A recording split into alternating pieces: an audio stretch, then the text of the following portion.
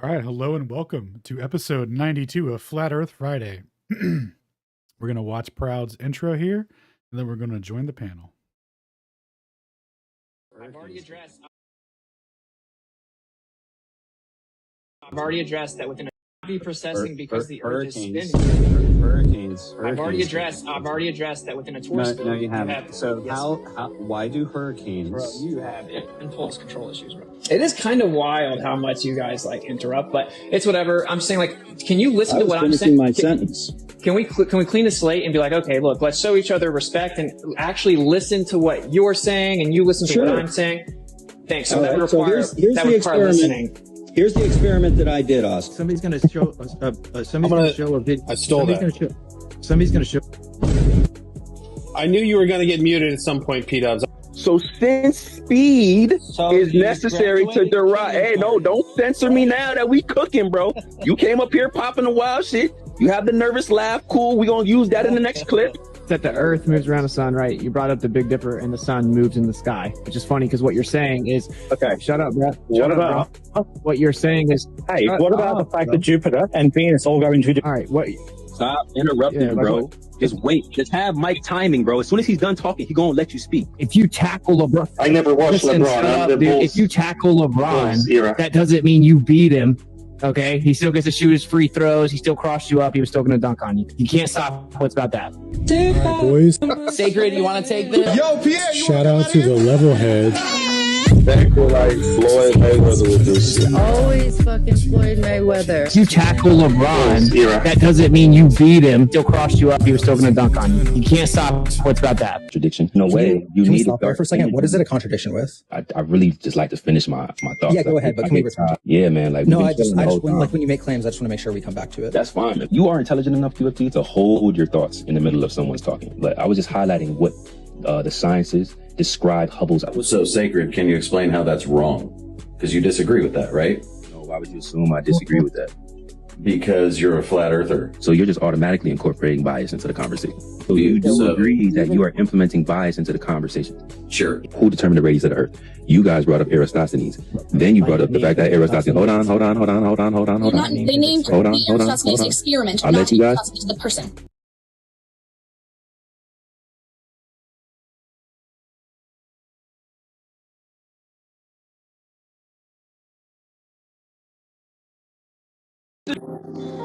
Processing because the Earth is spinning. I've already addressed. Let's talk about it. No, you haven't. So why do hurricanes? It is kind of wild.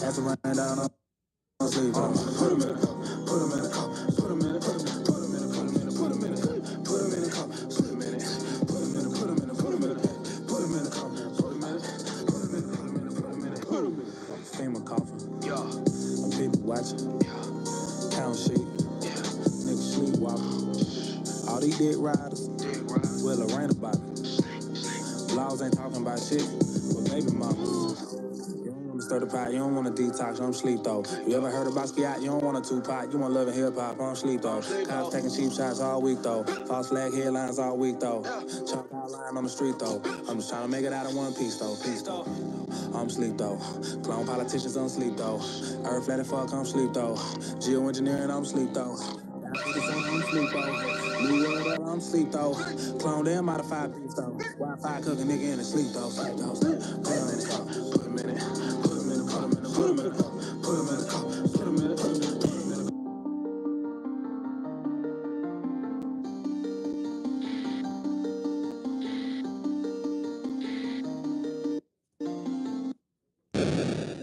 Like a space station, you're more like a space station. That looked like PS1. How are we having this conversation?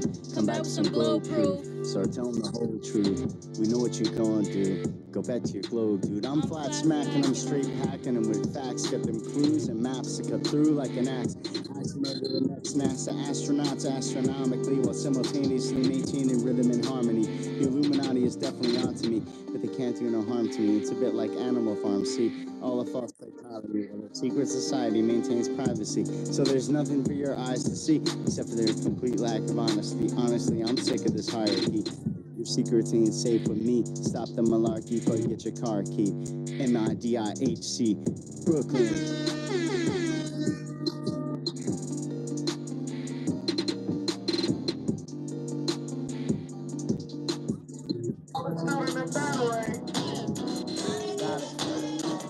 Fucking science. Yeah, fucking science, bro. Level, check, goggles, check, fucking science, bro. Hiya, lads. Welcome to science class. Bob, quit writing raps in your log sheet. No one's gonna sign your ass. Okay, let's get scientific. Fossil fuels come from years and years of foul decomposition.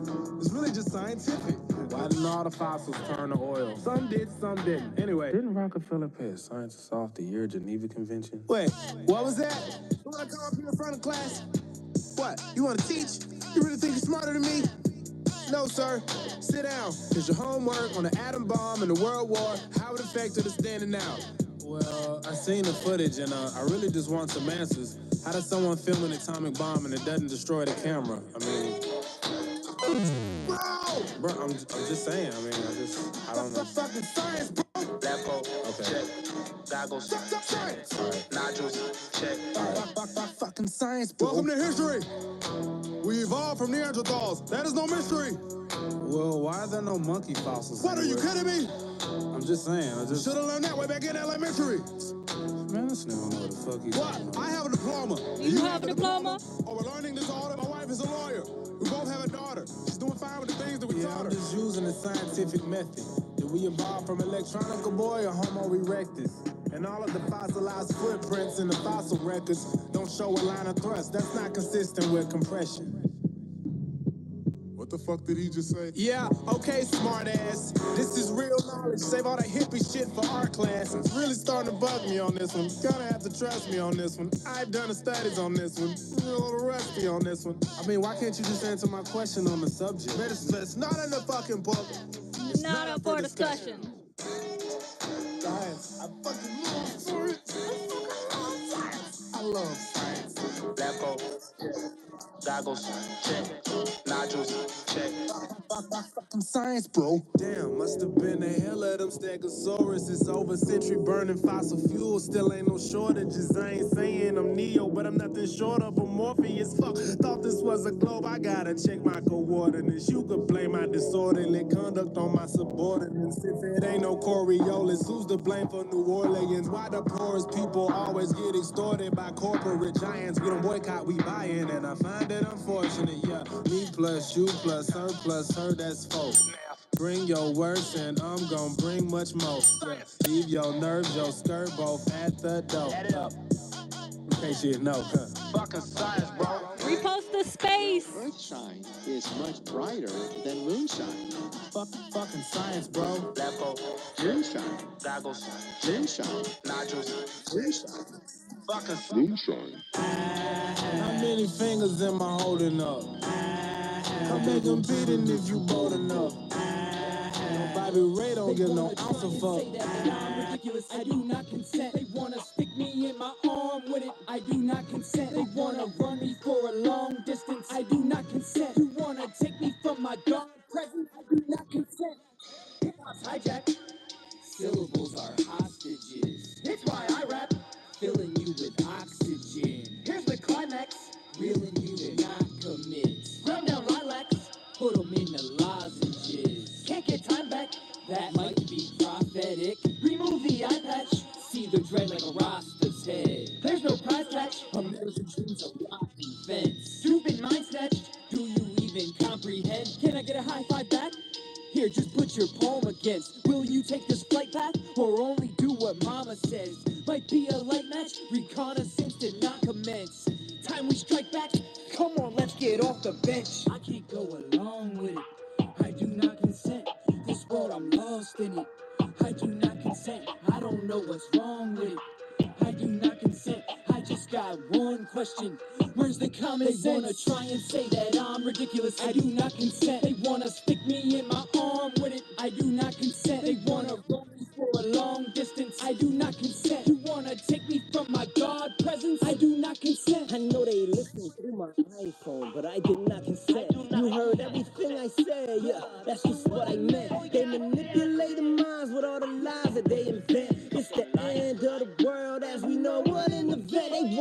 educate my DNA and alter its defense. Lower in the vibe, they wanna stagger my ascent. I was sent to spread love and light. I repent, cause I've been dim and ain't shine bright enough. Need a lighten up, the word is dark. Please enlighten us, we need a Midas touch. And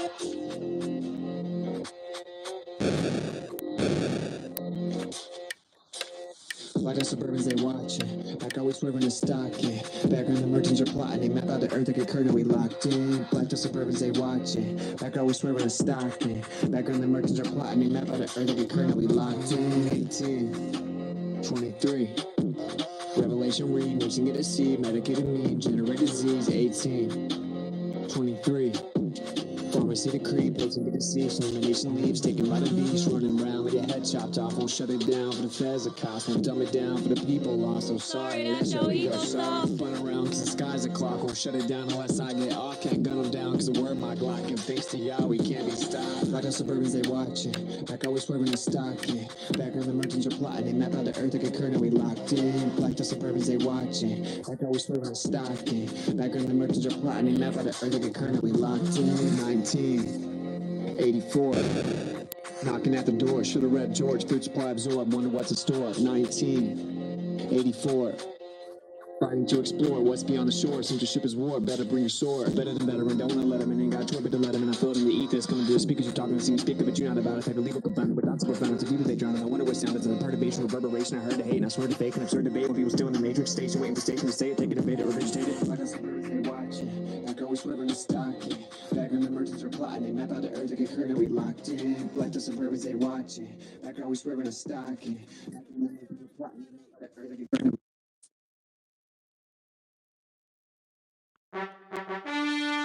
And we back again. Another week, another tax dollar. One more time for everyone that is new here. We are not astrophysicists, but we do enjoy the sciences. We do not block, kick, or mute unless we have packed you the fuck up out of here. If you have any questions, comments, concerns, or ad-homs, please grow some cojones and come up here, grab a mic, and say it with your chest. We do not discriminate, but we also do not tolerate racism of any kind. Shout out to you if you are returning. Shout out to you if you are listening anonymously. Welcome, welcome, and welcome. We are the Level Heads. I am Julie, and I will be your cruise director. Shout out to my host, Sacred. Welcome, guys.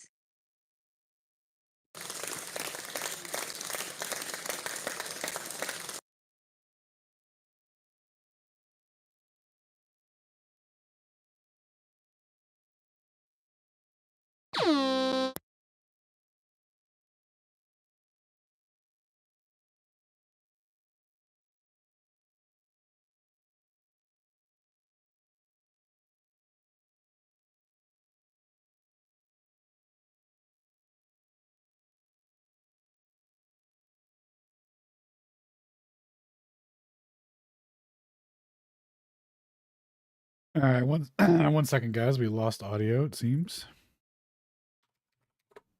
Sorry about that.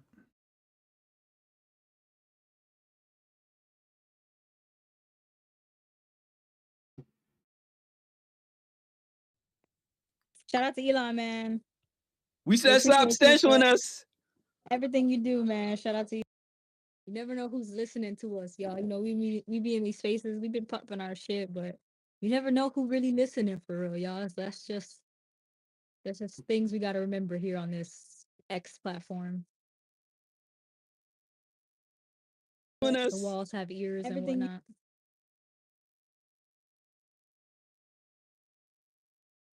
Loudly.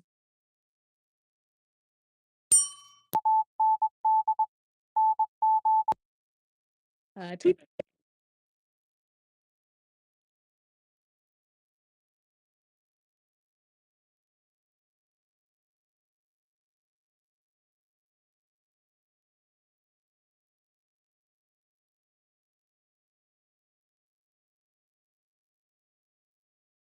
Dude, this is crazy. From this point on, no Elon slander will be tolerated.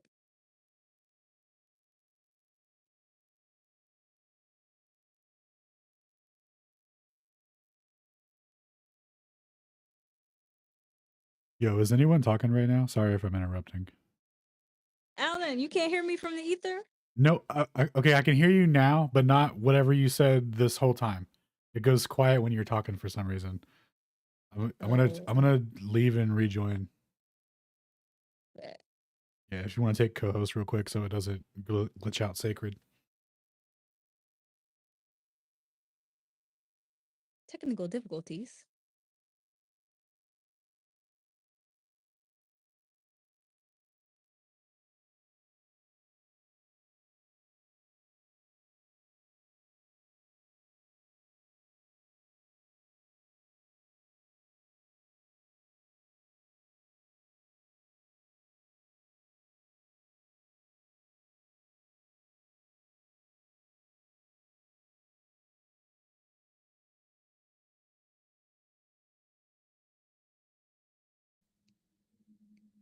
We flexing a little bit.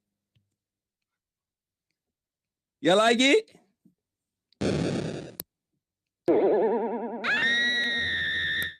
And I'm still chucking deuces.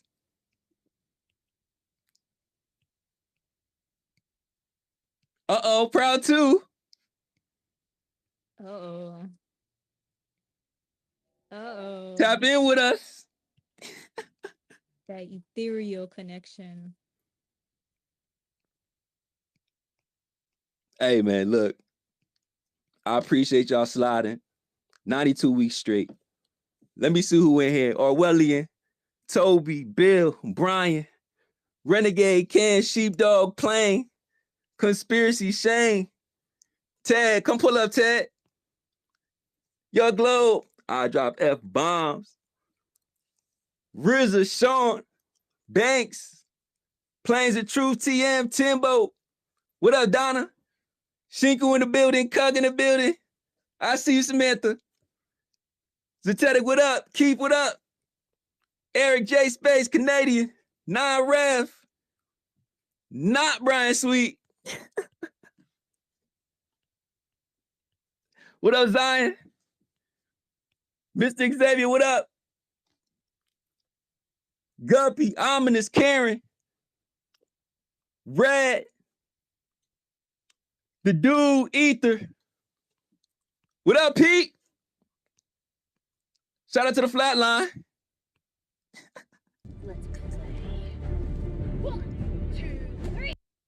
D, what up, chat? Jen. I see Earth in here. Secrets. Truth, Sad Baby, Jamie. Turtle, J. Rod, Dirty. Darby in the building. Barbara Dan in the building. The person in the building. What you seeing here, Pride? Level heads pulling up. Always, man. Shout out to the 3 other listeners in here. Shout out to the 10 who joined in immediately. Shout out to the 5 that's gonna come back. Shout out to those who may or may hop in. Shout out to those who still haven't grown those balls yet. Bowser, standing still. Paku, I see you. Flat Egg, what's up? The Logic Fan, welcome. Casey, Chris Wolf, Danny, Big House, Flatless, Jason, Tessa, Teresa? Mother Teresa, my bad. Grouper King, welcome. Welcome, Rondo, Titan, the Turtle, Ella, 4 Dots, Third Eye, welcome back. Lynn, Lucy, I am Julian, Matt, Pysocrates? Pysocrates, how you pronounce that? Pysocrates, if you don't do anything today, you're gonna have to put a verbal explanation as to how to pronounce your name. Mint, welcome. Jen, Darby, Barbara Dan, True North, Born, Slippy, Turtle, Mito, Xavier, welcome, y'all. If you're new here, oh, hold on. Van Zandt, man, I don't know what the beef is. You know, we have these pretty calm spaces, and you never seem to want to come grab a mic, but I'll get on you later. Maybe you'll do it today. If you are new here, if this is your first time ever in Flat Earth Fridays, this is our 92nd episode, so you have missed some. You can check out Space Audits YouTube. We got hella episodes on there. Sidebars. Alan is stuck in the Matrix, so definitely help him out over there, Secret. Is he? I see him on co-host. I just see that he's like glitching. Okay. But shout out to you if this is your first time coming here. If you're in the YouTube chat, shout out to the YouTube chat.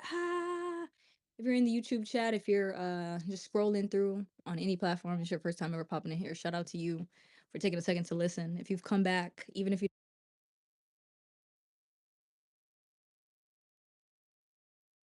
so shout out to you if that's you. And shout out to the other people who don't consider themselves level heads but are not toxic on the TL. We don't want to antagonize, you know. It's not our fault that they're all indoctrinated. But yeah, welcome. Hope we have a good show tonight, guys. I see Stone in the building, Def pulled up, Anti over there too. I want to shout out to Bill, Ted, Def, and Rufus, man. They had a dope space the other day. It's the balance that we need in the community, bro. Like, it was a really good listen. If y'all haven't been over there, I think it was recorded. Such a dope atmosphere. Those guys are hilarious, bro. They add such a good dynamic to the community. It was just nice to just sit up there and listen to them cook. So if y'all haven't been over there, of course y'all been over there. Duh. But for the new listeners that haven't, yo, go slide over and follow Bill, Ted, Def, Rufus.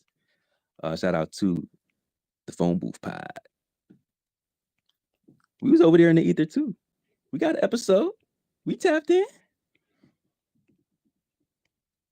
My guys. Let's say what up to the squad before we get into it. What up, She-Dog? What up, man? I'm just so proud and sacred. This is such an awesome thing, man. It literally gets better every week. The cast keeps growing, and just nothing but love and entertainment here. If you are toxic, you know, like, we gonna smother that out. But I do want to say this. On some ape shit. This is your first time here. I get it. It sounds silly, flat earth. It's okay, but I guarantee I don't know the answer to something. You don't know the answer either. But more so than that, just listen. Don't listen to refute. It's like the part in the Matrix where listen to the alternative, man. We've got explanations, or at least we have a hypothesis and a running hypothesis, right? We're working on out the kinks and everything. oh shit. So, It's like the part in the much love Matrix to where you everybody take the out there. red pill and you wake up and Please retweet the space. If you got, you know, other people that don't see your tweets that often, go to the DMs, man. I bypass the algorithm all the time by putting all this stuff in the DMs. So share the love, and you know, if you got some braveness, you know, it's not that hard to come grab a mic. We're normal people. Come up here, say hi, and share the love. Hello. This is Renegade. I just want to say, like, this is my first time here. Can everyone hear me? Or can you all hear me? Thumbs Yes, up. sir. Okay. Yeah, we see you, Renegade. Appreciate you, She-Dog. All right. Yeah, thanks. So I've been following you all for quite a while. So this is like the first time coming up, grabbing the mic type of deal. I just want to say congratulations for like really like building everything to where you got it today. It's really, really impressive. It's really entertaining, and I cannot, man, you all must have like a sincere passion. Passion's contagious. I mean, you all do like 24-hour marathons and stuff, and like, I mean, you really, really got to believe in what you're doing and really have like a lot of heart to like do that every week. So it's just really an honor to like participate and kind of share a couple different perspectives. You know, everything's a work in progress because the official narrative like is like a lie about everything type of deal. So you have to like unlearn to relearn, and then like really just kind of find out like everything you possibly can just by observing what's around you. So it's like, you know, I started my journey like 7 or 8 years ago type of deal, like 2017. So it's not like is as recent. I've done a tremendous amount of research. I'm an avid collector of old maps, and I've like translated a lot of them from their native language into English, and like really deciphered like how did we get the modern map that we have today, and how do we even get here?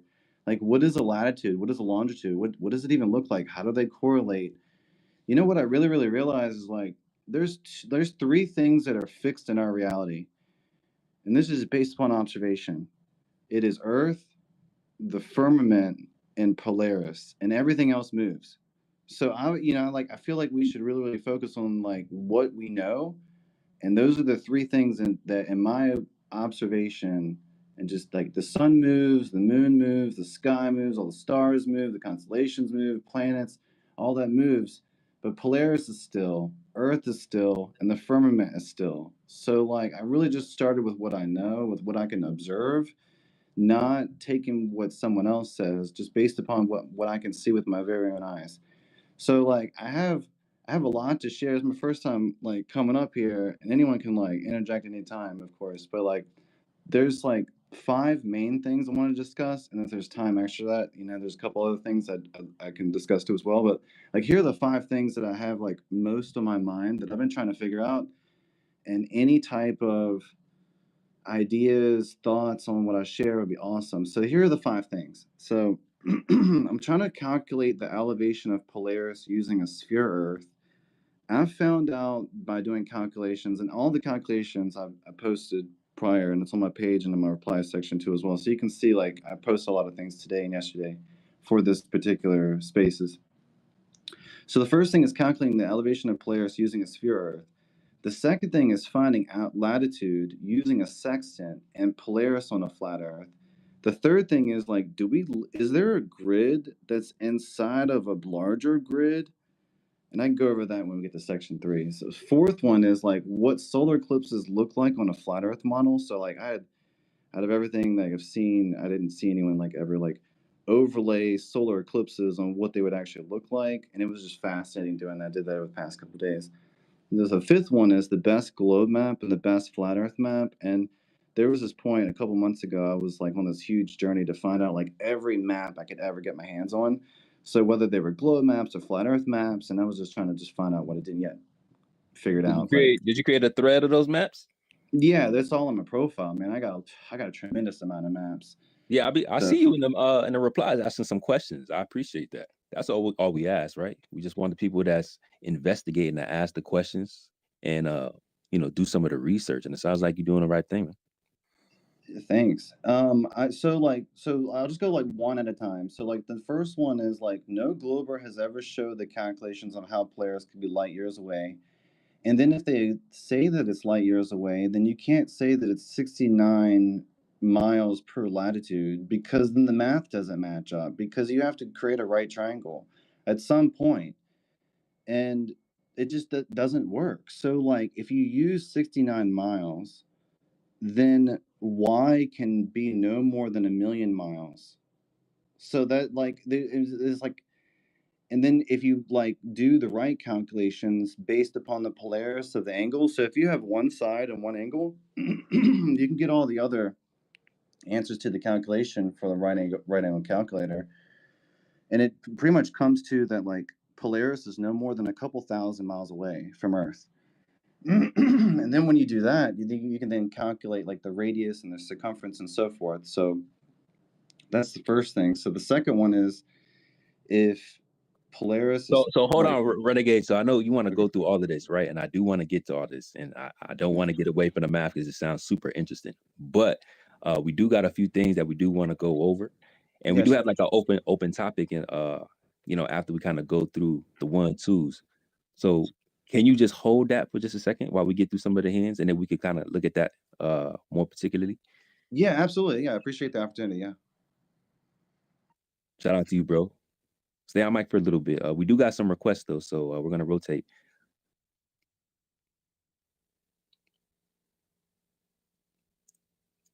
Let's go to Orwellian, then go to Plain Reality.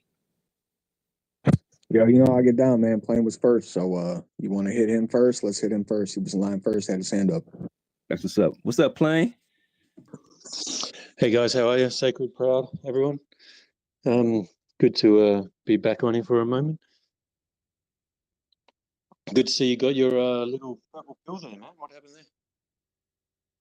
We got to talk to Elon, man. Nice one.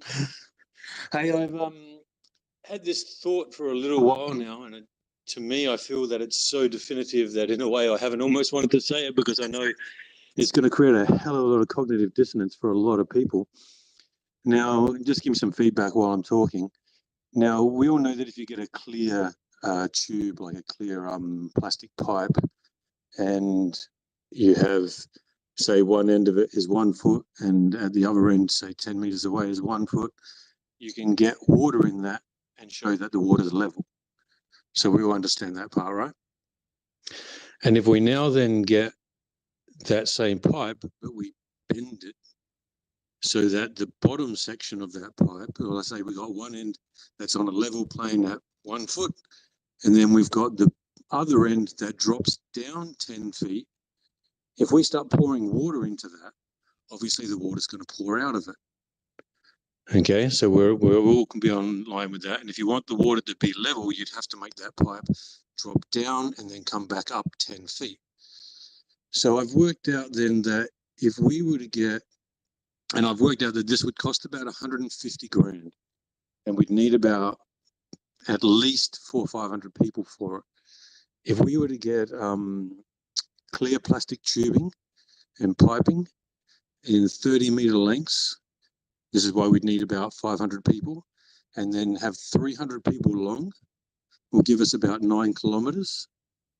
And if we were to pour water into that, if at the, like, so say we hold one end of the tube up at 4 feet, and we poured water into that, 9 kilometers away,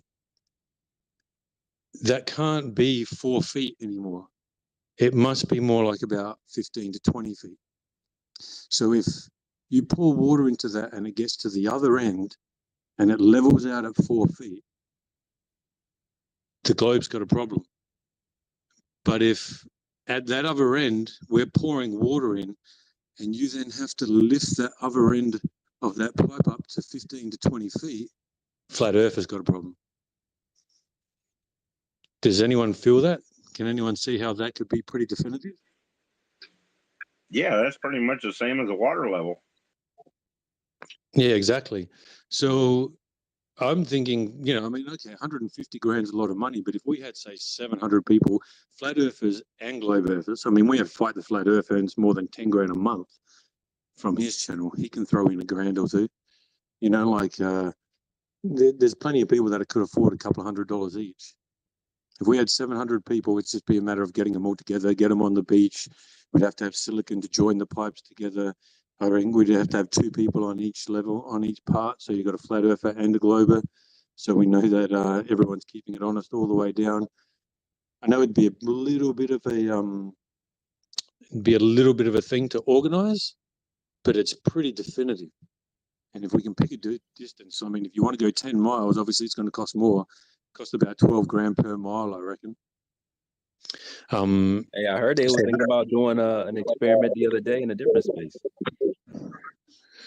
Yeah, cool. I mean, I don't know what that is, but I don't know. I just feel like this one would be 100%. Like, I mean, if we went 10 miles with this, and you've got 66 feet of curve, if you've got one side that's at 4 feet, you would have to raise the other side to around 60 odd feet for that water to not pour out.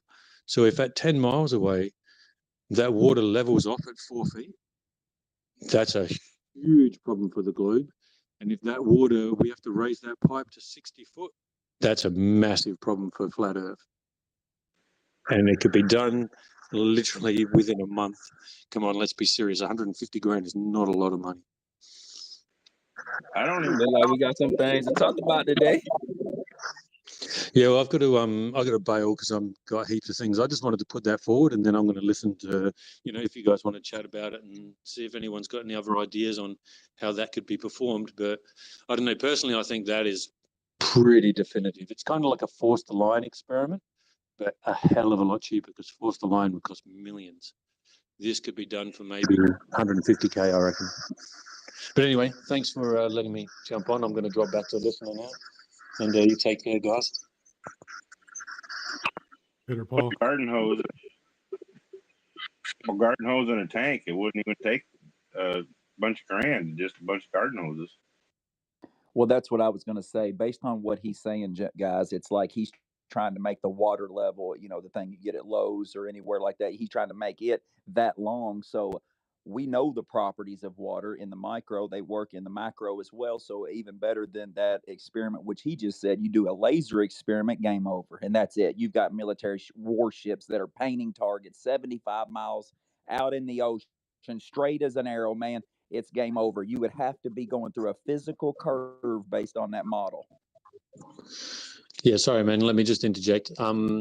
Yeah, sure. That is definitive as well, but that can be argued to refraction. I mean, I know that that's stupid, but they're going to argue that when we put a pipe on the ground on the beach, so you have to do this on the beach right by the shore, and you do something, even just 4 miles would be enough.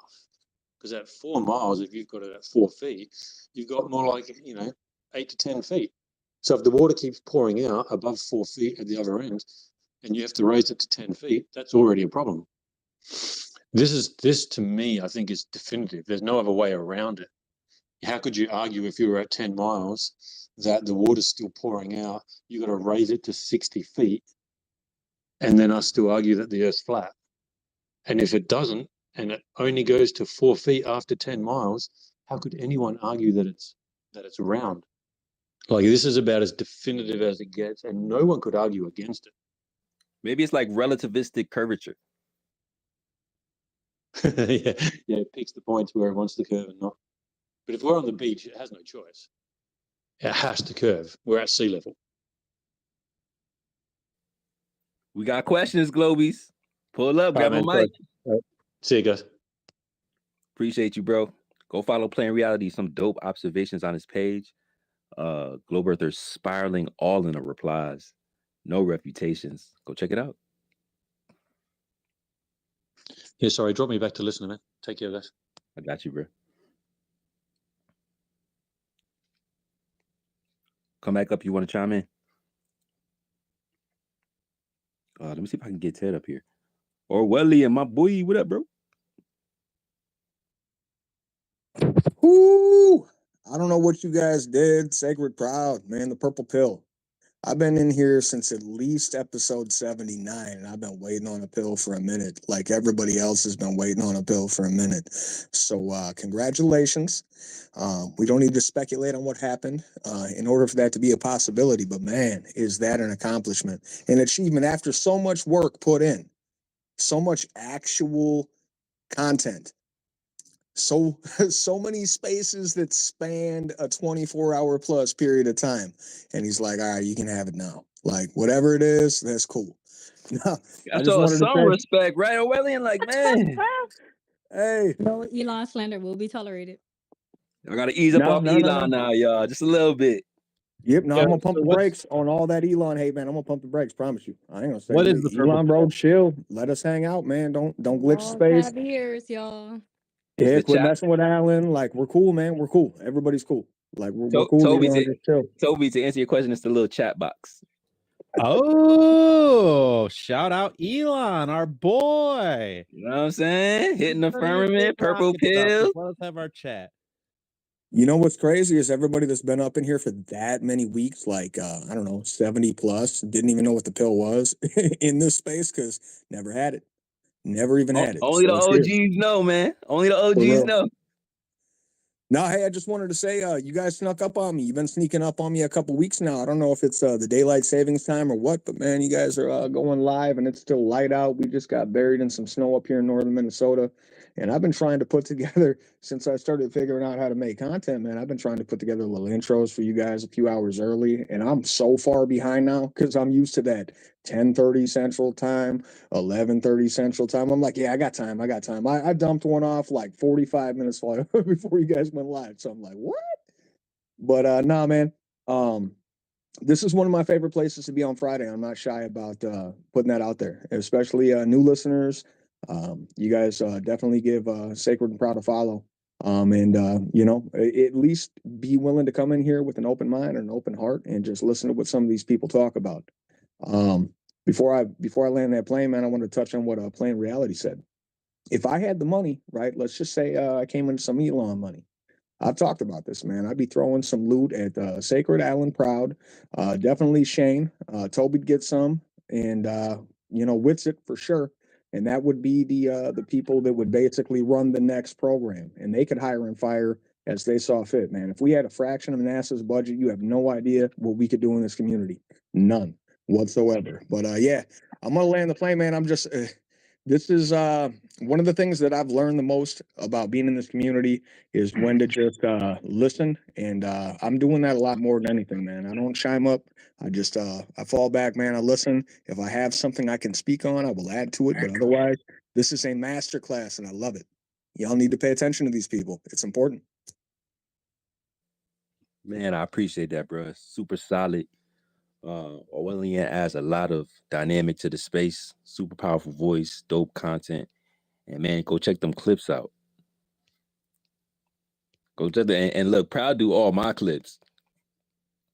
Proud a machine with the content, so he already know what it's like. That's what take up the most time. That's why them 10 o'clock spaces be happening, yo. Grabbing content, putting it together. I've sat there for hours making that content, yo. 2-minute clip. You know what I'm saying? Go check out the paid tweets. End up in the clip. Next up top. Hey, real quick, I want to shout out to everybody over there on Alan Live. What up, chat? Oh yeah, and shout out to the Globers that's trying to clip me up now. Yo, I got something for y'all. Oh wait, I don't think I can hear Alan. I'm sorry. No, you're good. I can hear you. Yeah, nah. Hey, it ain't gonna turn me up for real. Really was just talking about a budget. Yo, if I had even a quarter of a budget for a command center that NASA got for their CGI. Because upgrades on the way. Because it has to be. Man, yeah, I'd be a menace. Y'all gonna see a different side of me. These Globers think they're gonna clip me up. Alright. I'm telling y'all, I'll be saving y'all for real. I'm telling you, my team be looking at me crazy, like, man, you always co-hosting the Globe Earth Sacred. Probably, man, drop that content on them. I'm like, man, I don't want to really do that to the guys. Like, they don't know no better. The sheep. The Spin the Quarter Black Wolf content is like 6 months old, y'all. Be trying to save them, yo. I'm telling you, I'm really a good cyborg. I'm a good guy. Even with the Elon deal. What's up, Alan? Cyborg with a heart. You know what I mean?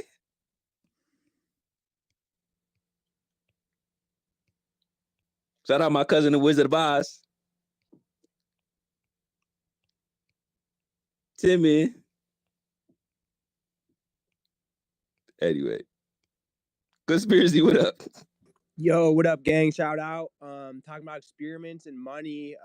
Ted's been coming over to J Space. I got a chance to listen to Ted. Ted's awesome. But Matt Rife was also over there, and he offered to put up 10 grand for an experiment. And I just want everyone to, I don't know. I just want someone besides Peter to be in charge of it, not to be. But it's something really cool the community get behind, and yeah. I just don't want a Polaroid over a kiddie pool. So I'll just land my plane there, and you guys have a great night. And the space is the shiznit.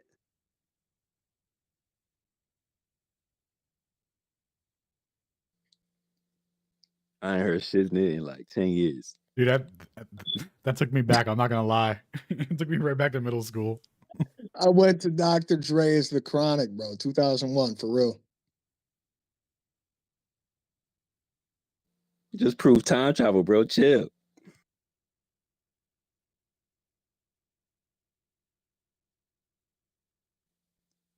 Ted, my man, what up? What's going on, man? How you doing?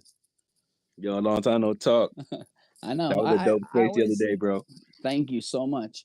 I always stay down, like I said the other day, because I'm learning here. You guys know so much more than I do, but I do want to thank everybody who came out, and I attribute any success we had to you guys welcoming the new people into the community that you didn't even know with open arms, and you took us in, and we all got to help each other. And anybody who's listening, especially the flat earthers, make no mistake about it. This space and the people that come in here are the people that are going to wake up the population to the truth, period.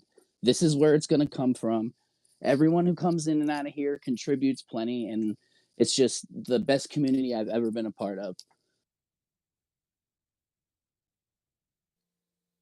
Facts. Yeah, that's my boy, bro. So They I show so will much love, man. I will drop back down to listener. I don't want to take up a mic. I know you guys rotate a lot of people in and out, but I just wanted to thank you guys genuinely, all of us. We all can't be here all the time, but genuinely from the bottom of our hearts, all of you, thank you for accepting us and bringing us in. And we are here to fight beside you no matter what. If you ever need help in a thread, anything, feel free to tag any of us. We'll take some arrows. We'll throw some back. It'll be fun. And that's what's so cool. Like when I was listening to Ted the other day, he was saying, hey, look, no matter what, you guys can reach me on in the mentions. You guys could DM me. He's over there with J Space on Mondays. I wasn't even aware that, you could like literally reach out to him if you really want to talk to him about something that he posted. And I think it's just so dope that he's willing to be open to talk to you guys, like, whenever you guys want to touch base with him, Bill, Rufus, and Def. And man, that was just such a dope place to just sit back and listen to y'all go back and forth, have people come up and talk to you. Y'all should do that way more often, bro. I was just gonna say, if people liked it, we'll start doing them more. If that's what people want, if people will come, we'll do them.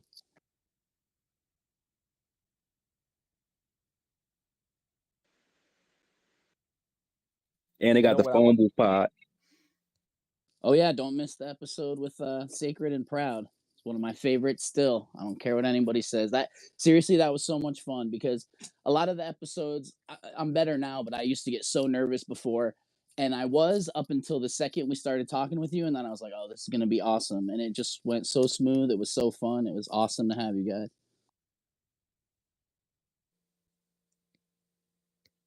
Hey Ted, have you ever watched Gilmore Girls? It's a very old show. Watched what? Gilmore Girls. I probably asked you this before. No, I haven't. No, okay. I know what it is, but no, I haven't watched it. I'm pretty sure my wife used to like it. Why? You just remind me of that style. Like that's where like some of my jokes come from. So that just reminds me of like your style. So I was just wondering if you ever watched it. Is that a good thing? I don't know.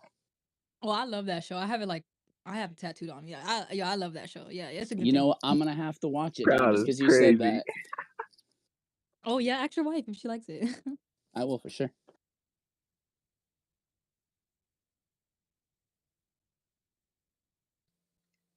My guys are legends, man. Follow Ted. Level heads. Hey, I was going to say earlier, Sacred, make no mistake about what is going on. We are late in the hour here. I don't know where some of you might be in your journey, but we are seemingly towards the end of the hour here. So hang in there. Do not be dismayed. Okay. The enemy wants that from you. We are making so much headlines, guys, and so much headway. That's why all the trolls are coming out. So I don't care what they say. I don't care. It doesn't matter. You're killing it. And stay up and stay positive. Don't give up.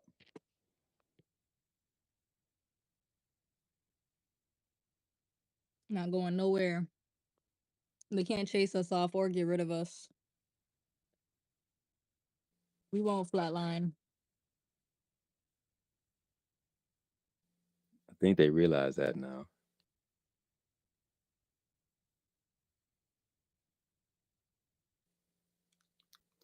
What's up, Bill? Hey guys, how's it going? I'm just out here wondering you can get some tips and stuff on getting some spaces up, so that way maybe we can get some spaces going 24/7, 365 or something. And I'm kind of new to X, and don't be as scared of my last name. The spelling ain't that bad. It's just pronounced wheel, like the wheel of a car. And I just like to get Flat Earth on here 24/7, 365. What do you think? Hey man, I will back it. I will personally endorse anybody who's willing to do a 24-hour space or 24/7 space. The only stipulation is Flat Earth Friday. You got to shut it down. So Friday would be your only off day if you do a 24/7 space. Yeah, DM us if you're interested in that. Anyone who's listening, we got tips and pointers. Totally endorsed by Levelheads. Well, I don't mean one person getting 24/7. I just mean it's like a chain reaction. You know, as soon as one shuts down, another one picks up. But yeah, I'll take all the tips and tricks and everything else you can to help me get into a space. We used to Bill get said, y'all cyborgs, y'all should be able to go 24/7. That's what you tell us, right? Something like that used to exist on this platform, not anymore. But yeah, it's a great idea in my opinion. If you got a device and if you work from home and you got the ability to do that, it's definitely possible. You get some good hosts in if you have to step out. But yeah, I think that's a great idea and a good idea for engagement if that's what you're looking for. And it don't have to be about flat Earth. If anyone's listening and just thinking, it could be about anything. Every day of the week, you can have a different topic, open topics, stuff like that. Doesn't even have to be one host, you know. As soon as one host ends up going, you know, somebody else opens up the space, and as soon as they shut down their space, somebody else opens up their space.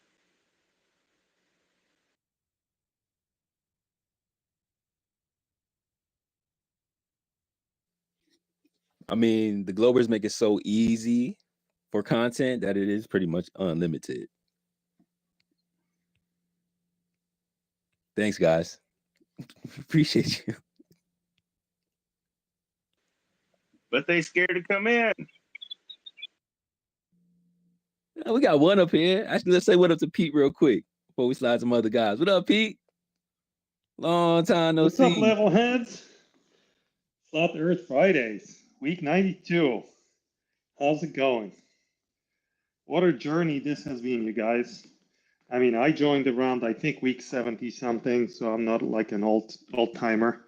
But in that time, man, geez, the ether, gravity, speed of light, etheric winds, electrostatic fields, Gaussian plates, the emergence of Whitsitt, Alan, Toby, whole new branches of physics developed, new theories, new flavor of mathematics where 1 × 1 = 2. Let them know, Pete. Let them know. Let them know. And it's just a small slice of what I've seen. What a journey this has been. Even the experiments, man. Remember weeks ago, with my humble means, I offered $200 to y'all to make a rainbow. Well, that didn't happen. But Matthew Rife, offering $10,000 to perform a measurement. And now some guy, $150,000, man. The experiments are real. They're going to happen. So I came here today. We got a with an purple agenda. pill though now. Yeah, you got a pill. I came here with an agenda, man. I decided all those weeks, my head started spinning, right? What do I do? So many things to think about, right? And I thought, let's bring flat Earth to its OG roots. Let's forget the gravity. Let's forget the Sagnac effect. Let's forget etheric winds. Let's forget Albert Einstein's cousin, even. Let's forget all of those things. Let's ask one simple question. Does the Earth measure curved or flat? And let us answer this question. Let's go all the way back to the original question that started it all. Let's build from there. So here I am, equipped with 2 Euclidean triangles, 1 diagram, and a single measurement on planet Earth, showing clearly that the Earth is a globe. And I extend an invitation to Mr. Professor Whitsitt, the leader, the visionary, the person who inspired thousands. Y'all hear the respect in his voice? Y'all hear the respect in Peter's voice? Him kindly. Yes, I am here to invite him kindly to a simple conversation between 2 gentlemen about a single question. Does the Earth measure curved or flat? It's the only topic that is allowed. I bring 2 Euclidean triangles to the table. And he can bring all of his word salad and speaking in tongues. And 2 gentlemen are going to duke it out. As far as I'm concerned, Satan himself may moderate it. I couldn't care less. Revive me, Whitsitt, please. Revive me. So, I want to thank you, 100 crypto keys, and proud. Awesome job. What a journey. I know there's more. Tartaria has been barely explored. Elite gender inversion. I mean, that's a whole new world to go into. You guys carry on. I'm going to branch out and bring flat Earth to its roots. And maybe we will merge the two forks together. maybe not. But thank you for inspiring me. Thank you for your leadership, and Godspeed. Thank Can you. I respond to that for a sec? Oh, yes, I don't think Stone. there's much to respond, but okay. Well, naturally, you wouldn't. Thanks, Sacred. Good to be here tonight, man. Thanks for having us. Thanks for being there 92 times in a row. Hey, Peter, you might want to check over on my BitChute channel. I put together a video with the coordination of a couple of different commercial pilots who fly big-ass jets, you know, the Airbus types and stuff. And I can offer you empirical evidence. I can offer you legitimate radar-based elevational and angle measurements to just exactly what you're looking for. And we quantify the contour between the surface of the airport runway and what's happening literally 10.0 statute miles away. And we take an elevation in that spot, and simple triangulation, just exactly the same method that you're quoting here, is what I'm using in the video that I suggest you go and look at.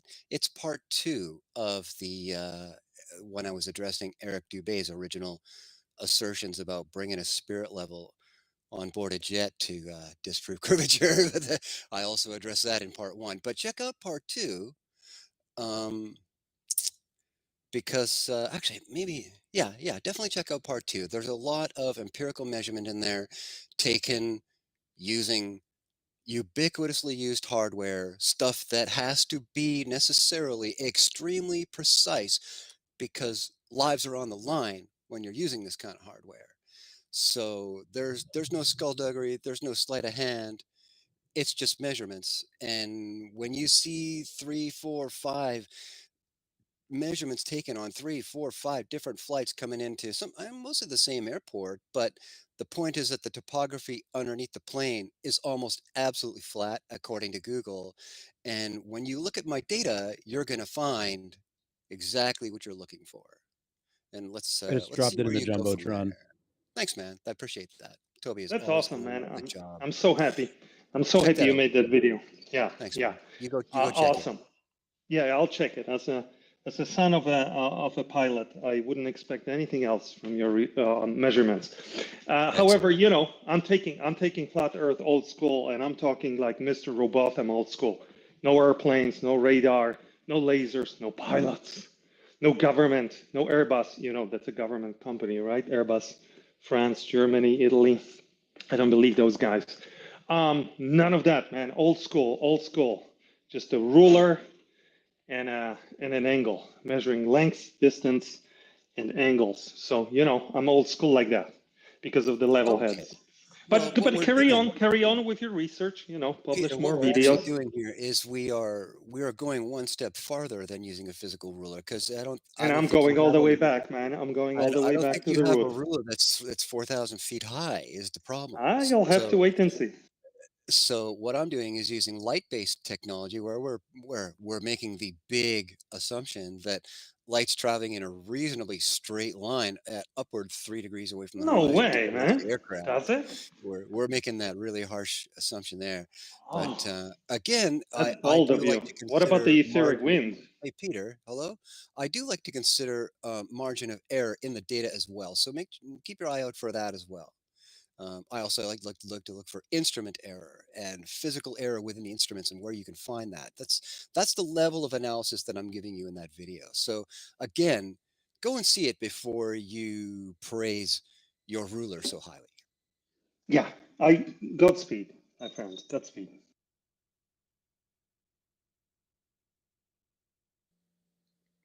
I guess while we're here, I got a message from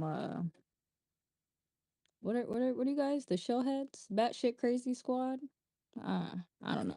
That sounds about right. I'll play it. I got a message from you guys in your organization. I'll play it.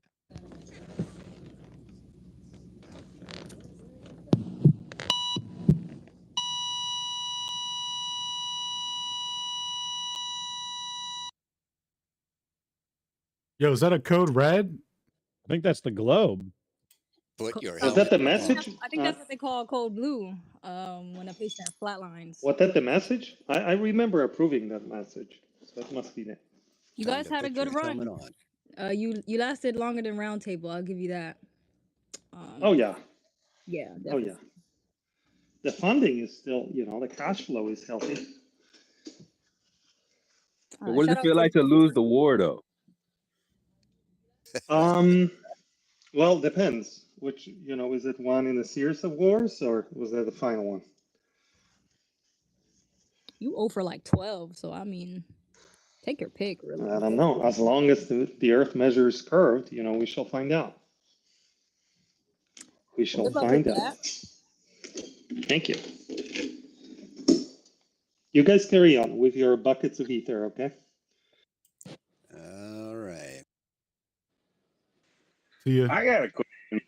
How accurate are them marks on his ruler?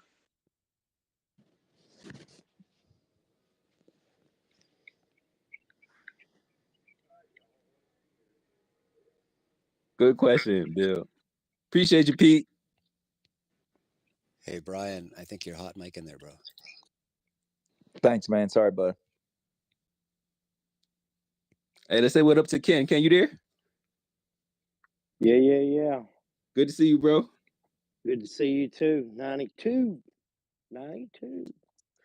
Yeah, I figured Peter was going to come in and lay down his challenge. He's been challenging everywhere.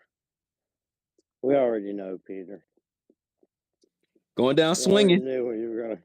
We already knew what you were going to come up and talk about. But we appreciate you bringing it anyways.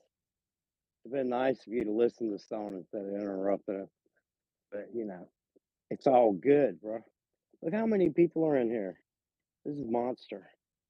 I see a lot of people I talk to every day with some debt. He's the man, Mr. Canelo himself. Ted, Toby, Alan. That's all I got. I'm walking my dogs. I'm gonna let y'all go. Yo, Ken, shout out to the dogs, bro. Woof woof. Hey guys, real quick here. Like, I think everybody or the majority in this room knows exactly what time it is. Y'all want to tell me that we're not in a spiritual war? Listen to this. The Kern County Sheriff's Office investigating a fatal accident in which a train struck a pedestrian, and then this homeless man picks up the leg. There's just a leg left, and he's over here eating on it on the side of the sidewalk. I mean, you're going to tell me that we're not in some peculiar times right now? I don't know what to tell you.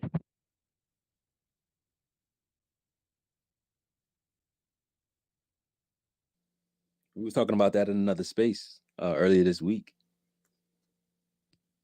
What did they come to the same conclusion? Yeah, for the most part. We all know that they're attacking frequency. Trying to keep you on an imbalance. So why would they need to do that? So they can take advantage of you.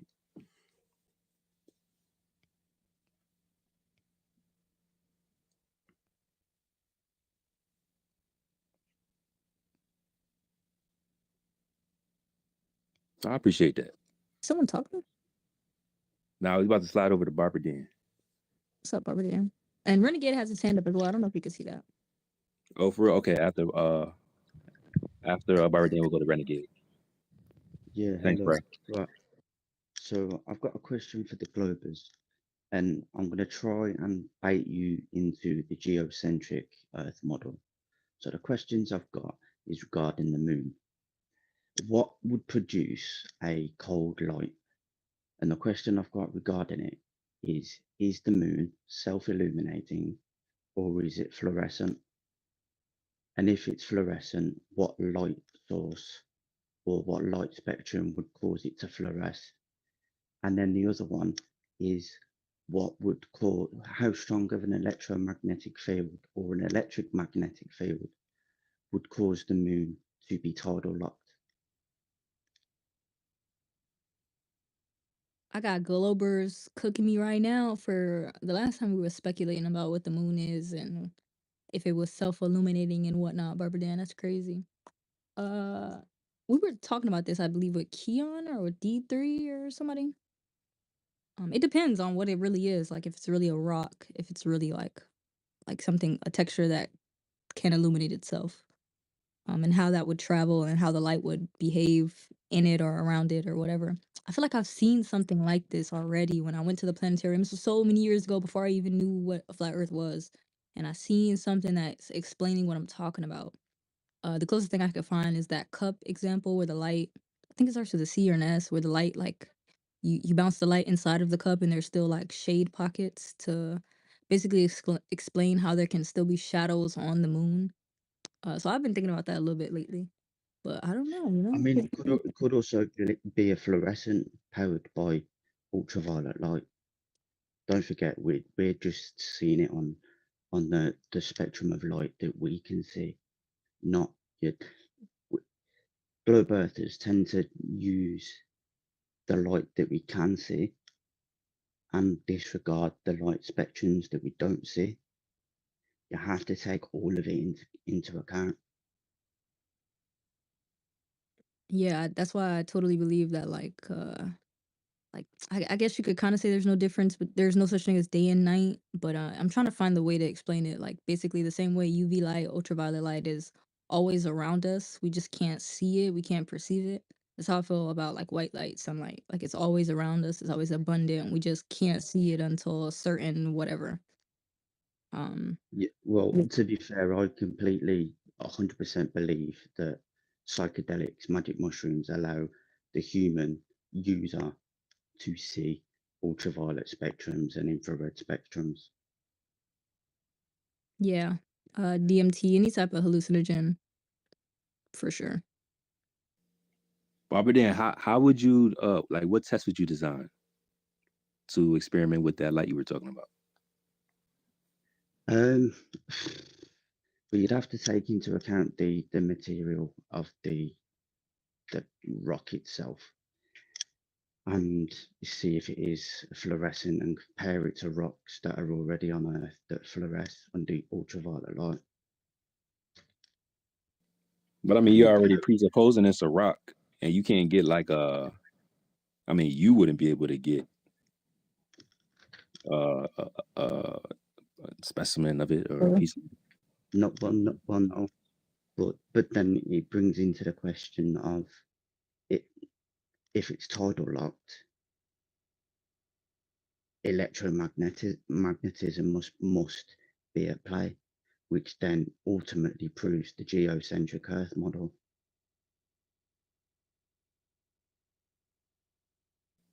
Hold on, say that one more time.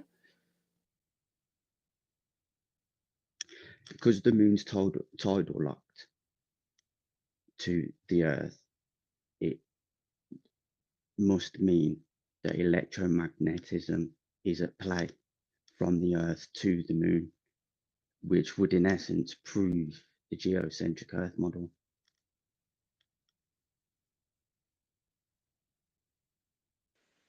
That would be providing it's a solid object. As like Proud said, it may not be solid. Yeah, I feel like there's some layers to that.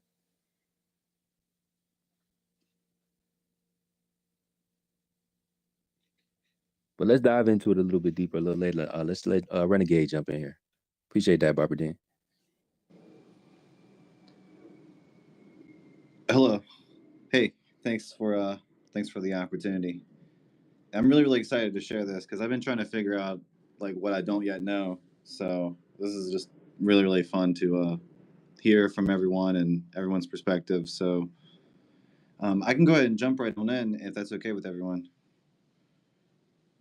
Okay, cool. So Yep. the first one that I realized is that we can just start with the globe sphere just to get that out the way.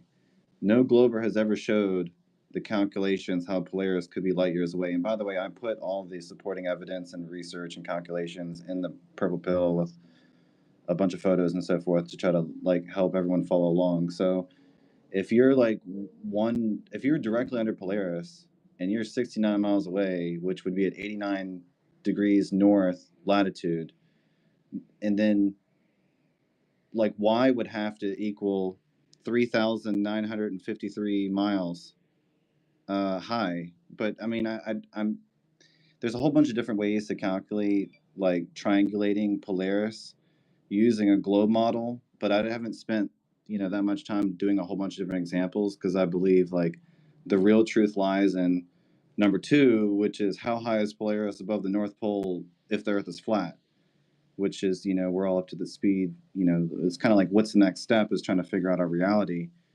And then there's a formula for that, like a right angle calculator, which is a lot easier than if you use a globe, because then you have to take into account like elevation and so forth and angles. But for number 2, like if you say that like Polaris is 3,000 miles above the north, then at that point B equals 17,188,733 miles for a radius. So then you would double that for a diameter. So that's way larger than what we've been told.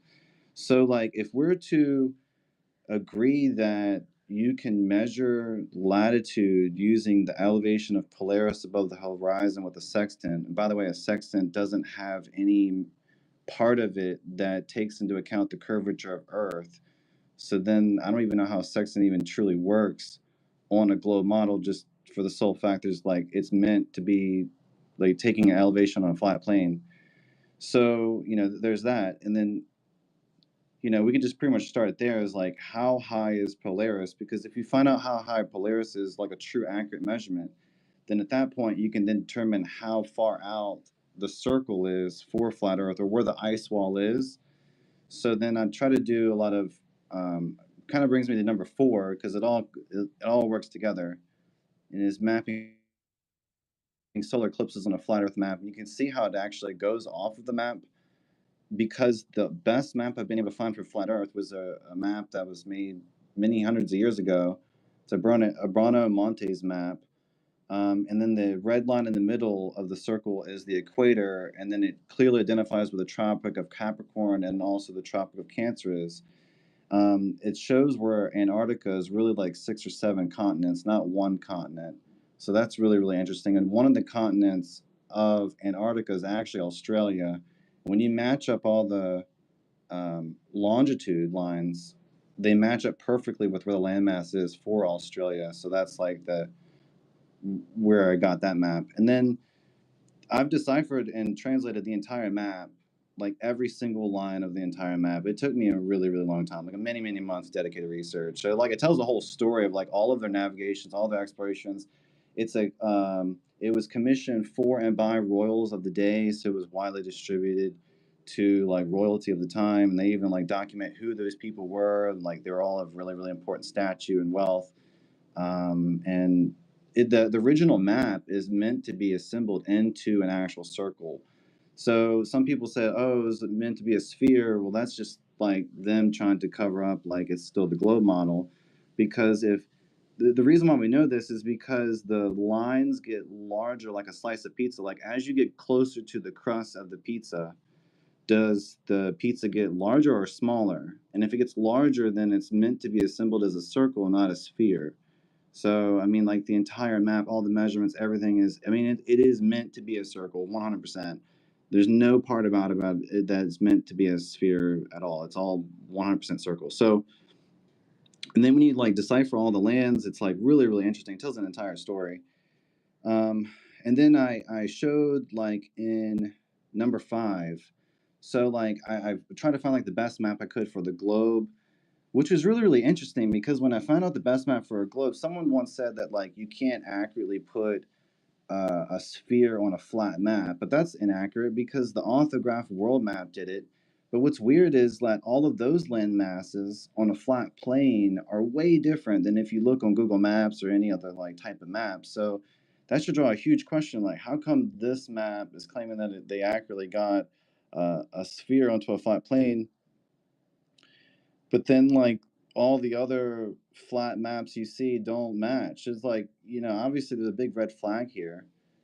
So then when I go to 5, I go to the Urbano map. What's interesting about this, I want to really, really point out, is that when you code out where Australia is and New Zealand and Tasmania is at 42 degrees south. And if you have to go to all the way to 90 degrees south, then that's 47 degrees of latitude that's missing. And if latitude truly does get bigger as you go further south because of a right angle calculator, then that means that what you see on the Urbano map is probably like 1/10 of what's really in our reality. Like it goes another, like it's not just those 7 extra continents. There's a whole nother layer of continents. I'm pretty sure they had even beyond that. And then beyond that is the ice wall.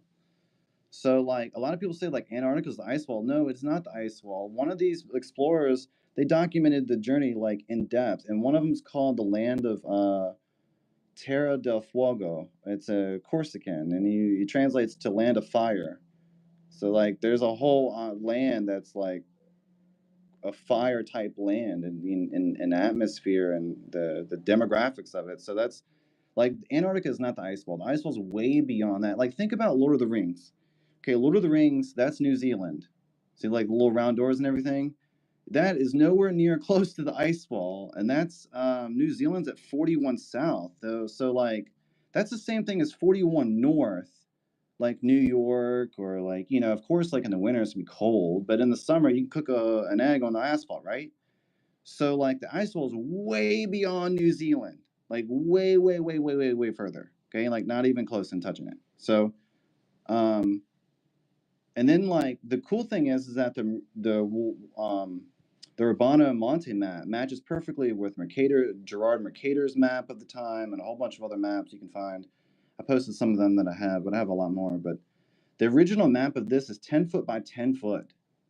So like it's huge, it's massive. It was so big they had to assemble it, and then they had to cut it up into like pieces and then put it into a book so that it could be later assembled by like this museum or so forth. But yeah, all of the Tropic of Cancer, Tropic of Capricorn, the equator, all of the land masses pretty much match up. It's massively impressive what they were able to do hundreds of years ago. You can actually, this actual coordinate system of flat Earth is 100% accurate of a flat Earth coordinate system. They just didn't include extra lands. There's another 47 degrees of latitude that's not on this map. But where do you find all your maps? Do you find them just on Twitter? No, I did a deep dive. This one's on David Rumsey. You can order like a 10 foot by 10 foot. I have one framed in my living room. It's like framed with a huge, like beautiful frame. I'm really into it. I deciphered the whole map. Took a long time, but you can get the high resolution digital. If you go into Google and type a David Rumsey Urbano Monte map of 1587, you can get a high resolution of it and start deciphering it and go in granular detail of like the entire story. It's a beautiful story, like all the different information. I mean, I could talk about it for hours, honestly. It's just a lot of information. Were you here when was it, I think it was like episode, I think it was 59. And we were talking about how when they used to navigate in the southern quote unquote hemisphere, that it would take them like way longer to travel based on their predictions that it was the actual globe itself. So what do they do, right? They say, okay, well, it took us this long to travel, so we just must be going this slow, as opposed to thinking, hey, we may be traveling longer. I'm gonna post it at the top. Right. So something that I wanted to share that I think is like incredibly relevant is that it's possible to have a grid of latitudes that are logarithmic, where they're equidistant, that's inside of the real latitudes, that if you were to take the angle of Polaris above the horizon, that you would get that calculation. So in example 3 that I posted in the Purple Pill, that if you were to assume that Polaris is 3,000 miles above the north, and you were to take the latitude at between 60 degrees north latitude and 50 degrees north latitude, that's 785 miles. But then if you go to 10 degrees north latitude to 20 degrees north latitude, using the exact same right triangle, then that distance between those 10 degrees of latitude would be 8,772 miles. It's just a proof that, like, as you go further south, latitude substantially increases if we are to believe that you can measure Polaris using a sextant above the elevation above the horizon. So, like, I'm just trying to figure things out. So, like, I'm open ears, you know, like it's just a really, really fun journey. It is, man. The more we have these conversations, the more I learn. You know, bouncing these things off of you guys, having these different dialogues with different topics. It gets interesting because we all on our own journey, right? We all have something to bring to the table, and these questions are valid. I went ahead and posted up your questions up top, Renegade, so you can see some of the things you were talking about. If you have any maps, feel free to post it up top too as well. Yeah, I posted a lot of maps, a lot of diagrams and explanations. I could just really use everyone's help to really truly, we should all come to a common consensus on like how high is Polaris? If the Earth is flat, then we should be able to measure it. It's fixed.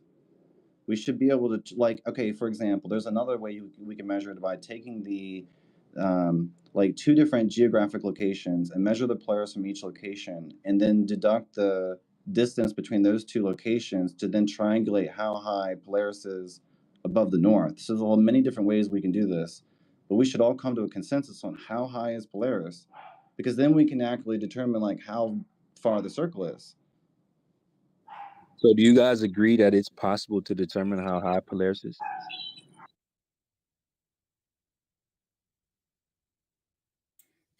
Personally, no, I don't. Anybody else? Well, what do you mean by determine how high? And well, and thank you for allowing me up. Welcome. Thank you for welcoming me again as well. What do you mean by determine how high? Can you point an instrument at Polaris in the north sky when it's out and get an angle, or what do you mean by that?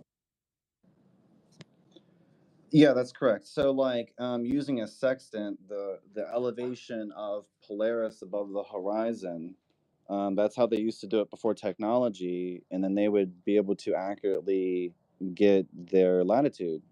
So we could take I mean, if it's fixed in the sky and the Earth is flat, then I don't see any reason why we wouldn't be able to triangulate its position to at least get an accurate estimate. Is it between 500 and 1,000? Is it 4,000 feet above the north? It can't be more than a couple thousand feet.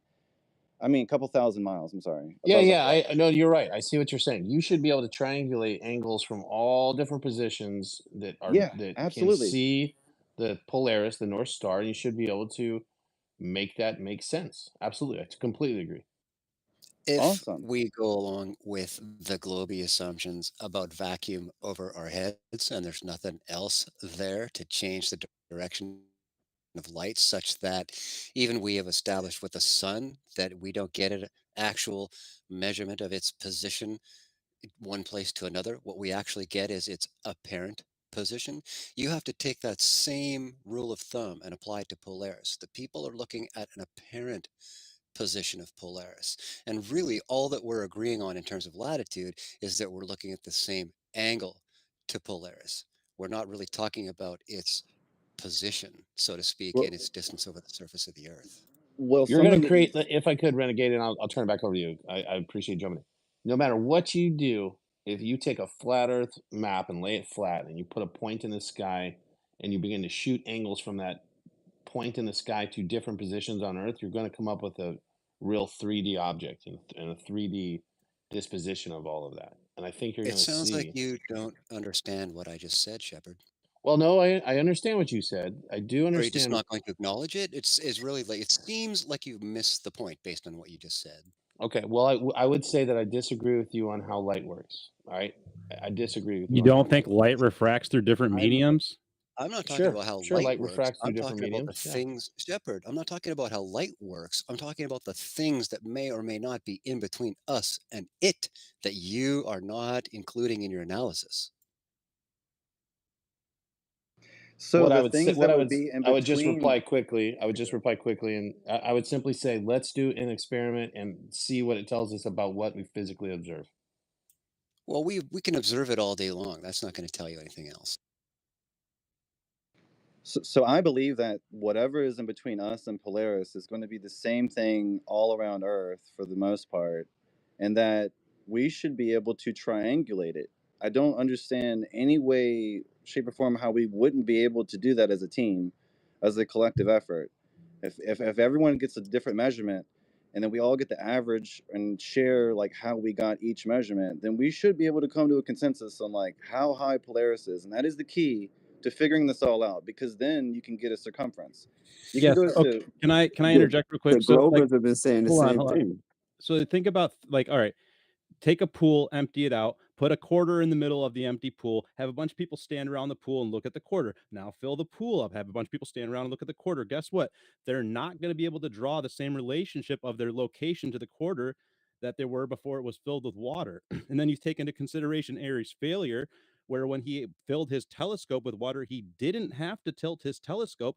That means that the refraction that's occurring is occurring in the sky, or the motion that's occurring is occurring in the sky. And every single star that we observed is purely in an apparent position. We don't actually know the real location that it's in, according to Airy's failure. But isn't that sextant based on a globe subset? But like a sextant exists for a reason. I mean, I watched so many YouTube videos about how a sextant works, every single part of it, how it works. There is no part about a sextant that it takes into account the curvature of Earth. Like, I found that to be the most fascinating thing about it all. Like, there's nothing about a sextant that has anything to do with a sphere at all. Okay, Like, well, you can't argue what's going on around where your toes and ankles are and just assume generality for the rest of the analysis. So let's bring it up into more current observation, because this seems to be what you crave. And I recommend that you look at a guy like Crow 777, who for years now, and collaborated with many other people all over Earth now, have been taking decent observations and recordings of what they call a lunar wave, which I think is a bit of a misnomer. What we're looking at here suggests that there is a medium out there outside of our own air that's here with us, in between us and everything else out there that we see, such that we were looking at a shock wave going laterally from what we're looking at across our view. We're looking at a shock wave of the medium in between us and that object, like the moon.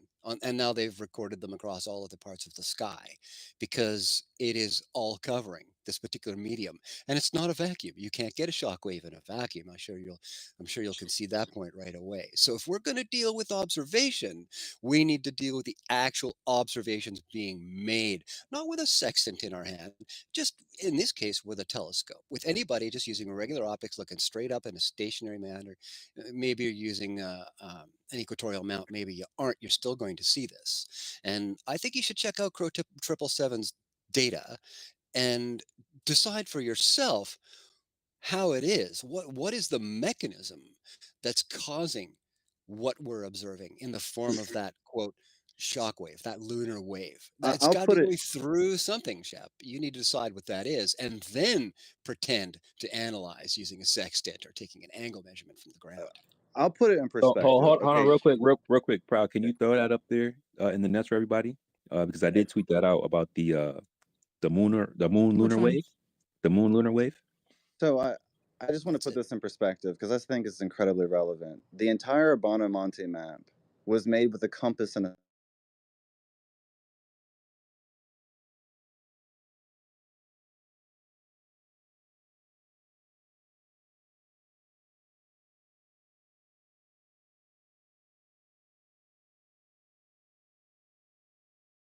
incredible for the time with no technology, that they were able to do that. And if they were able to do that with a compass and a sextant, then obviously a sextant is a very valuable tool we should pay attention to, because it's how you measure Polaris above the horizon. I think that's the key to unlocking the next level of flat Earth. And that's just my humble opinion. I would love to hear anyone's feedback after we research it more. I personally don't think they did it to just those two tools. Another one you're absolutely going to need is a map of azimuthal declination of the magnetic field at the surface of the Earth, all over the surface of the Earth.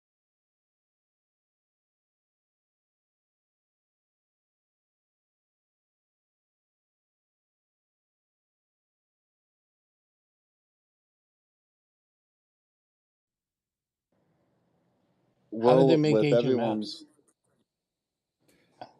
maps? they travel I wasn't distances and there, they guy. They charted dead the. reckon they used They, lunar transit method. They had a whole bunch of stuff before they had longitude. They also had localized latitude. By the Yeah. way, boy, 69 miles per degree is just like an average. What it is 90 degrees of separation. 69 miles per degree ends up being like 6210 statute miles, which is a problem for a sphere. And then you got to go the actual arc distance of that linear distance would be, 6210. It comes down to 3959. But essentially, how high is Polaris? Well, the math says 6210. Anyway. What else did you say about maps, longitude? I think you had something about declination. Dude, everything is latitude dependent. Everything in the sky is latitude dependent. Everything on the coordinate system is latitude dependent. To Shepard on his map question, dude, anything stretched out So flat is it's just possible fine to because you have a have azimuthal grid, which extends to your limit of vision and makes every angle all over Earth work for everyone. Go ahead, guys. I think the biggest thing I want to find out is latitude constant. Is it really 60 distance between each real latitude? And it is truly possible to have a logarithmic latitude scale where all sailors and all flights have all agreed to a logarithmic scale, but that's inside of a larger grid that uses the real scale based upon the elevation of Polaris above the horizon, that then we can then use to then determine how big our reality really is. Well, that is the So real scale, right? That is that far. It does decline that much when you walk, 69 miles per degree. That is a definite relationship. We can prove it with math. I did it myself 2 weeks ago. I got a feeling that it's actually a non-integer exponent that you're going to be fishing for there. You need to leave yourself open for that too. That if you're talking about a logarithmic relationship, it's not everything in the log world is to the power 10 or the natural log. You know what I mean? That you could use technically a non-integer exponent, and that you may actually have to in order to actually satisfy the degree of change in the non-linearity of space between latitudes you're looking for. To what you're talking about there, Renegade, one thing I've been told exists is information about the materials to build the southern edge of the railroad in Australia. Supposedly should quantify the southern length of Australia, which still doesn't necessarily prove anything because Australia could just be situated in a sea that is not necessarily measured accurately. But it could possibly, if you could take that distance of rail, and if you could verify what they say they use materials wise, and then you could go along the southern edge of Australia and verify all of the celestial observations along the southern edge of Australia, then you could potentially extrapolate, I think, the information you're looking for. But I have not been able to run that information down. Hilariously, I was in a debate with someone that sourced that, and they won't give me the source on it. how convenient. Yeah.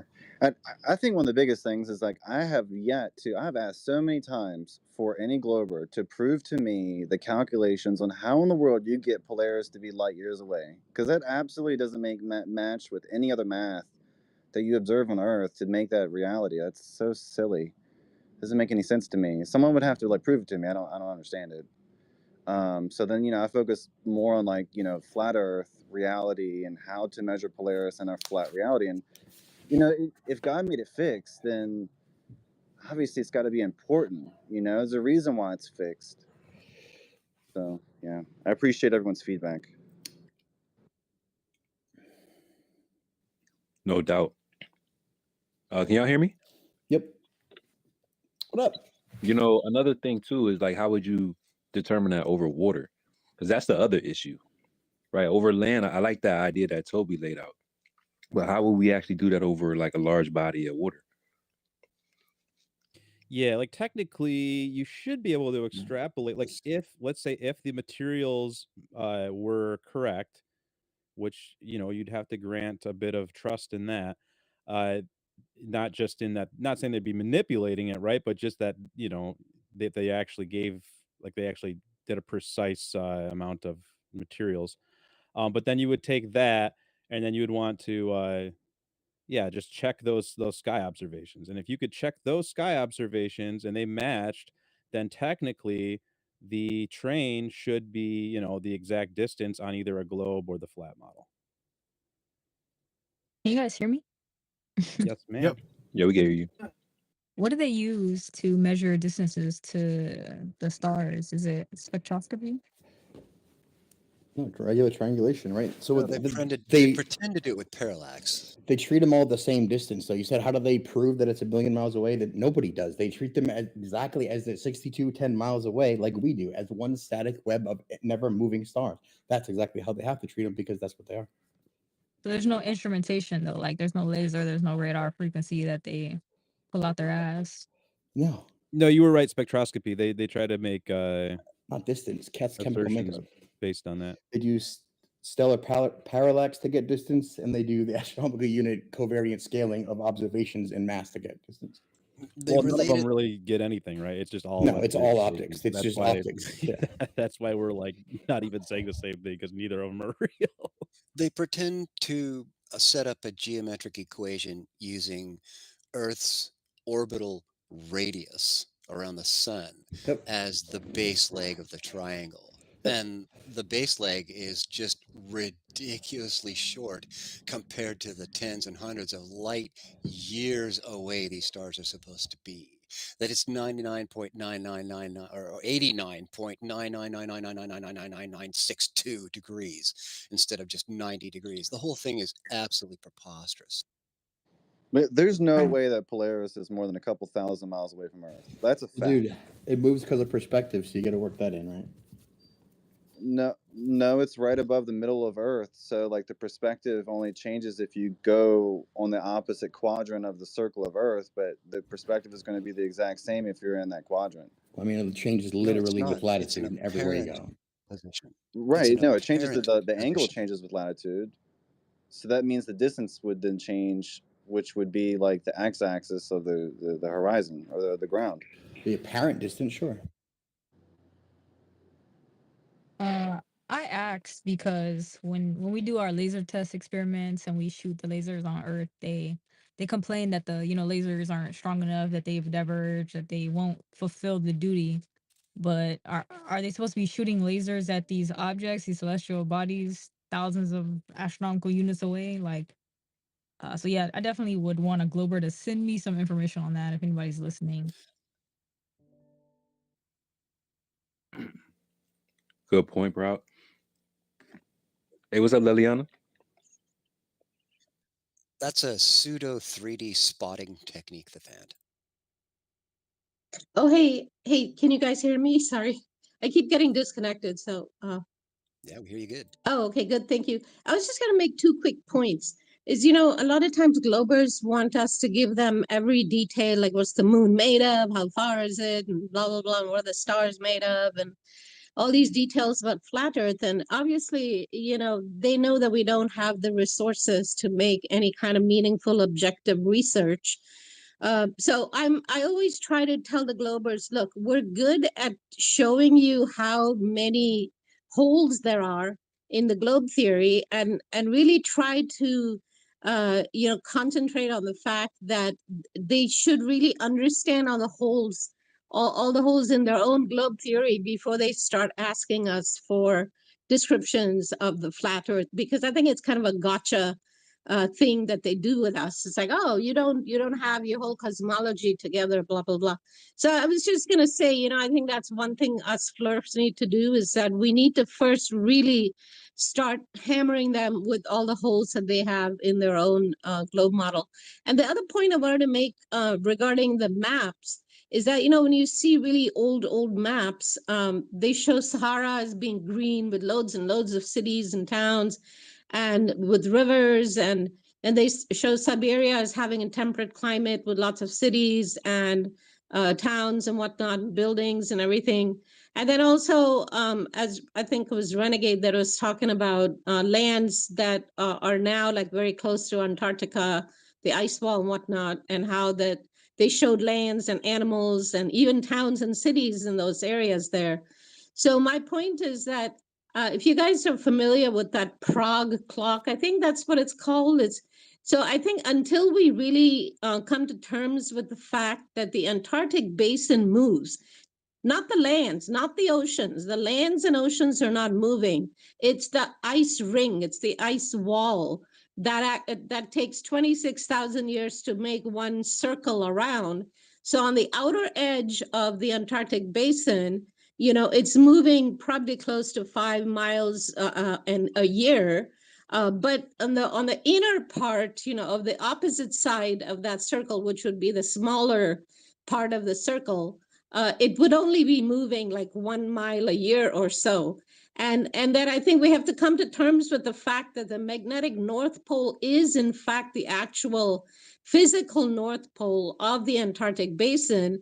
So as it slowly moves at an average pace of 2 miles a year, of course, for the last 3 decades, it's been going at a really fast rate after, I think they started measuring it about 200 years ago in the 1830s. And so it was not moving at all. The magnetic North Pole was around, the Northeast Canada or so. And then in the last 20, 30 years, I think the last 10 years, it's been moving at an average of 25 or 30 miles per year. And so, and now Northeast Siberia is actually recording colder temperatures than the quote unquote physical North Pole, the accepted physical North Pole.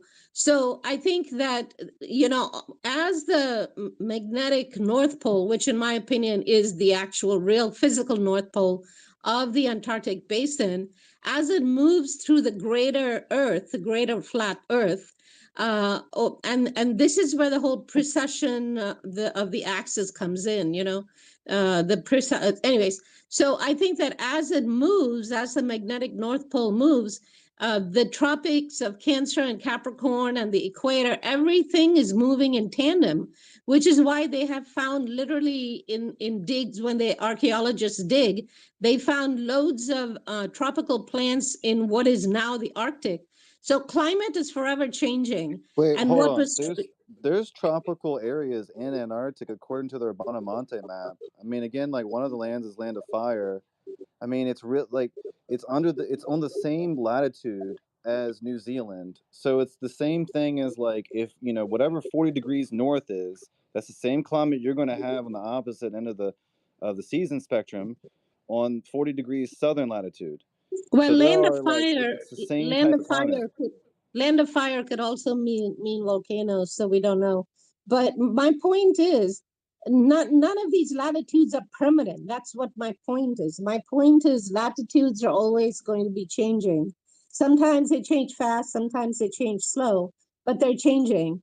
And for instance, they'll tell us that the western wall of the Antarctic ice wall is melting really fast, and they'll make that into a whole climate crisis alarm. But what they don't tell you is that the eastern wall is actually growing slightly faster than the western wall is melting. So this is what I'm talking about, is that the ice wall itself moves, not the land, not the oceans, but the ice wall itself. The And ice so wall is nowhere close to Antarctica. Straight up. Like, it's nowhere even close. It's another 47 degrees southern latitude, more latitudes past what you see on Urbano's map. It's so far away from what you believe to be Antarctica, it's not even close. Like, not even remotely close.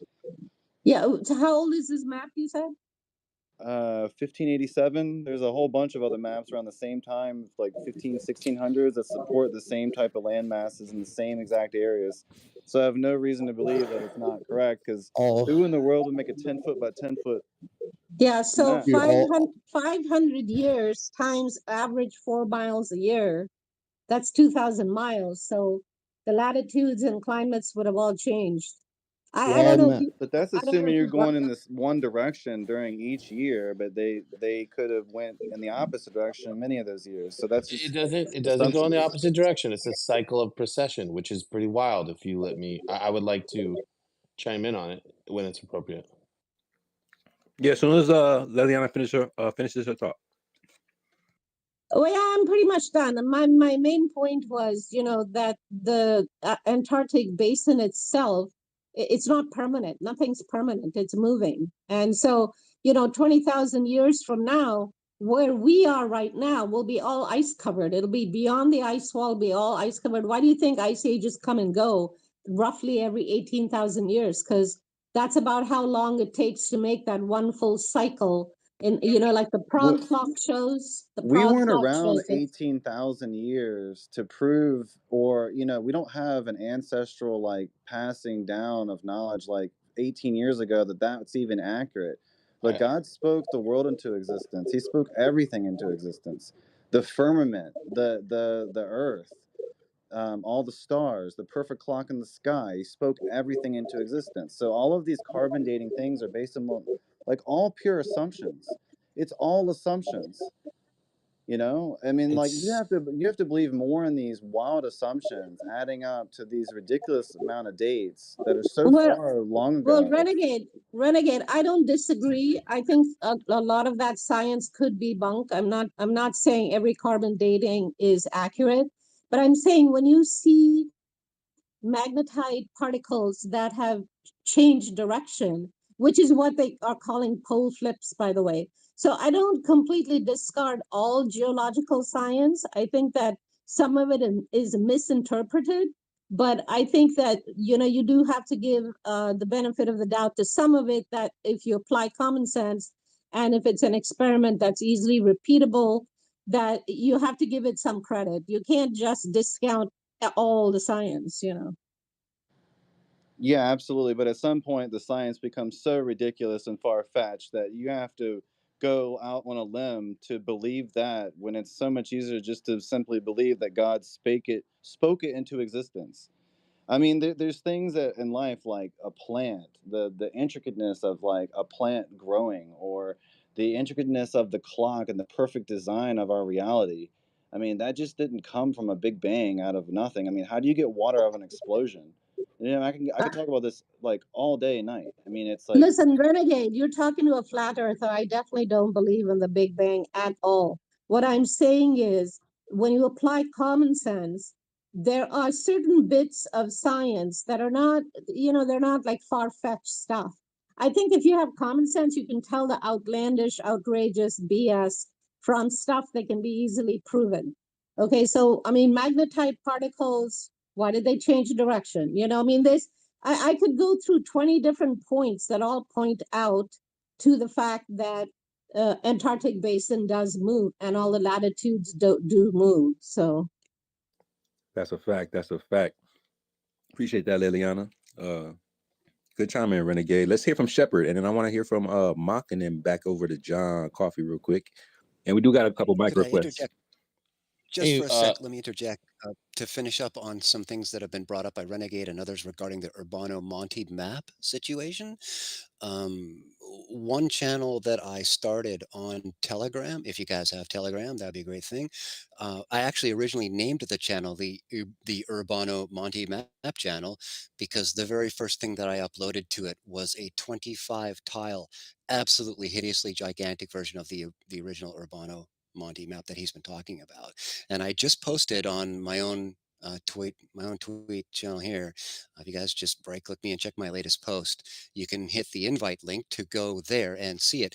In order to find them, you're going to have to scroll all the way to the top to the history. It's the very first 25 posts, and each tile is over 400 megabytes. It's a really large map. And in that chat history as well, you will find other ancient maps and a few other of Urbanos as well. Not quite so hideously large, but for those of you who are into maps, it's quite the source. Enjoy. You mentioned the cycle of precession, which is an important aspect. I am a glober, of course. You do understand. I know you're all trying to convert me. I'm here to be converted or informed and or argue and bring you with me. Just kidding. We're having a great conversation tonight.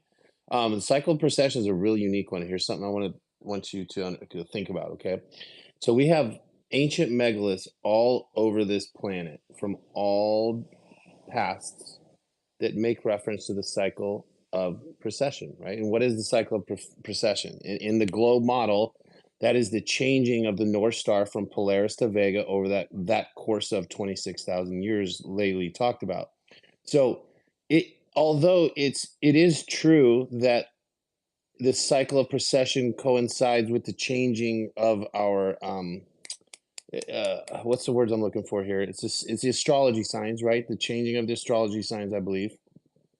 But the actual mechanism is that we call the wobble of Earth. This is where it gets a little fuzzy, and I don't subscribe to the current model of trying to explain our universe, right? But the North Pole changes over the course of the North Star changes over the course of 26,000 years. I want you to think about that. We have tools right now today. We've had them since the 50s, 60s, 70s, maybe, where maybe we can look up to the sky and measure this stuff.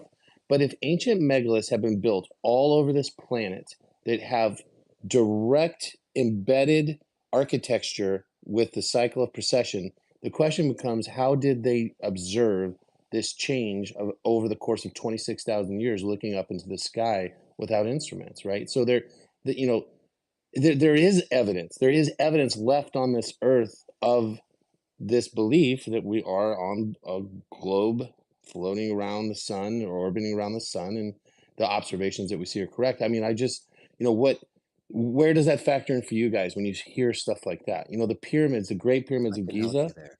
they're a Just lot like older, right?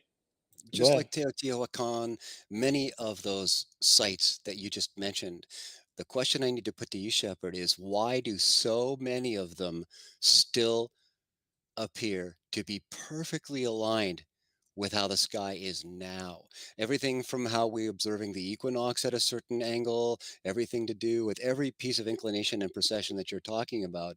The vast majority of the sites that you're talking about here are still absolutely aligned to Polaris right now. The precession you're talking about is just nowhere near the anomaly you're presenting. Here's the deal. I would disagree with Laylee right now on pole slip or pole shift, right? I don't fully subscribe to that hypothesis or that, and then that's not a well accepted hypothesis either. But I do subscribe to changes in the position of Earth, just minor changes. And it goes back to what you said, is they are still aligned magnetically north, and our North Pole wobbles, but it still stays between Vega and Polaris over the course of 26,000 years. That's our North Pole. That's the orbit and angular Okay, but direction of our you're of only our Earth. addressing one significant figure. What about the 26,000 years and the fact that the alignments are still exactly what we're measuring now, and we're allegedly doing 1.2 million miles an hour going through space at an 80 or 60 degree oblique angle to the galactic plane? You know what I mean? We're not a Why is that 60. still lining up, bro? Well, hold on a second. Where did you get a 63 angular 60 measurement? degrees. That's when we talk about the sun and the earth ecliptic orbit. You know what I mean? There is a line, there's a plane that all the I planets agree. are supposed to be on, right? Well, Yep. that is cross-oriented to our alleged direction in the arm of the part of the galaxy we're supposed to be in, and the direction we're going relative to the center of the galaxy. There's a whole other vector nobody ever talks about in terms of our Brother, absolute listen, I speed agree with you that on that seems one. to not apply when you want to analyze something in an archaeological dig. So this is you got a good point here. The one piece of this that I don't fully understand how to explain with celestial mechanics, because I got the sun, I have Earth, I have all the rest of the planets. I can explain the moons in their neutral orbited positions, their tidally locked neutral positions. But I also understand the way that the sun and our system moves in the spiral arm around the center of the galaxy. So my only assumption here is I'm not fully researched, and I think it's important for us to all admit that we don't know everything about the things that we believe in. Here's one of mine: is I can't explain the exact understanding of our North Star, but it could be explained to me if I understood the angular positions that we hold, in the solar system, moving around the galaxy. I just Hey, haven't had Shepard. anybody explain that one to me. Hey, Shepard, I have a question. If we were on a globe, would you see the same constellations every night, or would you see different constellations every night? If we're hurling around the sun, would you see different constellations or the same constellations every night? They're going to be slightly different because all the orbital planes do move.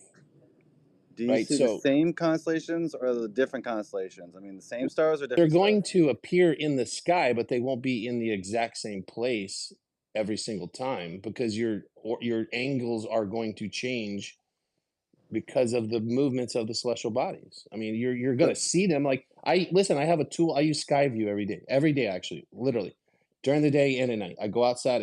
I don't even, I do it. I sit in my house and do it. I saw something about the moon, so I'm like, hold on. If I'm right, I pointed to the moon outside. I said this. I'm sorry, I pointed to the sun and I said the moon should be over here if all this is correct, and it all worked out. So, So, I mean, there you is still some see the same understanding. constellations, though. They may just be a little bit different place in the sky, but every Yes. single day throughout the entire year, you're going to see that same constellation, correct? I don't know. I mean, every day, no. I would think there's going to be some changes over 180 some days. I mean, you're going to be looking at two skies and two vastly different positions in the solar system, angled, well, still angled the same, but I Have you think ever that the movement. seen the stars above the pyramids in Egypt and how they're like perfectly aligned and they come by every single night and they're perfectly aligned every single night right above those pyramids? Well, they're So actually how can you they explain seriously, how can you explain that we're hurling around the sun, okay, and we're supposed to only come back to the same location around the sun once every 365 days? So how in the world do we see the same constellations every night when you're saying that we're hurling around the sun? okay, because when we are hurling around the sun, right? And but you're How? brother, let me explain. So when you look north, at, well, depending on where you are, when you look north into the sky, you're going to see the same sky you always see in your position, but things are going to slightly move according to the Earth's position, right? So have you ever seen, and you guys may disagree with this, but you've seen these time lapse camera setups where they center and balance the night sky, and you see Earth's rotation below the camera. It's a pretty interesting way to look at it. Well, I mean, look, Sacred, you can laugh, but it's a real observation. I mean, these are things that are really occurring, and they make You sense can't in this prove that model. the Earth is moving. Yeah, that's an equatorial mount you're talking about. And what you are is seeing movement, but you're making a big assumption about which one's moving there. You got to admit that. Okay, fine. We make assumptions, sure. My observations, though, all fit. I mean, nothing's thrown me off. I don't have any questions about it, What about other you? You're than observing movement. That's all you're observing is movement. You're not observing cause. Separate those two, can I or you ask you a might get question? clever. Well, how? I mean, we can predict. We've predicted a solar eclipse. It's going to happen next month. Oh, All of man, you these don't go down rotational that road. cycles. Shane is going to tear you apart if you mention Yeah. eclipses like that. Well, hold on. Let's not tear anybody apart. Let's continue to have a good conversation. Bring it down a little bit, brother. You guys are all Okay, no, I amped mean, up. Shane is going to Yeah. take your assertion and reduce it to what it is, and it is totally erroneous. You really got to watch the jumping to conclusion things, man. It's dangerous. Don't lecture, brother. Let's have a conversation. You can't explain everything you believe, just like I I can't explain everything I believe. I Like, let's just bring it But down. you demonstrated made a a very conclusion you ignorant made that's assertion. wrong. Okay, you just made a huge assumption, and I just pointed it out, and I don't see you recognizing that. No, he did say that it was an assumption. I do agree that it is a leap of faith, Shepherd. Right. But if you do It's want to all, talk yeah, of course. right, so but if you are asking about specifics about the sky, in particular like eclipses, just like Stone was saying, Shane put together like a whole visual demonstration of how these things can be predicted. And if you want, you gotta ask him Can you whatever predict questions you got. anything? Has he used this model to predict anything? Nobody predicts anything. It's just a cycle. Once you know a unit of the cycle, you can go infinity. Well, there's a solar eclipse that's been predicted. Is it going to happen on the same day? Wait, is it April 8th? I think it is. Is it going to happen? Is it gonna happen? I mean, they've all happened so far. Let me ask a silly question. We're pretending that God made, well, I don't want to say we're pretending. We're suggesting that God made Earth flat and that we can't explain it all, except here we are with the prediction of a total solar eclipse on April 8th that the whole world's getting prepared for. Yeah, Where's that prediction coming from? Well, funny enough, he gave us the sky clock so that man couldn't lie to us and put in thousands of years and have people think that over 60,000 or 500,000 years stuff could happen. But if you look at the clock in the sky, then you can know, months, years, and by eclipses, you can know like pretty much astronomical years, which is 651 years, and you can pretty much tie that back to all the dates. But I want to say really quickly, Shepard, that Vedic astronomy has been accurately predicting solar and lunar eclipses literally for thousands of years. I can guarantee you. Yeah, they definitely have. There's nothing. So what's been predicting that lately? He also referenced the Cyril cycle. from the Babylonians. Saros, yeah, and it's an Yeah. 18-year cycle, a 651-year cycle, and sub-cycles between those. Cycle of what? Time between the next eclipse of So exactly what's the it same time and exactly the same place in the sky, exactly where we expect it to be. in the globe model? It's not about model, it's about statistic. Right. So what they're saying, Shepard, is that it's a calculation. So they're seeing a cycle, and then they're saying, okay, this happens. Oh, this amount of time happened. This time period happened. This is probably what's going to happen again. And then you're thinking that they're deriving that from a globe, but they're just looking at the sky and then Well, building let me your actually idea be. of a globe. Hold on, so you understand. Then they're building the globe around that calculation and or cycle. So it's a post-diction as opposed to a prediction. You know, I mean, I could kind of buy that explanation, I suppose, from your perspective. But I guess the thing I would ask is am I saying this right? Flirters? What am I supposed to say? I don't want to be offensive in here. Y'all know I like flat earthers if you like. Flat earther. Okay, so flat earthers, the truthers. flirters. Okay, sure. We as flirters, we should be able to also reverse engineer the eclipses as well and come up with an answer. I mean, why haven't we thought like that? You don't have to reverse engineer anything. All you need is a stopwatch and write them down. So I actually took the past couple of days and put the solar eclipses on a flat Earth map just to see if there was any type of designs or finding out what I didn't yet know. And I posted that in the Purple Pill. I found it to be fascinating. I mean, there's some sort of design. What I found out though is like some of them are much larger than others. So I still haven't mapped all of them on there, but I did find it to be fascinating, like putting the solar eclipses on a flat Earth map. I was literally just thinking that right now. Look, not only can solar eclipses be predicted, their actual path on Earth can be predicted, and it can be predicted against a model with a moon that has an elliptical rotating orbital plane around Earth. And I've shared that video before, but that model, that diagram that I've shared explains exactly what we're talking about. And we're going to use that model to say, here's exactly the time and the day that we're going to have a total solar eclipse, and this is the location of the Earth that's going to occur in. That's pretty unique. I mean, that's pretty powerful to me. And we could do it over a flat Earth. We can do it over a flat Earth, but you can't explain how you got the prediction. Spend about 2 hours watching what Shane presented this week, and you'll become a little more fluent in what you're talking about. Yeah, yo, Shane, you there, dog? Or did he crash out? I think he crashed out. Did he? He was just here. Yeah, I think he crashed out. So yeah, again, this is just another calculation that they do with a coefficient. Shane got the whole history on it. We could predict where the eclipse is going to be and the shadow and all that. Can you hear me now? But yeah, he'll come on and explain it way better. This is like something that he just went in depth in like the last month and a half.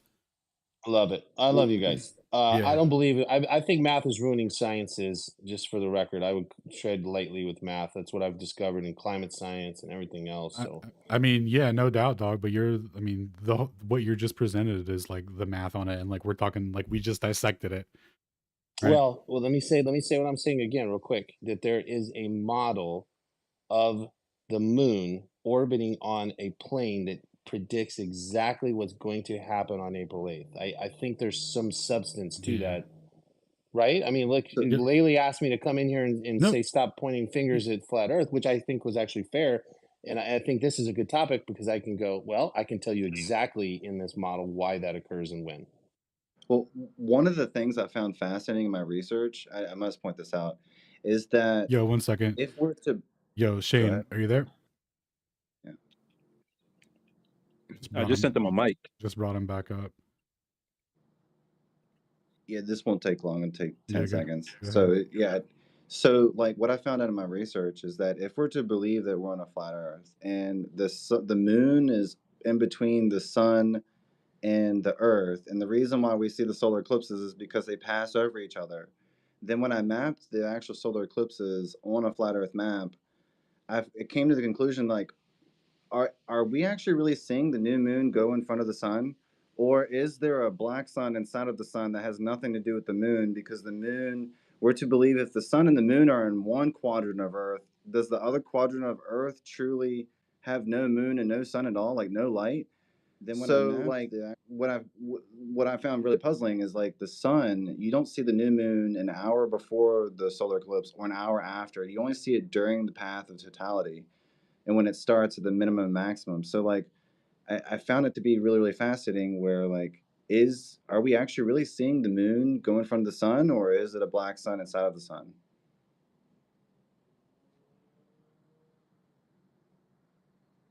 Are you asking a globie like me or these guys?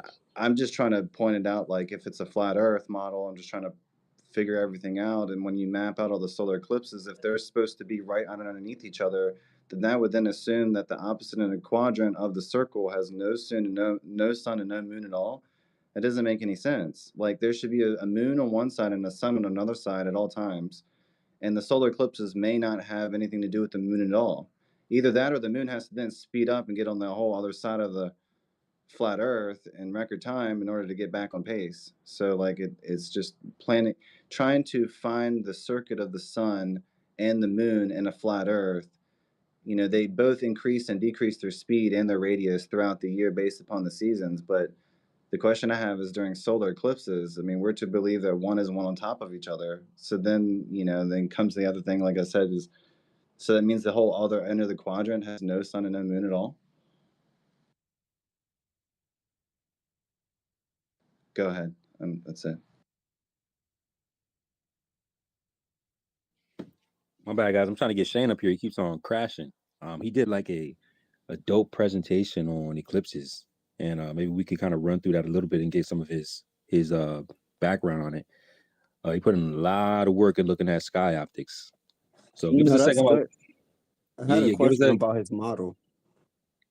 Okay, yeah, cool. Give us 1 second. Let's just see if I can get him up here. In the meantime, let's go to Orwellian. Oh, and Cellular Earther is up here. Hold on, real quick, Orwellian. Let's go to Cellular Earther real quick, Mr. Concave, since we haven't heard from him. And I'll bring up Shane, and then we'll double back. How's it going, everybody? Yo, should we get Shane while his mic's working, or? Yeah, just try to bring him up, guys. Oh, try to add Shane. Still says connecting. I don't know if he's coming up or not. Oh, okay. Looks like Alan, can you see where it says requested? Yeah, so it looks like it was connected on my end. That's why I asked. I didn't know. I guess we're all getting different readings here. Elon, we was just shouting you out, man. Come on, bro. Don't let us down. Don't have us looking like sellouts. I got a question, if I may. Oh, Indio's up here. What up, Indio? Yeah, how y'all doing? Hold on 1 second. 1 second. Let's let Concave let Concave go real quick, and then and then you could slide in here. No problem. So I have a question. So if it is a black disk that eclipses the sun, why do we only see it during a solar eclipse?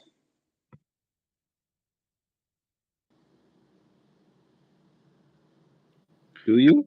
Because what happens to the moon every 30 days? The moon disappears every single month.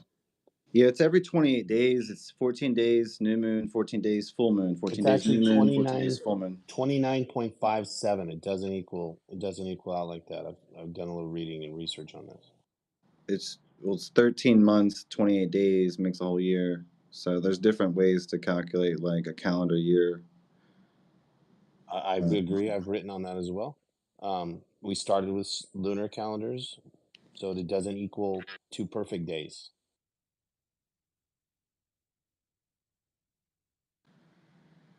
Okay. Okay. So what's that?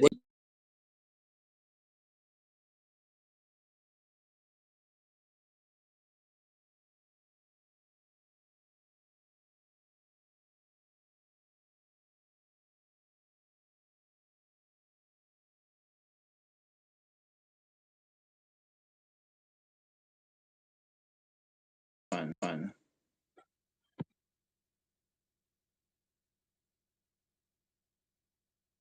See, I don't subscribe that the moon eclipsing the sun only works on a convex globe. It works perfectly within the concave model. And where's the surface on a concave? Is there a plane on that within the concavity of your sphere, or are you standing on a curved surface? Well, you should know the answer to that. I literally don't, bro. It's a concave sphere. We're on the inside of a sphere instead of on the outside. Surface curves up. See, the lie they tell us is that we're flying through space, going around the sun. That's the lie. See, I'm open to the idea that it is curved, but that they're also wrong about the direction that it's going in. But wouldn't there be a constant elevation and like a constant upward elevation? So the measurements, the zenith angles would always be positive and ever increasing? What do you mean? I mean, when they take the geodesic, or it wouldn't even be a geodesic. It would be the opposite of a parabola. But when they take the Well, measurement, first you have to understand how we're looking at the sky, first of all. See, when you're looking at the sky, you get the impression that you're looking at like a dome, but the perceived sky dome is actually an illusion. How we're looking at it is actually reversed from how it's actually going.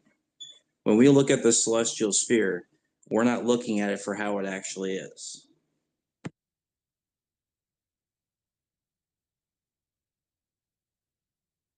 wait, but you were just talking about the curvature of Earth from the ground. Are you still talking about from the ground? We're not looking at the dome the way we should be? Correct. Right, but when you're on the ground and you're doing a long distance observation or a laser test and the ground meets your eye level because the ground is curving upwards because it's a concave Earth and we're on the inside. Are you asking me how the horizon works? I can explain that. No, I'm saying that when they measure it as a drop. So it's going down. The curve is going down in that direction. But I'm saying for concave Earth, they would be measuring it going up. It would be an upward incline of curvature. Right. That's correct. So that means that so how did they invert the numbers to make the curve go down, to make it a drop from a tangent versus to go up? Because technically, even in your model, there's something not right about the measurements. Like, even though it's a globe, they still wouldn't take it as accurate. It would be like somewhat inverted or something. Does anyone else get what I'm saying? Yeah, I know exactly what you're saying. Man, I have a photo of Richard Branson's spaceflight. You can look it up on YouTube, and the Earth is concave, like convexed outward. So anyone that's like talking about like, oh, space flights and all this stuff, like, I mean, you can go watch the YouTube video. Like, the Earth is completely bent outwards. I mean, it's ridiculous. Just thought I'd mention it. Like, the Earth's not. It's not a globe. It's flat. I mean, it's completely flat. Go ahead. I let them get we let everybody get their shit off. We don't discriminate curved earthers, round earthers, concave earthers, potato earthers. Did we get a mic back? Okay. Can I say something about the concave Earth thing? I know a little bit about it. I wouldn't Are we say still on I'm Eclipses? yeah, I'd like to go back to Eclipses, but I just want to cover this real quick, in case people that I'm not even sure this guy knows exactly the whole concave Earth theory, if that's what you want to call it. So the sky is a giant black sphere, and the stars are like embedded in it, right? So when you look up, it's like an illusion, right? That black sphere is so large that you can't like see the edges of it, and it just looks like a giant black sky. Is that pretty much I didn't catch your name. Concave Earth, dude. Is that pretty much the way it is? Yeah, so the celestial sphere would be at the center, and that's the night sky that we're looking at. But it's an actual sphere. It's an actual Yeah, celestial sphere. it's a literal sphere, yes. Okay. So, and I'll go over.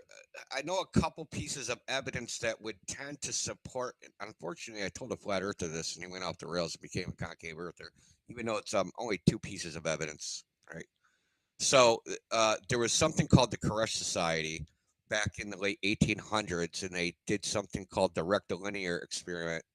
Or experiment. It was, Rectilinear. yeah. So it was a structure that they built to mechanically measure whether there's curvature, flat. They came out with -8 inches per mile squared. That was the result.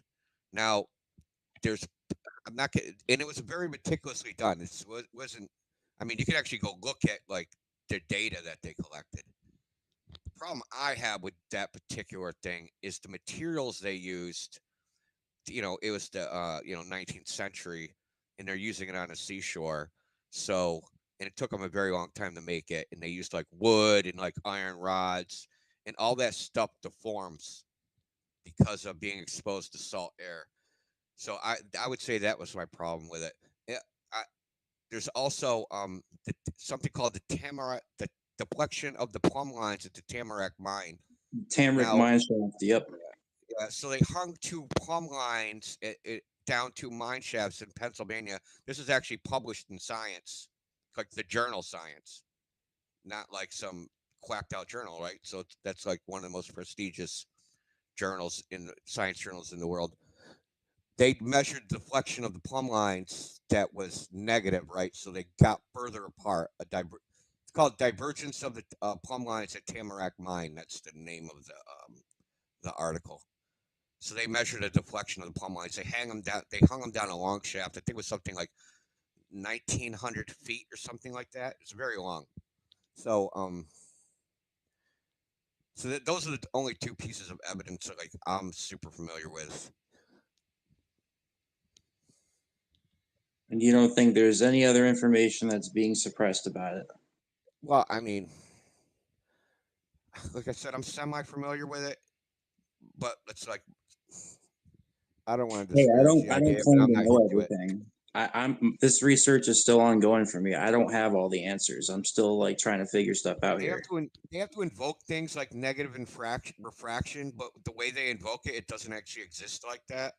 Negative refraction does exist, but there's other consequences of it. Meaning, like if you pass light through a medium with negative refraction, it's going to have two focal points, and it's actually going to amplify light. So, like, we don't actually observe that. So, to make like the light rays curve in a way that would support a concave Earth, I've seen it was Stephen Christ. That was the guy's name who was a big promoter of it. He made like a 10-hour video about it when I actually watched it like a sick person that I am.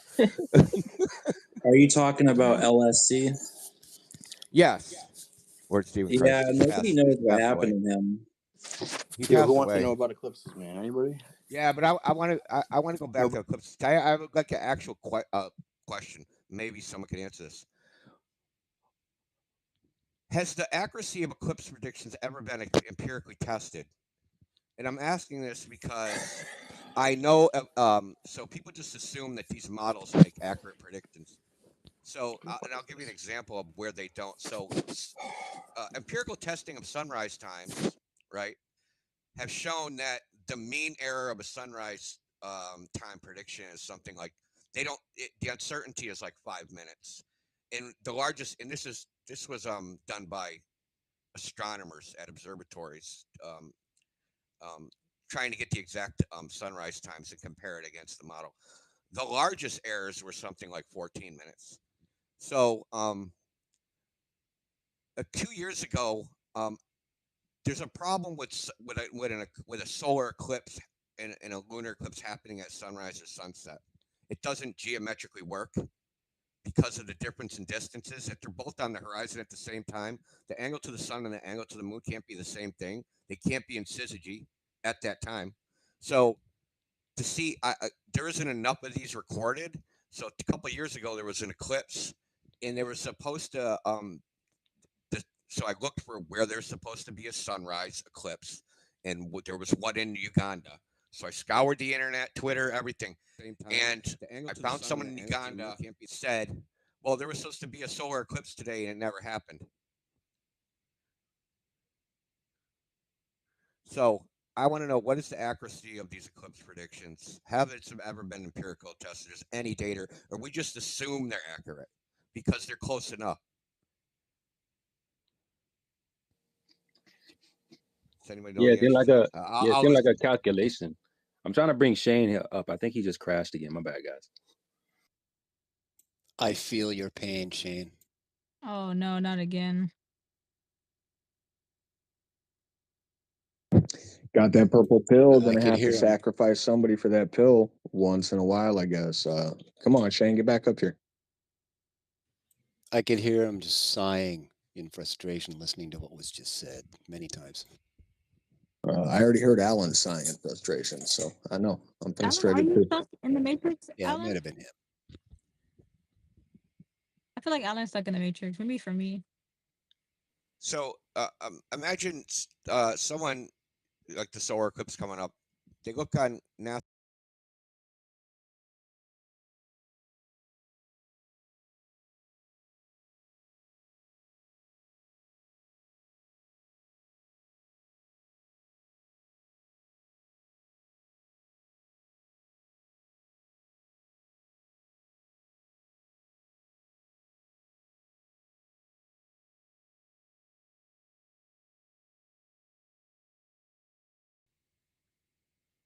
Let's see. Wow. Shane. Thousands You and don't millions have and any. billions of people are Listen, going buddy, to you don't notice, have right? any evidence for what you're saying. You're just saying it. You just feel that way. You don't know that. Well, Yeah, I this is mean, all I about just gave you a disproving a specific I know example. predict Like, things and based I on the know it's. cyclical patterns that keep repeating over Testing, 19 and a half year testing. fucking cycles, Yeah, right? Over and I over know and how. over again to I know relativistic how eclipse accuracy. works. You can also use Besserian components to do these translations of a matrix. So you can actually I'm get well aware of a that. I know celestial you use sphere Bessie projection from the function. shadow Come to on, get the Indio, over. listen to All right, him. you can fucking do He's it. just You enjoy, babbling, bro. bro. Okay, He's hold on, hold on, guys, because there's people listening, so I want them to be able to hear both of your points. But Shane is up here, so let me just have Shane cut in real quick so we can chime in, because it seems like he have like a little bit of a shaky connection, and I'll let y'all continue our build. And let me see if I can bring Pride back up. Go ahead, Shane. Turn up your mic, Shane.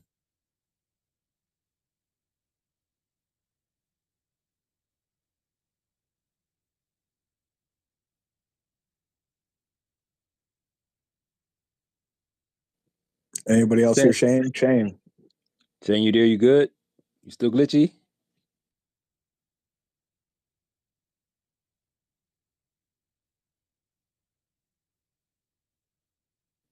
Oh my God, this is terrible. Elon, please, man, don't do this to us. don't do it, Elon. Earth to Shane. Shane. I see Should him have up made a here. different deal with Elon.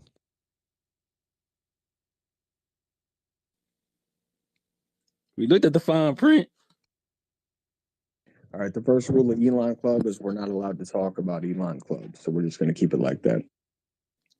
I don't even know if Alan can hear me. Alan, you there? Alan's still in glitch mode for me. The last time I heard Alan was about 4 minutes ago when he sighed audibly, and then he fell That out. was Shane trying to get in. You said he's trying, Toby?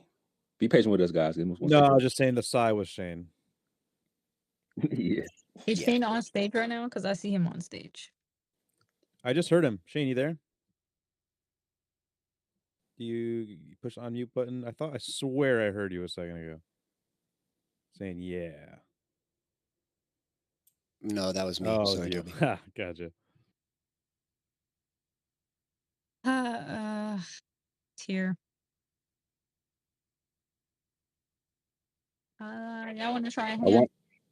I wanted to go to John, but he had a question for Shane. So just give us a second, John. Let's wait till we can get them all situated. And I'm guessing. Can I say one more thing to kind of like support what I said about like these astronomical predictions, even though they seem like they're always right, they're not always right. Yeah, go ahead. Real. So in 1597, Barents went to up. Well, it came up 2 weeks too early. Yeah, 2 weeks, and every other day in those that 2 week period. And it got when they got back to I think Barents was from the Netherlands. When they got back to the Netherlands, all the astronomers and all the intelligentsia in the country tried to, because he had like a commission to from the king to sail around and get paid to like do explorations. They tried to get his commission stripped from him. It said he was a liar and all this other stuff, right? So, if you're going to have a predictive model, you're going to have to base it upon empirical observations, and you also have to incorporate anomalous observations. Now, I'm not saying eclipse predictions are wrong or even wrong all the time or half the time. I'm saying, what is the empirical evidence? There's nothing wrong with asking, like, what's the evidence? Like, is it accurate within 5 seconds? Is it accurate within 20 minutes? Is it accurate? Like, how accurate is the path to totality? Is it accurate within 100 meters? Is it accurate within a mile, 10 miles, 30 miles? Like, It depends on how far. It depends on how far in advance the prediction is being made. Are you predicting 1,000 years from now or the next eclipse? Because if it's going to be the next eclipse, you can probably get it within a few minutes based on what we've recorded for the past couple of eclipses relative to the predictions made hundreds of years ago. Okay. Do you have any actual empirical evidence or data that supports that? You just got to go look for it, man. It's right there. So there's people on the ground recording the eclipse time, recording their position. There's people doing that. People have done that.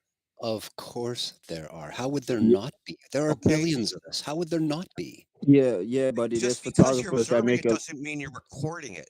It's a big there's difference. photographers that make a living off of these predictions.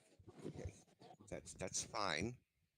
But are they recording the accuracy of the prediction? It's two different things. Whether All they of it happen goes or not, down that's in one- almanac form.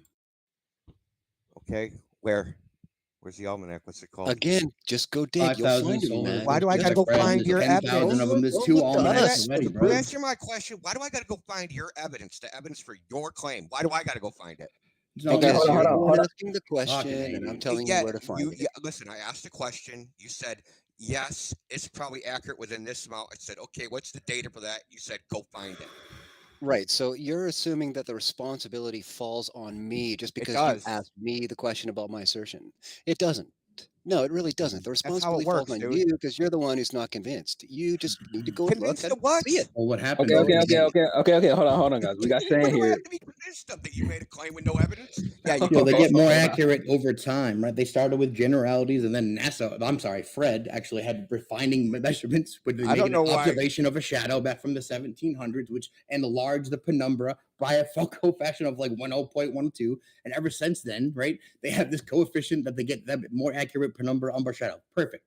Now, how they predict that is not really a prediction, right? It's math. It's Besselian elements. It's literally a coefficient that they use to get a coordinate system drew through a perpendicular plane through the middle, so a personal celestial sphere that they have a tangent to that is going through the center of the occulted body. Literally, a personal celestial sphere coordinate system projects a penumbra umbra using L2 and L1 based on coefficients. Now, that's something that does change all the time, like Stone just said, right up until the day of the eclipse. It definitely could change.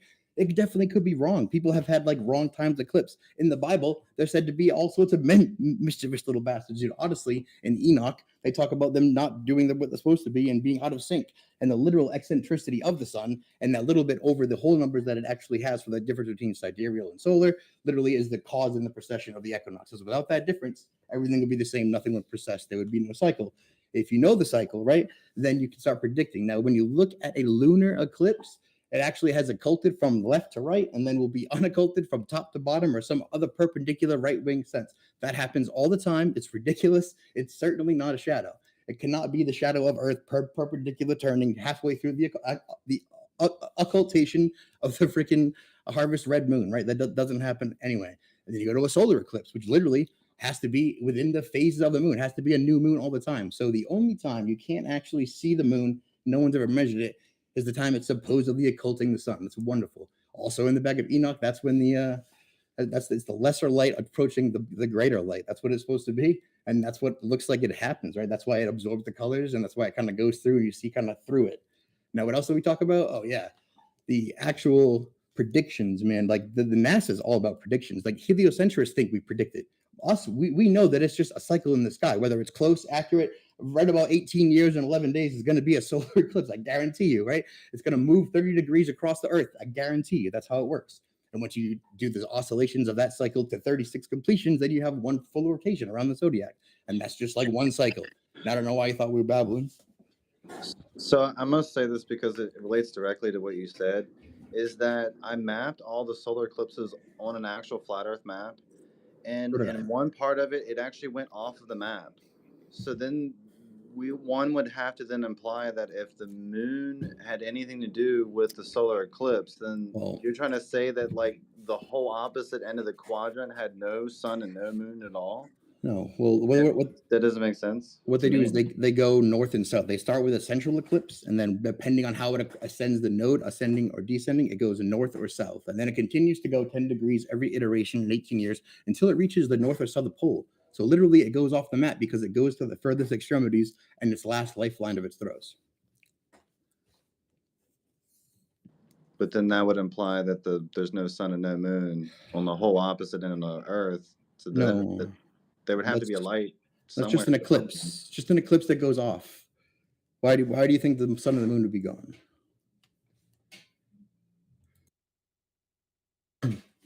It's no, it's just what of course there would be a light, man. There's always a sun and the moon. Well, my understanding is that Indian astronomy's interpretation of what caused the eclipse wasn't the sun or moon occulting each other. It was that there was a eclipse node in the sky, and when they would both coincide at that particular location. This node moved around; it wasn't visible, and it only became visible during an eclipse because it would block one or the other. Yeah, we've seen those. I think on Gyroscopes, they put those on the big screen. I've been thinking about it, but I don't think that's it because what Rahu and Ketu actually are in Hindu lore are the lunar nodes as the intersection when the moon crosses the ecliptic of the sun. Right, it's got a 5-degree tilt versus the 23.4-degree tilt. That oscillation means that they only intersect once or twice a year exactly. At that intersection point, they call that the node. When it's ascending, they call that the ascending node, right? And then on the way back, it has the other side, has the same intersection and the same node. So only at those nodes can eclipses take place, and only when the moon is in the proper phase will total or inverse take place. So I took my research a step further based upon what you just said. I did this like a few months ago, where like during a total solar eclipse, you can then go to timeanddate.com and then pull up the opposite quadrant on a flat Earth, and then see the moon come up in that quadrant of Earth on the exact opposite of where the total solar eclipse is. It comes up within 30 minutes to 2 hours, depending upon the season, on the opposite end of Earth. So, like, what we're trying to say is if it had something to do with the moon, then the moon would then have to, after the total eclipse would end, it would then have to speed up and get to the opposite end of Earth where it's supposed to be within 30 minutes to 2 hours, which is like highly unlikely to me, as in like there's a moon coming up on the opposite end of Earth at the same time that you see the total solar eclipse. Well, yeah, so there's definitely times when the sun and the moon are visible and the eclipse. We know all about those. Selenilians, their favorite one. Samuel Robotham called out his boy who wrote it, I think, the terrestrial plane, who was like made 50 observations of how the sun and the moon were visible, but somehow still occulting each other. He wrote to the Royal Society out of concern, was like, hey, WTF? They were like, no worry, man, it's refraction. He was like, oh, okay, well, people are retarded, so I don't know what to do. He put it in a book, and here we are reading about it, right? So, like, Selenilian eclipses have long ago debunked the globe. This dude drew out a picture of a nice doodle, geometrically showing how it's impossible, very nicely and very clear in his book when he presented it to the Royal Society. Anyway, besides them, there's been one in, 1800? There's been one in 1980-something, one in Hawaii. They happen literally all the time, and all they just say is refraction. But because you have to say, well, then what is a lunar eclipse? So it's the Earth shadow, sometimes occulting, but not all the times, except for the times that it doesn't, or whatever, because the other times it literally goes perpendicular from its direction of occulting. I was looking into it for a long time before I was like, do they all do this? Does nobody notice this? Is there an explanation for that? And that just means it's not a shadow to me. Well, that's my biggest thing with the Selenilian, right? Because they call it the impossible eclipse, but it's location based. right? It happens Well, on every single every single eclipse it occurs. so like in a lunar eclipse, it goes top to bottom when it occults, and then like left to right when it decults. In a selenelian, it's supposed to go top to bottom to make any sort of geometric sense for it to be refracted heliocentric wise, and it goes bottom to top. So it's like double impossible, right? So no presupposing it's a shadow, guys. Keep your mind open. It's most clearly not a shadow, and people who haven't looked into it will chant that baselessly. But didn't Shepard have questions, or did he already leave? Damn it. Did Shepard drop? I'll see if he can come back in here. But I know Coffee said he had a question for you, and then we'll get to the hands after that.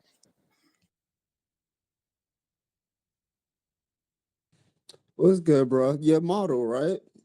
Why does it take account the daylight spread of the equinoxes? Why doesn't it? No, why does it? Well, it just takes the actual timeanddate.com data and pushes it on that map, just like the other one did. So whatever the observation is, it puts it on the map projection accordingly. But wouldn't that be contradictory to your model? Equinox? How so? Well, why would light encompass the totality of the Earth, right? Or more of a majority of the Earth, right? During two equinoxes, the spring and the autumn, and then it just changes, right? During the winter and the summer solstice, it just. Well, yeah, the sun changes height, right? And changes track. Yeah, but during this, like in your model, right? The spring and the autumn is the same altitude in height, right? But the temperature is different, and then it's just a lot going on there, buddy. Well, it's not though, because it's just like a single local source that brings its heat with it proportionally and cleanly, literally around the world as it goes. And then as it goes further, it goes lower. As it comes higher, it goes nearer. And then you see the absolute, tangential velocity as it circulates faster, like the hand of a clock, by going the same speed but keeping a different tangential velocity. What do you mean? It seems beautiful to me. Yeah, but how does that work, right? Spring and autumn are two different temperature sets. You have a warmer temperature set in the spring equinox. Right. And the sun's colder further away in the closer, autumn. as opposed to your model where it's shooting rays from super far away, no matter where you are. And then sunrise, the rays are parallel, but it's not hot. And then somehow you say that the rays are parallel midway, but that's super hot. And then actually, when you're further away from the sun during the season, you have parallel rays that come back and make you colder. But whatever. Yeah, I'm gonna drop the cosmic breath gif in the jumbotron. That shows kind of the way that the equinoxes would work on a flat Earth. The Earth actually kind of breathes in and out as the sun goes in and out of its track. And I'm sure you know that the seasons are the opposite in the south than they are in the north. Well, on a flat Earth model, that's very easy to explain. The sun is just over the south or it's over the north. It's either inner or outer. But we already could observe the distance of the sun's light, right? This is something we could observe on a daily. It's at least 7,500 miles, right? New York sunrise, right? You would have to right? back that It's sunset assertion. in Asia. Well, you just made a massive assertion there. How do you know that? Well, you could FaceTime someone during sunrise in New York. Let's say they're in the Pacific region around Asia. Yeah, they'll most likely be experiencing sunset. But that's you could exert that distance to at least 7,000 miles, right? At least. How are you going to do that? Well, there's a span of light, right? Okay. So you think that people should just be able to all see the sun all around the Earth? Like, I mean, there's a perspective problem that maybe you're not taking into account. The fact that when the sun goes further away from you, it's going to converge into it's going to compress out of the point of being resolvable. And along with that, the light that it emits is going to be attenuated to the point where you're no longer going to see any light from it. So it's gonna compress out of your resolvability, and it's gonna take its light with it. And that's like, just in case you didn't know, like with like fiber optic cables, let's say, like fiber optic internet, they don't just shoot the light and then it goes forever. They have to have repeaters. Actually, they have to re-emit the signal because the signal attenuates as it goes through that fiber optic cable. Light doesn't that's go cool, forever. but we can at least see the distance, right? If But you do you see why believe that's that light relevant? has a distance But that do you it see why shines, we could hold on. Can I finish, bro? I got Okay, you. well, I'll be it quick. I sounded like maybe promise. you missed why that's relevant, though. Hold on one No, second, I Toby. get it. Go I ahead, get John. it, right? I'm supporting your claim here, right? I'm saying if light has a distance, it should be observable on this planet, right? Because we have a distance span between sunrise and sunset. Okay, You're sure, but forgetting then about the opacity of air. yeah, you're forgetting about you're making assumptions about the But medium in the if sky, which is another massive let's take problem. an But even hour Bro, that, weren't before you just sunset and an complaining hour. about him not letting you finish, man? yeah, and it's like the point too, right? Is like you would have to know the emission power. Like you'd have to know. There's so many assumptions that you're making. Like you don't know the power of the light source. You don't know the medium that the Bro, light there's source no, is it's existing within. observable. Hold on, John. What Hold on. assumption am I making? What's observable though? You didn't go up and get a scoop of what's in the sky, right? You didn't go up and check the power rating of the sun. Like you didn't. These things are purely assumptive. But And Well, you can we not it's take the same can we we can't not have a check the logical lumen output? conversation based. We can't have a meaningful conversation when we go making 30, 40 assumptions just to have a conversation. You're asking me to step into your assumptive world to have a conversation, but that's not what we're doing here, right? We're trying to have a conversation about what's meaningfully measured. But What Shane is has what to make those same assumptions. and what He has different assumptions, but What do you I'm mean? looking at his website right now, and his website makes a huge number of assumptions. So yeah, I mean, we're both doing it. So what's your point? Assumptions like data that's observable, like Yeah, daylight data. his is literally based on observability. I'm that's looking. what I'm saying though. What's assumptive about the exact time? Let's say I'm in New York, right? During sunrise, right? Me FaceTiming someone who's experiencing sunset. What's assumptive about that? All I have to do is clarify their region, Well, we're not okay. and So then I just to could be, make let's be, a hold on, span of distance. let's be really, really clear, because just to be clear with you, no one here is disputing day and nighttime around the world. No one here is disputing that, and like that's not the assertion that I think you're trying to make, though. The assertion you're trying to make is about the globe model and the distances, but just saying sunlight here, darkness here, I already explained to you why that doesn't tell us anything meaningful about the distance, right? Because all we really know is angular sizes in the sky. So we I can't didn't- use angular sizes in the sky to make assertions about distances and sizes and makeups, and especially as Stone very importantly pointed out, we haven't even talked about the medium up there, which is most certainly not what we think it is. Especially when you look at Aries' failure and the fact that the stars aren't even in the position that we think they are. They're in apparent positions. buddy, but none of Why do you that assume that? matters, right? Why do you Because assume that? if I could see the light during sunrise and the same person at sunset could see the same light, right? I No, could it's not at the same least light. That's the assumption you're it's a making. different That's sun. wrong. It's a No, different sun. it's the same sun, but they're not in a common spatial position. So the sun is shining, Polaris right? is. Reaching one Yeah. span and then reaching the other, correct? Okay. Yes. So we But can at it's least not. You're not attenuate seeing its true position. You're not looking through a vacuum and both looking at the sun. I'm Okay. not asking about the true How do you know position. that? I'm asking from where light starts and where light ends on this planet. Yeah, the light Sunrise and start part is sunset. What the is the light start distance part is the true between position. sunrise and sunset? That's all I'm Bro, do you asking. want to know what our Yeah, answer is, or are you just the going to repeat light your question 50 start times? part where you said, I want to know where the light starts. That's the true position. That's what you're claiming is the true position. That's how you're evaluating your test, right? Sunrise here, sunset there. Even in the gold model, That's a sunrise, combined, man. even in the Sunrises. gold model, a That's sunrise combined. or sunset, the sun's already beyond the horizon. It's supposedly being refracted up over the horizon. So there's no way you could ever be both seeing the sun. But there's other reasons we know that we're both not looking at the sun, because if you take time and date, the data that spits out a time and date, well, it's not really data, it's a model, but if you map that like in AutoCAD or Blender or something like that, and you try to intersect the lines of sight using the azimuth and elevation angles, they don't intersect in 3D space. I know it's hard to like go, oh no, wait, we're all looking at the sun. Yeah, you're looking at the sun, but it's not a true position. It's an apparent No, position. I'm not talking about the sight of the sun. I'm talking about the distance, right? That light reaches from one Dusk end and dawn. to another. No, that I could give two shits about the reference of the sun. We can at Hey, least make an hey, assumption, John, right?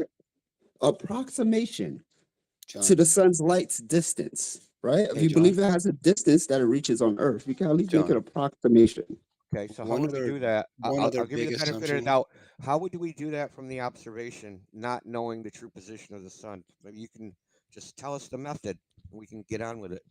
Past that point, John, one assumption you're also unconsciously making is about the absolute magnitude of the brightness of the sun, because that means everything with a distant object. And you're also forgetting completely about the opacity value of air when you're looking through it almost Can we horizontally. not measure the Okay. lux of light?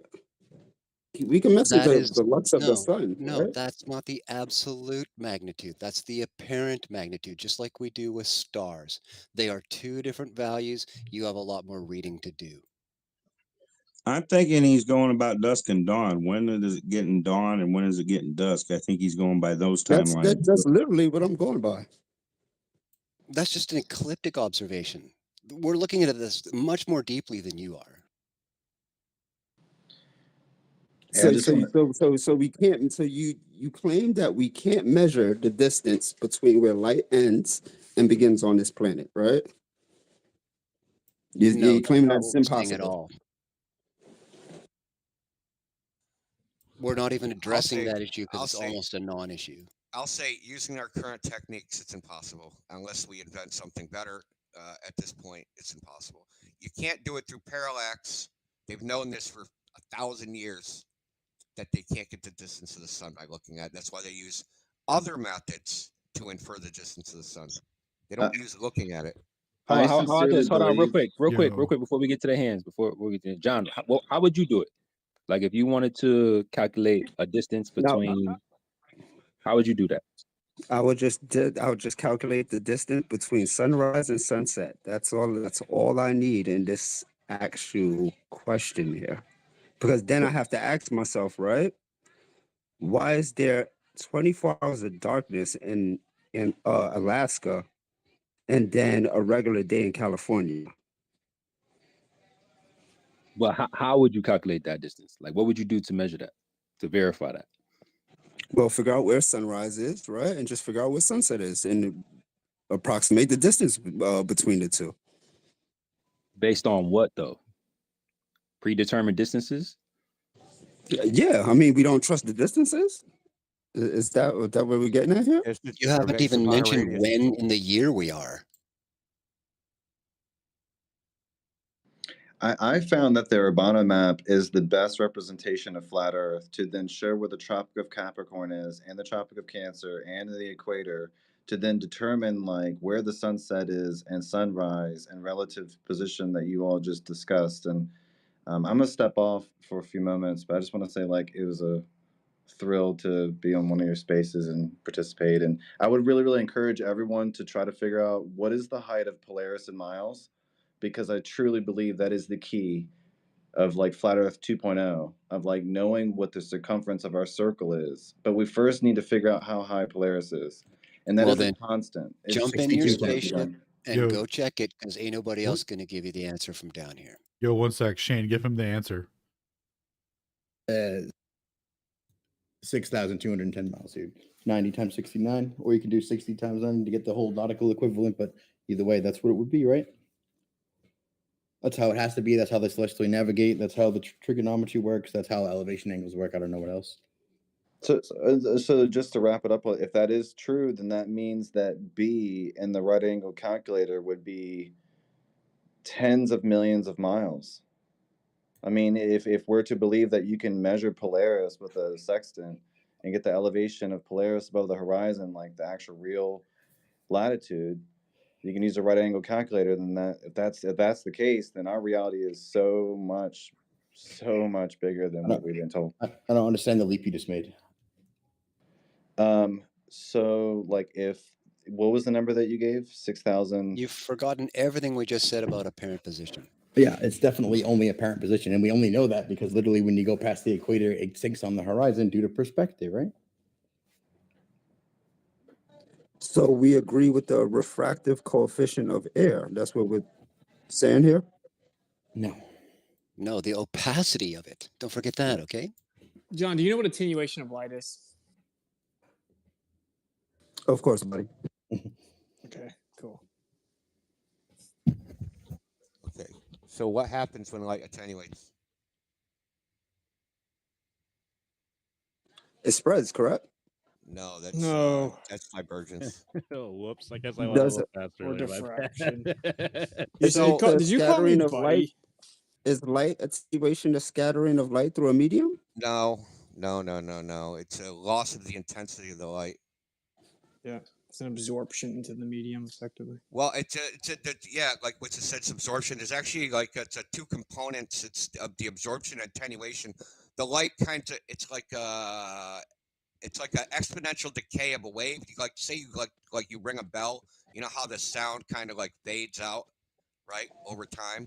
Well, when light travels through some optical medium, the further it travels, the more the amplitude of the wave kind of peters out. So it But scatters. it's also pretty it's pretty not much. scattering. No, man. No, It's scattering means radiating. scattering means it's like flying away in all different directions, right? So it's not doing that, and that would be a particle. We're talking like the wave nature of light, kind of like the intensity, the amplitude of the wave peters out. I mean, you could look it up. It's the actual term is called optical extinction. So it's two components. And the absorption is self-evident, right? The light gets absorbed by air molecules and heat them up and all that It's crap. radiating, and it attenuates according to R squared. Yeah. Yeah, and it's based on many factors, though, right? Density, turbidity. Like, can you see a flashlight further in the ocean or in the air? I thought the attenuation was an exponential function. R squared is exponential. Oh, duh. X has an exponent in it. What gave it away?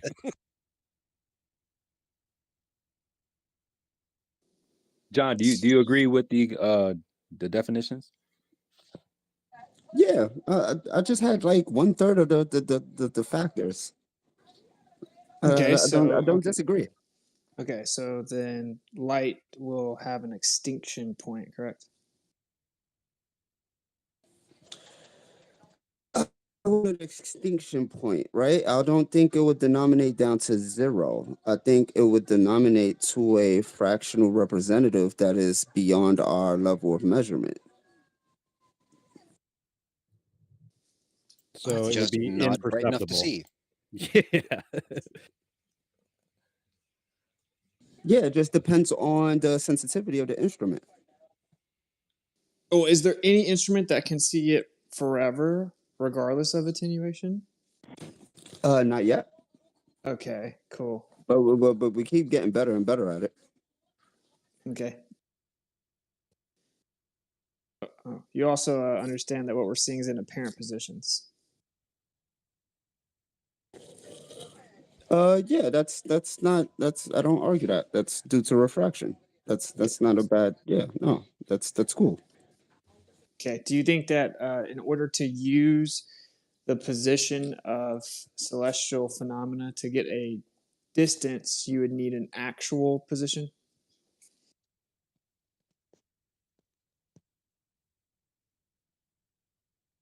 Nah, not if if you really can't get the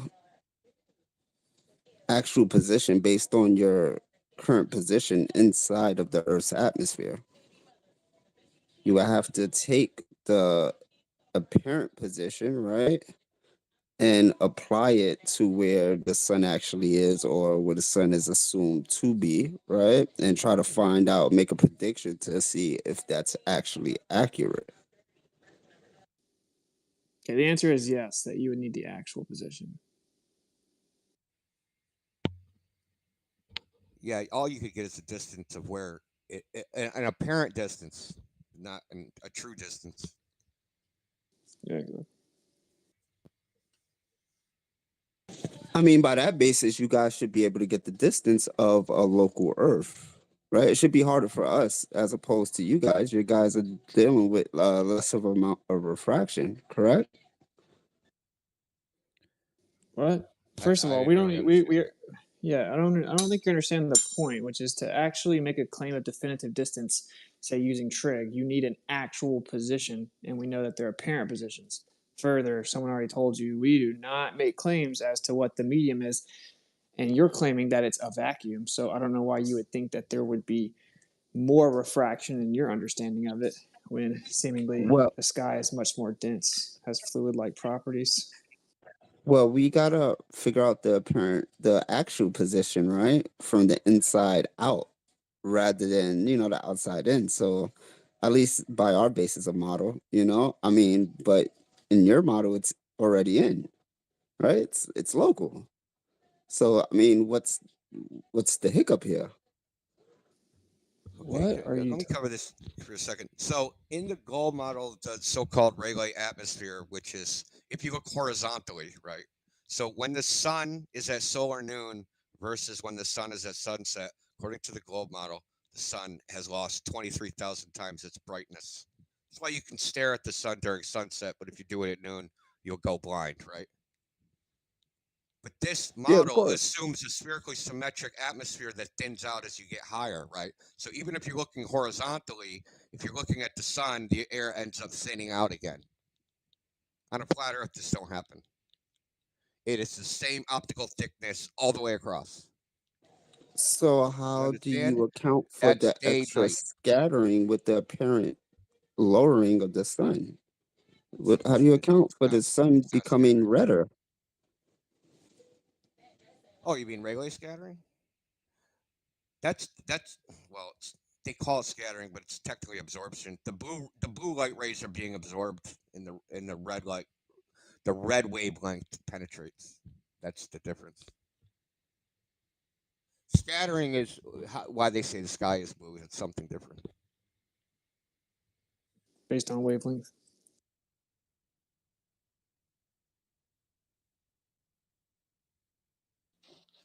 Hey, John, let's double back to this. That was a really good build. Let's hear from Orwellian and Bradley.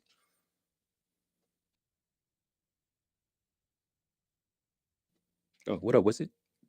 Yo, the globe is like anybody know what a Rube Goldberg device is? When I think of the globe, that's what I think of. It's like a contraption that has the most amount of steps possible to make it work.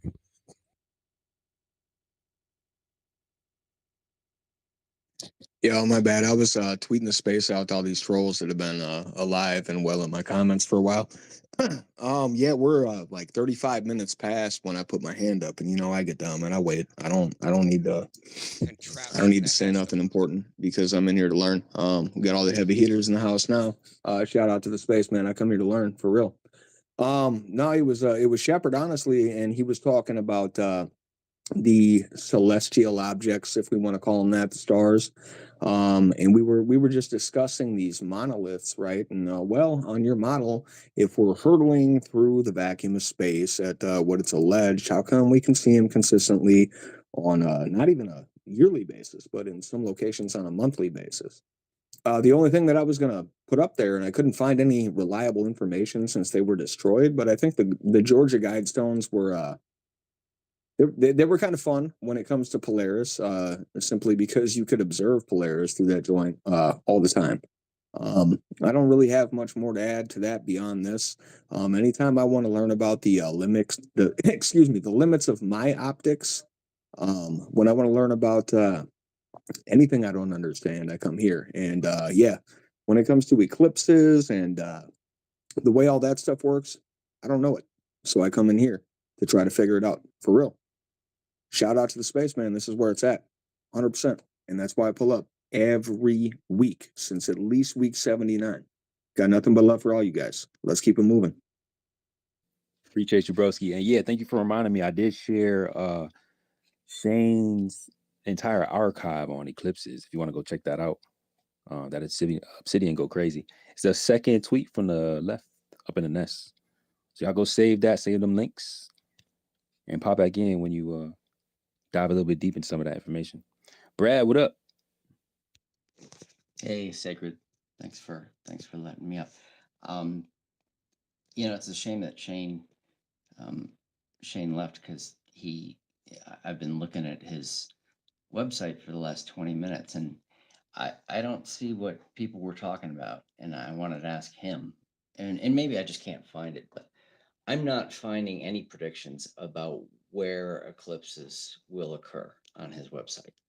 But like I said, maybe I can't find it because this website is huge. I mean, there's just pages and pages of information, and it's really kind of interesting. The question that I would have for him and anybody else who wants to answer it is there's all sorts of things on this website that are assumptions about flat Earth that I've heard other people dispute, and this is one of the things that one of my frustrations is that you know, earlier in this space somebody made the claim that can y'all still hear me? Yep, you're good. Yeah, bro. You good? Cool. Loud and clear. My phone just beeped, and I want to make sure it was there. You know, for one, there's a map on here showing where the continents are and everything like that, and the orbits of the sun and moon above that, and there's pictures of kind of the dome and the firmament and where things lie. And I've, you know, there's a lot of flat earthers that would disagree with what's here, and so it's kind of frustrating when you're talking about it and you're like, well, if that was true, then ABC, and someone will chime up and say, well, that's not the way it is. You know. And so I just, for people on the space, is there anybody that disagrees that the sun and moon are inside the firmament, inside the dome? Is that because that's what it shows on Shane's database? That's the name of his website. Well, I got so one thing to consider, and that's the rainbow. Because the challenges to the globies currently that you cannot, inside your house with all the shades drawn and a single light source, recreate a rainbow. You need some polarization between you and the light. You need something else there that is in our sky that you're not recognizing. And it is in between us and the sun. Necessarily so. Otherwise, we would not see rainbows. Hey, Bill, you're hot micing, brother. Start there. So yeah, no, it could be both. There could be layers. Bill, you're hot micing, bro. Yeah, So you believe it could be both, right? It could be both. There could be layers to some type of containment. And I guess you articulated that your primary frustration is we aren't a monolith of thought. Like, I don't understand that, but anyway. yeah, and just consider, right? That's how it should be, and we aren't. That what that is evidence of is that, you know, there's an indoctrination that occurs where people are defending theories. They're defending like a theory of relativity that literally can't be substantiated. And that's what we're refusing to do. And so when we have different opinions about these things, I would say that's a sign of healthy free thinkers, not of a problem. I can understand how it could be frustrating, but you have to understand, right? We're not operating with a bunch of institutions where we can go reference all this information. You know, we're operating essentially in the dark. We're looking at the information that's available to us, and we have to pick through heliocentric, you know, I call it heliocentric lore, in order to find, you know, where the actual measurements are. So The difference is, though, that their side has thousands of different interpretive claims as well, and right, the only difference they is teach they them as tell truth, and it's ingrained into all the institutions. well, and Well, they tell the public like a layman oversimplification that people can easily remember and regurgitate until they come to some new agreed upon consensus to update the propaganda, which is why most people still think mass attracts mass, right? So the ironic part is that your side has a plethora of different hypotheticals that beg way more questions and is way more falsifiable. You just don't know about it because it requires diligent research, whereas we're all doing it ourselves and openly discussing it. well, Yeah, I think literally a you're whole list of paradoxes. I think you're making an awful lot of assumptions there. Name one. You assume that you know what I know. We're going straight to You soap. just, yeah, I mean, let's be honest here. You just, You just asserted that I'm ignorant, and you don't know me. Can What? we be clear about Okay. that? Okay. Have you read the 200 papers on alternative cosmological constant papers on Am, NASA's database? am I going to claim to be all knowing? No, No. my point is But that the thing is, there's you so made many some of them. claims. There's no way You that you made have some read them. claims, Oh my okay, God. that I quote unquote don't understand, that Einstein's view of space-time and that gravity is actually the effect of the warping of space, which is contrary to what Newton said. You claim that I don't What? understand that. I didn't say that. You're Yes, just you making did. stuff up. You want to bet $5,000? Well, if this was a recorded space, I would. It is. But It it's is not. recorded. It's recorded. Link in bio. Okay. Yeah. Well, here's the big question. $5,000. Yes or no? Sure, man. 5G. What is the bet? That I didn't say what you just claimed I did. What did I just claim? Well, I don't know. You tell me. Oh, I yeah. can articulate You can't it even perfectly. remember. You can't even remember what I said accused- 30 seconds ago. Dude, You you're can't even remember projecting. what I said That's 30 seconds ago. Oh, if you don't let me say it, you'll be This right. is terrible. Yeah, so real fast, you're projecting, right? Because you can't even remember what you said 30 seconds ago. And then you couldn't even remember what I had said 30 seconds before that. We can move on after this, but it's very simple. You're going to have to just chill and answer questions in good faith. That'd be cool, man. That way we can have a productive conversation. Okay. All I did was say, and I didn't even talk about you personally. I just said that's why most people still believe in mass attracting mass. That's what I said verbatim. You then accused me of saying that I know that you don't even comprehend and understand and that you're ignorant of the difference between Newtonian and Einsteinian. Never said that. So we can move on. Okay. Here's the Sound way like I you would describe- internalized it, Bradley, when he I said would that. describe I would identified describe with the most people. situation a little differently than the way you did. What I would say is that Newton came up with a model which is accurate to a certain level of precision under certain circumstances, and Einstein improved upon that model by coming up with something that is more accurate and more applicable in a wider range of things. But it's not like Newton's equations are useless. Or backwards derived They Newtons or will anything. you can take the Hey, equations what of were you about to Newton say there, Shane? and you can About come the up backwards with derivation? answers that Getting are Kepler's law to that. very Yeah. accurate. Hold on, guys. Gotta let him get his Large thought out. number of circumstances. So it's not a question of whether or not something is quote unquote true. It's whether or not it's useful. Okay. Newton's equation is extremely useful because we can use it to predict all sorts of things. Okay, first of all, they are fundamentally opposite claims. They cannot both be true. You said it's not about whether or not something is true or not, whether or not you denote it as useful. Okay, well, we're trying to figure out what is true and what is actual reality. And we know, of course, those two theories are fundamentally contradictory. Newtonian gravity was debunked over a century ago, as was Einsteinian. But that's not really the point, bro. The point was just that we are all going to be thinking about things ourselves. We're trying to discover like the most viable cosmology, right? The side that you believe in also is doing the same thing. And there are hundreds of different proposals and variations. The difference is most people believe in the illusion of this unified, ironed out model, and they're actually incorrect. They're just told a oversimplified idea to repeat, right? That's all that I was saying. This is just a fact. That's fair enough. Is there anything? Is Shane? Yeah, Shane's still here. Cool. Shane, I'm glad you came back because the question I have for you Crap, I was is talking the whole time. My bad. Is there anything on this website that is falsifiable? In other words, are there claims being made that if I were to make a set of observations that came out a certain way that were in conflict, you'd say, okay, I need to take another step back and rework things.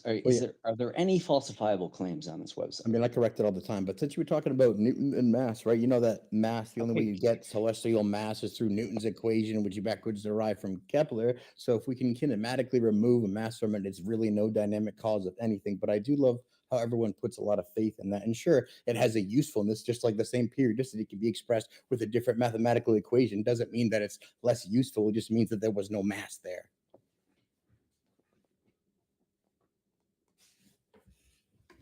Is that too much? Dun, dun, dun. Hold on, I have memes. So for those who don't know, we got a couple of different topics up top. Debunked. Changed my mind.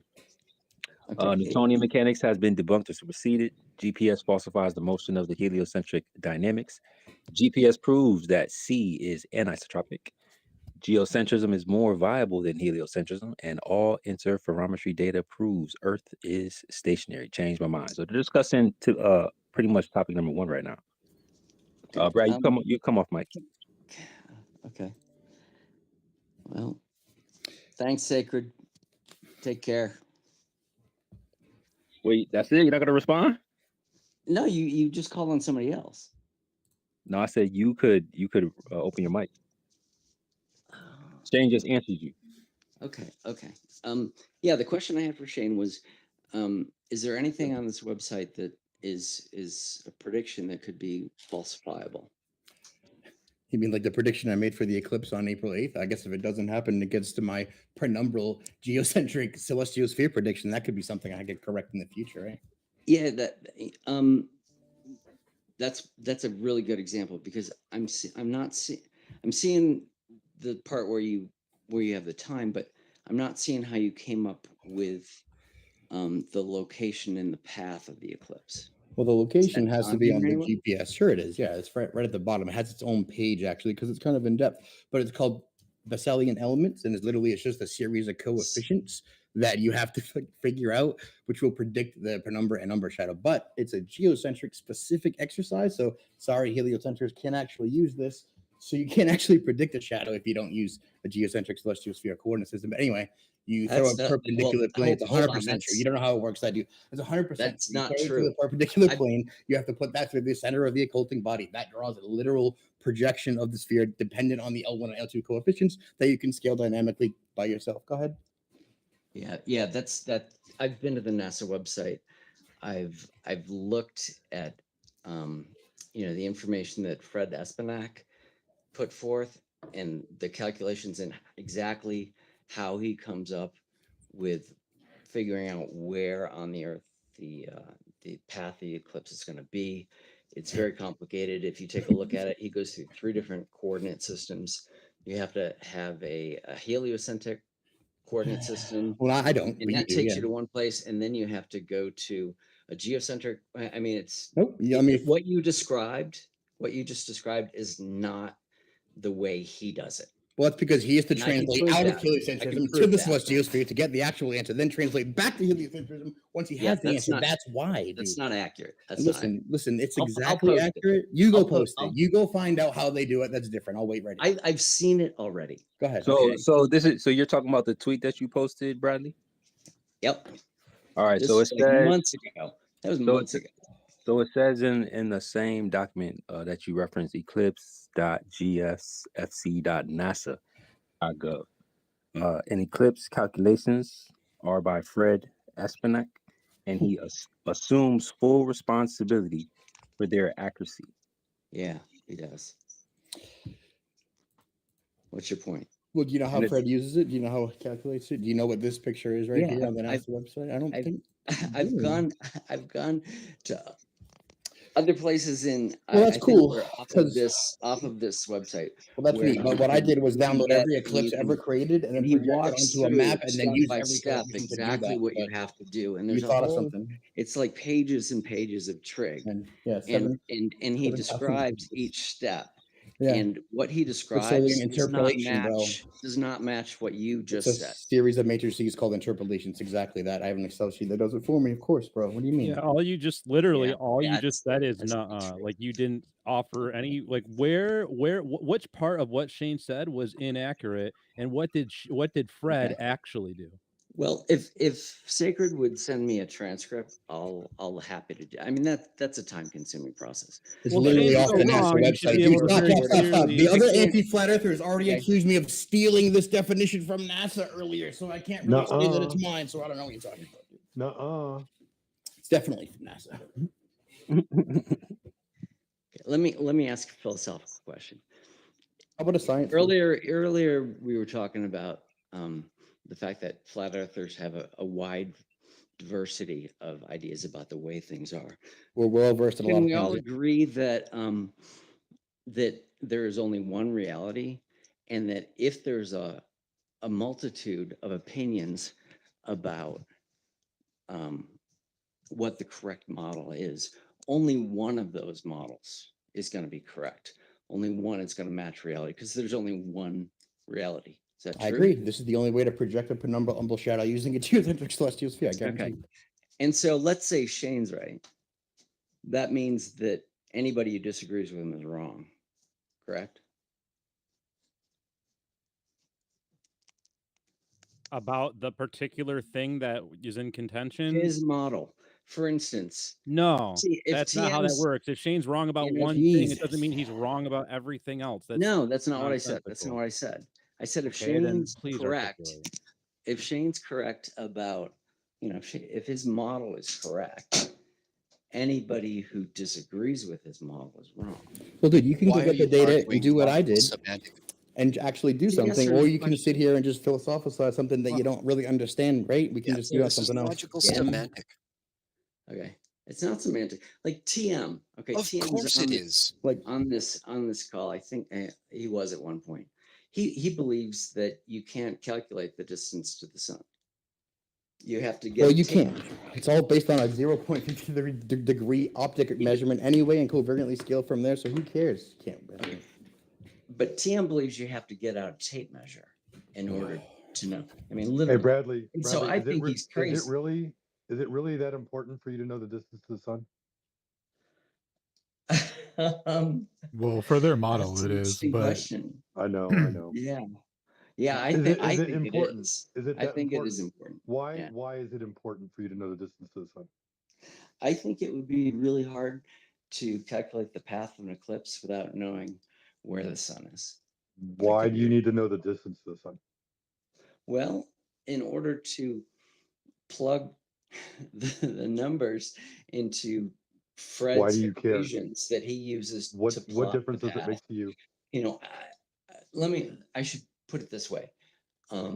Fred believes that in order to do the calculations of where the So eclipses Fred's fall, important to you? you need to know. So, you know, it's definitely true that you need to know the distance, how far away the sun is. Why do you Otherwise, need to his know how far away it equations is? have You holes. definitely need to know periodicities of the lunar and solar orbits, my man. That's what I went over. The anastomic modes, the three integers that they have to go for, which is the lunar node to node, what is it, stars to stars on sidereal time, and then from rotation to rotation. They do this track of all three. Of course it is, but it doesn't mean that it's that distance and that crazy speed. It just means it's a proportionate scale distance that they had to get from optics anyway, as it, you know, cruises over the flat earth, man, the same sort of track. I did a wonderful video with a whole bunch of custom visuals today on it. It looks really nice. I'll have to take a look. Hey, Sacred, I don't want to hog the stage, but thanks for letting me up. I've got a lot to look over here. You guys have given me a lot to look over. Thanks, guys. Yeah, no problem. Just keep in mind the guy that you referenced, you know, those weren't measurements, they're just calculations. And what Shane was saying is that, you know, he's showing that it's not exclusive to the globe model. But yeah, man, appreciate you. Yeah, there's a kinematic and dynamic equivalence that everyone needs to accept, right? That's the whole basis of this, but no one wants to do that. So here we are with a wizard cap and force magic or whatever.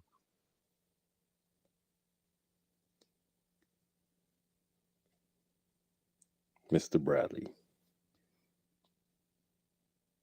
He's low-key a flat earther, y'all. He takes a really long time to say stuff. He very does. much and then that was frustrating to listen to. It was the longest ever. Dude, I've never heard something so specific. People go, nah, that came out of your mouth, so that can't be right. Well, what? It's exactly how it's. Well, I talked to Fred, and he did something different. Oh, man. Dude, but I talked to Fred. At least you didn't say I talked to NASA. Like, Fred's the right person to talk to for sure.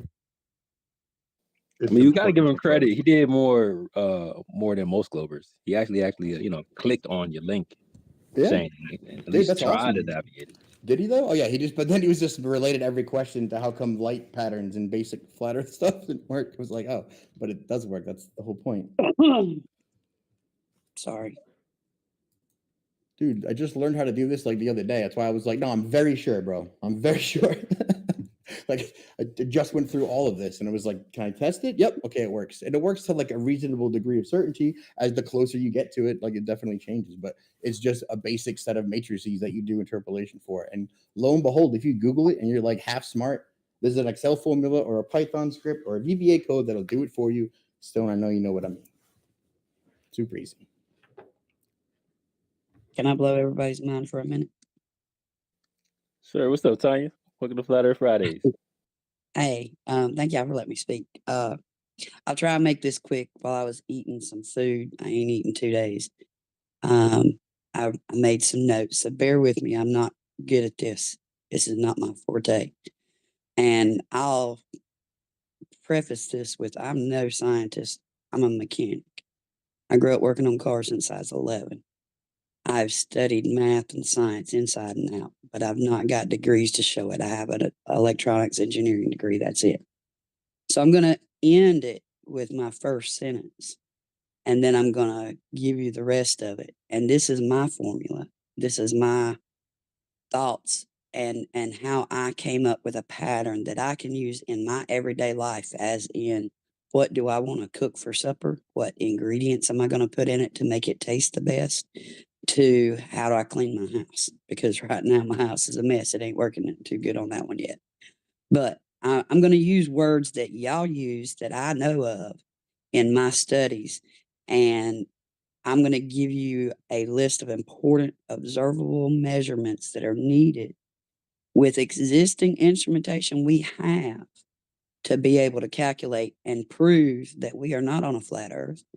It is a heliocentric model. It is a globe, and we are rocketing through space as if we have been shot from a shotgun and all the pellets are spread out in a flat pattern, but heading towards the target or the goal or the, whatever you want to call the other side of the equation.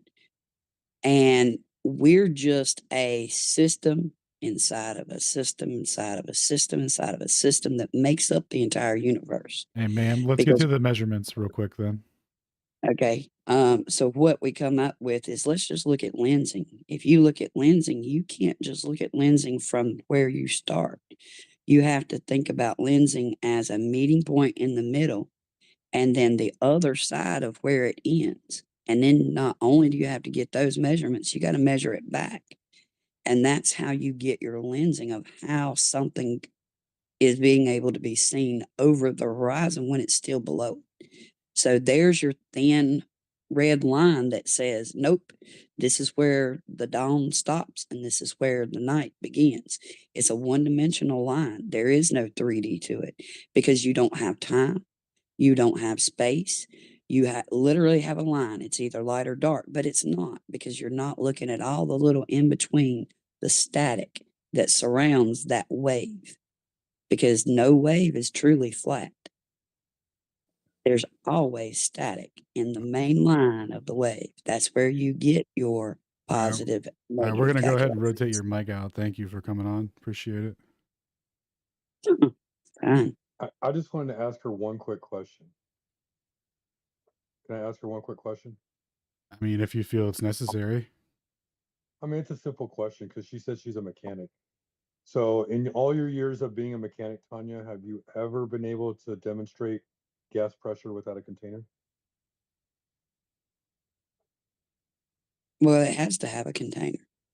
There is pressure, but there's always a container. I mean, look at the atmosphere. The atmosphere is our container, and the barometric pressure. I'm sorry? Can you demonstrate gas pressure without a container? Look at the opacity of the atmosphere. You check barometric pressure all the time, right? That's how you determine weather. Tanya, you need a physical barrier to contain gas pressure. We have a physical barrier on the Earth. No, we So do. Tanya, so Tanya, there is a delineation. Hold on, real quick. So Tanya, so what he's saying is, okay, you're saying that the atmosphere is being contained a specific way. Sheepdog is saying there's only one way that he knows how to demonstrate pressure, which is with containment, right? Especially we're talking about gas pressure anyway. Well, he's talking So about being a so mechanic. so I'm if not you're talking about being a mechanic. so if you're I'm saying talking about the he said, infinite. listen, Simon, listen. So you're saying that you can demonstrate gas pressure without a containment, then you should show us without having to use the very thing that's in question, because that's called begging the question circular reasoning. So you have Well, to demonstrate that without using that as your explanation. Does that make sense to you? yes, I can't demonstrate it to you, but I can calculate it for you. Now, Sheepdog, go ahead. Tell her why that's a problem.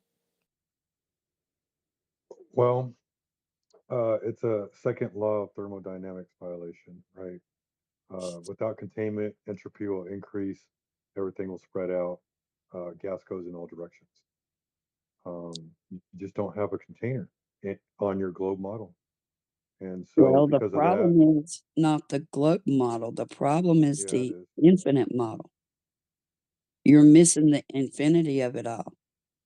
No, Because as an infinitist, there I don't is think you no know what you're talking container. about. You're making words up now.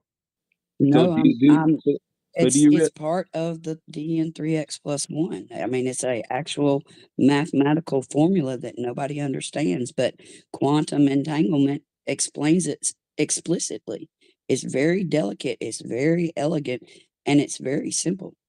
But nobody I can got a get past the testing fact that question 3x for you. plus 1 is an impossible equation, because the reason it's impossible is because you don't have the entire equation. I got a So skill testing question for you. well, 1 second, Stone, just 1 second, Sure. and then you could jump in. So Tanya, you do agree that math is not an explanation, it's a description. It describes something. Math is the observation and the measurement of those observations. It's No. a language. It's a language, exactly. It is the word of math, So period. It's not a fact, it's just language.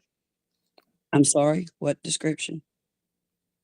It's just a description, right? So it's not used to explain anything, just to describe something. Well, no, because in language you have nouns and you have verbs and you have adverbs. It's a All right, language. well, we're talking about what we're using the math for, because you're saying this is the reason why it's true to you because of math. But I can't take 2 apples away from you unless you have 2 apples. If you only have 1, I can't take 2. But I Well, could describe. theoretically, you can, because I could owe you those 2 apples, But and then that's I not. have to give them to you when I get them, because No, I I owe you can't. 2. Listen. I can't take 2 apples away from you if you only have 1. But I can describe 1 minus 2 equals -1. So I can True. still describe something that isn't really something that is possible in reality. So that's why we say math is just a description. It's not an explanation of something. So you Okay, can't I use can that as a accept reason. that as a truth. So when you say, hey, I could calculate and use math to describe this pressure, cool, but that doesn't actually explain what the mechanics behind what's actually happening. So Sheepdog is saying with gas pressure, he can contain it and create gas pressure. If you're saying that this is a globe in a vacuum of space, right, and there is no containment and you still have this gas pressure, can you demonstrate that? Because if you can't, that means it's unfalsifiable, which means you believe in pseudoscience. What's the 420 number for the cubic centimeter?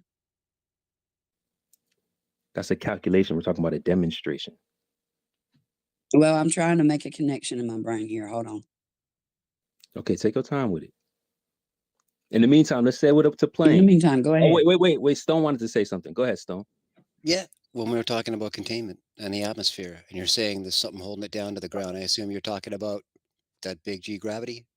Is that the No, mass attracts mass thing in your head that's keeping all the atmosphere tight to the Earth? no. Big What G is that? gravity doesn't exist. It's little G gravity. Well, you pick your upper lowercase, that's fine. You're talking about mass attracts mass as a concept that's a causal here? Is that what you're driving at? On the subquantum entanglement field, yes. No, I'm talking But about the general subquantum. cause and effect of what's holding the atmosphere to the Earth. Is that something where you're thinking on the terms that there's gravity involved in doing that? That the air above is pushing down on this air and holding it down here? Can we already take care of that? Hold on, Shane. In I want to a get to the sense, end of this yes. question. But Okay, so it's the not the question air is, above, it's the vacuum of gravity that's literally holding it the together. vacuum of gravity. Okay, so and again, you're still talking about some downward force on the gas that is supposedly holding it tight. to the surface here. Well, And that's where the delineation ends of our harmonic resonant frequency to the vacuum of space's harmonic resonant frequency. okay, so So we are, past as your far as the Earth nomenclature, in a let's stick to container. the physical. Okay, look, you're talking about a certain amount of gas, and somehow its density is attenuating with altitude. What is it that's holding the upper atmosphere down on top of the lower atmosphere, considering gravity is attenuating with distance from the surface and proximity to the vacuum in terms of gradient is drastically increasing as you go with altitude?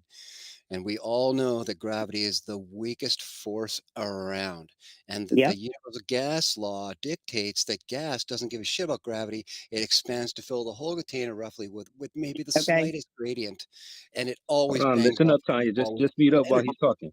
Go ahead, What Spice. is holding the upper atmosphere down and not just letting it all blast out into space like the universal gas law dictates? So he's saying, what's the mechanics behind your pressure on the globe that you believe in, Tanya? You can unmute.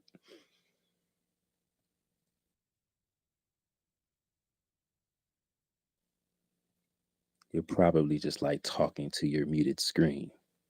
Just hit that Yeah, we unmute cannot button. hear you, Tanya. Try again.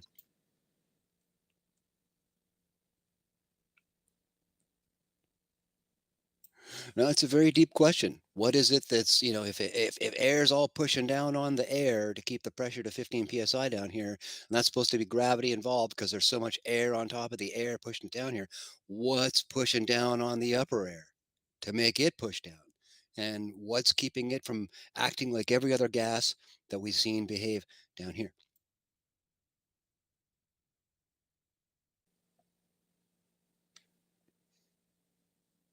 You gotta unmute, Can you hear Tanya. me now? Can you hear me now? Now we can hear you. Yeah. Okay, somehow my mic got turned off. But anyway, We figured. okay. Picture this in your head because it's easier for me to explain it this way. The 3 centimeter cube, and blow it up to encompass the entire universe in a bubble. Now that bubble's inside that cube. So the more pressure inside that bubble, the more the bubble gets distorted in size, right? It's going to start filling up that cube. But the thing is, there's always going to be a little bit of space that doesn't get filled, or it causes the cube to break open, right? Because when you're forcing that bubble to get bigger and fill up that space, there's gas in those empty spaces that gets compacted and compacted and compacted until enough pressure will cause it to pop a seam or create a volcanic explosion. Tanya, do you realize, Tanya, do you realize that you just invoked two containers in your example? One was the bubble and one was the cube. Right. So you're That's demonstrating exactly what I said. But that's our But whole point, that you need containment. Okay, remember lensing. You got to start at one point, go to the opposite end, and then find your way back. So Yeah, when you but get to the opposite end, is that fails to meet the bubble requisites inside of a the bubble? question. I'm Tanya, sorry. your answer fails to meet the requisites of the question. But because you're stuck on one-dimensional 3D Earth, you're not Is it one or seeing. three? It's one-dimensional 3D Earth. It's one dimension of the 3 dimensions of Earth. You're still stuck on a flat plane. You're not getting off of that flat plane, getting out into space and going to the far side and measuring from there back. You're only measuring from here to there. You're incoherent. You're incoherent, Tanya. I'm sorry. Yeah, I Well, don't know. you got to We're trying measure to. there and back, and then you got to measure there and We're, back again. we're Thanks for trying to playing, let you Tanya. speak, Tanya, but I'm sorry. I'm so sorry. Y'all are Yeah, just morons.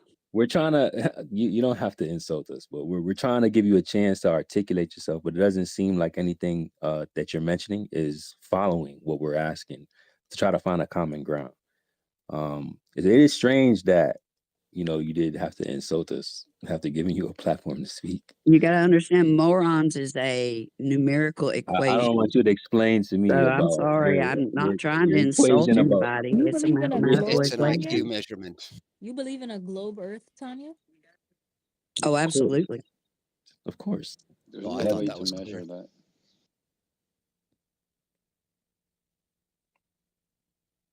So I don't know what to do here. This is like super awkward. Tanya, so how do you measure? How do you measure what you're Ah, talking about? dude, we don't have to ask her that. We could just Yeah, we don't really we have could just to. rotate her out, dog. Like that's it. Yo, Tanya, thanks for coming on. Much appreciated. Maybe next week we can try again and see if we can find a common ground, like Sacred said. Thanks for coming on, man. Thanks.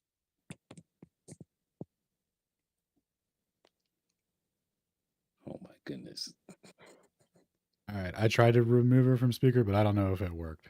So it almost never works when I do mod stuff here. So somebody else might have to It do looks that. like it did, dude. Nice. Hey, I appreciate you letting me expand a little bit with her, and I apologize for the long delay. Apology not accepted. Damn it, dude. We try so hard to reach her, man. I like the angle though. I was like, okay, well, let's play in your field. Let's see if we could draw some type of correlation, some common sense. Hey, man, not everybody is up on the level head. Sometimes you gotta like see where they're going and kind of drag them into the conversation a little bit, see what they know. Oh, did you hear what she originally said, bro? It was just incoherent nonsense that rambled on forever. Like it wasn't even real I stuff. heard Like I it heard was just mechanic, and I knew nah. she was a Globey, and I'm like, Nah. You let gave me her way see too if much she credit. understands this. No. You heard female voice and globe. Nah, yeah. Oh, come on. I mean, dog, if you listen to what she said, you wouldn't be confused as to what happened. All right. Next microphone or whatever. Hey, shout out to y'all for pulling up. Flat Earth Fridays going into What's stationary going on? Saturdays. Episode 92. We made the deal with Elon. Christ, why can I not hear anything? Oh, Shane is all messed up. Yo, we can hear Every you. time I Can shout you out hear us? Elon, he take a mic. I hear you, Shane. I just don't know if you hear us. Can you hear us, Shane? Can you hear me now? Yeah, we hear you. Oh shit, my bad. What's up? Yay. I was just shouting out the listeners for pulling up. Snatched him back, dude. Hey, we got a bubble now, y'all. We lit. Retweet that space. Inside a cube. In a cube. I like when Shout out to Stone 16 other interrupts. listeners. Then they can still see us? 16 of them can and have been tuned in faithfully for the last hour. Appreciate Somebody go find something about eclipses you think we can't do and come tell me. I would love to hear it. Say, can you hear Proud? Nope. Oh, I hear Proud. I hear Proud. I heard it start maybe. Wait, I don't hear Proud. Is she talking right now? I don't hear Proud Not either. right now. She could be a little louder. She was saying shout out to the Say it again, Proud. Shout out to the how many people down there? 17 now. Welcome. You guys are filing in. Oh, there we go. That's here. Heard.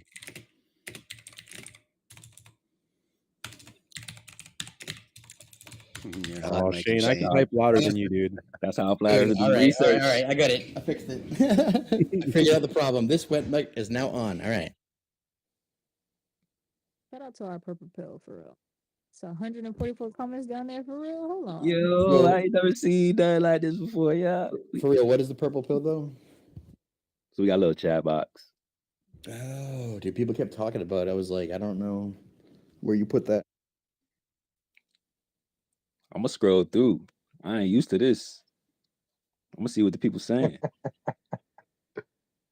Having fun, episode 92. Let's get it. But yeah, in case y'all don't know, that purple pill, if this is your first time in space, that purple pill is the main space, right? Like the lead tweet, and then everything that follows underneath it. So everything you say in there, be hitting Sacred up. He'll respond to you. He's a cool dude. Come grab a mic, retweet the space. Yeah, and like for real, Shane brought such great deep info on eclipses. It'd be pretty cool to have a glober come up that actually knows about like what Fred did, and maybe could try and defend the heliocentric position from a honest intellectual point of view. But I have a Right? feeling that anyone that has looked close enough at Fred's data would not want to come argue against a geocentric system. That's a pretty good hint, Toby. Hey, if y'all see a glober, call them out. Where you at? See a troll in here, proud? You know that thing that usually happens when they're like, "Hey, this is proof of our model," and we look into it and we're like, "Oh, actually, it's proof of our model."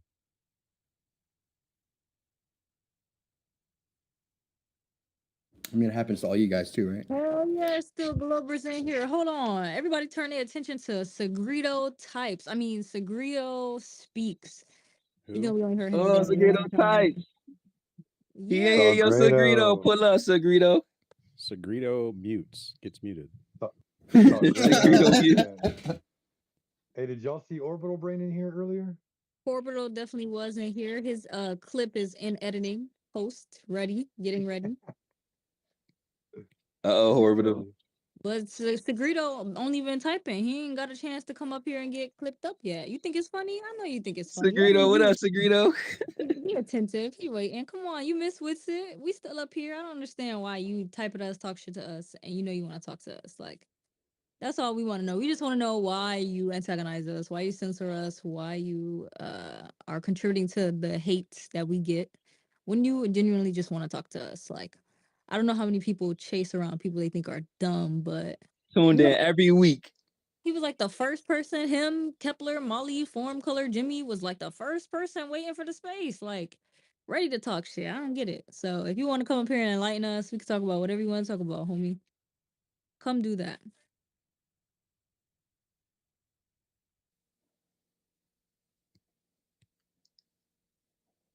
Let's see if not a professor pulls up.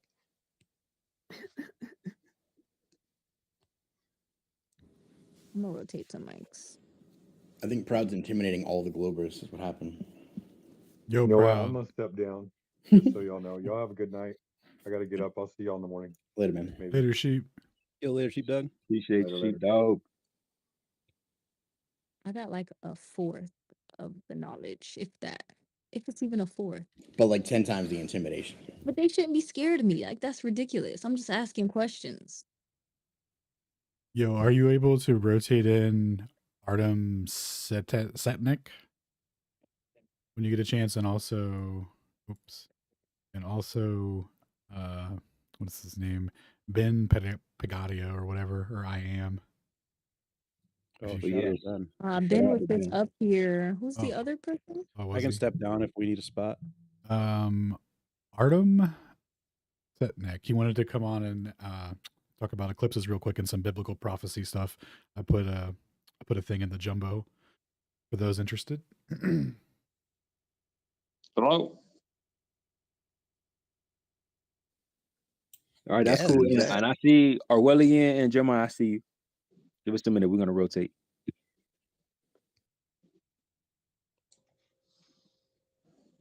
And we do got some new speakers on the mic too as well. Hello. Rand. Hello. Rand Thor. How's it going? Yeah, I just got called out. Hold up. Where'd he go? Oh, some dude, the Orwellian fella. Oh snap! What happened? Tell us about it, Called Rand. me out. Told me to come over here. Oh, give us a second. We'll bring him up in just a second. All right. Give us the details about what happened.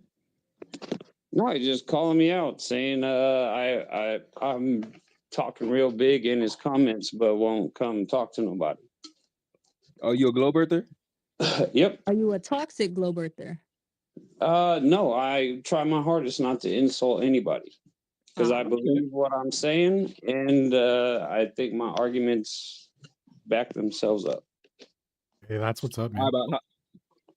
How about let's do this? Let's go to Artem first, because I don't want to talk to Artem, and then we'll double back, and then we'll slide to see your beliefs in the globe and if they really comport with reality. Appreciate you for pulling up, and we'll get Orwellian up here in a minute. All right, no problem. All right, hey guys, can you hear me? Yes, sir. What up, bro? All right, hey, nice to be here. Always try to come on.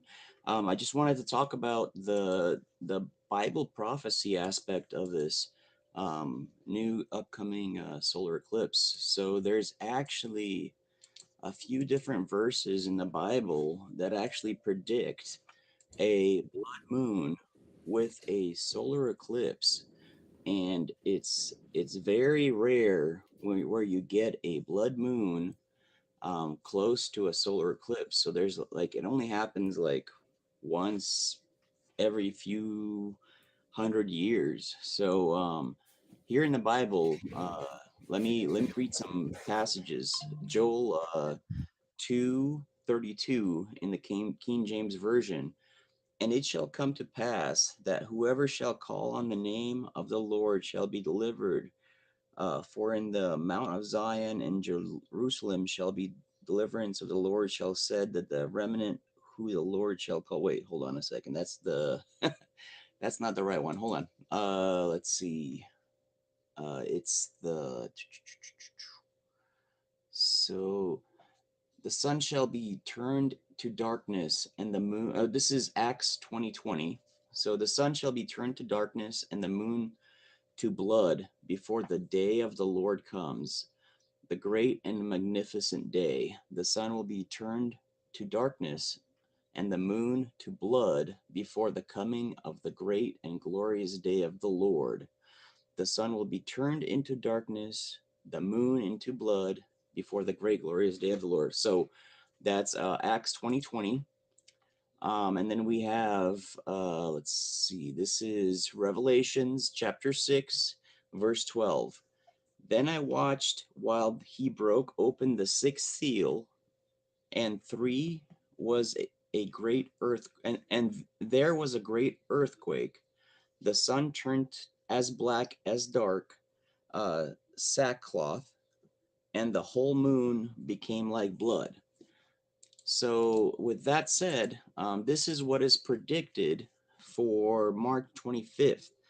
The first eclipse of the year is a penumbra lunar eclipse occurring at the lunar orbit's ascending node in Virgo. So, the penumbra eclipse, March 25th, is exactly 2 weeks before the April 8th eclipse.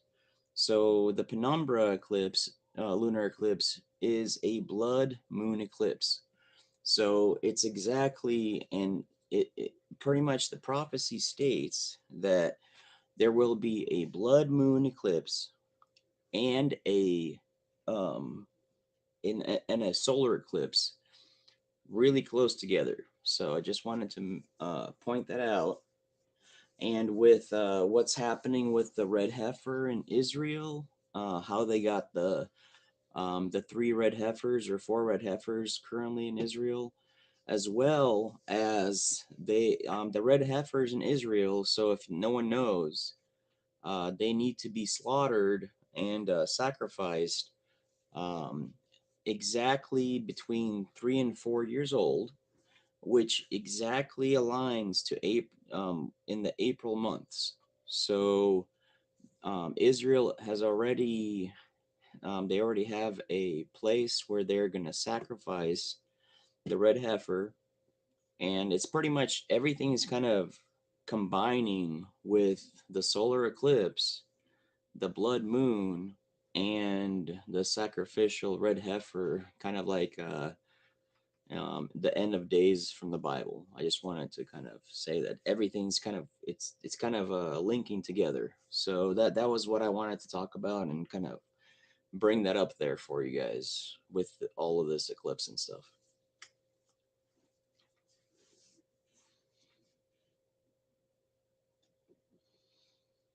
That was an interesting read, man.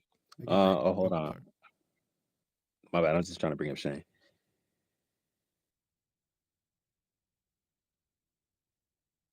Go ahead, Alan. Oh yeah, thank you for that eclipse gravy, bro. Little biblical gravy for the lads. Yeah, anytime if you guys. I mean, I'd be always like careful about listening to Schofield Bible prophecies about Jewish things. Just saying. I just got those verses off the net. So Schofield or King Yeah, James. but like if they're the most predictable things ever, and then you're like, hey, I want to do something. No, I'm gonna do. I'm gonna time it with this eclipse that I know is coming up, and then I'm gonna go write different versions of the Bible and have them publish it to make sure that we sell this one version. But yeah, maybe. Well, the weird thing is this exactly. There was a bunch of other people predicting the same exact thing, mentioning this thing in the 2017 eclipse, but they didn't have the red heifers. It's almost like people are pushing it, right? It's weird. Oh yeah, no, I agree. I'm hoping this is not the case, and it's all these prophecies are pointing to a negative part. It's all bad news. Well, anything to do with Israel usually is, yeah. Yeah, exactly. So I just wanted to point that out. It's weird how this eclipse and how all these predictions. It's just weird. It's not, man. People just like want to do shit and they tie it to that all the time. It's kind of like how when you want to run a terrorist act, you also run a drill of the same terrorist act at the same time, just in case you can like backtrack at any given point. Gives you a little layer of comfort. Agreed. Anyway, that's what I wanted to tell you guys. Can kind of just put it out there for you. Kind of food for thought. Everyone should look into what the Schofield Bible is. I know exactly what you're talking about. The Schofield notes and stuff. Well, I'll go ahead and link it for everyone anyway. Yep. Thanks, man.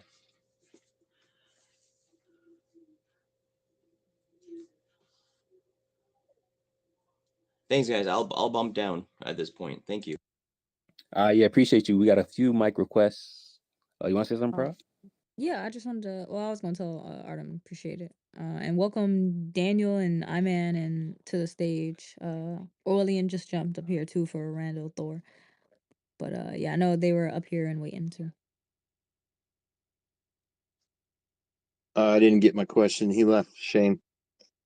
He did all the math and all the numbers, but there's this guy on YouTube, Archaics, Jason. You guys talked about him. I believe somebody brought him up last week, but he just did a show this week, a couple days ago, where somebody asked him to talk about the eclipse, and he brought up the fact that he just found out that there's 2,422 days between 8/21/17, the August eclipse, and then between 4/8/24, if you split it in half, you go to 12/14/20.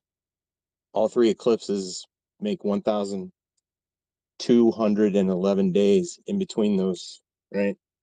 And so I was wondering if Shane knew about that, but he's gone. Oh shoot, he'll be back, brother. We'll catch him on the Yeah. next Ether Drift rotation.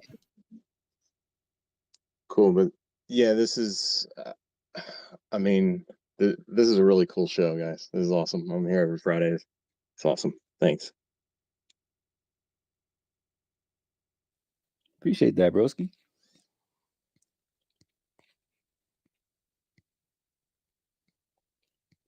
Shout out to the level heads. Make it real comfy over here. Can I do this, please? Matter of fact, we do got a Wellian up here right now. So yeah. Appreciate you for pulling up, Ram. What is your contention? Why do you believe in the globe? What's your best evidence? What you got for us? All right, let me do a little preamble. This is my argument that I always say to flat earthers. Well, the other day I offered money to anyone that can provide a working flat earth model, and all I got was insults and people talking shit, and then they had a little circle jerk about how they're gonna mute me because I am a stalker and shit. My argument always is I don't want to go through all the technical nonsense about 8 foot per mile and all that stuff. Given our physical reality and what we observe with things like sunsets, sunrises, tides, star trails going in opposite directions depending on the poles, constellations disappearing depending on the northern and southern hemisphere. The most logical answer is a globe. And a lot of that stuff does not work on a flat Earth, such as like if you go by the normal map, the UN map or whatever it is they use, if the southern hemisphere was that much bigger in circumference than the northern, the sun would have to accelerate or decelerate to maintain the 24-hour day, depending Because on the season. tangential velocity is different. It's easy. All right. Can Well, anyway, that's my Sacred. preamble. Go ahead. Can and Randall, I'm not trying to cut you off. I just wanted to do a little bit of a preface and introduce who you are, and how you came to be in this space, because I feel like it's worthy of note, because you're one of the few people that have ever actually decided to come up here and grab a mic. So I don't know Randall. Randall doesn't know me, and I won't assign a value to Randall at all, because I'm not going to judge him like that. Hey, can you give me just 1 sec to introduce you? No, my name is not Randall. Randall Thor is a character from a book I like. My name is Matt. Okay. Well, hey, Matt. Well, I appreciate you introducing yourself. And yeah, if I could just preface for a second, man, I do appreciate, okay, and again, I don't think that I've had many interactions, if any, with you in my comments, but I get a lot of that stuff leading up to Flat Earth Fridays. And if you'll allow me to apologize for the way that I typically treat, if I ever engage with or interact with the people that are going nuts in my comments, I kind of assign a default value to people who are spamming me. The thing that caught my attention about you was you were like, well, I'm here. I'll do it. What's up? And I'm like, wait a minute. What? Hold on. Who's this dude? So I looked at his account, and you know, I sent proud something because I've been kind of working the comments. I do this every Friday, and nobody pulls up. You pulled up, and I want to commend you for being able to just come up here and talk about what it is that you actually believe in. You mentioned money, and I don't need to mention that. You don't need to make any bets in here, any of that stuff. That's not my point and purpose, but I think that at the end of the day, it's pretty commendable. You are one of probably 1,000 people that just go ham like Thursday, Friday into Saturday morning in my comments, but you're not. You were new, and you caught my attention. You're the only person out of anybody that has ever chosen to grab a mic, and I think that that's notable. So if you're still here, man, I'm going to shut up and I'm going to mute the mic, but my purpose wasn't for you to debate with me or present your ideas to me. I come here for school. There are people in here that are astronomically more well-versed on these things, and I use astronomically tongue in cheek, but yeah, these people know a lot more than me. I come here to learn, okay? But there are a lot of questions that you might have that could be answered, and if you do want to have a debate, there's plenty of people that are probably willing to have that with you. So that being said, I appreciate you pulling up, man. I really do. It's never happened before. It may never happen again, but welcome. Good stuff, Orwellian. And yeah, man, to be totally honest, like not a lot of guys pull up. So that's, you know, you already got a little bit of tip to hat in your favor, bro. Can I respond to that for a sec? Yeah, sure. Then we'll get to some of the things you want to talk about.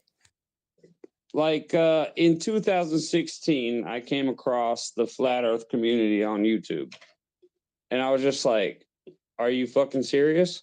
And then I watched a bunch of videos, you know, the Eric Dubé shit and all that. And I was like, this doesn't sound right to me, but I can't explain it. So I went on a mission on my own, not to prove it wrong, but to just understand everything. So I weigh all the options.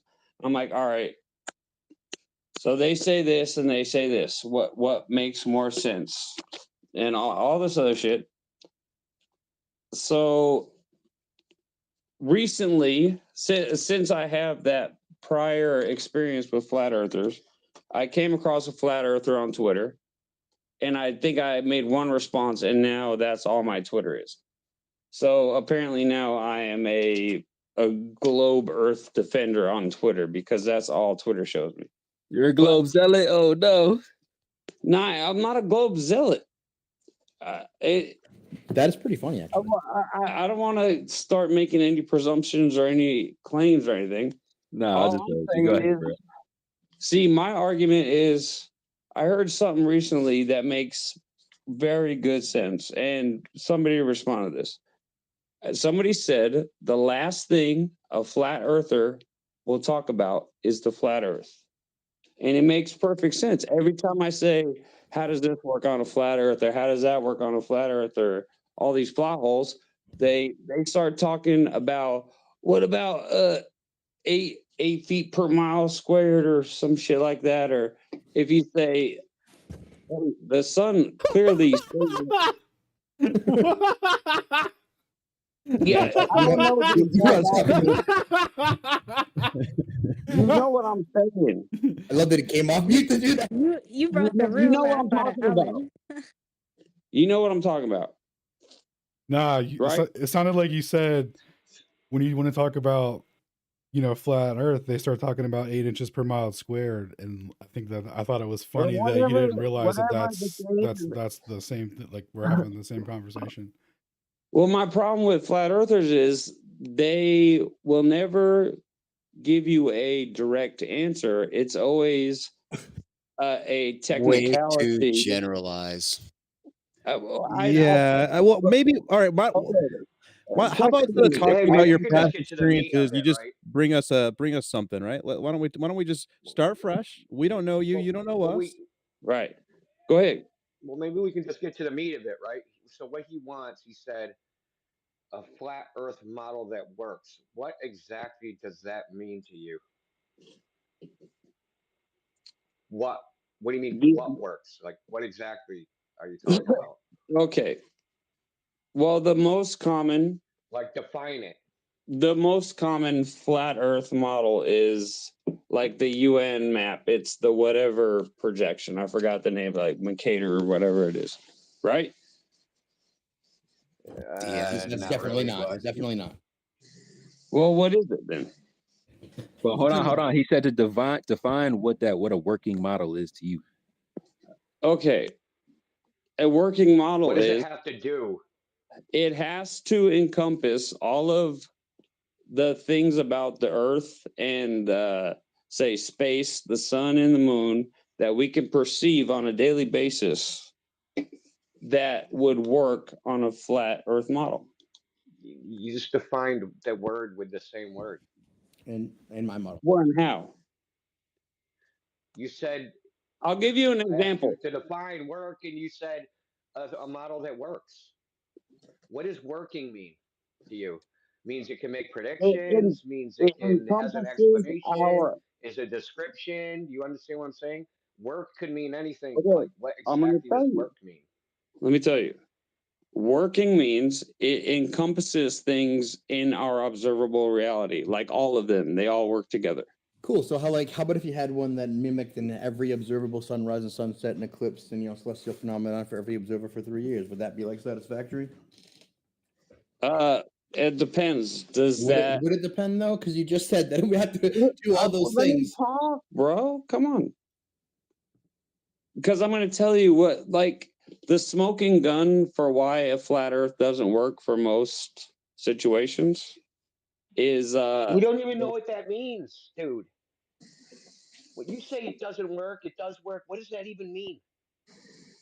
You guys do this technicality bullshit in real life too. It's not a technicality, dude. Hold on. Jeez, dude, I want to collect that money. Okay, so let's just give him that, right? What doesn't work in your mind? Okay. Well, I mean, other than what I've already said about like seasons and maintaining 24-hour days, the smoking gun to me is like star trails. You guys are all seasoned flat earthers. Just chill, let me talk. Jesus Christ. You stand on the North Pole. Let him finish his thought, guys. Let him finish his thought. Go ahead. Stand on the North Pole, you look north, you see Polaris.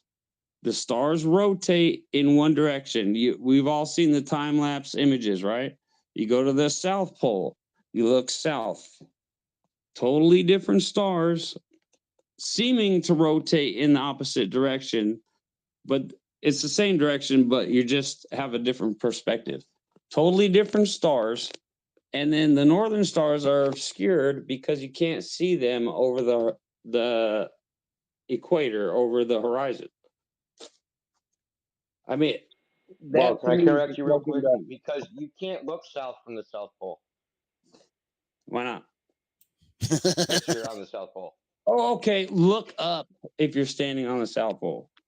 Assuming you believe that there's no up or down in space, and you just standing on a pole and you tilt your head upward. Okay, so check this out. What do you need to have poles? What do you mean? What do you mean need to have poles? Yeah, so North Pole, South Poles Pole. are What kind of necessitates that? they're So kind the of thing you're trying to prove, you've already assumed exists by saying there's two poles. So you're just gonna totally disregard everything I just said and hit me with a technicality No, I'm on what pointing it's out the called. logical flaw, dude. I'm pointing out the logical flaw. You're assuming your conclusion. The conclusion isn't baked into the assumption, right? If you say, well, I'm standing on the North Pole and I'm standing on the South Pole, well, that can only happen if it's a globe already, right? Yeah, but that's a workaround for my question. Yeah, give him an actual What's model. your evidence Noah. of star trails in the North Pole? Has anyone actually done that? There's a Taken star million trails from the videos, North bro. Pole? No, there isn't. Not from the North Pole. And there's like 4 from the South Pole, and they're all fake, dude. Provably fake. Not even just saying that shit. Provably fake. I don't even know how to respond to that because that is the flat Earth prerequisite. You haven't researched. First of all, to get Well, I in the mean, flat Earth, you have to accept that I cannot show any pictures from space or anything from NASA because that's automatically rejected, and I know that. Would you accept a picture of a flat Earth from space? Imaging and all that shit. I Would you know all accept a about this picture of a shit. flat Earth from space? Huh? If I showed you a picture of flat Earth from space, would you accept that? Yes, I would. Please produce one. Okay, go to China. Go on YouTube. Look at China's satellite. Okay, go to flat Earth. YouTube, look up ISS footage. This is So this is the funny part. I didn't think this would is the happen funny in person. Okay, so look, Yeah, we'll get to that link. We'll get to that link in a second. What if we could demonstrate trying to what you're figure out what asking works. for? Yeah, what if we could demonstrate what you're asking for, Rand, on a local level, with just like a simple like demonstration of being able to look outwards and see stars while being on a flat plane. Well, what I described, which is observable on Earth, recorded, and anyone can observe this, is impossible on a flat Earth. You See, can't. now I can't believe I can explain why. Look, I can't believe that this is happening with me and you right now on mic. I just asked you a question about what if we can demonstrate it on a flat plane. You totally ignored it. You totally ignored it, just like they do in the mentions in the replies. And then you said, "Oh, this." And then you said, "This is impossible on a flat plane," without even acknowledging what I said, which is exactly what they do in the replies. So I can't believe this is happening in real time either. If you could do that, I would accept it. Go look up at the top right. Go look up at the top right. Hold on, real quick. Go look up at the top right now. Proud posted this. When did you post this, Proud? Back in January. It says simple demo. And this is not saying this is exactly how everything works, but you're asking about demonstrating stars spinning in the opposite direction, and we could reproduce it on a local level. Simple arts and crafts. Yeah, I think we all need to chill. Because I have some pent up, animosity because I'm constantly talking to flat earthers, trying to be chill, and it's always the same thing. So yeah, let's calm down. What are you doing? Are you sharing a link or something? Can I acknowledge that for a second? I address Mr. Rand. Have you been drinking, Rand? I don't know what you're talking about. So, hey, Mr. Rand, man. No, I Hold can on, I just appreciate want to you make again sure. I just pulling want up. to make sure. All I just want to right. make sure. I just want to make sure he sees the post before we move on, because he's asking Points for to us no to fanfare. directly. Yeah, he's asking for us to directly acknowledge something. I don't know if he's inebriated or not, but I want to make sure that he acknowledges that we're producing an observation, a demonstration on a local scale for what he's asking us for. So he can't say that we didn't acknowledge his question. So, what'd you say your name was? Was it Matt? Mike? What was it? Matt. Matt, can you see I've the had a post? few drinks. I wouldn't say I'm drunk, but how do I view this link?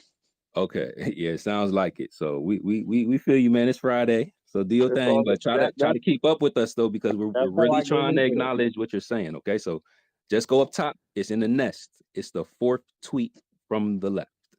So if you count over 4 dots, it says simple demo. If you want me to send it to you, I can send it to you. And it's just like a simple demonstration of how you can see stars spinning in the opposite direction while looking outwards on a flat plane with a few components. I have never done this live shit. Is it the links up top? Cycle through them. Yeah, it is. I'll DM it to What you is right it now. labeled? I'll DM it to you right now so you can have it Sure. forever. Major points to no fanfare. The guy on YouTube who put this video together, hit his YouTube channel and he'll show you how he built it as well. Yes, shout out no fanfare. Yeah. I'm so like he was reproducing a lot of content, and then I don't know, he just stopped for a minute. So if he's around, man, if anybody knows where he at, tell him the level heads appreciate him. I think I've seen this actually. I was balls deep in this years ago, but balls deep. Yeah, Okay, man. so you do Well, I mean, acknowledge. if it works, are you gonna give up the 2 G's? He came out of the woodwork when I did my thing. We talked a bit. Hey, Matt, we don't know how I'm trying to to. get you some money, Sacred. Cha-ching, Matt. grifters. So, hey, man, I appreciate you pulling up, but here's the thing: like, I get your pent up frustration and rage from dealing with quote unquote flat earthers in the comments, right? And I'll give you your due when it comes to some people might not treat you the way that you feel you need to be treated, which is the reason why I invited you here.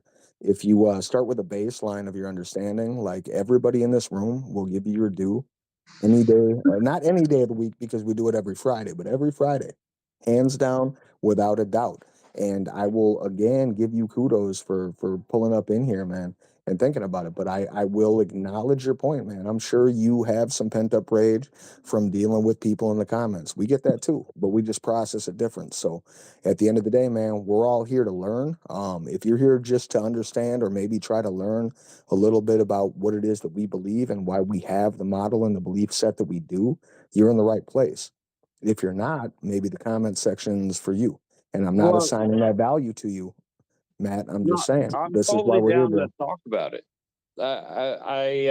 It's kind of weird. I've never done this in person, so it's kind of awkward. So Yeah, you mentioned that a that's couple why I started times. with a big preamble, you know. Yeah, man, it's all good. Oh, my bad. I'm Oh, you're good. I just was saying he said that a few times now. yeah, my You're bad. kind of rambling like a drunk man. I muted To everybody right now clarify by why you accident. can't, why no one says. Oh, sorry. Hold on, let me I just just want say, to clarify something. Why? let me just Go for say, it, man. Go for it. let me just say one second, Indio.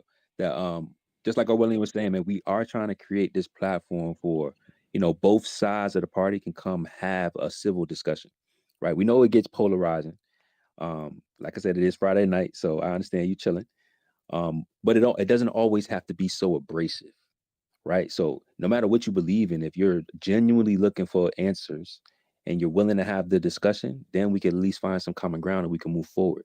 We want to change your view on what flat earth represents or who flat earthers or true earthers are. We're not, the toxic group. We're here to really share and learn from each other, because we may be wrong in something that you may be able to contribute, and you may be wrong and we may be able to contribute. But if you're honest in finding the truth, then that shouldn't matter whether you're wrong or not. Like, do you agree? Yes, All but right, can I say something real quick? Yeah, and then Indio, but yeah, go ahead. I've already said I've had a few drinks. I hear people in the background being like, "Oh yeah, he's inebriated. He don't know what he's talking about shit." I want to have a very calm discussion with you guys. I had to go through my first thing because that's what I say in all of my comments. I don't get into the technical arguments. I have very baseline, like reasons why the globe works and flat Earth doesn't. And that's what I always argue. That's why I offer money for a flat Earth model, because I've never seen one that works. So that's my whole argument. Okay, So we'll send you. We'll if send you you. want to question me on that, go ahead, please. We'll send you. We'll send you Shane's model, and then you can let us know. But you gotta let us know when you're gonna review it when you sober up. Well, I got, You bro. keep saying see, that that's as what if I'm your saying, model man. is sound and perfect. And that's the other part of it too. Okay, So the I other just wanted part, to cover the North Pole thing. The North Pole thing, you seem to doubt that people have taken video of star trails from the North Pole. So the North Pole is supposed to be over the Arctic Ocean. You'd have to go there at night, and there's no icebreaker that is going to the through the Arctic Ocean at night. So no one's ever actually done that. The closest anyone I've ever seen, National Geographic did a video going to the North Pole at night, but when they actually arrived at the North Pole, it was on the equinox, so it wasn't even nighttime anymore. So no one's actually ever done the thing you said there's thousands of videos of. Well, I think those videos are just in the northern hemisphere, like in the Arctic Circle, you know? Like it doesn't have to be, you don't have to be Yeah, standing there's on definitely the that. exact center point of the North Pole. But you can't deny that once you cross the equator, certain constellations disappear and you can't see them anymore. Yeah. Yeah. So how does that work? Perspective. Perspective how? It's called field of view. Things that are above your head, when you move out from under them, they appear to sink towards the horizon. Just like if you had a street full of streetlights, right? And all the streetlights are 50 feet tall, the ones that are closer to you are higher in your vision than the ones farther away. Right, but they don't disappear. Perspective, like everything else. Yeah, and they will disappear if the street's long enough. Like the equivalent to me, what you're saying is, if I go down the street far enough, I just can't see the lights anymore. Bro, the stars are always visible.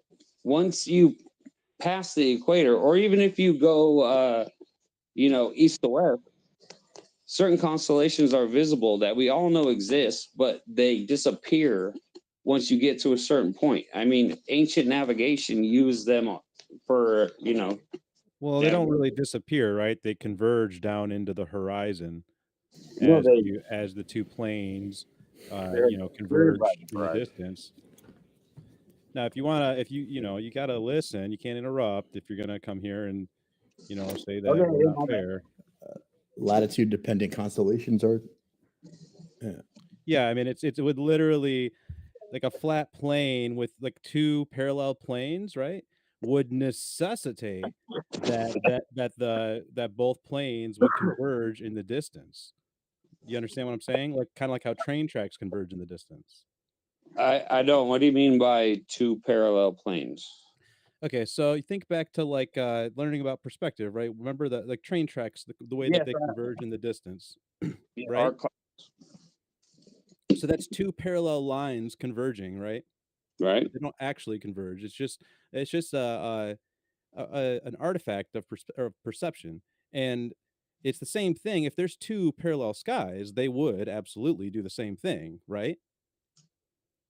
Like if there's a parallel sky, if there's a sky that's a parallel plane to the ground, it would necessarily have to converge like train tracks, correct? Can I make a full response? Well, yeah, I asked you a pretty simple question. It's pretty straightforward. Right? You got train tracks that converge in the distance. So, and if you had two parallel planes, they would do the same thing, correct? Well, my response is just not a yes or no. So you can't answer the question? No, I'm gonna answer the question thoroughly. Yeah. Okay. So hold on. Well, it's Stars just don't interesting. You were disappear the with one perspective. you were the one complaining about us wanting to get too complicated and not being able to give you simple answers. This is a very simple and straightforward question that has a very simple line of logic. So I hope that your line of logic is equally as simple if you're not going to give me a straightforward answer. Well, no, Go ahead. the whole line of questioning is wrong. Because stars don't disappear like train tracks. They are there and the constellations are the same. They don't like shrink off in the distance like perspective. So the question does not equate. So I wasn't talking about the stars, and I get that you're a little tipsy, so you might you want to jump straight to the stars. I just wanted to make sure that we were on the same page as Bro, far we as the are fact that, talking about the stars, and you're I was trying to draw a line of logic for you. I was trying to meet with you on your level, right? So I just want to make sure that we're on the same page because a lot of people will argue against this. But if you really think about it, it's just common sense that two parallel planes, if you were in the center of them, they would necessarily converge in the distance. So that's step one before we can start talking about the perspective of the stars on that said plane. Okay, yes. Okay, Yeah, good, like great. train tracks Great, or okay. roads, they seem to disappear. Yes, okay. Great. Okay. So what I would then propose beyond that is that the stars are moving with said plane, but the difficult part about it is the medium of said plane is not so straightforward and requires quite a bit of study. And it's certainly not a vacuum. And that was proven back in the 1800s when Well, we're not Aries. talking about vacuums. Well, we are because we're talking about the stars and we're talking about the perception of the stars. And if the stars are in a vacuum, that's going to vastly change our perception of them. Wait, well, okay. I know you want to keep it simple. Is refraction? Well, you will acknowledge, right, that refraction is going to be different in a fluid versus, say, a vacuum, right? Yes, but that's also off subject. How is that off subject? Because I just said if you pass the equator, constellations disappear because they're obscured by the curve of the Earth. And now you're talking about liquid versus solid, and you're talking about you're making an perspective. assertion about where they should be in the sky. But how are you going to make an assertion about where they should be in the sky without first defining the medium of said sky, let alone distances or sizes or anything like that? The medium of the sky is relevant.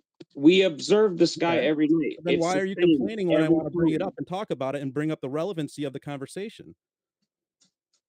Can anybody back me up here? Am I?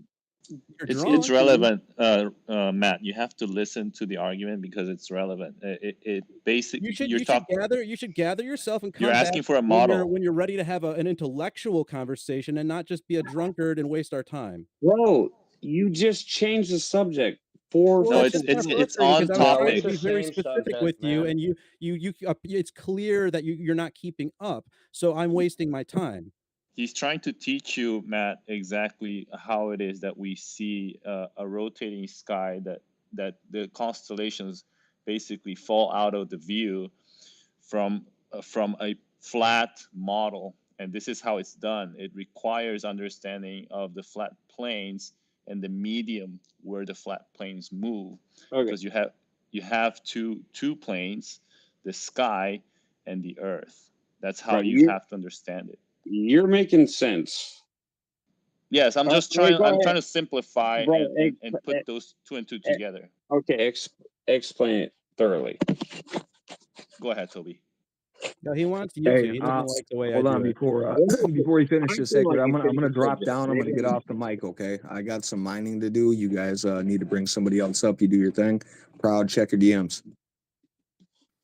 Appreciate you, bro. Later, man. So I want to point out something. We're all observing the same thing, right?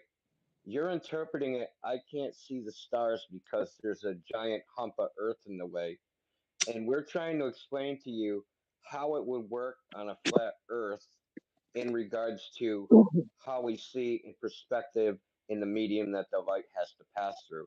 In that you're misinterpreting what you're seeing. Got it? Do you understand now? I hear you. So, if you give a thorough explanation, can I give a thorough rebuttal? Yeah. Toby was trying to give the explanation. Did he leave?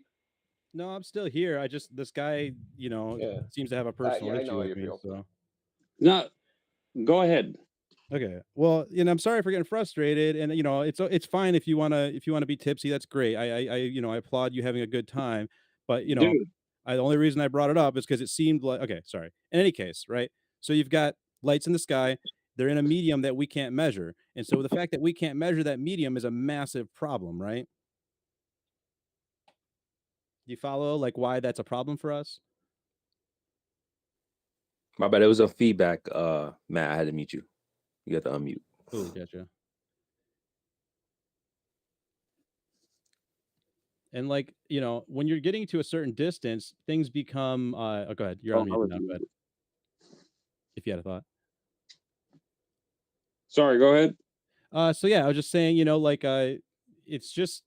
it's really just perspective at the end of the day. But it's perspective in a medium that we don't know, we can't measure. And so that's why apparent sizes are a little bit confusing when we're making observations of the sky. But really, when you really think about it, you consider the medium being in motion, the medium us not knowing what the medium is. And we do know, I was trying to get to this earlier, and I'm sorry if I'm going too fast, but we do know for a fact that the sky, from our point of view, the way we look at the historical interpretation of all this, just being honest, because we don't buy into relativity. That's a logical leap, and I could get really deep onto that, but I know that's not the point. But Airy, when he went to go measure the motion of the Earth using the telescope, using refraction of water, what he showed was that you don't have to tilt the telescope as if the Earth is in motion. You have to keep it point. You only had to tilt it a tiny bit as if the Earth wasn't in motion. And what that showed is that the starlight is already moved when it reaches us. It's like if you're moving through the rain, you have to tilt your umbrella forward if you were moving versus if the rain's moving, right? Like the angle of the rain versus your movement. It's the same concept there, but the idea is right that we now know because of that we are not even seeing the exact position of the stars. We are seeing their apparent position as told from the perspective of I would say an ether wind, or just a medium fluctuation, you could call it a medium fluctuation that is occurring between the sky and the ground. So we know for a fact that that's occurring. So we know there's a medium fluctuation. We don't even know what the medium is. The lights themselves are, like, to try and make assertions or expect us to give you we can give you a model of the visualizations. You can go back as far as Tycho Brahe to find maps of the visualizations, but to try and say that that we should be able to give you an explanation of what they are, well, that's silly because we can't go measure it, we can't go see it. But but more importantly, if you want to get it really, really, really simple, right? Like, what's more simple than a laser test? Let's just shoot a laser across the ground. How about we do it 14 times, and in all 14 times we see that it didn't show any curvature. So in that case, talk about like simplicity, or like long distance observations, what, everything magically curves around a globe? Like, that's crazy to me. So we do have models of how these observations could work. I don't know if you're going to accept them or not, and you got to understand us wanting you to give us a specifics on that. But sorry, I'm rambling a bit, so I'll give you back the mic. Yeah, If I can add to this conversation, can you guys hear me? Yep. So if there's ways to see the sky where basically, like Toby was mentioning, there's some kind of refraction happening at the level of how the light comes at us. So as you move across the plane, you're not seeing the same stars because of this medium. So what happens is the curvature of vision is basically it's an artifact. It's a curve because we perceive it that way. And so there's a local let's say 360 degrees for the observer. Whether you're in North America, you see a certain amount of the sky, and when you're in South America, you're going to see a different amount of the sky, right? And that perception looks to us like a curve, like a 360. But it doesn't mean that the sky itself is 360. It can be plane. Can I respond? Yeah, you can say something. Yeah, you can say what you think. Okay. Well, the first guy, and look, I am not drunk. I have had like 1 or 2 beers. I get slurry real quick. I am fully on top of my shit. Come on, man. We're not That's getting cops. annoying, dude. People Yeah, go keep ahead. saying. Go ahead. Okay. Go ahead. But anyway, about the first guy who he talks about the stars and like if you tip an umbrella forward, you know, rain direction and all that shit. Have any of you ever seen a star like distort or anything like that? We all know the stars come up over the horizon at night and they cross the sky every night. They don't move, they don't distort. The medium, in my opinion, is irrelevant because from our point of view, we see the same thing every time. There's no visual distortion. They're always the same. The constellations don't change. They never like shrink or move or anything like that. So I think that argument is wrong. I have a thought. Okay. It's kind of go ahead, Daniel. Yeah, so it's not it's very easy to see that this medium exists when you start traveling. There are time lapses of basically the sky, the night sky, where you can see Right. the position of the stars, and the airplane basically moves across the plane. It moves. Let's say this is there's a flight that I posted, Matthew posted as well. It goes, another Matthew, not you, that goes from Lisbon to Cape Verde. And Lisbon to Cape Verde is several thousand kilometers, and it moves about 30 degrees from north in latitude to south. It goes from northeast to southwest. And you see the time lapse. In the time lapse, you can see this distortion basically because the stars stay still, right? The stars stay still in the sky. They do their normal rotation from just the time of the day, right? Because the whole sky moves as time goes on, but there is no 30-degree movement of latitude. When you move from north to south, if you were in a globe, by definition, the globe says that if you're moving 30 degrees, your field of view has to change 30 degrees. It means that the stars need to move backwards 30 degrees because that's essentially what you're doing in a globe. But Well, none of that happens in real life. There is no movement of the stars 30 degrees. All it I have is. an answer for that. What's that? I have an answer for that. You have an answer for that? Yeah, well, like why depending on your spot on the globe, why the constellations don't change based on your location. It's because they're millions of light years away, and we're just no, because that's no matter where you are on Earth, your perspective is always the same of outer space because it's so far away. No, because by definition, in the globe, you have to see the angle that you're viewing the Earth from changes 30 degrees. That means that the stars need to move backwards 30 degrees. As you move forward, right, in a globe, the angle of the plane changes 30 degrees down, right? Because it's a globe. Does that make sense? Mm-hmm. Yeah. I don't think you caught what my point was though. What's your point? I'm trying to think of a way to explain this to where it's okay.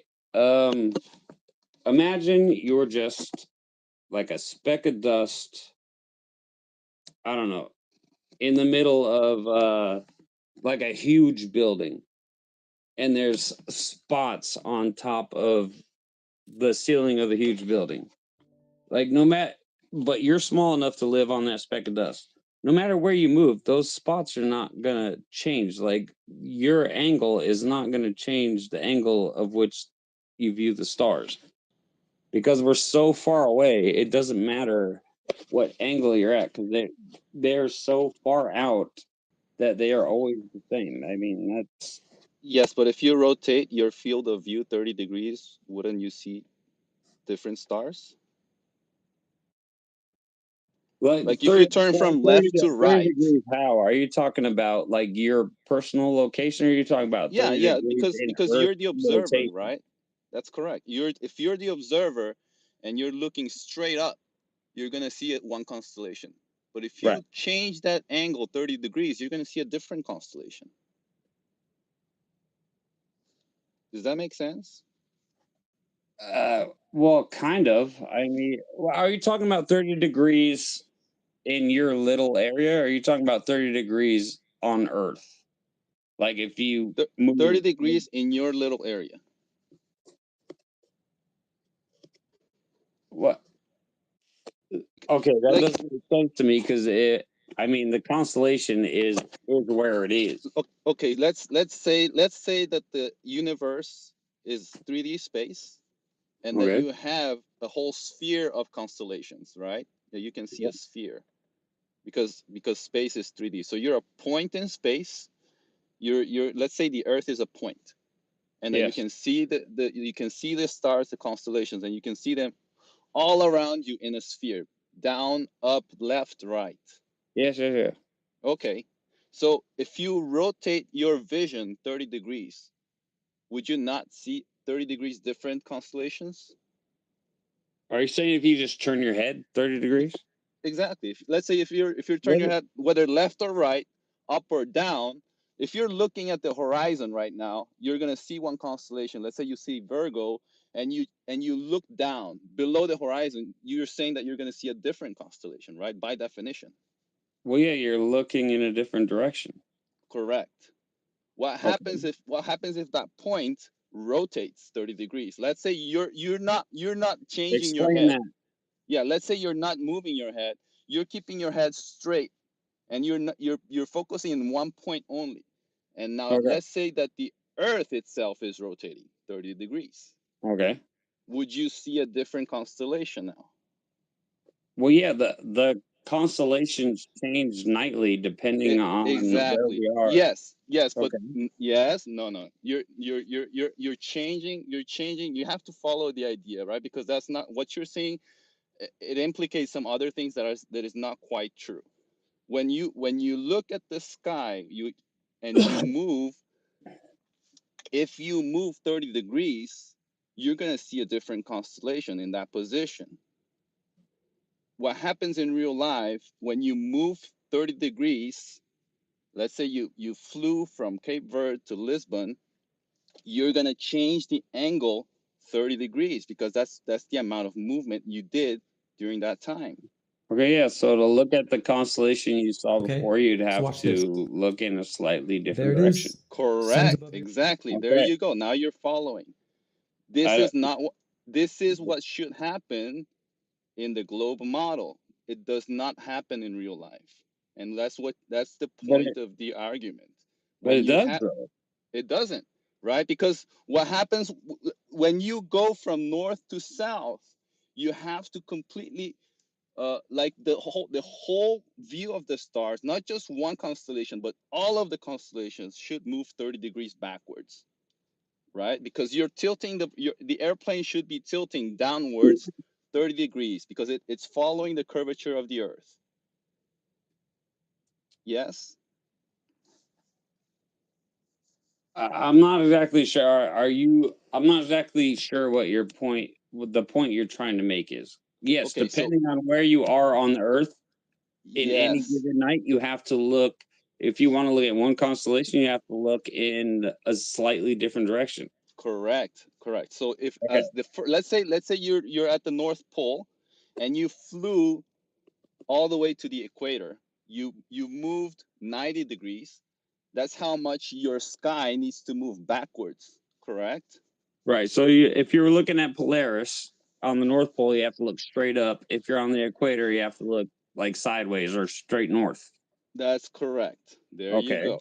Yes. And then if you pass the equator, Polaris is obscured because the Earth is round. Because it would be under you. It would be at your feet. Well, no, like Polaris disappears if you pass the equator. Yeah. Yes. But in your how? model, it should be at your feet. Correct. Huh? Polaris. Let's say Polaris. Polaris, the North Star.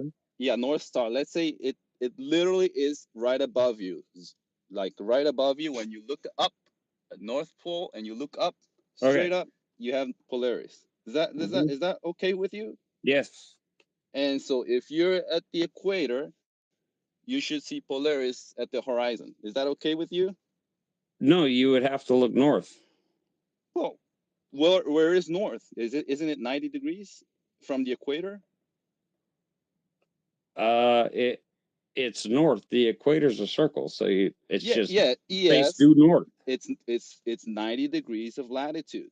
No matter where you are on the equator, you look north, and Polaris yes, should be up there. no matter where you are in the equator, the North Pole is 90 degrees. Yeah. That's your definition of the globe, is it not? Well, hold up. Go to Chile and look north, and you can't see Polaris. Why? Yes. So that's exactly what Toby was alluding to about the medium, how it refracts and how it's not quite exactly the way it should be, right? So it happens with time lapses when you do flights. It happens the same way. You see that you literally moved from Lisbon to Cape Verde, and you cannot see the changes of 30 degrees in the sky because it doesn't happen. Okay, can I say what I think? Like, if Yeah, you're well, in the bottom last of thing, Chile, and then I wanna kind of like move to something else that Pro had mentioned earlier. But go ahead. But hold up, if you're in the south of Chile or like South Africa, and you can't see Polaris because it's above the equator, it's got to be obscured by the globe. I mean, what is the other option? Are you saying Can I the other option? The other option is exactly what Toby was saying. Explanation from earlier full I circle. want to clear this up. Hold on 1 second, sir. Go ahead, Toby. So remember earlier I was talking about the two planes that were parallel to each other, right? Yes. So let's go back to the train tracks. So remember how the train tracks converged into each other? Yes. So do those train tracks, could they theoretically continue on for a much further distance? Well, yeah, they usually do. Yeah, but you don't see them because they've converged into each other. So what we're proposing is if we go back to turning those train tracks sideways and putting yourself in between them, in between two parallel planes, then you can have the same thing where the stars are going to then converge down in with the other plane and become unresolvable. And so it's going to look like they rise from behind you, and then as they go through their motion, it's going to look like as they go further and further into the distance, it's going to look like they set because they're going to converge down to that point, just like those train tracks do. They don't actually disappear, they don't actually stop, but they just converge into each other to a point of being, like you think of like a computer monitor, you have the resolution of your computer monitor. Well, 1 pixel, once something gets smaller than 1 pixel, after a certain point below 1 pixel, it is now nothing. So that's what's happening. The stars have they gone past that resolution point, past that perceptible pixel point, and it's now, it's now nothing. And that's the sky and the ground do that into each other. Since you're closer to the ground, since you're on the ground, your range of vision is limited by that factor. That's a false equivalency, and you are incorrect, sir. That was nicely done. You're just completely ignoring the azimuthal grid of vision kind of concept, and that's something you have to appreciate when you look at crepuscular and anti-crepuscular rays. You should take some time to look into perspective, Matt, and it'll all become very straightforward. Yes, Pardon? you have to look at the curvature, Matt. Stone Can is I respond to that, perspective. The curvature that is natural in human optics. You have to understand how things converge, and it's not just on one plane. As soon as you catch that, this will all slot for you.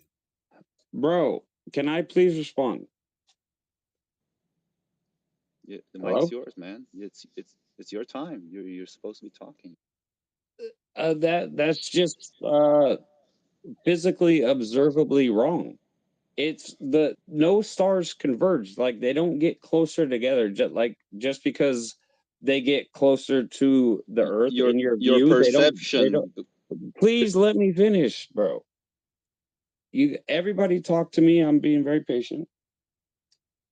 Once you pass a certain point, you just can't see anymore. It doesn't converge with other stars. It doesn't like get lost in the atmosphere. you just can't see it anymore. Your explanation is a false equivalency and is just physically wrong, observably wrong. Well, no, it seems to you that way because you have to take into consideration that there's refraction, and that's what Toby was talking about, the Aries failure. You have to take that into consideration as well. Explain it to me like I am completely retarded. I'm on the north. Hold on. I'm on the north. I'm looking at Polaris. Whatever. I'm looking at Polaris. I passed the horizon and I can't see it anymore. Why? Right, let me. Can I interject for just a second? Go ahead. Okay, so here's the thing. Like, I'm an industrial automation and controls engineer, which means that like I have a really bad like problem with like controlling shit. Like, I want to be in fucking control, especially of the machines that I am in charge of controlling. Move to the question.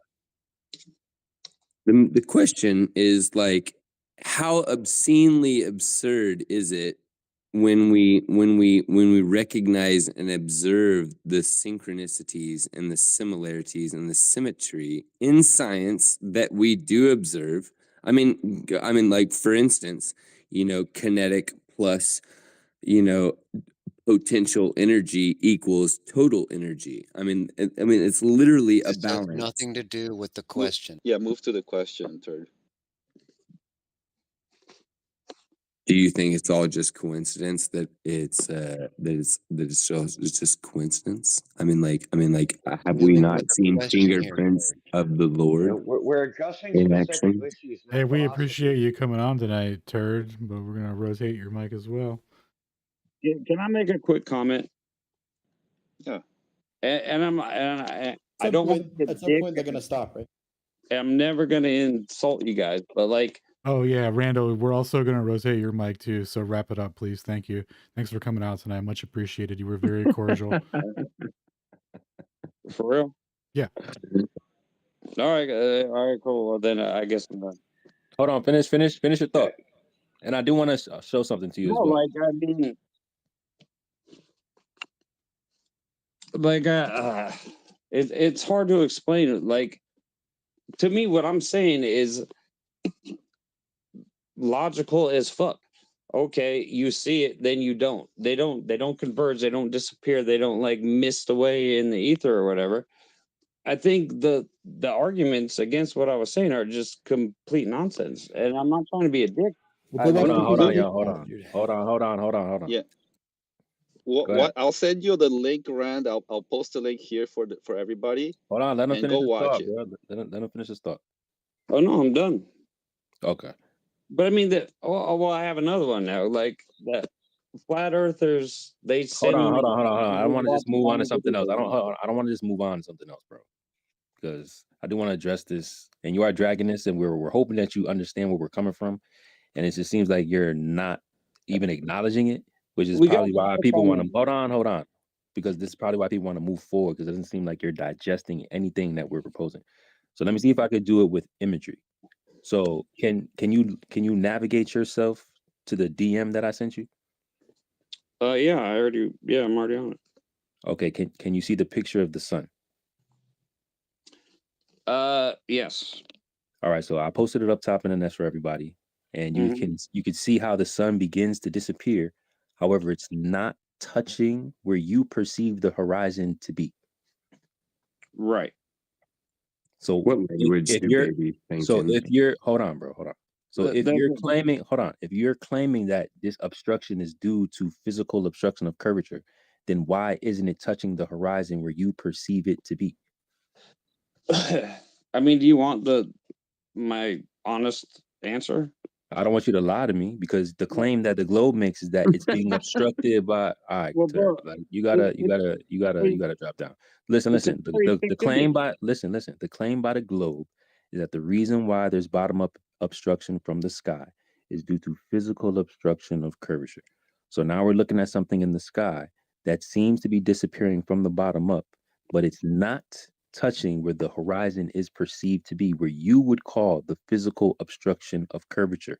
So when Toby is going into his explanation of why things do disappear due to perspective and loss of resolvability, this seems to align with his description.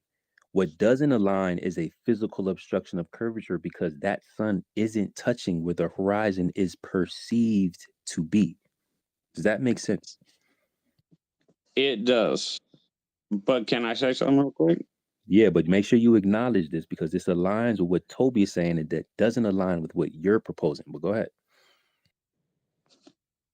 So basically what he's saying is this picture of the sunset is what's happening with Polaris and every other star in the northern hemisphere if you pass the equator. Yeah, Ram, Well, but it doesn't match your description. Anything that disappears into the distance is going to disappear into the horizon once the angle of view becomes too small to resolve. Right. This sucks because we got stuck on that one thing. I really wanted to talk to you guys. Yeah, no, but you have to acknowledge, Rand, that we tried and in your model, if you're sitting on the equator, your north star would be invisible because it would be basically at your physical horizon. You're describing a physical horizon. We're describing a visual horizon, which is different. Right. Which is why we can see the north. Hey, Matt, and I know you haven't done this before, but your rotation of mic isn't the end of the conversation. You're just going to lose your mic for a bit. You can still listen, man. And if you got something you want to add, you can request a mic after that. But yeah, no, it's just, we're just rotating around, man. That's all it is. I know you're not used to spaces, horizon, so. Because you're talking about. Can I address the sun picture? Yeah, and you do acknowledge that it is disappearing before it touches what you would perceive to be the physical horizon, right? I do. Okay, go ahead. This is a cherry-picked image that you use to illustrate a point. There's a million other pictures of the sun that aren't doing this. First of all, you only need one occasion to falsify a premise. I only need to do it one time. Now, if it's repeatable and we can get it on multiple occasions, that actually helps. So just because you could say it's cherry picked, but this is something that is repeatable and observable on multiple occasions. All right, I don't want to eat up you guys whole night. I do want to talk some more if you can rotate me back in, but I mean, I feel like we got stuck on a dumb small topic, and maybe next time. I mean, this is the explanation. We just want to make sure that you acknowledge the explanation because I don't want you to think that we didn't attempt to explain, the number one thing that you believe proves or have evidence for your globe. So we're just showing you some demonstrable evidence of how it works on a flat Earth. So I just want you, just hopefully that you know that we did our best to highlight this for you very simply. I'll expect a check in the mail too. Wait. Well, I want to point out his standard wasn't proof. His standard was whether it works or not. There's still no working flat Earth model. That's just a fact. Okay. Oh, you know what? Thank you. Do you believe that Globe Earth has a unified model, Randall? Or Matt? Matt. Yeah, Matt. Do you? Because you keep saying this. This is supposed to hurt our feelings. Do you believe That's the other that point. you, Yeah. as a Globe Earth believer, have a unified model? I believe. See, this is why I did my preamble. I believe that from what we observe, the only thing that works is a globe, and that doesn't require any NASA or space images. Every flat Earth model I've ever seen has huge plot holes and just straight up doesn't work.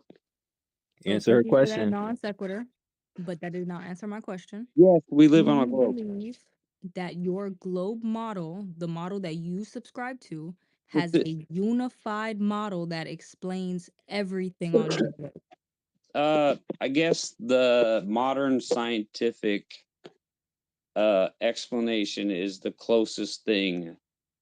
But see, does it explain everything? Yes or no, Matt? Matt.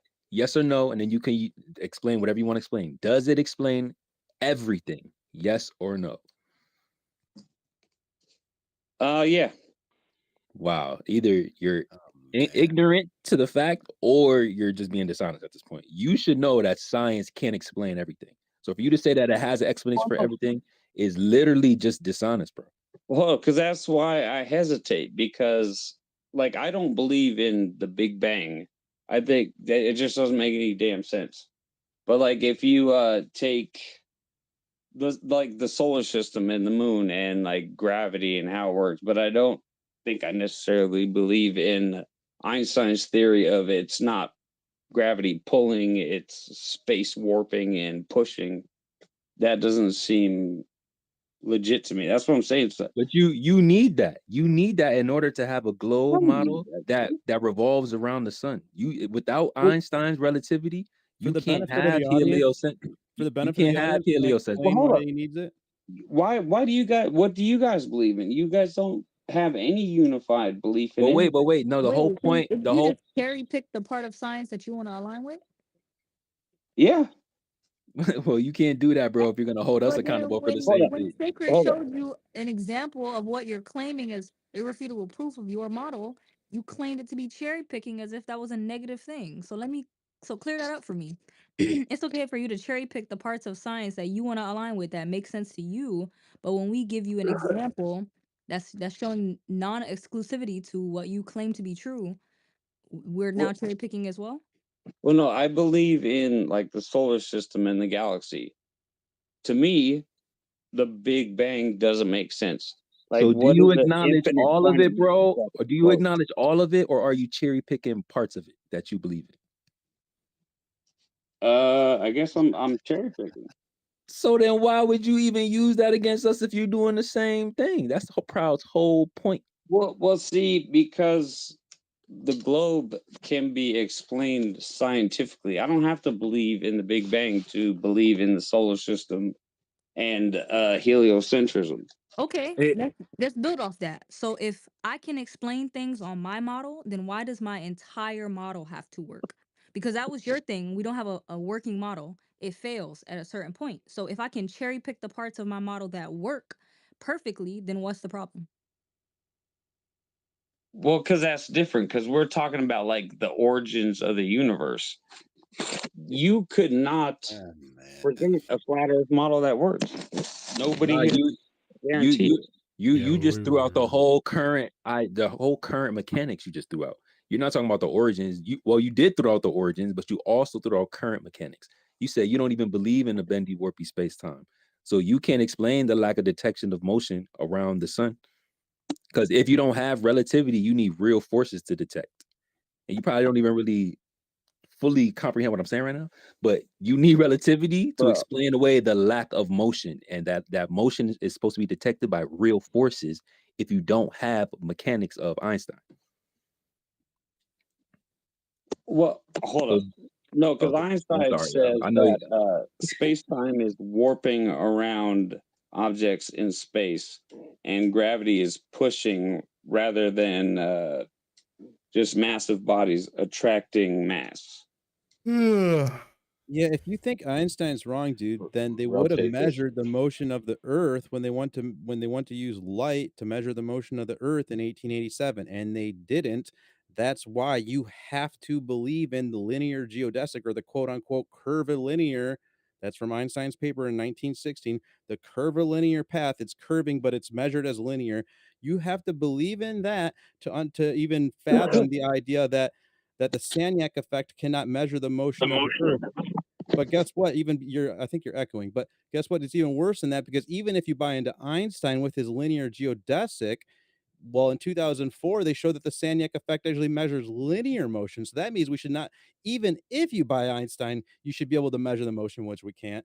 But guess what? You actually have to buy into Einstein, because otherwise, well, I mean, really, it's all kind of nonsensical. It's all the same level of nonsense when it comes to heliocentricity. But the point being that, your model kind of has to adopt Einstein in order to explain the lack of any orbital measurement.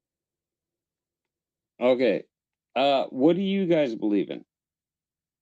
This is not about belief. He didn't understand a Of word you course, said, 'cause Toby. the quote I mentioned at the beginning, the last thing a flat Or earther listen will to it. talk about is the flat earth is true. Yeah. Okay, Hey, you're Can I Randall, did you say you were on your way out? respectfully say good? I'm not doing this. So we definitely can double back to any of your flat Earth questions. I'll let you go in a second, Alan. Randall, remember you are a little bit slurring, so what we say to you might not hit the first time. But we're gonna let you get your shit off and your questions off. We also have a pill at the bottom for you to be able to, ask your questions. Orwellian, I want to let you go, and whoever else want to chime in on Randall. But I also want to wrap this up in a second because we're gonna have to put all our attention on Cap Conspiracy Smasher, who just pulled up in here, and he need all the smoke. So bear with everybody. Let Randall get his last inebriated thoughts off, and then we're gonna continue. Don't run up out of here, Conspiracy. Sit your ass right there and be patient.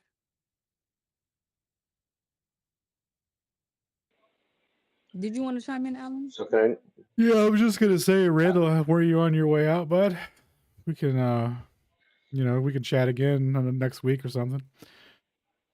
So I think we should, see what that other guy that Proud was talking about wanted to talk about. I heard there was some other guy here. We don't want to. let Dio say something. I wanted to say something about because they were talking about stars for quite a while and like how they look. So there's something it's not me that came up with this, but it's how like he keeps he was like, hey, the stars they don't follow this like perspective like we see things on the ground. Well, yeah, that's because the distance cues we have on the ground are more than just like say parallax. We know the relative sizes of objects. We know how the ground ramps up. So we use these things to cue the distance. It'll in our mind. It'll tell us like how far away things are and how they relate to each other. But when you look in the sky, you can't tell the distance to any individual star by just looking at it, right? They all look like they're the same distance. The moon looks like it's the same distance. The sun looks like it's the same distance.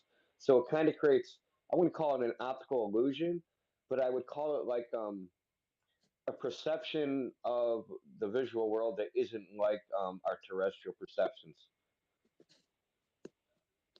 And that's pretty much all I got to say about that. And well, one more thing. If you could define what you mean by working, that would be great. Just post it in that thread you made. Yeah, that'd be awesome. I could use 2 G's. I just want to say real quick, sacred sun picture, that's not even really cherry picked. You can like replicate that yourself. It's been done numerous times. You could look up sun fade out. I think they send a drone up like 40 feet and they film it like that. So am I still here? No, there was a clerical error. I'm about to fix it. You have a good night, my man. All right. I hear you guys. Peace, man. I appreciate you pulling up. Swing back next week. Disingenuous asses. I just said thank you, bro. I just said thank you. Yeah, I don't think we should give 1 second to Conspiracy. What's his face? That dude's worthless. Every breath he speaks is worthless. Yeah, how long are we gonna disrespect our time tonight? Hell no. Full court press on his tweeting eyes, but we're gonna get to Orwellian first. What's up, Orwellian? Hey man, at the end of the day, this is just a sample of what I got going on in my comments. And it's one of the only guys that was willing to pull up. So at the end of the day, like, you know what? He came in here, he tried, right? I think he was starting to think for a second, but yeah, he's probably a little drunk, and that's gonna happen. Sacred showed some grace. He's like, yo, I know it's Friday night, you're chilling, right? But hey, can you formulate a coherent thought? So my thing on Fridays, man, from here on out is going to be kind of doing that. And Proud, if you check your DMs every once in a while, every Friday night, maybe I'm going to have somebody in there for you to pay attention to. I don't put a lot of faith into it. Not a lot of these people want to talk, man. I got a lot of people that want a piece of Shane, a lot of people that want a piece of Witsit, a lot of people even that want a piece of Toby. And do they really though?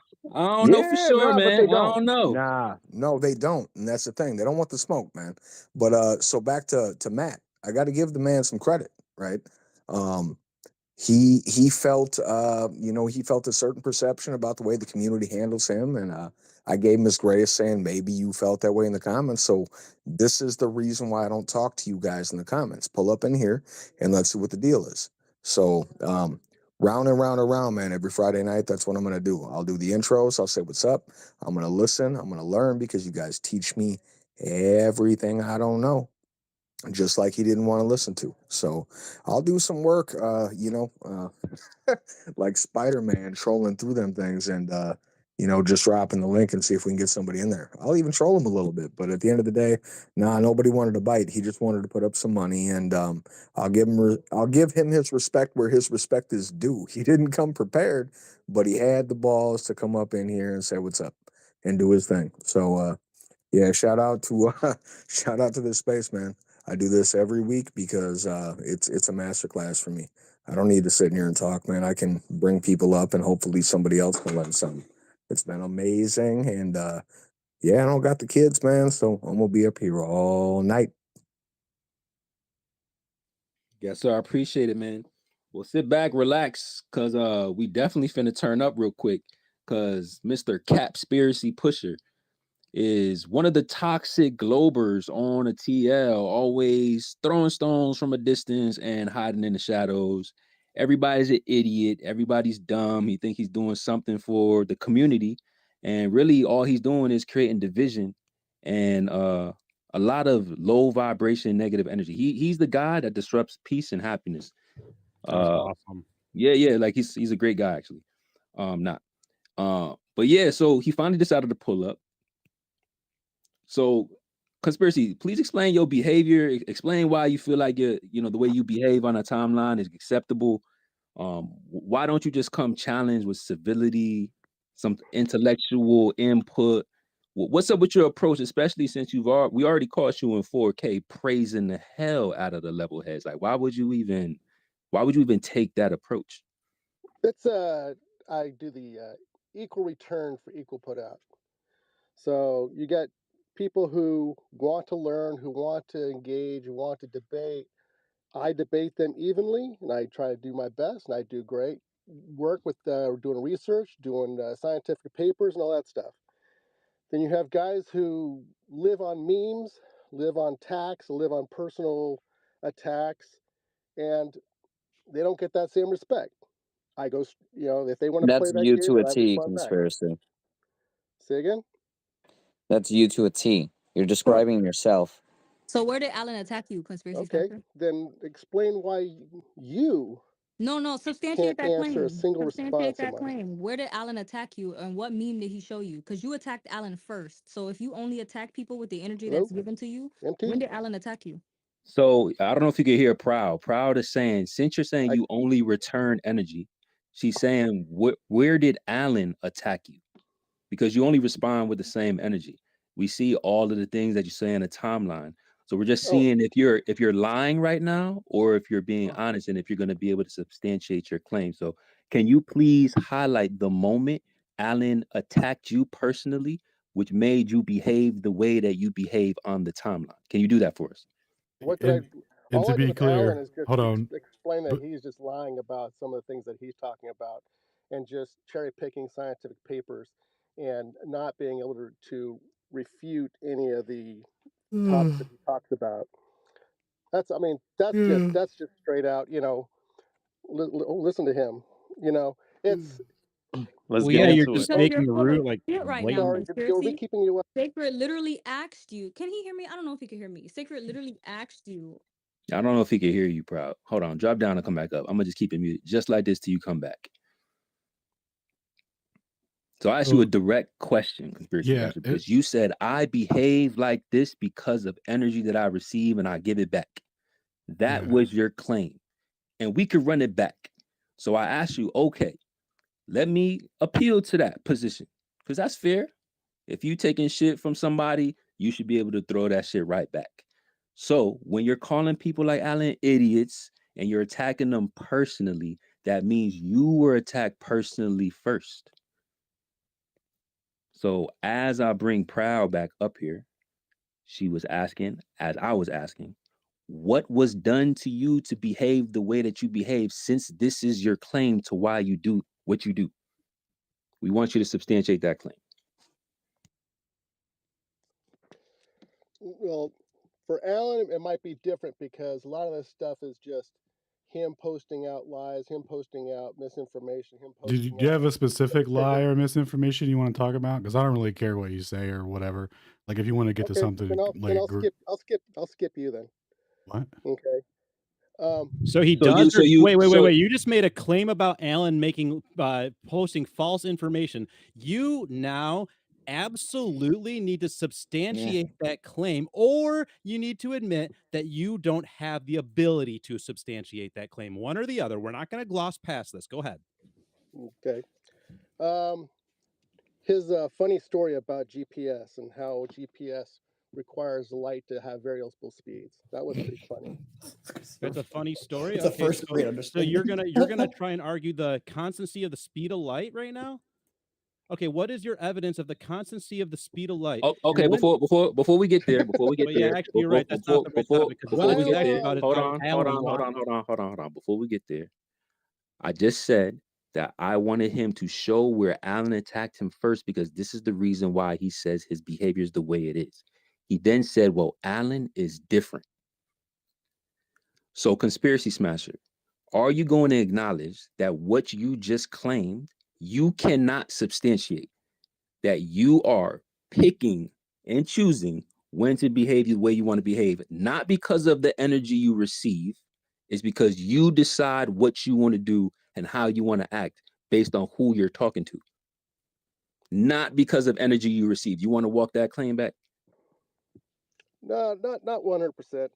So then what But did Alan do no. to you specifically first, Conspiracy Smasher? Okay, Did he do anything okay. to you, yes or no?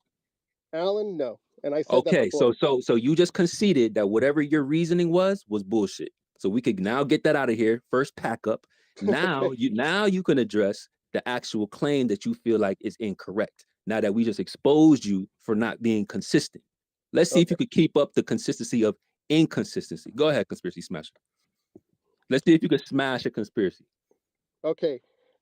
Alan wasn't able to explain how GPS requires light to be at variable speeds. Well, That's not true. doesn't require it, just happens to reflect that in the measurements, right? You guys assumed that it was one speed, but it actually, the measurements reflect that it's not. The measurements. Yes. Can you post that research that says the measurements don't need to be different? Yeah, GPS works off of a range measurement equation. It gives varying distances based off of the time of the speed of light of when the signal is sent and when it's received. That time varies based off of the quote unquote constancy of the speed of light, right? So it's basically taking a ratio of the velocity versus the speed of light and giving it distance. That makes sense? And when that, That's not how it works. that's exactly, that's Wait, one you to said the one. ratio between the speed of light That's and one to one how it works. That's how sonar works. It's the same. It's the same exact concept, same equation. It's in the name, range measurement equation. If that's not how it works, why don't you tell us how you think it works? GPS works on time from the signal of the GPS satellite to the receiver. Uh-oh. That's it. Uh-oh. Uh-oh, what? Speed, you weirdo. Don't let me get them clips. First of all, this is cute and all, but this is cap, because the first thing Saker asked you was why you didn't come up here and talk to him or challenge him with civility instead of popping shit on a TL. So Conspiracy Smasher, I don't want to hear shit about, oh, how I feel and he might have attacked me or I might have confused him with somebody Okay, else. we already dropped that topic. Bullshit. I was down. I couldn't come up and speak. You couldn't hear me all of a sudden. So I'm speaking my mind now because you be tweeting at me too. So like I said, you're full of shit. We still at speed of light, so don't get all off topic. I'm just speaking my mind. You're full of shit because you had plenty of ample time to come address any of the claims that you claim he didn't answer. Continue.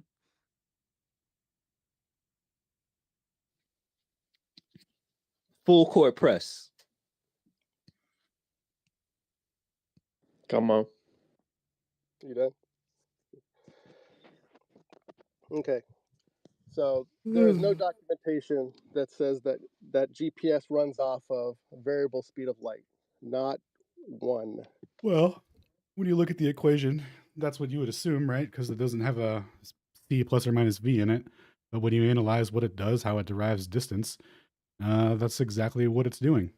And if you would like a further analysis on that, I can point you to some paperwork that'll like give you an analogy of that, and and it'll make sense when you apply it to sonar, because it's like I said earlier, exactly how it works, and you wouldn't assume that the speed of sound is the same for the moving receiver, right? Sonar is a sound wave Mhm. going out. GPS is a time-based signal. hmm Yes, and how Not do the you same. think sonar derives distance based off of time, right? Of the signal propagation in its medium. It uses the exact same Right. Does equation. it use time dilation? What's that? Does it use time dilation? No. Then it's not the same. Well, do you think GPS uses time dilation? And if It so, has to. can you It has articulate to because how? of its velocity. Because due to the velocity of the satellite, it has required to use time dilation. It's Which literally in the public domain well, data that it has to use time dilation. That's why, because Well, can I say something? well, hold on a second. No. Well, Give me the 1 height and second. the Hold gravitational on 1 second, laws Indio. do Hold on, not. Indio. 1 second. Just let Alan finish his thought. No. Okay. Let's see. Where were we at? God damn it. What did you say again? Sorry, repeat what you said, Time please. dilation. Time dilation. Correct. Okay. So there's 3 velocity corrections that they give in GPS, right? They say that there's a equigravitational potential for general relativity. So they got their gravitational potential correction. Then they say they have a velocity correction for Earth rotation. And then they have a velocity correction for the satellite, right? Now, the velocity correction for the satellite is a separate correction that it makes with respect to nothing else, right? It's accounting for its own velocity, irrespective. Like, forget about what you said about time dilation for a second, right? Let's look at how the atomic clock keeps everything in sync, right? Because this is supposed to be accounting for time dilation, right? But what's actually happening is the atomic clock itself is losing time proportional to its own velocity as it's in quote unquote free fall around the Earth. Okay. The way that they have it mapped out mathematically is they say, okay, well, it's we can consider it in the ECI reference frame and all this stuff because it's, it's not real, right? It's falling around the Earth. It's in a local inertial frame, they call it. So they have this fictitious coordinate system that they use. Well, they say, right? So they say that with respect to the center of this fictitious coordinate system, this clock is retarding proportional to its own velocity. That's not possible under relativistic mechanics. And also, do you have anything to comment on that before we get back to time dilation? You're explaining time dilation. You're literally No. You're not hearing me. Time dilation would be with respect to another observer, right? This is with respect to nothing. There's no the ECI frame is a hypothetical space. It shouldn't be. Hold on. The Hold on. atomic clock is losing time. Yes. In its own inertial reference frame. Yes. Then why would it be an atomic clock? They have to make corrections for that velocity to keep it in sync. Now, the reason it's an atomic clock is because it's so they kind of sell it like, oh, it's the most accurate thing ever, blah blah blah, right? But actually, it's kind of the inverse. It's inaccurate, but they can correct it really precisely, and because they can make those precise corrections, they can quote unquote they can keep that accuracy, so to speak. So it's kind of not how an atomic clock works. That's exactly how it works. Would you like me to run it through 1-to-1? I could do it in about 2 minutes if you Hey, got run time to it. spare. Matter of fact, let's do that. Please. Let's do that. So we got the sacred screen share. Let me throw it up top. I just retweeted it. You can run and tell your other little globe zealots, conspiracy pusher that we do got the screen share. So Alan's gonna pull it up top. I got them live on a screen. You could jump in here. You could do a picture in picture, and we're gonna run through the atomic clock. I just posted it up top. Let me know. Alan, just to clarify, Alan is now teaching him about what he said Alan was lying to people about. But oh yeah, we gotta hold his hand. Alan is just repeating the same lie. It's not teaching anything. Okay, we'll see if you can refute that. Since you call it a lie, we're gonna see where he's actually lying at, and you're gonna have to highlight that because you already got exposed once, Conspiracy Smasher. You up here. Let's see if you can double back or if you get exposed twice. Well, already. All right, you following along? You following along? Are you following along? Yes or no? Yes. Okay, cool. Go ahead, Alan. Whenever you're ready. Okay, Okay, cool. I'd also like them to show the intentional deception that's required for OI. Oh, we gonna expose it no matter what, Indio. Watch. Classic session. Okay, so they have cesium in what they call the cesium oven here. So this is just, by the way, this is a vacuum tube essentially, right? So anyway, the cesium oven heats up, it breaks the cesium vial, little cesium gas comes out of here. It gets collimated as it's exiting the oven. So it's just sending it kind of like in a coherent beam to a magnetic field. This magnetic field ejects anything that's not oscillating at 9,192 billion, or wait, what is it? 9,192,000,000 gigahertz, or sorry, 9,192,000,000 oscillations per second. Okay, so everything that comes into this chamber here, this microwave chamber, is oscillating at that rate. They then send microwave signals to match that oscillation rate. When that oscillation rate is matched, it exits through this magnetic field. Anything that's going too fast or too slow gets ejected in a different direction. They then ionize that, and then through ionizing, they measure that electrical the electrical energy that's produced from that. They amplify it here, and then they get their reading, based off of that energy. And when they have an energy that matches that oscillation rate, they then lock it into sync. Now, what they found is that when this satellite is, quote unquote, free falling around the Earth with respect to the ECI, right, that the oscillation rate changes proportional to its velocity, and they have to input additional energy to maintain that oscillation rate of 9,192,000,000 oscillations per second. Now, that's not time dilation, dude. Now, time dilation would be the difference between a stationary observer on Earth and that satellite and the velocity with respect to them. Yeah, you actually Right. explain that difference that they make is literally time dilation in reference to the velocity of the satellite. So if you're in an inertial frame, the speed of c equals c, right? According to relativity theory. Yes. Okay, so if you're free falling around the Earth and you're in a gravitational well, you're in what's called a local inertial frame. So c equals c in an inertial frame. Yes or no? Yes. Okay. C will always equal C. Okay, right. And as the theory goes, for atomic clock synchronization, for Einstein clock synchronization, that's what they thought.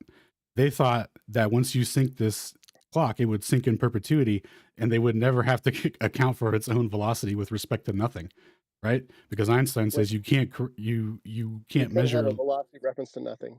Right. But you just said they did. But you said well, that's what Einstein. Yeah. Correct. Okay, That's what you said. They're making a correction of its velocity in reference to what? To absolute space. Okay, there's no absolute reference frame. No, there is. That's there is though. This is otherwise this clock wouldn't do what it's doing. You wouldn't have to make that correction. The atomic clock doesn't need correction. That's the whole point of the atomic clock. No, it 100% does. We just showed you how they have to manipulate the cesium frequency in order to get it to oscillate at the right rate. No, the rate comes out the same. That's why it's an atomic clock, and that's why it's so accurate. You don't need to. It's not the opposite, as Alan put it and said. Well, it's not it's literally not an accurate clock, but we still call it an accurate clock. No, it's an accurate clock. That's why they use it, and that's why it's able to be used in such a precise application as GPS. Like I said, every breath he takes is useless and worthless time spent to him. Go ahead, continue. Can I move you from theoretical to practical just for a sec, Smash? Sure. Okay, great. So you think time dilation is a thing, right? The faster the clock's moving, time's going to change on that clock. It's going to read out different from how we see it down here? The faster the object is moving. There's two okay, the clock is inside the object and the object is moving. Right? So you pretend you're one of those frames. You pretend you're one of those frames sitting on the surface of the Earth. Okay, great. And we got another clock somewhere else. And you think time dilation is going to be affecting that clock, that it's going to actually read a different time based on its velocity, different relative to you, right? Correct. Yeah. Okay, great. So let's get to the practical skill testing question. Why doesn't NASA have a clock on the ISS, constantly showing us time dilation. They do. That's literally Oh, one of the they one of the do. experiments they do They on do. ISS. I've never seen it. Where? Well, Where maybe do they you keep should that? look. Well, I can't help you with your Google. I can't Well, help you with your hold on a Google second Scholar here. Google, ability. get out. Hold on a second Google. here. Where is it? Well, hold on a second here. Look for it. Post the link, Am I supposed to Smasher. You hold got your thumbs, hand on right? this? Yo, 1 second. There's actually never been experimental verification of time dilation in the relativistic sense. So Except for hence my no, question. no, never. Because here's why. Here's why conspiracy. So the stationary clock would be required that stationary clock somehow reflects the same velocity corrections that would be required for the moving clock, right? Because if the reference frames are interchangeable and they're all equally valid, right, that would have to be substantiated in clock corrections. It's never been substantiated, only in one way, only with a clock that's in motion, which is in alignment with classical mechanics, right? And then we just went over how, with respect to absolute space, it's correcting for its own velocity. Now, whether or not you believe it's free falling around a globe or moving along on a flat Earth due to some other mechanic, it's still correcting for its velocity in a circumstance when it absolutely should not be. Yeah, I think that's just your opinion. Now say why. Explain why. Explain Like directly refute it. Explain why, and we haven't even got to the principle of relative simultaneity yet. Okay. The fun part about Alan and Whitsitt and all these guys is we battle high end. Keep it on subject. Hold on. We battle the high end subjects so that we don't talk about the low end subjects. And that's why I came on. Like I wanted each to other? talk the simple low end Okay, subject. well let's go back to the subjects. Hold on. Didn't you bring this up? No, you brought it up saying what issue did I have with Alan? Okay. So you brought it up. This is one of the things that you brought up. You could have talked about anything else, and the only reason why we're speaking about this is because you brought this up. Okay, did Alan Conspiracy talk about the low end stuff that we can easily debunk? Conspiracy Smasher. No. The reason why we're talking about atomic clocks is because we asked you what Alan was lying about, and this was your number one go-to. Is that what happened, Conspiracy Smasher? Yeah, and that's so. Then why are you So if that's what happened, since you were the one that brought up the high end stuff, why are you crying about talking about the high end stuff? Okay, Can you answer that? Okay, can you answer that? Yes, my whole point. Okay, go ahead. My whole point was to give an example of what Alan was lying about. That was it. And all of a sudden, you guys all jump in. Oh well, let's see you refute it. Let's see you refute it. Could you have given an example? Could you have given an example of just curvature that he was lying about? Could you have given a low end topic to talk about that he was lying about? Did anybody force you to bring up relativistic effects and atomic clocks, or was that your decision? You asked for an example. So you gave the high end example instead of giving a low end example. You want to talk about low end stuff, but you decided to bring up the high end stuff. Then what happened after I gave an example? We explained why your whole position is incorrect and not exclusive to the globe model, and then you started crying about having to talk about a high end topic because you have no refutation. That's literally what happened. And anybody right now that's watching this back can go rewatch it. Just go rewind it. Okay. And then laugh and then type in the comments, ha ha ha, conspiracy pusher. You just got exposed twice in a row, and we didn't even really get down to the physics yet. We just exposed you for not being able to follow the conversation. We just exposed you for not being able to follow the conversation and being dishonest and emotional. And you still haven't even addressed why Alan's position isn't correct. All you just said was, y'all talk about too hard topics. Okay. While complaining on the timeline that these guys are idiots and they can't explain them. Now you're here crying about us explaining it to you. Listen to the emotion go. Flow. Yo, the emotion. Yeah, I'm laughing at you. You see this? Look at all the spam and the laughing emojis in the comments. Ooh, look, everybody is emotional right now. Look at the We're emojis. all laughing at your incoherency. After you being on the timeline popping all this stuff, now you want to be up here crying about talking about high-end topics. Let it flow. Really, pusher? Yes. So you brought it up and you want to cry about it. And he's saying, yes, you have like no, bro, like Do you have no shame? I have. You just It's not admitted to emotion. crying about a topic that you introduced. Okay.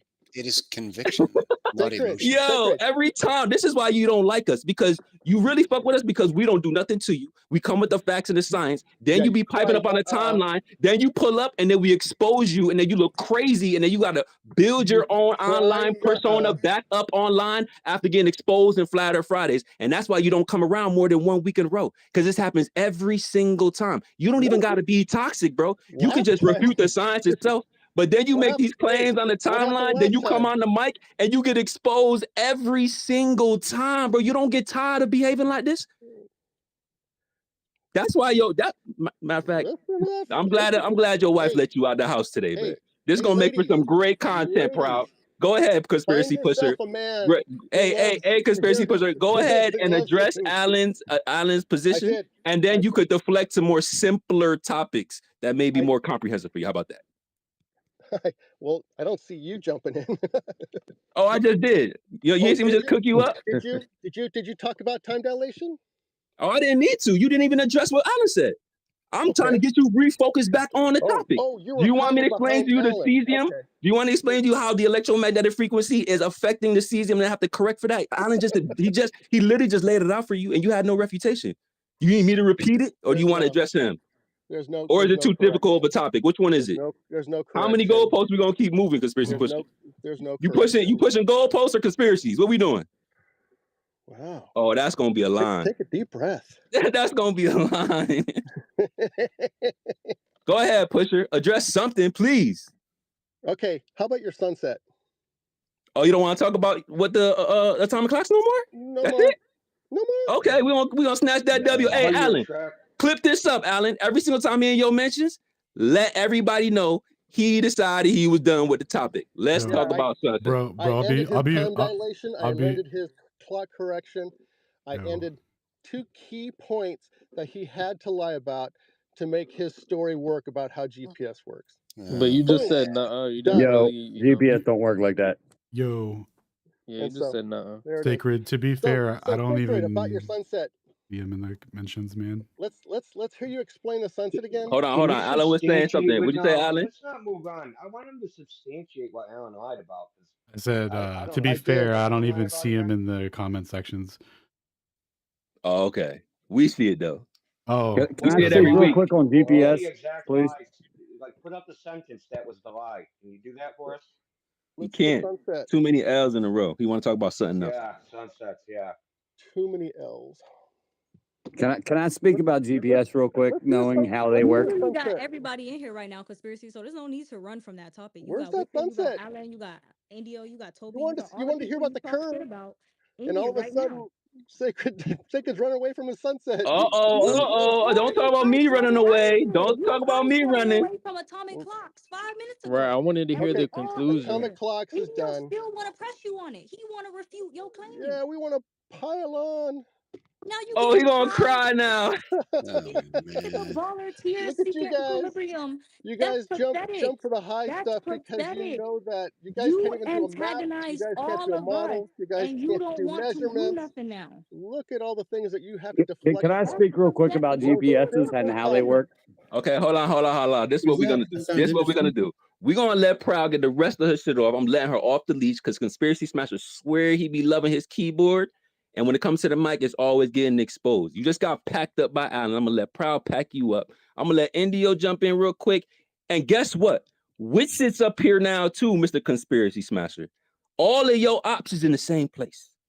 You got all the answers. You got all the ad homs. You got all the insults. Now you ain't got nowhere to go. And this is gonna stay on the internet, bro. So you better come with your A game. Everybody's watching. All your homies. All the ball heads, all the curverts, they're like, get him, Pusher, get him. This is your chance, bro. Remember, all this is because of your behavior. Let's see how this goes. Get him, Proud.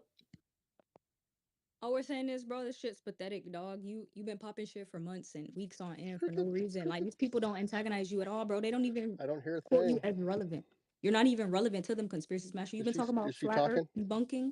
Now he can't hear me. Now he can't hear you. Yeah, bummer. Pathetic. You're a I'm coward sure and she you know was it. saying something important. No. He a coward and he know it. We're gonna let Indio get on him about the shit he want to run from. He want to talk about No, sunsets. hear He don't want to nothing. talk about atomic clocks. All I hear Okay. is crickets. Go ahead, So Indio. Let me bring Proud back up. yeah, I was just saying. I mean, Alan laid out the total operation of the atomic clock. You have no idea how the thing even works. You just And read not, some it nonsense on doesn't the internet. match. It doesn't match any of GPS In what way? documentation that's publicly available. Not In one what way? Be match. specific. Okay, be specific. What didn't match exactly? That he said that time dilation doesn't matter or doesn't work or not included. It most definitely is included. Which one was it? He, Which one of those three did he say? Well, we were touching on a separate subject. I said that we would get back to time dilation. For one, we were looking at the atomic clock and how it, quote unquote, is dilating time with respect to nothing. So, and then he said that you don't dilate to nothing. No one ever made that claim. You have to dilate to a reference point. And I was trying to get him to find out what the reference point was, and he keeps saying nothing. Okay. And then he says, well, this is how they correct for an atomic clock. And then the whole point of having an atomic clock is not needing to correct. So well, I didn't say, those were my point. Well, no, I didn't say that it was nothing. I said that it was with respect to absolute space. Now, Einstein says that there is no absolute space for linear motion and it can't be detected. So this atomic clock in free fall around the Earth should not be able to, it should not require a velocity correction, right? Otherwise, we would be able to measure our velocity as we free fall around the gravitational well of the sun, right? This is the whole point of relativity theory. The whole time dilation is because the Well, velocity time dilation would be a measurement reflected in the propagation sent from the satellite. We're talking about the atomic clock, sir. Yeah. The atomic clock does not need the correction that you said it does. See, there's time dilation. Well, all it over the place absolutely in relativity. it absolutely does. Would you like a paper that will walk you through the experimental history of atomic clocks? By all means, I keep asking and asking and asking for evidence from you guys, and like the great Whitsit himself. Oh, I'll send it to you. Oh, well, I'll send it to you, and then I will personally send it to you right now. It is now my personal mission to gather you all the papers necessary that you need. See that? Yes, sir. My first piece of scientific evidence that can be validated and peer reviewed. And all you got to do is pull up to Flat Earth Fridays and grab a mic. Look at that. Instead of trolling the mentions and acting like you don't see us. Wow. Well, to be fair, well, also another way. Everybody, and all I get are attacks and nuh-uhs and well, to be fair, just like you just did. Hey, anyone that's ever asked me for anything gets it immediately, whether they're an op or not. And so, like, you've never asked me for anything.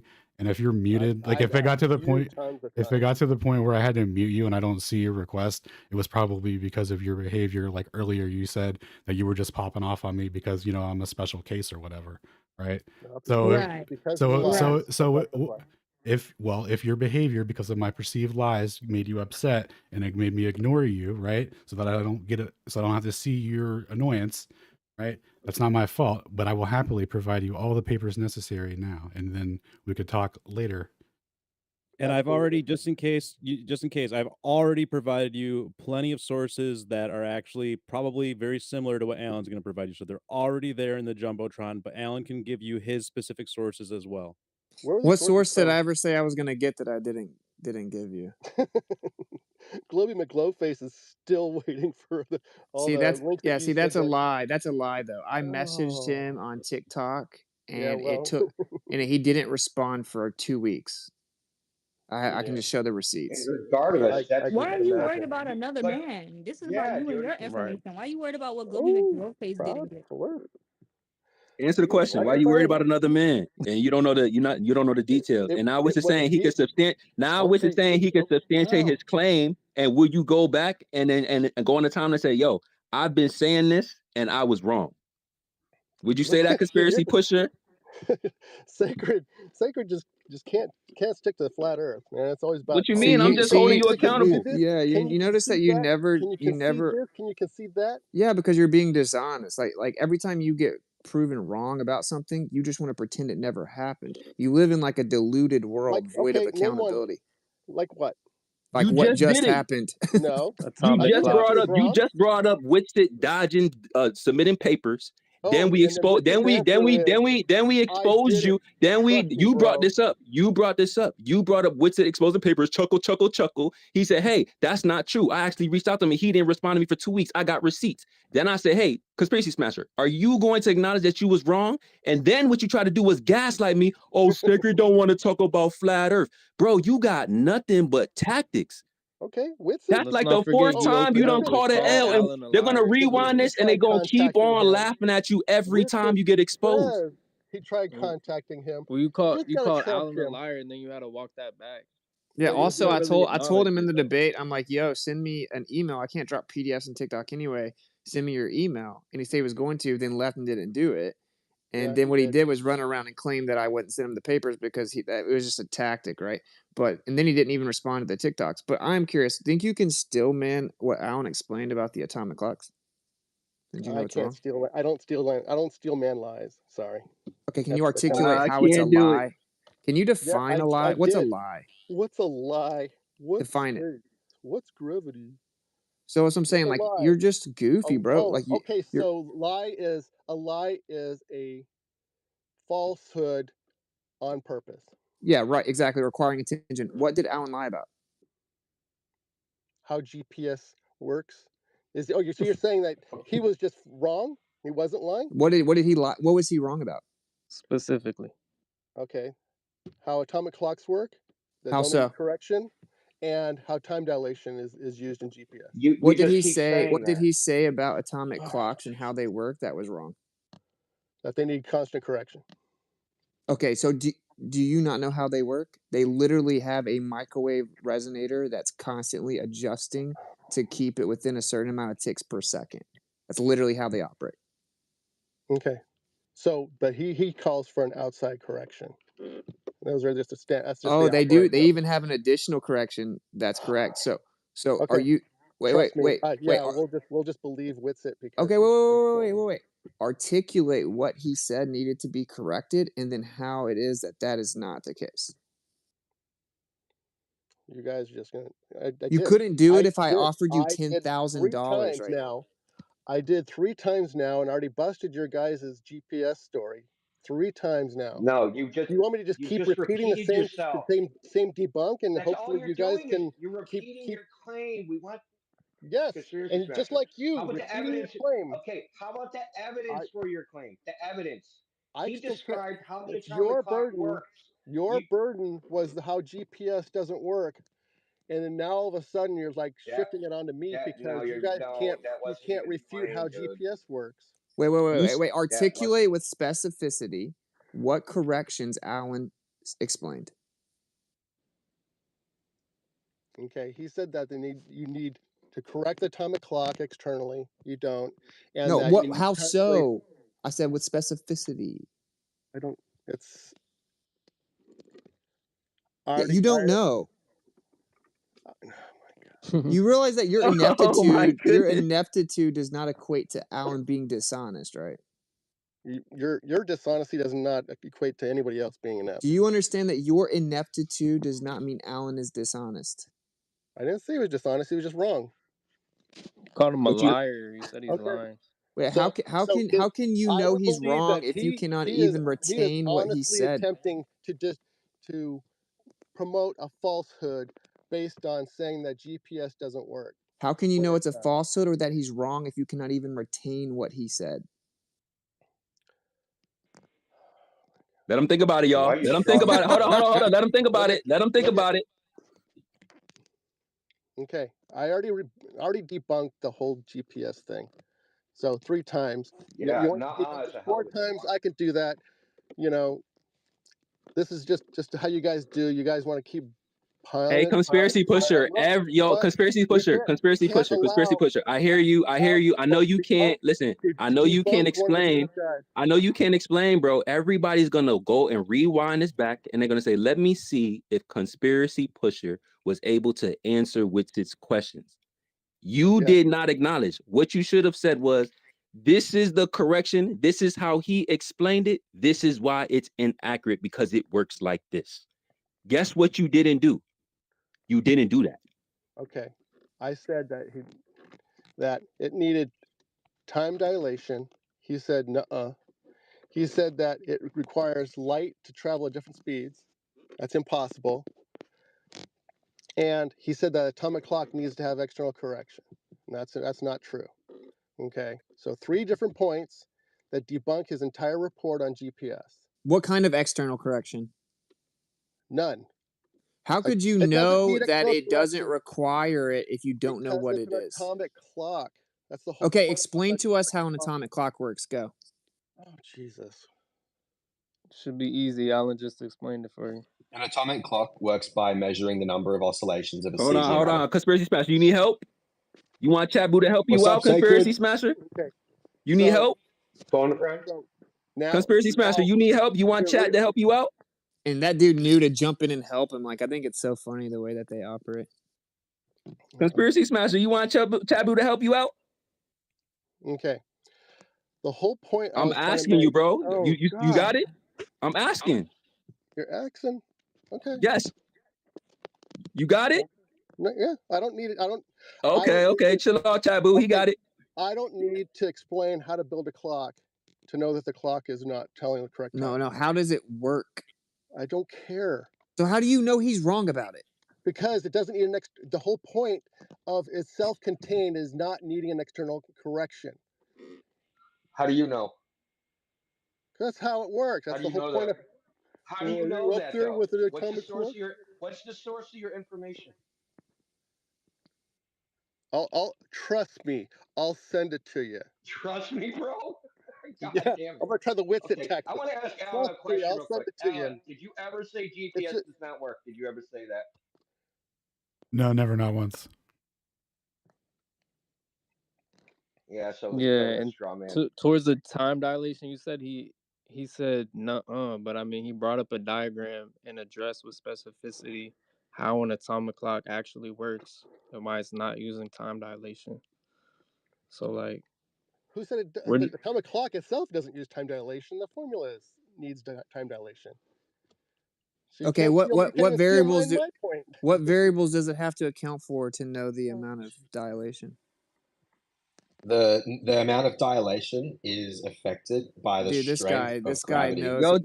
this guy Hold on. knows the guy can't answer. Yeah. Hold on, Chabu. You really feel like you need that much help? No, Conspiracy's got it. I just, like that kid Then in why do you class, keep he always jumping has his in? hand up. Okay. Why you keep jumping in? So you guys never I'm on a support? phone, You I'm guys not never at do my tag team? computer. I mean, I If I was asked like him if he Winston wanted and your had help, a and he computer, said then he I could didn't want answer your all these help, questions. and you keep on jumping in. So it's up to him if he wants your help or not. Okay. It sounds like you think he needs some. If I heard a flat earther flexing on someone talking, if I heard a flat earther, if I heard a flat earther flexing on someone, calling them a liar, saying they were wrong about something, and then they were asked to back it up, no, I wouldn't tactically be jumping in to try to protect the illusion that they knew what they were talking about. No, I wouldn't do that.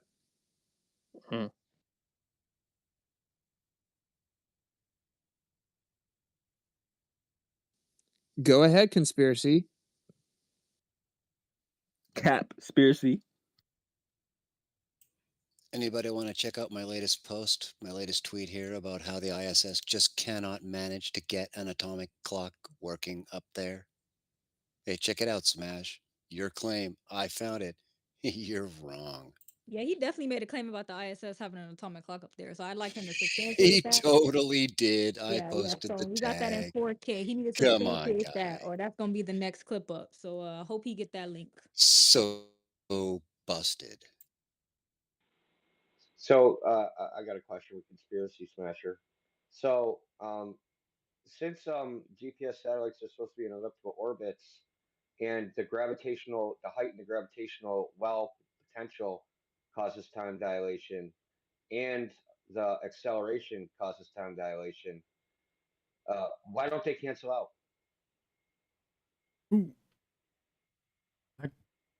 I can take that one. Yeah, I know you. Oh, okay. Sorry. I also can take that one. Hey, it's real funny. Like, Conspiracy Smasher be tweeting 100 miles a minute, and it's kind of quiet over there. Hey, yo, Push, you good? Cap, you all right? Hey, somebody tape up his ankles. Oh man, robot polish. You're gonna hear about this one. Oh, yeah. Push, you subbing out? I You got think the he fell Gatorade back. symbol? Okay, so the reason I came up was for the sunsets. Let's do it. We accept your Get out. concession, conspiracy pusher. This is gonna make for great content. Let's go to the next topic. Okay, the sunset that you post. How did the sun get so close to the horizon if it's a local sun? Wait, what? Like we don't know what convergence is now, bro. Convergence? Okay. Where is the sun According to supposed to simple be? geometry, the sun can't get within 10 degrees of the horizon. Are you going to say there's 10 degrees of convergence? Sacred, I see you crying there. What happened? You on mute? Where did you get this figure from? Who's asking? Hold on. No, why wouldn't it drop 10 degrees? Okay. Do you guys know how to solve a triangle? Lay some trig down on a. Uh-oh. I think I got some quiet. Got quiet all of a sudden. You wanted us all to answer your redundant I question want at once? anybody to answer. I don't want all of you to answer. I want. Okay. How about TM? How about TM to answer? Push, why wouldn't it drop down below 10 degrees? Okay, what's the furthest the sun can be if you're at, say... Why are you asking us questions? You want... I'm trying to explain. You Socratic listen, method. you made the prediction. Socratic No, method. you made the prediction. Substantiate your prediction. Okay. Yeah, you quantified it. Yeah. Okay. I'm just trying to teach you guys some math here. Well, you're not. Go ahead. Go ahead. Oh, with it. Yeah, with it. I'm not going to know this. Okay. So let's say today the sun is over the equator, correct? Anyone? What's the equator? What's the equator? What's the equator? 90 what's degrees. the equator? 90 degrees from North Pole. Are we going to disagree where the equator is? Wouldn't you be on a globe for that? What's that? Wouldn't you be on a globe to be 90 degrees from the North Pole? Okay, let's say it's the GP of the sun. Let's say it's the GP of the sun on the equinox. Talk about not understanding basic math. Yeah, it's kind of funny. Witsit, where would the GP of the sun be on the equinox? Can you define what the equinox is for us? Yeah, it's when the sun is at the equal point of sunlight from the tilt. So just your own made up definition? That's what we're going with? Huh? That's when the sun, the daylight that's your is own equal. made up definition. Equinox means equal day and night. Yeah, sunlight they is used equal. to define it as when the sun is in the first point of Aries. So are we going to use like the definitions of astronomy, or you just own made up definition? Same thing. No, they're not the same thing. Not the same thing? Not the equal points on the... No, because some like equal day and night don't actually exist. So they don't? No, they don't. So no place on Earth experienced 12 hours. Nope. I'm pretty sure the definition of Chat Boo, are you also a globe earther? I'm pretty sure the definition of awesome. Okay, so that's why let's quickly and deflect that's why from sunsets and talk Conspiracy about Smasher, the equator. There's a reason why I said something about the equator, right? Because the equator is the place that has equal day and night on the equinox. And if there's no equal day and night, that place can't exist. You understand? Okay, so do you know if equator, what do you mean? according to your flat Earth, does the sun have a GP? It's not according to my flat Earth, dude. Just define equator. He's going to ignore your question. The equator. Of course the he equator is the GP of the sun on the equinox. This dude isn't worth anyone's time. Do you want to talk to anybody else? Yeah, but real fast. No. Hold on. Let me. I get it, Shane. I really do understand, but you don't understand. You don't get like how this guy behaves on the timeline. Like when we drop the clips, he's no longer going to have to be able to continue the way he continues because we packing him up right now. So this deserves the time that it requires because he's asking for the energy. So we got to give it to him. right? He can't run around on the timeline and say, "Oh, we didn't address none of his questions. We ran away," when we directly acknowledging what he's saying, and he has no refutation yet. So yeah, we're gonna have to work through some of this. Say it again, Proud. He been calling you out too. He ain't safe in nobody hood, Shane. So. Yeah, like no. Like we with all the smoke. So we gonna get this shit packed up real quick. Yeah, I was calling him out, man. Nobody is talking about that anymore. I'm only trying to determine what the spatial metrics are for your 10-degree claim. Okay, and if you're just going to use the globe model to falsify the flat Earth, well, that isn't really logically consistent, is it? Well, that's exactly. I mean, and since nothing works on the flat Earth, it's really simple. Use the globe model. I think So- you're making so the back mistake to- of assuming he can learn lessons, and I think that's where we're gonna go wrong. Yeah, you're probably right. Oh no. We not look. We not gonna change his mind. Like his literal online persona is conspiracy smasher, and he believe in all the conspiracies, You right? broke it down really well, yeah. You know what I'm saying? So like we're gonna have to make sure that we get the most out of this back and forth for the listeners, so they can see how fallacious some of these guys are, and how insecure they are by their behavior. You see, this is why the topic is what it is, because we tired of being censored when we go over looking for the smoke where y'all be at. So then when you come over here and we give you a mic, we're looking for direct refutations and you have none. And then we catch you in lies and dishonesty and tactics, and you supposed to be the guy to take everybody down. You the tough guy. Yeah, you the tough guy. Look at the muscles on that bird in your PFP. We can't even flap get them past wings, bro. You need a equator. medium to move. Look at okay. So yeah, this deserves the time and energy that's gonna get, bro. But when will it start? Well, look, As soon as I you feel like start it's so acknowledging easy. what we're saying. Yeah, first of all, you're conflating the flat Earth with the globe Earth to tell us why the flat Earth is impossible, which is like incredibly ignorant and like remedial. And then you just completely yeah. What's it with his nuh-uhs? No, that wasn't bro. And then Exactly. you specifically skated past the fact that you made a claim about the atomic clock on the ISS, and then Stone just directly refuted it. And then what's abundantly clear to everyone else is you're incapable of even properly still manning a sunset on flat Earth, which is like one of the first things that you understand looking into this conversation, which shows you're like literally irrelevant, right? Like you don't even understand it. Do you understand why that's a problem? I've heard 5 different versions of what a sunset is on the flat Earth. Do you not know what a stillman is? Yes, it's trying to explain what a flat earther thinks a sunset is. No. But you gotta figure out which flat earther you're talking about. No, that's not what a Okay. stillman is. A stillman is presenting the strongest possible version of an opposing argument. It doesn't matter what another individual thinks. God. So take 5 extremely weak arguments and try to pick which one's the strongest? No. You are Steel manning, supposed why not? Dude, listen carefully, bro. Steel manning is where you argue against your own point, and it's like you do it because you're confident in your point. No. Okay, I'm just gonna read the definition of it right here. Oh, A stillman argument is a technique for presenting the strongest possible version of an opposing argument. It's the opposite of a straw man argument, which involves oversimplifying, parodying, or distorting an opponent's view. So this is you're supposed to be able to articulate the strongest possible version of an opposing argument. And if you cannot do that, you're not even to the first step of, considering conclusions, let alone confident assertions. You're laughing. Do you not? You understand? This is like Nervous basic chuckle. logic. This is This is Nervous hilarious. basic chuckle. logic. I'm getting taught by Witsit what a straw man is. No Yeah, no, refutation. No refutation. This is awesome. This is Okay, fun. now that I taught you what stillman means, can you stillman a flat or a sunset on a flat Earth? Okay. Yeah.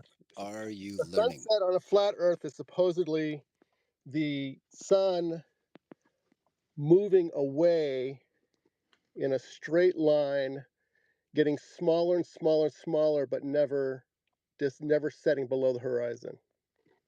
That's your stillman of a sunset on the flat Earth. Yeah. So you're just not smart, is what it is. Oh, I wish I could grip like He Whitbit. got the globe reputation into the steel man of the flat Earth. Exactly. You That's all, can't dude. This make is why. this crap up, bro. Exactly, Indio. That's why I do this, because it Hey, it Whitbit. exposes all of them as being completely disingenuous losers. Like Like Okay, he literally went Whitbit. to like a extreme Whitsit, straw can you man. hold on. Whitsit, can you explain what a sunset is on a flat Earth? No, time out. Yeah, but do you realize that you just straw Whitsit, manned can the you flat Earth as explain what a sunset is on a flat Earth? yeah, right after we expose that Can you you just explain? Yes, he's going to explain it, but we're going to expose the fact that you didn't know what a steel man was and then proceeded to explain a straw man. So we're going to expose that first, then we're going to get to more things that you don't comprehend. Go ahead with it. Yeah, exactly. It's like it's very telling, right? When you ask them to still man flat Earth position, they actually have to egregiously straw man it and then like incorporate the alleged globe refutation of the point. They can't even say it out loud. They literally can't even think with their mind, entertain it, and then say it out loud. They're incapable of doing it. So, Okay, like, so let's give you explain one more chance to prove you're not literally just a robot suffering from explain cognitive a dissonance sunset. that's Can currently you undergoing genetic modification. Can you please still man a sunset? No. You can't do it. So, like, why Good. would we ever take you seriously? Your ineptitude is off the charts. Okay, so can you explain a sunset on a flat Earth? Sure, the horizon is the vanishing line. It's an apparent location. The sun appears to go down due to perspective. It then goes into that vanishing line. The bottom of it, of course, is going to reach the vanishing line first. So it's going to disappear into the horizon. It's very simple. Okay, perspective Man, requires the object to get smaller, correct? Not if it's an apparent location of the sun with an equidistant limit to how far you can see. Equidistant limit, so it's not moving away? Do you know what apparent location means? Yeah, this is what we see versus what's physical. Okay, the apparent location Okay, is so what's the difference between the apparent location and the physical location? What's the difference? I don't know where the sun actually is. We observe the apparent location. wait, what's causing the difference between the apparent location and the physical location? Good question. A visual limit, the medium that it's in, a combination of the two. What's But the dude, visual limit? What's the visual I limit? answered all of your questions that you No, you can't didn't. comprehend. Now let's see after. Don't Listen, run. let's see after Don't I run. just. Let's see This if. is a simple topic. What is our visual limit? Well, you are. Do you want a quantification? Right, he Is does. that it? You want to quantify it, buddy? Is that what you Yes. want? What is our? If I'm standing at 10 feet off the water, what is my visual limit? Oh, That's relevant. What do That's you mean? A relative. visual limit of what? Well, Well, it's I want to know what he means. A visual limit of what? The ground, the sun, the moon? Like what? Visual limit of what? Exactly. Well, Witsit's saying that the sun sets due to our visual Tell me limit. what Witz is saying. Answer the fucking question. So I want to know what he's talking about. He's saying the sun Whatever. seems Go to, ahead, the Witz. I apparent can't deal sun with it. seems to disappear. Yeah, he just doesn't understand anything. So like That's why I'm asking. Listen I carefully. don't I know understand because what visual limit is. Explain. well, can you define the two words? You don't know what visual. No, You I'm don't. talking. How You're the how do one. you This is not your know story. what visual limit This means is when it's literally defining itself in the term? literally. Literally. You can't explain. It's the limit to how far you can see, your limited vision, the visual limit. And of course, saying something like, what's the So if I visual was limit? 10 feet Stop off the interrupting ground, me, dude. You can't understand basic elementary things. So you should listen, maybe. So, like, saying, how far can I see from 10 feet up shows that you don't understand. There's obviously a difference at looking directly over, say, the water, right? It's going where the horizon is going to be based on different atmospheric conditions, and that's going to be combined with, say, like the resolution limit, the attenuation within those conditions, etc. When you look into the sky, it's going to be different than when you look over the water. And the point is that you assume we can see forever, have no evidence of that, unfalsifiable insanity. And I'm saying we have a visual limit, right? And so the sun, if the sun's outside of that, then we're going to only see the apparent location once it's within our visual limit. And so then really you wouldn't even expect to see significant change in angular size because it would be effectively equidistant from the observer. Now, this is the point that's going to completely expose you. I just now stillmanned the sunset on flat Earth. Now, let's see if you can do it. Stillman a sunset on flat Earth. Go. Can't. He can't 'Cause even that's a say it bunch of out crap. loud. They're It's a bunch of scared crap. of flat Earth, bro. Think about it. You I'm act not so tough on the scared. internet and you're so I'm scared of an laughing opposing so ideology, much you can't at say it out loud. you can't even explain a sunset without He making up. just did for Oh, 5 well, minutes. the apparent angular size will stay the same Yeah, because they just that's what repeat we stuff, see. like you said. So it can't be I thought you couldn't steelman the flat Earth Earth. rotating, which would definitely cause the sun to stay the same. It's This guy's suddenly learning it's an disabled. apparent. I It's an think so, apparent. yeah. I think so. It's an Hey, you're apparent genetically rotation. modified, right? I think it's on purpose, to be honest. Dude, think about it. Maybe after he fully undergoes genetic modification, he'll like see the light.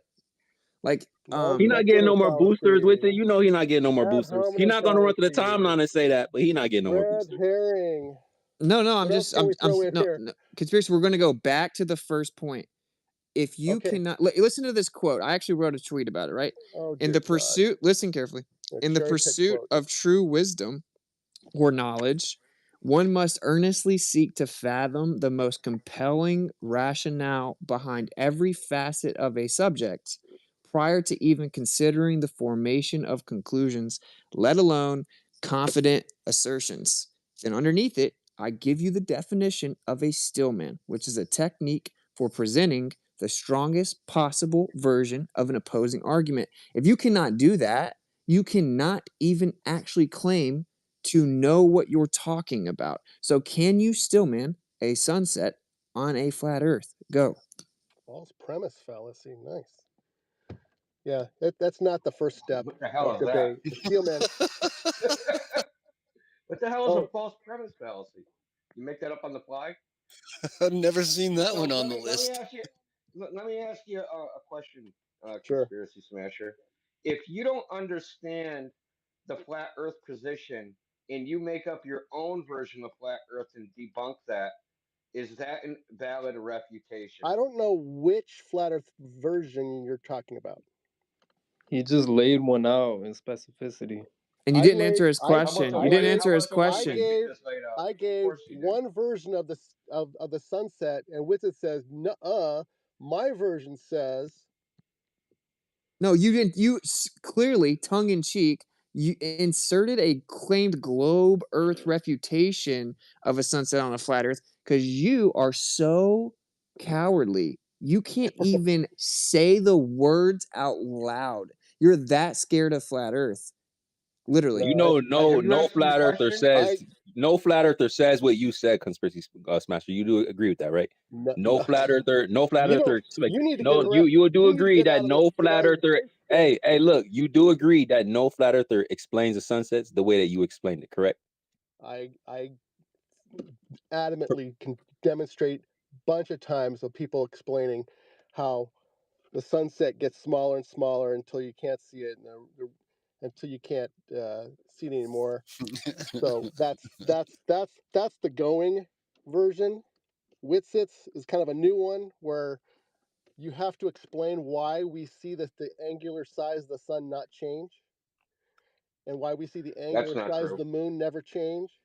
Dude, And, and that first of all, your model Both of them That's claims not are that the true true. either. angular size of the sun changes daily based on the geometry of a sphere. How Did you much? not know that? How much does it change? You tell me. Who cares? It's your claim. You just said that You claimed it didn't. according to the globe, and then he goes, "Okay, how much?" You I know say. the exact value, buddy. It's Winston, no. if you're It's gonna make a claim about the globe, okay, what's the range? okay. Listen, It's not an exact value. you What's the said range? this. You said the angular size of the sun does not change throughout the day. You're incorrect. Your model claims that the angular size of the sun changes each day What does based on the geometry of a globe. our model say? Do you not even know your own model? Of course you can't stillman a Are we flat Earth. You talking don't even about? know. Are we talking about arc seconds? The difference? Yeah. Oh, I'm talking about arc minutes. I don't know if it was. 30 arc minutes. I don't It's know not if it even. was you or It On a does. another Wait. flat caller. Earth. Wait, On a one flat more Earth, thing. One more thing. sun would Wait. have Can to you change. explain to us why in your model the sun changes angular size each day? It doesn't change each day. It changes throughout the year because No, it the changes distance each to the sun, day. the distance to the sun is different. So you don't even understand your own belief. Oh, my own belief. Yeah. Do you want to bet? You want to bet, like, say, $100 that it changes each day in your model? Do you want to bet? Okay, it may change ever so minutely in the arc Why? minute, arc seconds. Why? I don't know. It's your story. It's your story. No, You just said it doesn't change, and you believe in a your model that model. says, and you believe in a Your model that model says that it does says change, bro. You said it doesn't change. with You, it, hey, the bro, claims of listen, your listen, model. listen, listen. I want to slow this down Trust for everybody. me. I'm gonna let you talk. I'm gonna let you talk, but I want to me. slow this down for everybody so we can see what's happening here. Conspiracy Pusher just made a claim that the sun doesn't change angular size. Now he's here after acknowledging what's his point, that it actually supposed to change angular size in the model that he believes in. So and you see how that's a conflict? You see how you contradicted yourself? So if you claim that it doesn't change, you just falsified your own model that you believed in, Conspiracy Pusher. Okay, it doesn't change visually. Oh, moonwalking. If we talk, where you learn to moonwalk like that? Ooh, that's some cool moves, Penguin. Yeah, ain't it? Get it? I'm It's talking Friday about night. But wait, this is the ironic part. He doesn't even know why, right? So he can't. Not only can he not stop interrupting, dude. Not only can you not still. How am I straw manning it? I'm still manning it, right? You can't even still man By the all means, basics but you of still flat Earth, which is like a tell- sunset. But Okay, I'm over here why? having to still man the globe for you and teach you that you don't even understand your own belief Okay, yet. why does the sun change size, angular size throughout the day? I'm asking you that. Do you know why? Do you know why the sun supposedly changes angular size in the globe model? Who has the burden of proof on a You claim? are the one claiming the Earth's a globe. Okay. So we're demonstrating how you cannot. Hey, look, we're demonstrating right now, Conspiracy Pusher. Look, we're demonstrating now how you can't listen. You can't steel man the flat Earth position, and we've already demonstrated that we can steel man the globe Earth position. Well, you so now go claim ahead. you can, but so far you're just straw manning the globe position and just saying, "Trust It's me, just bro." steel man. You just acknowledged that we were correct after you made the claim that the sun doesn't change. Then you acknowledge that it actually does. So you just contradicted yourself. It's gonna get clipped up. Okay, you're gonna say, "Oh, well." So you can't say it's a straw man if you agree that it's the correct thing. Change. No, I'm talking about visually. Visually, the sun doesn't change size. Okay, according to flat Earth, or Moonwalking. according to one of the versions of flat Earth that Witch doesn't like, the sun is required to move across the sky, get bigger because it's a local sun, and then when it sets, it's supposed to get smaller. But What flat earther said that was required? Nobody sees the sun change size from about 30 arc minutes. No, you're trying to divert away again. We're going to go back to the point. We're going to go back to the point. How can a sun set, according to the flat Earth model, if nobody sees the sun change angular size? First of all, I just now still manned it for you, but you weren't able to keep up with it. But this is the funny part. You were so confident. The sun does not change angular size. I then had to inform you. I had to inform you that in your model, it does. You said, no, it doesn't. Then you claimed it was a straw man. Then you claimed I was lying. Then you claimed I was just baselessly asking you to actually believe it. Then you said it only changes throughout the year, not throughout the day. And you're wrong. You're wrong on all accounts. So we'll ask one more time. Just admit that you don't know your own belief, and then I'll tell you. You make a claim. I'm still waiting for your answer. Check my latest post and you'll see the sizes of the sun and the moon quantified in one image. Go ahead, check it. I just posted it. And it's simple geometry, bro. Like, if you even understand what it means to claim we're on a sphere, you would understand this. Waiting. Okay, the sun is going to be at the horizon and then at zenith and then go back down to the horizon. Since you're on a sphere, it's going to change angular size. It is very small amount in the globe, specifically 0.08 arc seconds, because of the physical geometry of the globe. This is where you're going to laugh and act like it somehow doesn't matter because it's small, to try to pretend that you can convince the whole room that you literally don't even understand basic geometry or the basic aspects of your own model.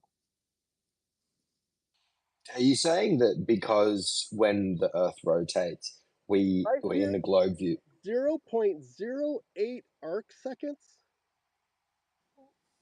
You just did what he said you were gonna do. I know it's one. They're Oh my robots. God! It's an They're arc minute robots. change. It's Look, about an arc did minute you know? change. Did you know? 0.08 arc second. Dude, you didn't even know it changed. So now this is the Do you next know part. how? That's Does funny. anybody here? Does anybody here know how much that is? Yeah, that's a ridiculously small. That's That four is a times non bigger than a stellar sequitur. parallax amount that you guys use to Stupidly determine small stuff. Don't worry number. about it. Yeah, That's a but non sequitur. they That's a use non telescopes for sequitur. that. So That's a proud. So you guys do agree that it changes after you told us that it didn't change.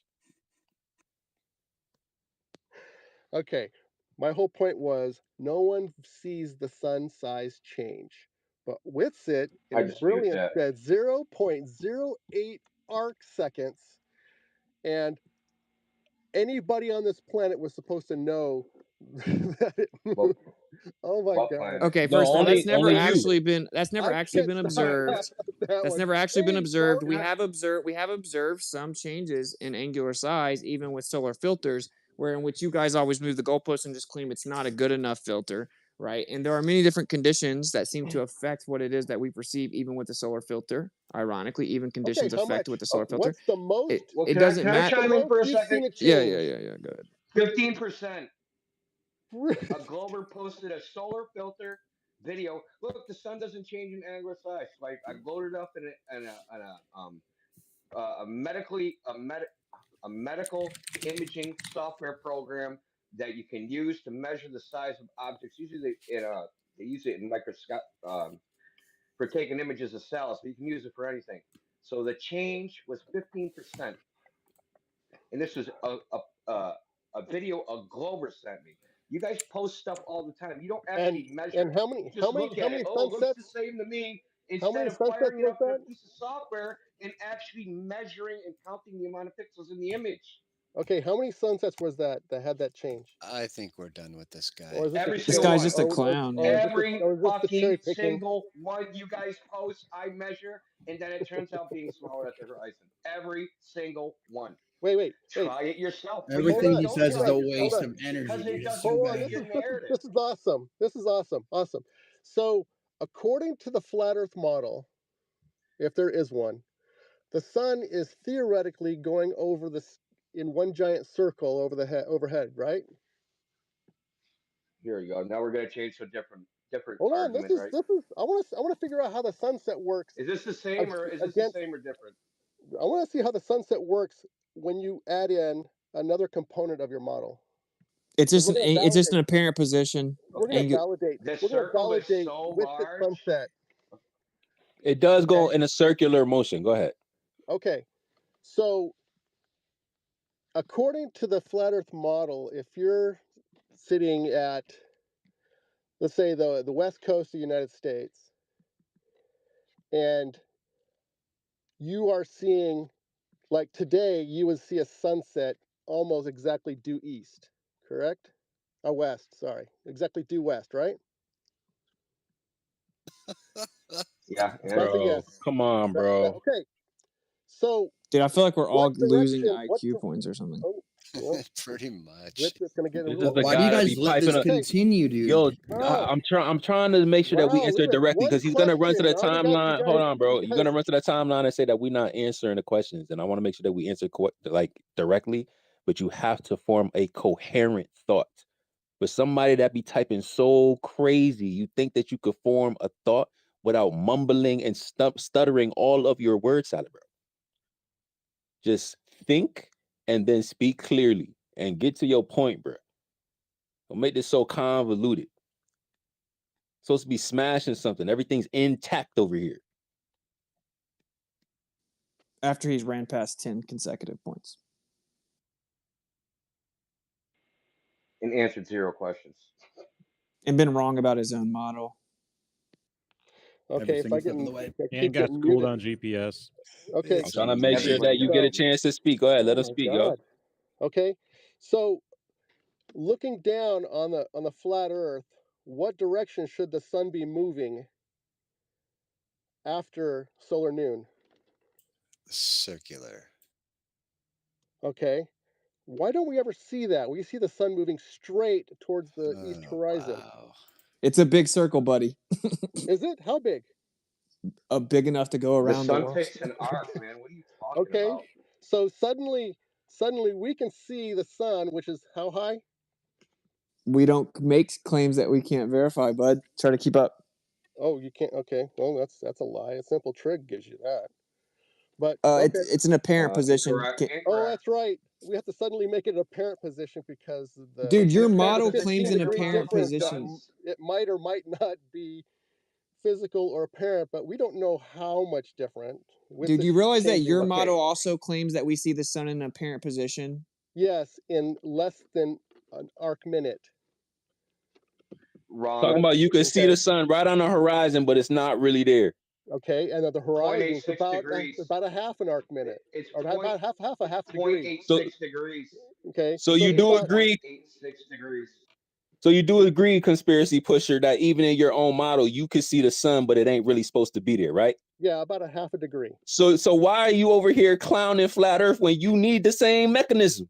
Okay, so do you agree? You need the same, yo. Do you realize you need the same mechanism, and you trying to highlight an issue for flat Earth? Okay, so flat Earth is going to use the same values. Wait, did he just claim an arc minute and then Indio correct him and he tried to just slip it in like he knew it was happening? No, I Oh said a yeah, that half a too. My degree. bad. That too.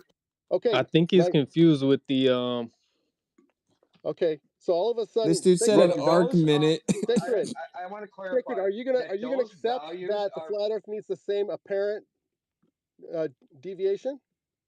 I don't know about the deviation, but we definitely need the apparent sun position. Okay, what's the Sacred? What's the difference between the apparent? Well, hold on. Let Indio adjust what he said because you was wrong on a particular value.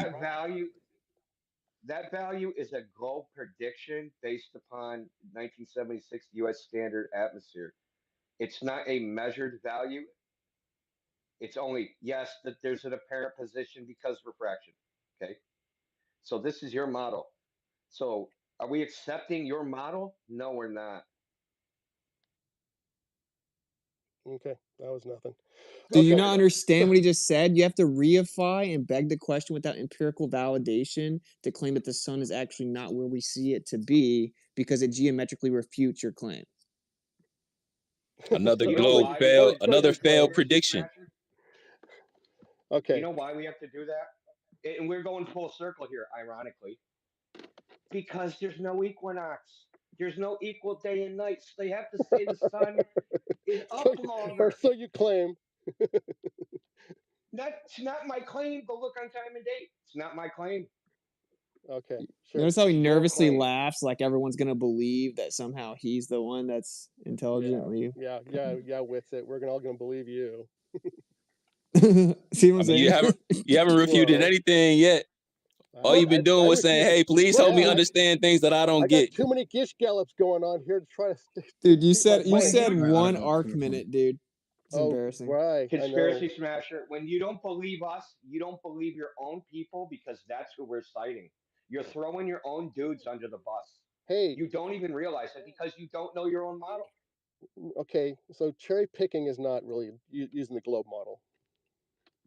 What did I cherry pick? I don't know. You just said that there's no I don't know. day or night. Trust me. This is Then the I best said, episode ever. According to an article in 1972. Bro said you cherry picked, but I don't know. I can't refute it, but I just know you're wrong. Okay, then postlet this brilliant article. You said that we have to use a 1972 value of the apparent. No, I said the 1976 standard atmosphere model. Okay. Is how that deviation was derived. Okay, post it. Let's see it. And when are you gonna post something, conspiracy pusher? Because I mean, you got thousands of years of globe evidence. You know what I'm saying? You got all the technology. You know how to work that keyboard. Yeah, all the hey, stuff I'm scrolling up. Hey, I'm scrolling up right now, and then that's. Hey, I'm scrolling up right now, and that's. I don't see that you shared not one piece of evidence at all for any of your claims. I'm on my phone. I'm scrolling. ISS atomic clock? Okay. Yeah, not even atomic clock. You ain't throw nothing up there. This will be good. Okay, yeah. As soon as I get home. Up to 10 degrees. So are we still on that? As soon as I get home. Soon as I get home, they're gonna you wait, you level heads. Oh, it's it. Dude, I just can't believe this Alan, dude you said, wait till I get home. This dude said one arc minute so Gish confidently. Gish galloping around. Let's not talk about the sunset. We have to talk about no equator. We have to talk about all these things that look. Oh my God. Hey, look, this is what's so funny, right? We are sitting here having to teach you about your own belief. You come in here pretending And that you you're get it schooling wrong. us. Stop interrupting me. You come in here pretending that you're schooling us and you're so smart. You said that it's the difference in the parent position in your model is 1 arc minute. You don't No, I said understand. that was Yes, you that was did. Yes, that you was I did. made a mistake. Well, yeah. The whole time we've been discussing this, you said that the sun doesn't change angular size throughout the day, only the year, even after I told you Yeah, 4 and all times of a that it sudden you does. came up with 0.08 arc seconds. Yeah, I had to teach you your Wow, own. I had look to at teach you. you! You're such I, a hero. okay, yeah. So you once again were wrong, even though you were pretending to be confident. Okay, This is the point that I made. visual, Stop interrupting visual, me. Stop interrupting me. angular size. This is the That's part what that's I so said. funny. This is the part that's so funny. We've had to teach you. Would you Yeah, we've had to listen, teach man? you and correct you about every different aspect of your belief that's come up so far. But when we asked you to still man one of the Keep getting the first globe model wrong. basic Nobody listens components to you. of a You flat are a earth, you joke can't in the flat even. Earth community. Dude, I'm almost done. You're the biggest Dude, liar. conspiracy, You stop gotta interrupting me. Your mute that cognitive is guy. tripping out Nobody here. listens to you. This is what's so funny, bro. Here It's comes the like, spiral. this is important. We can still man the globe better than you can, and you can't even say out loud an accurate stillman of even a flat earth sunset. That means you are actually afraid of being intellectually honest about the discussion. You've yet to even truly understand the flat earth position. You don't even understand your own position. You literally, quite literally, are not in a position to make a decision, much less try to mock people. Go ahead, conspiracy. Now you can speak. Come on. Okay. With it, when you say you steel man the globe, you get it horribly wrong. And then you say, oh, well, I have this huge angular change of 0.08 arc seconds. Okay. That's a joke. That's comical. Okay. You know why it's a You joke? can't Because he never you said that. can't Hold on, steel let him man finish. the globe Indio, hold on, and Indio. be honest about it. You can't explain a sunset, so you make up this story of visual limits and perspective, but the object stays the same size. That's the oxymoron. Okay, that's complete opposite of what perspective is. Okay, and then you try to say, well, what's the path of the sun around the Earth? Well, it's this giant circle. Okay, well, we would be able to see that curve every hour of the day. But we don't. We see a straight line along the ecliptic, exactly as predicted on a rotating globe. Okay? Why does the sun match the ecliptic and not this big giant circle over the head of everybody? Okay, now notice that I just let you go uninterrupted, and I'm going to refute all of it. Do not interrupt me because you're going to start freaking out and try to interrupt me. Okay. Obviously, I Mute never up. said. Obviously, I never said quote unquote. There's a huge angular size change each day in the globe, and then I said it's 0.08 arc seconds. I just pointed out you don't even understand basic geometry of a globe, and that it would have to change based on your zenith back down to horizon. You didn't even understand basic geometry. Then I responded to your claim of exclusivity as if the flat Earth couldn't be true if the angular size of the sun didn't change. I explained that is not true because if it was in an apparent location due to a visual limit, it would have an equidistant limit to the observer. Therefore, it wouldn't be expected to change or change much. Then pointing out that actually the evidence seems to suggest that it does change, wherein which you just skated past it and ran away. And then we explained to you, of course, the circle of the path of the sun over the Earth is so great that you barely see it. And of course, we don't see a straight line, we see an arc. And of course, that's again a displacement based on apparent position, in no way a falsification of flat Earth. It's that easy to debate you as long as you don't interrupt me. Literally. Good God Almighty. Okay. So again, if you map out the path of the sun and you change, okay, what is the angular location? What's the azimuth of the sun according to your location at solar noon? And then 1 hour later, then 1 hour later, and 1 hour later, we would see we would actually see it curving to the left. That is visual because the quote unquote local sun. Okay. And then as it keeps moving around, it will never get low enough because the furthest it can be away from us would be from your location to the opposite point of its orbit, correct? Okay. Well, just using simple geometry, that angle will never get below less than 10 degrees above the horizon. So there's no way that a sunset can even occur on a flat Earth, let alone, go, smaller and smaller near This the is horizon. crazy. Yeah, it's so And obvious you're Wait, deathly like, afraid. you You're, looped you right you're back also to the said beginning. the sun would have an equidistant, but again, according to the path, the sun actually moves away from you along that path.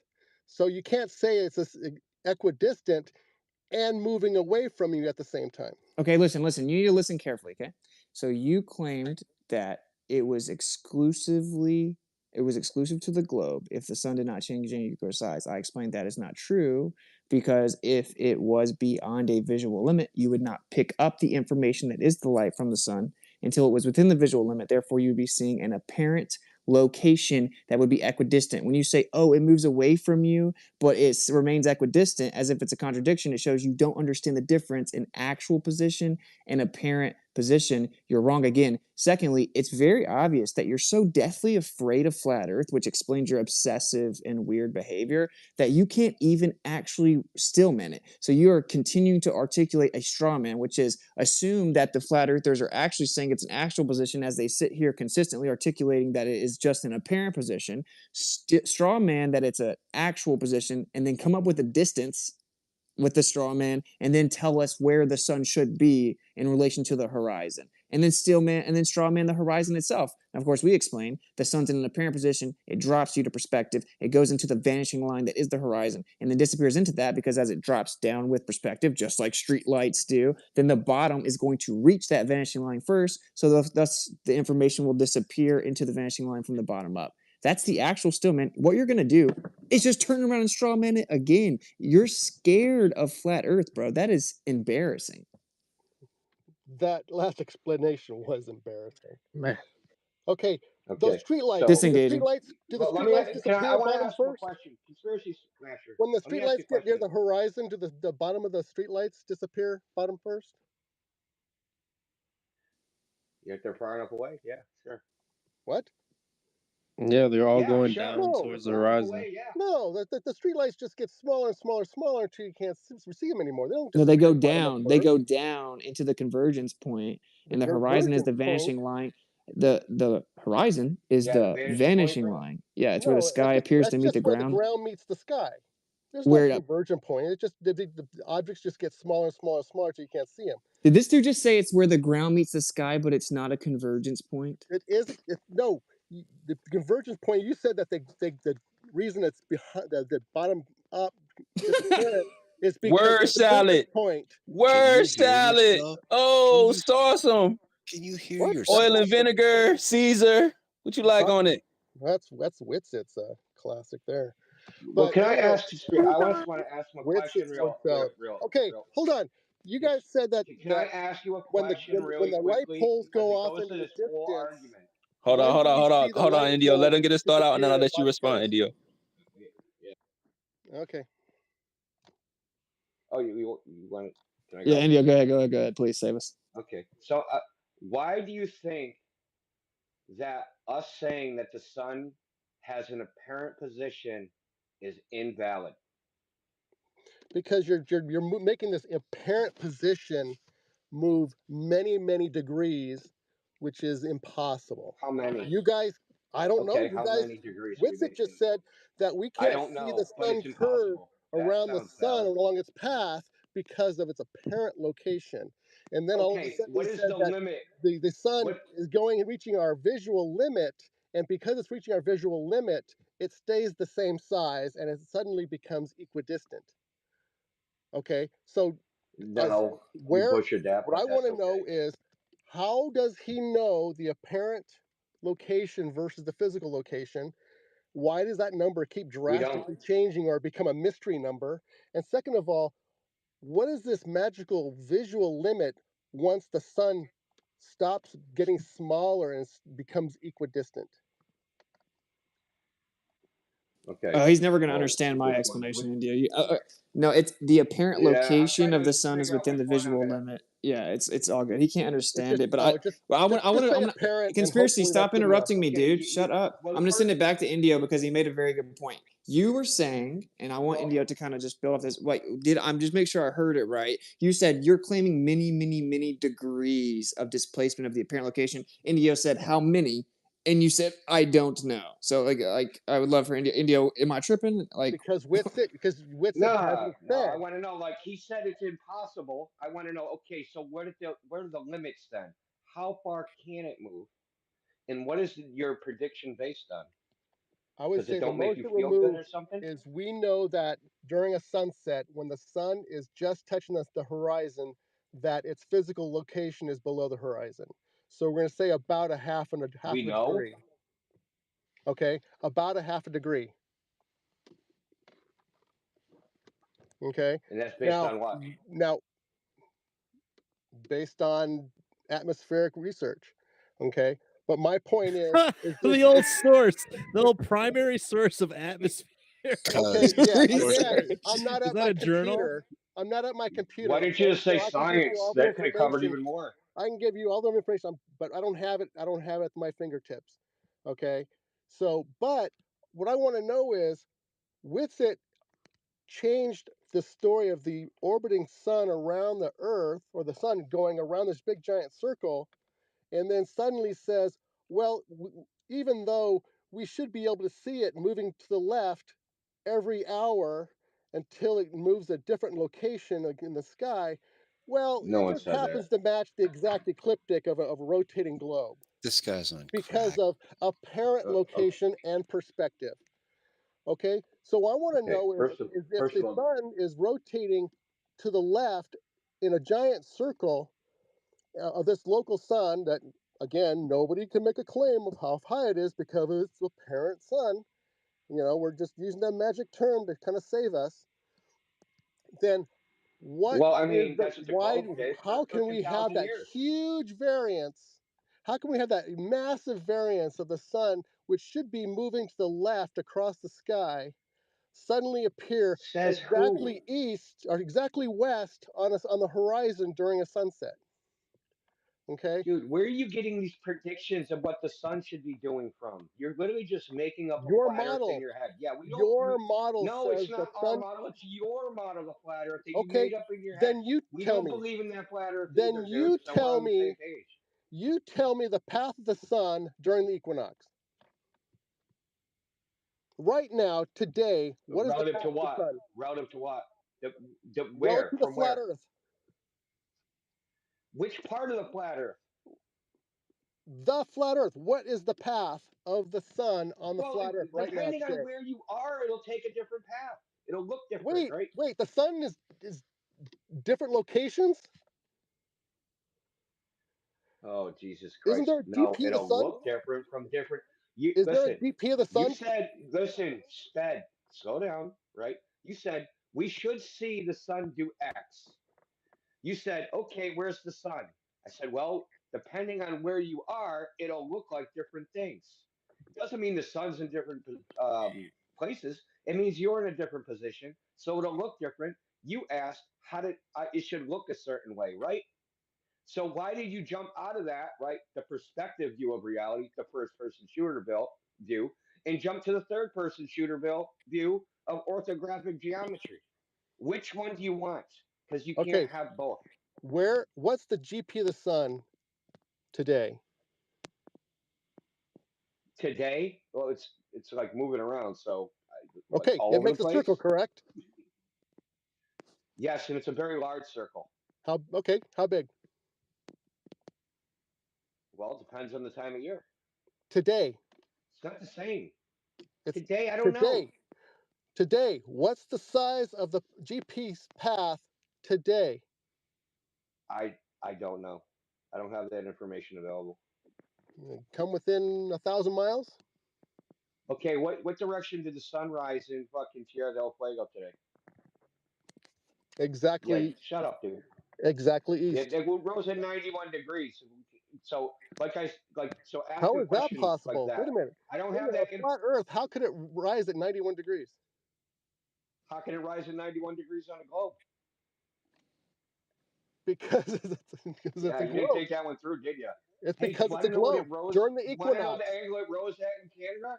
It rose at 86 degrees. How does that work? Yeah, dude, go look it up on time and date. Wait a minute. Where? Now, this is why we say the sun had. That's why The I exact asked you, same. The exact what's your same. problem with the apparent position when the data says that's all it is an apparent position? If you try to map it out, if you try to 3D fucking model it, if you look at time and date, if you do freaking the Eratosthenes experiment and take the direction, all these tests and all these models indicate that the sun has an apparent position. But you're trying to make a physical. You guys keep using that apparent position like it's a safe card. Well, just like NASA uses it, yeah. No, we're just it's descriptive. We're describing reality. That well, apparent sun can be over here, it can be over there. Okay, if hey, listen to this. If Canuck Greenland and Tierra del Fuego are on the same longitude line, and the sun rises at 91 degrees in Tierra del Fuego and it rises at 86 degrees in Greenland. Yeah. How do those lines of sight intersect at a location? 5 degrees. How do they intersect? How do they intersect? Those are divergent. 86 and 91 is divergent. Take those same 2 locations and apply any flat Earth model. And point Yo, to stop avoiding every question. Oh no, nothing is worse than trying to get a flat earther to talk about the flat Earth. Dude, time out. Hey, I got a question for you. Is time and date a flat Earth model? Conspiracy is time and date. Hey, buddy, is time and date a flat Earth model? Ask Shane. Is it a globe model? Didn't he steal that? Didn't he steal the time and date model and pretend it was a flat Earth model? I mean, can you pretend the observations are real observations? Time and date. Yeah, time that and was date awesome. actually isn't a flat Earth or a globe model. That was the funniest thing I've seen. Was Shane stealing other Bro, why do you models, keep pretending talking that just he to was using talk, prediction? bro? Shut up, dude. He asked you a specific question. Oh my God, Witsit complaining about talking. Shut up, dude. You're talking through him just to talk about the conspiracy. irony. Everyone in here can see you're really scared of the fact that he asked you a pointed question of how can the divergent Everybody degrees, here how can they intersect, and you just Witsit started is panicking. afraid of the flat Earth. Yeah, that's all you got. Sorry You don't for even know what the streaming flat interruptions. Earth is. You made up a flat Earth in your head and you've been debunking it for a year and a half. Keep debunking your own model. No one cares.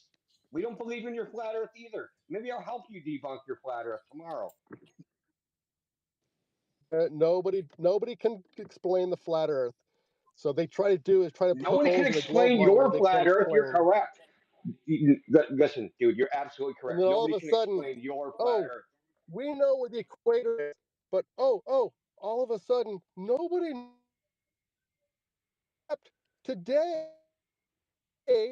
GP of the sun goes over the equator. What a magical path! How is that even possible? And then we measure the Where does path it of the cross the sun. equator? Look at that, 24,800 miles. Wait, you still Wow, look at didn't that. answer his What a question. You funny still didn't answer coincidence. Indio's question though. He's just like which one? spiraling, Okay, monologuing. what's the question? Yeah, he's in full Yes, panic I'm mode, dude. spiraling as you guys run away from the flat Earth. Dude, Okay, you're India, what's your interrupting every question? time someone tries to say something to you. With it, stop talking. No one's talking to you. I'm India, gonna what's your ask you question? again. What's the problem with the apparent sun? I don't want to talk to Witzy. I just want to know what's the problem with the apparent sun? The apparent sun is a catch-all when you guys say, well, the sun should not get within 10 degrees of the horizon. Well, it's an apparent sun, so it can. No, we say Oh, independent the of sun that. It has should nothing be to do. We the didn't sun should listen. be It had no over here consideration in a of your curved fucked up flat Earth. location. Okay, the sun should be higher in the sky and about 10 degrees to the left of, but oh, well, actually it's setting due west Yo, your at the signal horizon, and is the half the sun is super below the horizon. variant right now, bro. We can't even That's hear just you. because, Dude, Conspiracy, if you're because the so apparent confident, listen, if you're so confident that these are home run Listen, no one's arguments talking against to flat you. Earth, if you're so confident that these are Listen, home, stop no one interrupting likes to everyone, hear your dude. lies. If you are Stop. so, No if one you, likes to hear you. if If you you are can't so, even talk about your own flat Earth, then you go talk amongst yourself, because nobody believes you, and you have to run from your own flat Oh my God, I'm gonna cry now. all right, real Conspiracy fast, let me pusher. make my point. God, nobody If believes us. Conspiracy, Oh my if you're so God. No, I confident never that do. these arguments are refuting flat Earth, then how come every time someone goes to respond to it, you talk right through the middle of them and just keep repeating it, talking to yourself, circle jerking with your straw man version of flat Earth, because you could never debate it and you're afraid to allow people So to you actually refute your nonsense. So if I'm wrong, prove me wrong, make your stupid argument, then let did. people respond to it without interrupting them. As soon as India went to respond to you, you talked through the middle of them 10 times in a row. And you're rugging also, so it's not even coherent. Oh. We can't even hear you, Conspiracy. Go closer to your Wi-Fi. Your Cricket Wi-Fi, get closer to it. I mean, I can hear them, but thank like you the for that. words are just like they're not coherent. So I want to ask you another question. So Andrew Thomas Young published a paper called "Understanding Astronomical Refraction." Have you ever read it? No. Okay, it was I probably one of the read his very first. atmospheric refraction. Okay, but this is a peer-reviewed paper, and that's a website. Okay, so it's called "Understanding Astronomical Refraction." Okay. And you know what? He models a flat Earth in that. Maybe you should go look at that.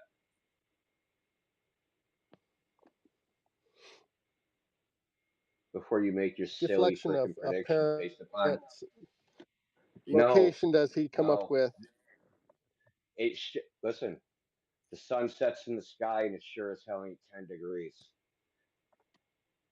because of refraction How is that in possible? the model, right? So he takes the globe model. Instead of using a spherically symmetric atmosphere, he uses a horizontal gradient and models it. And the sun sets, if I remember right, it's something like 2.5 degrees above the horizon. The sun would appear to set. So it would appear to set in the sky according to his model. Okay? Appear to set, or the sun is 2.5 right? degrees So up in the basically, the sun sky would be when the physical setting sun is in setting. the sky. The sun would appear to set in the sky. That's impossible. That's not how refraction works.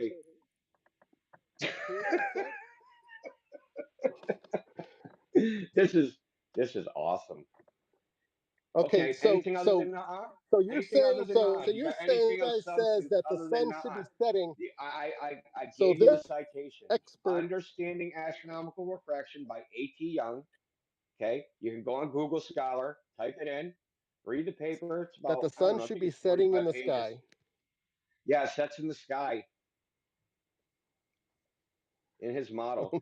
I know that's not how refraction works. That's what you think because you don't know how refraction works. You don't know how anything works.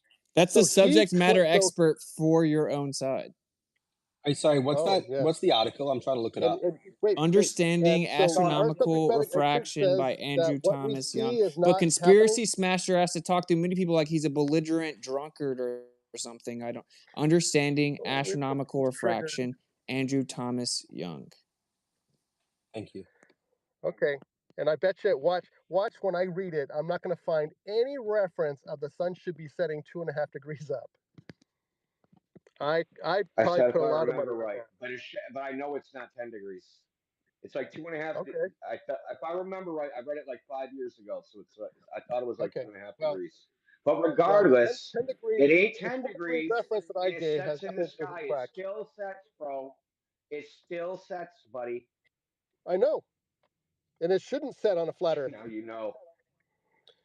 The sun sets Let me ask you this: exactly as should there be a predicted on the horizon on globe a model. flat Earth? Should there be any horizon on a flat Earth? A flat Earth should be the ground going off into indefinite distance. No Yeah, but should there be a horizon? Why But is there there a should be a clear horizon. horizon? Because the effect of the Earth's curve. He said, should there be a horizon? Would there be a horizon on a flat Earth? Yes or no? There would be, but it would just be the ground going off into an indefinite distance and then the sky coming down and meeting it. So you would see an apparent horizon. But it's not a clear An horizon apparent like we horizon. see. Fuck, dude. An apparent horizon? So the A globe clear, horizon's not an apparent clear but horizon? not apparent. Which is it? So is the globe horizon apparent or geometric? It's Or apparent clear? and clear. Okay. Is Whereas the flat globe Earth model, horizon geometric? Dude, anybody else want to take over? He's warned me out. Yeah, Man. wait, Like I got my this real brain fast. So scrambled, are you saying that there wouldn't be a distinct line as the horizon on a flat Earth? correct. Okay, okay. Why So would what there would be? it be? Why What would it would be there then? be? What would it be then? Where does the land end? I didn't make a claim. I asked you a question, buddy. So I said, Well, okay, what would it? so yeah, Okay, there'd be a clear what? Do horizon you because can't a flat handle me Earth. clearly, bro. Like you're I don't. spiraling, dude. Can you Okay, please chill out? Let's say your you're mic is way spiraling. louder With than it, his, so when you whenever talk, you it's get like pretty upset, clear. We can't you even can hear him. tell when So Withick gets Oh, upset okay, because fair he's enough. spiraling. Hey, can you Can't even please throw answer a my man in the question? room. I said, should there be a horizon on a flat Earth? You said yes, but it wouldn't be a clear, distinct line. I said, okay, what would it be then? I said in the ground going off into indefinite distance, and then a hazy line, hazy distance where your visual distance is limited by the atmosphere. So the Okay. sky would appear to meet the ground and give you an apparent horizon, and it would be fuzzy. It'd be a Yeah. gradient. Sure. So, and then on a globe, we expect to see a distinct hard cutoff.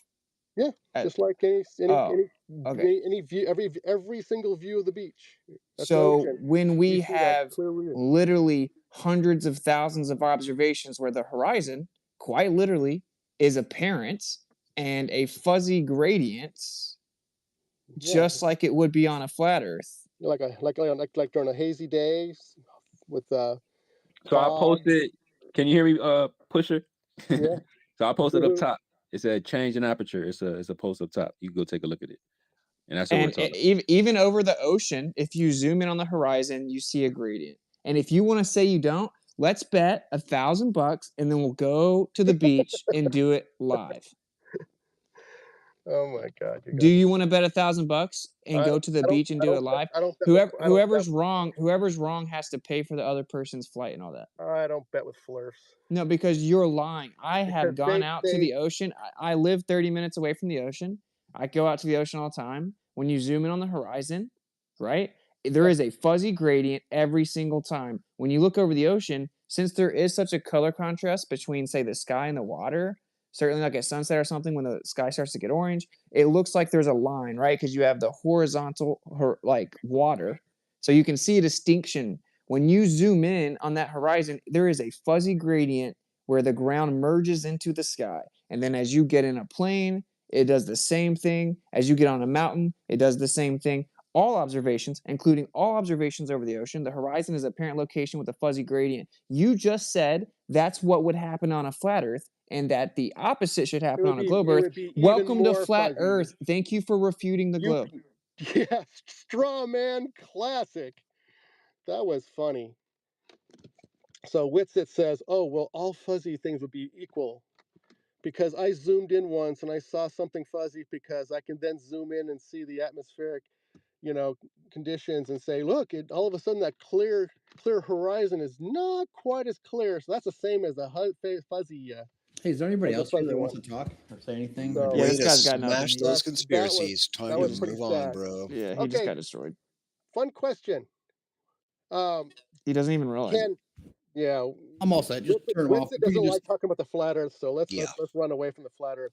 Boo. Hey, can anybody tell me Little if girl. the sun is still visible Oh man. after can the sun be zoomed back into view after it disappears visually from a sunset? We do not see an infinite distance, bro. Yeah, it's beyond the limits vanished. What- I got a what- question what- for you. hold on, I got a hold on, question hold for on, you. hold I got on. a question. Don't change the subject now. This is good. Okay, so what is this magical limit of our vision that we can't see the sun I after it mentioned sets. the opacity of air a long time ago, Matt. The Where are opacity of you? air. Okay, He doesn't so know what that means. okay, yes. He's never going to understand what we're saying. Let's Hey, move Never gonna tell us on. the understand. Move difference, on. conspiracy. Move Tell us the on. difference I between can transparent, translucent, and opacity. Go Oh ahead. my god. Okay, just levels of how much you can see through a medium. Tell us the difference between the Who three. cares? My point is, how far? How It's far? like third grade, bro. Oh, look at you. Okay, so listen, Wits I is got a still good running from the analogy flat to. Earth. But Okay. no, listen. I'll explain it to you, conspiracy smasher. It's really simple. Have you ever driven in fog? Yes. Okay, you know what fog lights are. Yes. Why do we have fog lights versus headlights? Yes. Why do we have one versus the other? Okay. Why I'm do asking you a question. Okay. What you can see clear through one, and they're there. why? Not clearer. Not clearer. It's not. Doesn't become clearer. Isn't it weird how like the light just stops and it's like it's hitting a wall? How does that happen? But Okay. with fog lights, that wall is farther away. How does that happen? You understand now? Okay. How does it happen? Answer So the question. How does it happen? the opacity of the Does he fog. understand? Okay. So you're It saying is a So joke. it's I the know. at opacity, a right? set distance, at a magic distance, we can no longer see It's not further. magic. Hold on. At a magic distance, we can no longer see any object past that distance. Wait, Correct? are the headlights in the fog magic? Okay. So how far is the sun No, water from us? droplets are magic. Are they How magic, far is conspiracy pusher? Are wow, they look at him. magic? Get Are they magic? scalloped. Get They're not scalloped magic, right? all It's night real life. long. It's real Okay. life. So Is it real life? the sunset? I'm still Fog trying to get an lights. answer from you guys. You Fog guys, oh, lights, what about bro. fog lights? Okay. Hey, dude, time out. So Are the so how headlights in the far is the fog sun? How magic? far is the sun when it disappeared from our Dude, you're sight? freaking out. You're freaking out, man. Witsit spiraling. Look at it. He He's won't back answer. to What's solar this? distance. Witsit is spiraling hard. Have you He's been falling drinking? flat on his face. Oh, I think Hopefully Witsit's not. He's probably driving, but sipping you a never beer. know with these blurfs. Nah, he needed that Okay. liquid courage for real. Okay. He been drinking for real. Yeah, I'm driving. Yeah, sure. Okay. So You how hope he's been far? drinking. You hope this isn't him sober. That's Nothing. legit the case, yeah. Look at what happens when I ask specific questions about the flat Earth. You mean when you Well, you divert and must be obfuscate drinking. for an hour? Okay. How Wait, far is the conspiracy. sun? Wait, We don't conspiracy. make Why a can't you claim see on the Hold fog on, distance. lights let him there? ask his question. Let him ask We his don't question. Go make a ahead. claim on distance because we don't know, because it ruins our story. Go ahead, bro. Go How ahead. Go far is ahead. the sun? How far is the sun when it touches the horizon? Changes. From what to what? It's way far. Yeah, it's far enough away that we can't see it, and it changes. Provably, it changes. Why does it change on the globe? Wait. Provably changes, but we know exactly to the minute, To the 500 years from millionth now, of a when it will mile. set. Incorrect. No, Incorrect. that's some bull crap. Do you want to bet on that? Oh, I bet $1,000. Yeah, No, I $1,000 don't bucks. bet with Flurfs. Okay, so that's how not far- true at Because we all. be That's winning. not true. I've actually paid attention to this. I've watched the official prediction, gone out to the ocean, watched the sun. This is a fact. The sun does not, to the minute, that's not how it works. And sometimes the sun will disappear up above the horizon. Cool story, bro. That's a fact. Yes. Yeah, when there's Are you clouds. denying that the sun can Yeah, disappear yeah, above the horizon? Yeah, when it goes behind clouds. No, see not that cloud? clouds. No clouds. Yeah. Pusher, I Yeah. just posted it up top. You didn't go take a look? You didn't look at the picture? Did you look at the talking about tweet? the inferior mirage? Did you look at the tweet that says change in aperture? No, I don't Go see it. look at the top. You know how to use technology. You be in Twitter all the time. Go look at the next up top. It's the first tweet to the left. You see it? But yo, don't you guys think it's crazy that like almost none of these like weird obsessive anti-flat earthers can even honestly still man a sunset yet? Like not one of them. I haven't met one of them. If you have FTFE, MC Tune, ask any of them. They literally, even if so, say they don't think it's true, right? Say they don't think it's true, right? Conspiracy, stop interrupting me. You're not gonna stop the truth by just belligerently talking through the middle of me. So none of them can even articulate it out loud, right? I don't think the globe model is true at all. I can still man the tilted, wobbling, spinning ball in an ever-expanding accelerative universe, right? I can still man it. In fact, better than they can. I can say, here's a dark matter problem, but if there was dark matter superfluidity, it'd have no viscosity. Therefore, the dark matter halo problem maybe wouldn't be a falsification of dark matter. I can go Word over and salad. beyond to try to save your model. And you can't even still, man. Flat Yeah, Earth you put it 101.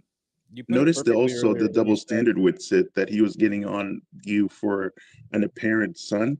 What about when you ask him about the geometric horizon? They always invert an apparent horizon. So why We the know double standard, exactly you how wonder? different, because we know what the difference is. Oh, that's different. I All of got you. us, I got you. but flat Earth tries the, well, the 10-degree difference would be just perspective, the limit to our vision, and apparent Now, location. time out. The only reason Moving that you 10 can claim that you degrees know somehow. that, wait, listen. The only way that you can claim that you know is to assume and claim a distance, an actual distance of the sun, reify it, and then by begging that question, then see the difference in where we actually see the sun and where you claim it should be, do the math, and claim that that's how much it was refracted. Since we aren't making the erroneous claim that we know the actual distance, we aren't going to tell you the amount of apparent displacement, and you actually aren't competent enough to see the logic in what I just said. You can't afford to give a value of the distance to the sun, because once you do, you end the flat Earth instantly. Are you saying there's no known distance that can work on a flat Earth? Correct. Okay, do you want to bet on that? Well, if there was, Oh, you would have given it. next. No, it's because, again, we are not going to make a claim about the actual position or distance of the sun. That would be ignorant. For one, we don't even know exactly what the sun is. We don't even know the medium that it's in, right? And we have to fully understand what it is that causes the displacement, the apparent location that we see, right? But this is what's funny. When we But see you don't things know like, how much I'm talking, displacement. when we see things like the Canigou Mountains from 163 miles away from 1,000 feet up, and we see the silhouette of the mountains predictably 2 times a year. Predictably, we know the exact day that we're going to see it based on the angle at which the sun sets behind the mountains. They should be blocked by 10,000 feet of curvature. And we see the silhouette. You guys can basically claim, oh, well, that must mean that the sun was refracted up however many degrees it needed to be, and then made the silhouette of the mountain look like it was up above it. Wait, Right? didn't you post a source that was 2.5 degrees? What? Who posted the source of the refractive astronomical refraction saying that the sun would be setting 2.5 degrees due to refraction? No, you don't even understand that. So all And of a sudden, oh well, refraction can't account for no, that's not what I tens of said, thousands dude. feet. What I said was you can baselessly claim an apparent location whenever, right? Now there are many reasons why that doesn't explain it. The light would still fill in behind it. The astronomical refraction would have to be directly relative to the increase in the time that it takes the sun to set. Okay, it wouldn't be predictable years in advance. That doesn't work. That refutes the globe straight up. But the point I'm making is you think you have some victory talking about that the sun's in an apparent location on a flat Earth. The globe requires that claim all the time, daily, and Yes, fluctuates the amount based but on the we know reification. the amount. You don't No, know you the amount. don't. You have to invoke some magic 10 degrees of apparent location, but You you can't picked that figure out figure. any way how the sun can possibly move 10 degrees with your apparent location story. Where did 10 degrees come from? Not one flat Nobody. earther has said 10 degrees. Geometrically, the local sun cannot get within 10 degrees of the horizon. Oh, really? Only you What say distance that. is that? What are we using? What are the variables? Anywhere between 3 to 5,000 miles. Oh, so we have to choose an apparent location or an actual location of the distance between 3 and 5,000. And you Oh, wait think a that minute. if it's anywhere between 3 and 5,000, both of any of those values will give you 10 degrees. That's your claim? Yes. So any value between 3 and 5,000 is going to give us 10 degrees. And what size is the sun? Doesn't matter. It doesn't matter. Well, it's a half a minute angular size. Okay, and then how are you So determining the do the math. location of the horizon? Half a degree. You don't. What would okay? We're assuming the apparent horizon, the physical horizon, be within a half a degree. Okay, so you're just No, you the just angular size of the sun is that a half 10 a degree degree. difference is affected no. by Did you hear what he a half said, a degree Indio? of horizon. What they're doing is they're straw manning flat Earth, creating a geometric horizon, hard and now. then they're straw manning where the apparent horizon can be, saying that it can only be within half a degree of their actual horizon that they map out on a flat Earth, and then they straw man the distance to an actual position of a sun, and then they tell us that it couldn't be anywhere; it would have to disappear 10 degrees above. Okay, let's Yeah, measure the yeah, distance I of don't the believe in sun that flat Earth either. using a Yeah, I agree that flat Earth sucks and is totally impossible, and it's been debunked. Ooh, clip that one. Yeah. Okay, what's it? What's your latitude? Doesn't matter. Okay, what's the distance to the equator from your latitude? Doesn't matter. What's the equator? What's the angle to the sun during solar noon? What's the equator? What's the equator? It's the current GP of the sun today during the equinox. Today's the equinox? It was a couple days I thought ago, it was but we're yesterday. still close enough. Okay. Conspiracy. Is it? Okay. Yeah, conspiracy. Anyone? What's the distance from anybody's location to the equator? Sorry, conspiracy, bro. Can we figure it out? Peak elevation. 69.1 miles per degree. I actually think we should let chat.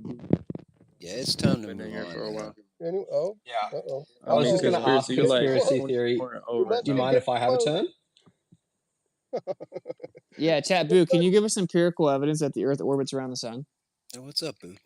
Yes, stellar aberration, Doppler effect, zodiacal constellation. Somebody mute that guy. So you just invoked apparent. So you just invoked stellar aberration, which is Whoa, let's not apparent bring star him back collisions. in. Let's move on, please. The dude. Yeah, I'm down with moving on. I really quick just want to point out, I love what Witsit pointed out earlier. Like, they literally can't even bring themselves to steel man it. Like, it's so illustrative of their brain, right? Like, they can't even humor the thought to try and steel man a sunset on a flat Earth. Like, he literally couldn't do it. Like, which to me, I think says everything, right? Like, this is like a weird wrong think situation. I'm in the middle of talking, whoever that is. Okay, hold on. Yeah, Well, no, not hold on, because on. I'm still in the middle of talking, right? I was talking about an indoctrination that has to be. I'm taking off, so I'm gonna say Someone goodbye. is really having a hard time. Okay, I'm taking off. So you guys. Bye, dude. Later. Stop Of course interrupting you are. people. You guys. It's not an try airport. You don't hard. have to announce it, bro. Hey, I'm work more on your than flat Earth model. smash the whole flat Earth nonsense. You got completely embarrassed. Everyone can just clip it up, you brother. Talk to interrupted me me. to do that. Wow. With his magical word salad and his. Talk to you later, man. You were the one that used the word Robot salad, bro. Polisher is going to be so busy. You gonna be everywhere, conspiracy pusher. Hey, pusher. Hey, look. I'm gonna give you one chance to speak, but we appreciate you pulling up, getting packed up, getting cooked. I don't even know how you talking through the mute right now, but I do appreciate you sliding through. I know you didn't expect this type of pressure, but we appreciate it, man. You showing a lot of people what it's like to be a dishonest, toxic globe earther who don't understand their own model. And I hope you learned something today. We answered all of your questions directly, and you had zero refutation. And we actually taught you a little bit about your model. So, that's what we try to do over here in Flat Earth Fridays, help the globe earthers out a little bit, especially the toxic ones. Sometimes we got to hold your hand through a couple of things. But I know your wife is banging on the window saying, stop getting packed up by all them level heads. So we're going to let you get up out of here, bro. And stay tuned. Check the timeline. It's going to be an interesting week. Okay, yeah, you guys answered nothing. You guys couldn't figure out how far the sun is. You couldn't figure out what the equator You is. went viral, bro. Horizon is. It was pretty pathetic. So I got a bunch of just went viral, you bro. guys. Let him get his last word in. I think I had a great night, and I thought it was pretty good seeing how truly you guys really have a hard time with the flat Earth. You guys, I've never seen anyone who wants to believe in a flat Earth and actually run away from talking about the flat Earth. So, anyway, you guys have a great night, and I'll see you guys next week, hopefully. Ciao. Hey, you ain't coming back. Stick around. Peace. Conspiracy. Stick around and listen to me, and then you can rate me. I'm a Glober, by the way. Yeah, let's let Toby finish his point, because I do think it's a pretty profound point. I bet this dude can't do it either. Like, dude, it's crazy, bro. Once I started asking these globe earthers, like, yo, can you still man a sunset on a flat Earth? They literally can't.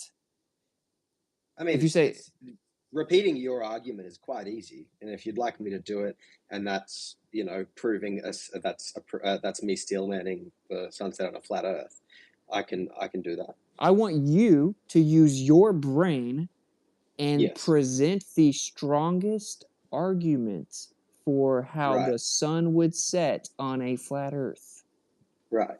So, as I understand the argument, the vanishing line is when something becomes so far away that it's indistinguishable. Like with train tracks, the vanishing line is when they seemingly meet, and then it just looks like it's one point. And then, so the argument with the sunset for a flat Earth is that the sun gets so far away that it reaches the vanishing line, and it meets that point where everything just seems to be one thing, and at that point the argument is that the bottom of the sun disappears first because it's the closest to the vanishing line, and then once it's further past the vanishing line, then we don't see it at all. Did I understand it correctly? Most of it. Yeah, that was decent. I mean, it could have been better, but decent. Oh, well, I've only heard it a few times. You could have articulated the horizon a bit better, but yeah, so what's wrong with that? Right, okay. Nothing about the opacity of air in there. Yeah, or even exactly what the horizon is, right? But okay, yeah, okay. I could have stated that due to air somewhat absorbing some light, that also contributes to us not being able to see it when it gets farther away. Yep, and depending on the level of specificity, angular resolution, stuff like that. But anyway, go ahead. What's wrong with it? Why is that not a viable explanation for a sunset on a flat Earth? Right. Yeah. So, for example, if you had a plane and you were watching the plane go off into the horizon, then you would probably see something similar, right? It would be getting seemingly closer and closer to the horizon, and then eventually you wouldn't be able to see it anymore. So I can definitely understand why that is is something that you guys can get behind. But I also think that another very good explanation is the argument for the globe worldview, and I think it actually makes more sense. That's why I believe it. Okay, but so you agree that all the globe earthers that say that a sunset disproves the flat Earth and is impossible on a flat Earth, they're just incorrect and don't understand a very simplistic explanation that vibes with all actual empirical evidence of how perspective and the horizon works. Well, actually, I think that if you think really, really long and hard about the sunset, it agrees more with a globe Earth. So, but to be honest, if I can, the last guy who was talking and one of the guys who was here last week, they didn't really do a very good job representing the globe view. So I can understand why that they didn't sway you, and that's why I wanted to come up and try and give a more yeah. You've already been more explanation. honest, but to be fair, that wasn't my question. My question was like, so you agree that all the people that claim that a flat Earth or that a sunset is impossible on a flat Earth, that they're just wrong?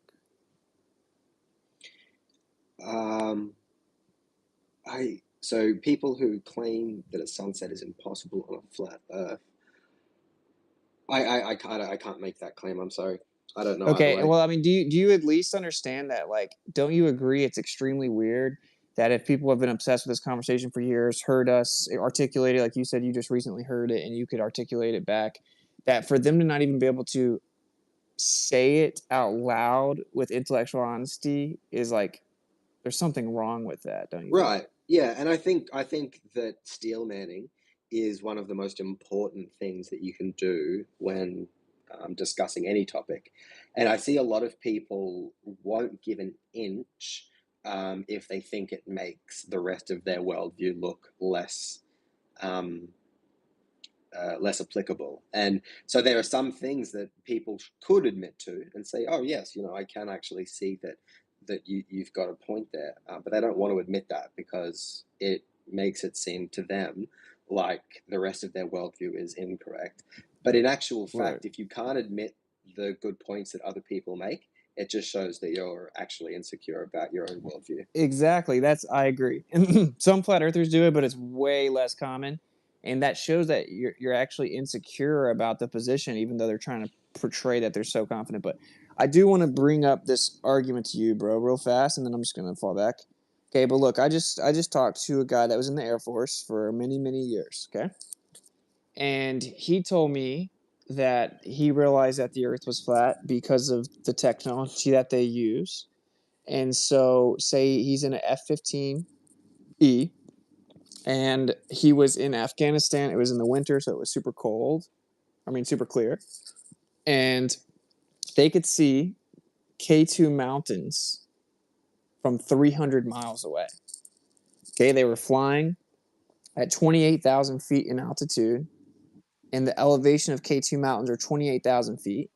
The radar showed that the mountains were level with them based on their local horizontal, that they were level with them. Then he pulled out his manual optics, a little pod, and it also showed that the mountains were level with their horizontal. So both the radar and the manual optics showed that the mountain was level with them, and they were flying at 28,000 feet, and the mountains were at 28,000 feet, and they were 300 miles away. But on a globe, those mountains would be at least 3-4 degrees below your horizontal. Yeah. Do you have an Well, explanation as to how that could happen on a globe? well, you know, as you described it, it doesn't make any sense. But I also can't know that this person actually did experience this. You know, I mean, that's just a bit of an anecdote. I'm not saying he's lying. I don't know the guy, and It is an anecdote, but if he's telling the truth, you agree it refutes the globe model. yeah, as you described it, it definitely would be a very big question, a very big cause of concern for the globe model. Gotcha. Yeah, I mean, he even reached out to the guy he was with and asked him about it. You know, didn't say anything about flat Earth, doesn't know, and he was like, "Yeah, I still remember that to Sorry, this I day. It can't was hear crazy." anyone. Is someone speaking? Yeah, you were just talking to Witsit. He's still talking. You can't hear him now? Chat. Hello. Oh, you don't even hear Sacred? Hey, someone tell him I'm gonna drop him real quick. Can you hear anybody else, chat? We're gonna drop you just in case. Yo, he's being too honest. They had to mess up his audio. Yo, that's for real. Holy. Come back Yo, up, chat. what do you guys think about that, bro? That dude, so they saw the mountains from 300 miles away. It was level with them. How wild is that? That's insane, bro. Yeah, bro. Did you see the video with Taboo Conspiracy? It was like basically a testimonial from a pilot, F-16 pilot, and he was talking about, you know, where someone like if you have a wingman or you fly in formation, you know if they're at the same level with you. You just line them up on the horizon visually. You look out the side of your plane, and if they're lined up with the horizon, they're at the same level as you. But if the horizon is under them or below them, you know whether you're higher or lower than them, and that's how they figure out whether they're at the same altitude. Yes, and he said the same thing to me. He said he saw an interview. That's 100% true. He also told me that there's certain parts he can't tell me, right?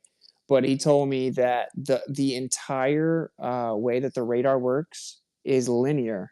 It's all linear, and it has like the assumed horizontal plane, Earth baseline. Then it has you as a parallel out extended straight out from you, and then it comes at an angle up off of that, right? So it gives you a certain amount of degrees in relation to distance as an angle coming off that horizontal extended out parallel to below you. And you determine where the bad guy is, right? Based on that.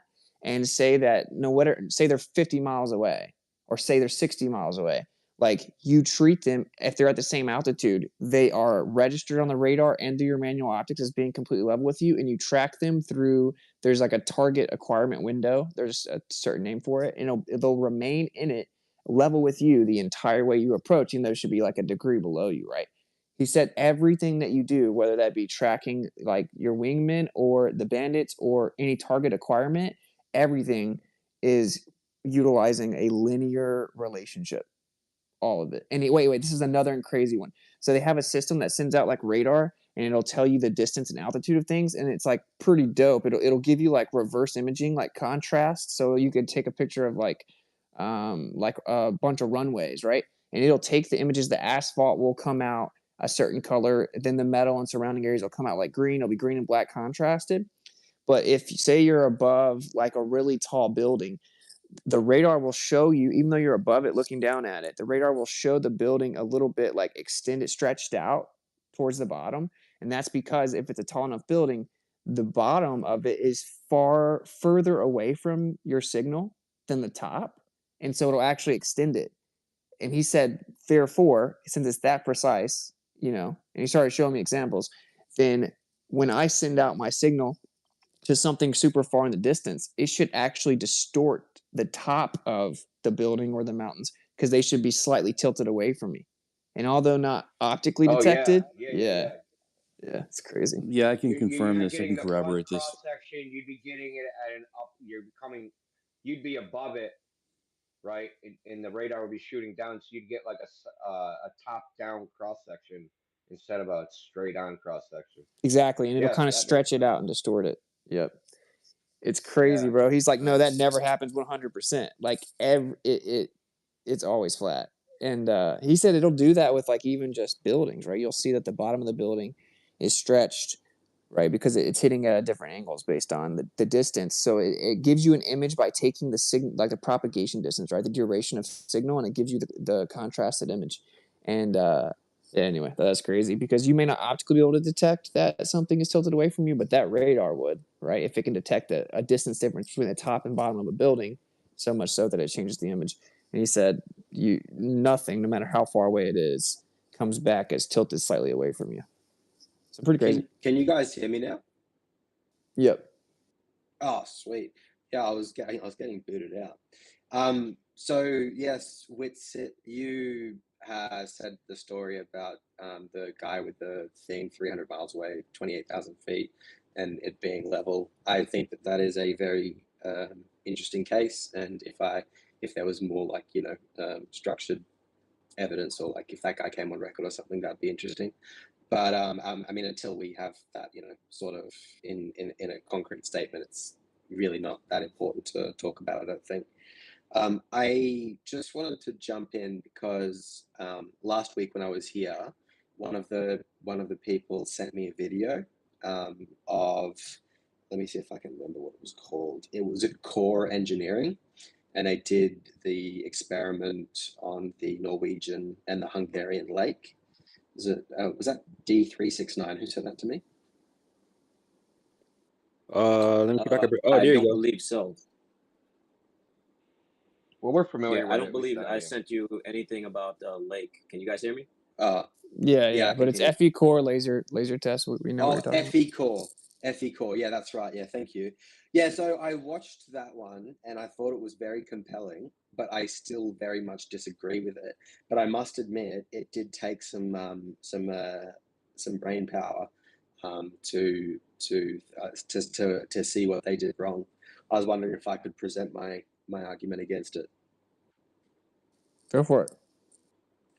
So one of the things that I kind of didn't super love about this was that their website link was broken, so I couldn't check out their website. And I mean, it wasn't a scientific paper. They didn't actually. D369 is laughing. Could you please send me the link to their website? Because I tried to find it. But they disbanded. I'm laughing with you, like, because I hate when people send me things and then I can't check it, like the website is broken or some shit. So I'm laughing with you. Got you. Yeah. So the YouTube video was still Do you up. need the PDF or something? Because I can get. Is there a PDF? Like. Yeah. There's an entire extensive PDF. I'll drop the link right now. I'll post it in the Jumbotron. Give me 1 second. What, you just saw the video, I guess? Yeah, I watched the video. I tried to check for a paper, but I couldn't find it. Probably because there's like a very extensive PDF. Yeah. Right. Yeah, actually, it might already be in the Jumbotron. Like they show the refractive index. They show all the different other. Yeah. That's what, and that was going to be a lot of my comments. It was that you know, I wanted some actual numbers with like actual locations and blah, blah, blah. But there obviously wasn't that in the video, probably because they put it in the PDF. It's all in the PDF. Yeah, the exact longitude and latitude coordinates. And then also, just so you know, Yeah. the only time they saw the laser deviate from horizontal, it actually went up. Yeah, I actually have an argument for that. So one of the things that is rather interesting was the power of the laser that they used. So they used a 3-watt laser, the blue one that they used, and 3 watts is incredibly powerful. You know, I'm pretty sure the upper limit of a handheld laser in Australia, where I'm from, is 1/1000th of a watt. So this is a laser that's 3,000 times more powerful than what's allowed legally as a handheld laser in Australia. It wasn't handheld, but yeah. That's right. Yeah, no, I knew that. I'm just trying to give like a comparison to show to people just how powerful the laser was. Because a normal handheld laser, you can still see in daylight, you know? And they made a really big point about columnating the light so that they can get as good results as possible, so that there was no spread, because even though lasers are supposed to be straight, they do have some spread. So they had big collimation, they have a extremely powerful laser, and still on the other end, they couldn't get the laser to show a single dot, or the only visible way they could show the laser was when they had it through the camera and they had the exposure turned right up. They even say this in the video. But realistically, a 3-watt laser, even at 40 kilometers distance, should still be a solid beam. I mean, we see how strong and powerful that laser is coming out of the gate. You know, they show videos of it being a solid thick beam, looking like a bloody lightsaber. But then on the other end, they say that it's so dim that they have to turn the exposure right up. And that's another thing. They don't give values for the exposure time or the ISO or the aperture of the camera, which would be pretty important to understand how strong the signal is on the other side. I was actually expecting them to have a light meter and to say, this is the strength of the light, the laser at the sending location. This is the strength of the light at the receiving location. And then we can calculate the loss that we expect due to absorption from the atmosphere, the opacity argument that you guys have for the sun disappearing at the vanishing line. But they didn't have any of that. So I might have to check the PDF to see if they included that in there. I did look for it, but as I said, I couldn't find it. So would you be happier if they saw the spike? Would I be happier if they saw a Sorry, spike? that's an inside joke. When they bounce a laser off the moon, how do you think they detect that, the return signal? Yeah, right. That's a good point, actually. That You're like, is, I saw the spike. There's a whole video about it. It's kind of hilarious. Yeah. And it's interesting that you brought that up, right? Because the method that they use for the reflection off the moon, they actually use a similarly powered laser.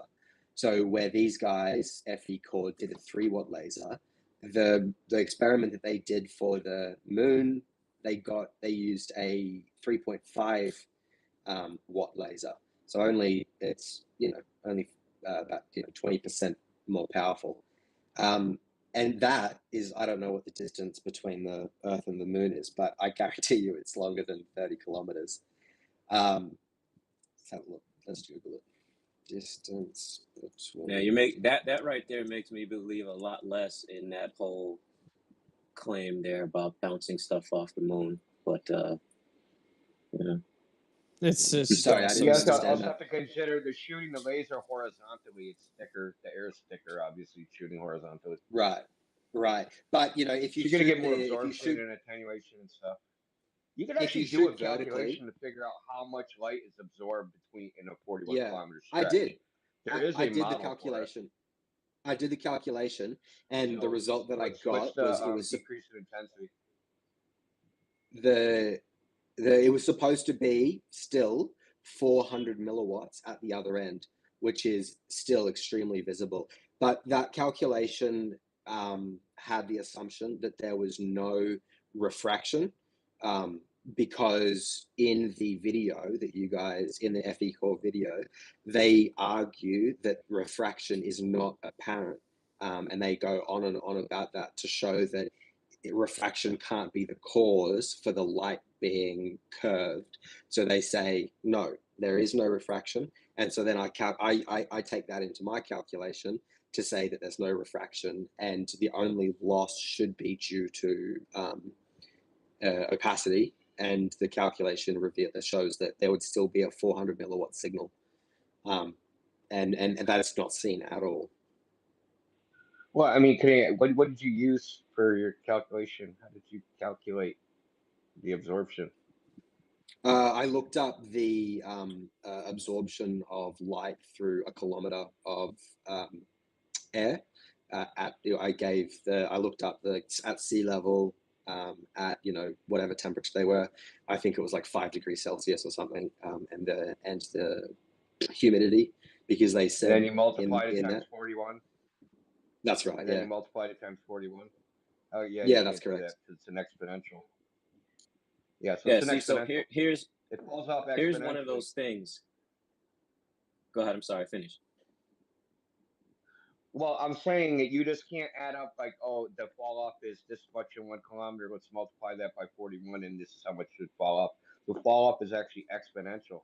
Falls off as r squared. We already talked about this a little bit earlier. I don't agree with that, because I looked it up and there was a formula. It doesn't matter if you agree with it. I mean, we're trying to have a scientific discussion, right? Well, I mean, yeah. So it doesn't. You can't. If the fall off of the intensity of light is exponential, you can't model that with a linear equation. Right. Okay. But could you give me a source of evidence stating that the absorption of light through a medium such as gas is exponential? Yeah. No problem. Okay, great. If you could chuck that in the. Just give me a second. Just give me a second. Just talk to somebody else until I find it. Okay, sure thing. But to be fair, I think you're definitely at this point, you need to really read the PDF, and then you'll get to get all the conditions, the Atmos conditions, the refractive indices. They actually accounted for the geoid model specific to their location. But all of that doesn't play into the strength of the signal on the other side. If regardless of the geoid model, that shouldn't affect. No, I'm not saying that it is. Indio's about to show you that the math you did was wrong. And I'm saying before you can even come to some type of assessment or conclusion about it, because you started the conversation by saying, it was compelling, but then you thought about it and you figured it out. Well, obviously, this is what you think you figured out. If Indio's about to bring you a correction of your math, right? Well, that's obviously, if Indio's correct, then you were incorrect. What I'm saying is before even coming to a full conclusion, you should read the PDF. It's quite extensive. Right. And then many other tests have been done since then, including over frozen lakes and stuff. I'm definitely happy to read the PDF. I can't do it now, obviously. I did try and look for it, but as I said, their website had been taken down. No, you're good, man. Well, let's skip to the chase and say, what if Indio is correct and you were incorrect about the intensity and the rate at which it falls off? Like, was that your kind of sole refutation of it, or? Right. No, that was a core part of my argument. So if Indio can show that the absorption of light through a gas is exponential, that would definitely put a needle in my eye. But I don't think that it is. So we'll wait for Indio to come back. I like this guy. Well, I do too. I have a question. Just to make it clear for me and anyone else, maybe a layperson or whatever that maybe didn't follow what you said exactly, is your contention that because there's a diminished signal at the reception, that indicates that it had to have refracted around a ball? Interesting. So my contention is not that it refracted around the ball. It's actually a little bit different. I wish I had a graph, or I wish I could. So my idea is, you know, when in the video, the FE core video, they show. I haven't watched it. I just have the PDF, and yeah. Oh, okay. Well, maybe they have a photo from the sending side, and they show the beam coming out, and it looks like it's out of a fucking, what do you call it? You know, Star Trek movie or something. Like the laser beam is really quite powerful. So the laser beam is actually illuminating the air, and that's obviously what is, that's why we can see the beam, right? So my argument is that in a globe world model, the laser beam goes out horizontally and illuminates a straight line of gas, and that line of illumination is then extending out for some kilometers, and then that line of illumination is what is visible by the people on the other side of the lake. I'm not sure I followed what the difference is there. You know, so let's just say if you're if your friend is you know, 100 meters away, and they've got a laser light and they're shining it into the sky, and then you can see the laser beam going up into the sky, right? Yeah. But that you're not in a straight line that is in, like, you're not following the laser beam, but you can see the laser beam. All right, so yeah, this is why I know I didn't send you this. What exactly is happening in that experiment? Aren't they shooting it over a distance to another object or something like that and picking it up on the other side? Yeah, that's right. They have there's two lakes. There's one in Hungary and there's one in Norway. Okay, so And what exactly is, so they were successful in doing that, right? At 40 kilometers, they could see some blue light coming from the source. Okay, so I'm not sure I follow what the actual point, like what's the refutation? If they saw it, then it reached there. Right. Are you, I was like, what Witsit was saying, like, are you claiming refraction is responsible? Are you claiming that it was unsuccessful in some, like, I don't get your point, bro. Right. So my argument is that you can see a laser beam even if it's not pointing directly at you. And if it's not pointing directly at you, then it's not a straight line between you and the laser light. So, you know, like as in the example I just gave, if your friend is standing in the middle of a field at nighttime and shining the laser up at the night sky, you can see that laser beam, that solid laser beam. And so my argument is that they did have the laser light horizontal, and it was going towards their team. But in fact, what my argument is that they illuminated the light because they were using such a power. They illuminated the air, the surrounding atmosphere, right? That's right. Yeah, because they were using such a strong laser, and that's what they could pick up. And my argument is there's actually, you know what? I'm going to post it because it is a seriously interesting. Your name's. Who am I speaking to mainly? Is it Witsit or is that someone else? I asked you a really It's all of us. trying to get you to give me like a concise answer on how the laser is getting from a like it's curving around the globe, right? 'Cause it sounded to me like you were trying to say you had evidence of that via the diminished signal at the reception. But then when I asked you to articulate that, you're going off about I understand what you're saying about, you know, you're losing signal through illumination of the air. I understand that. So is your assertion that because there's a diminished signal at the reception that it must have curved around the globe, it must have refracted around the globe?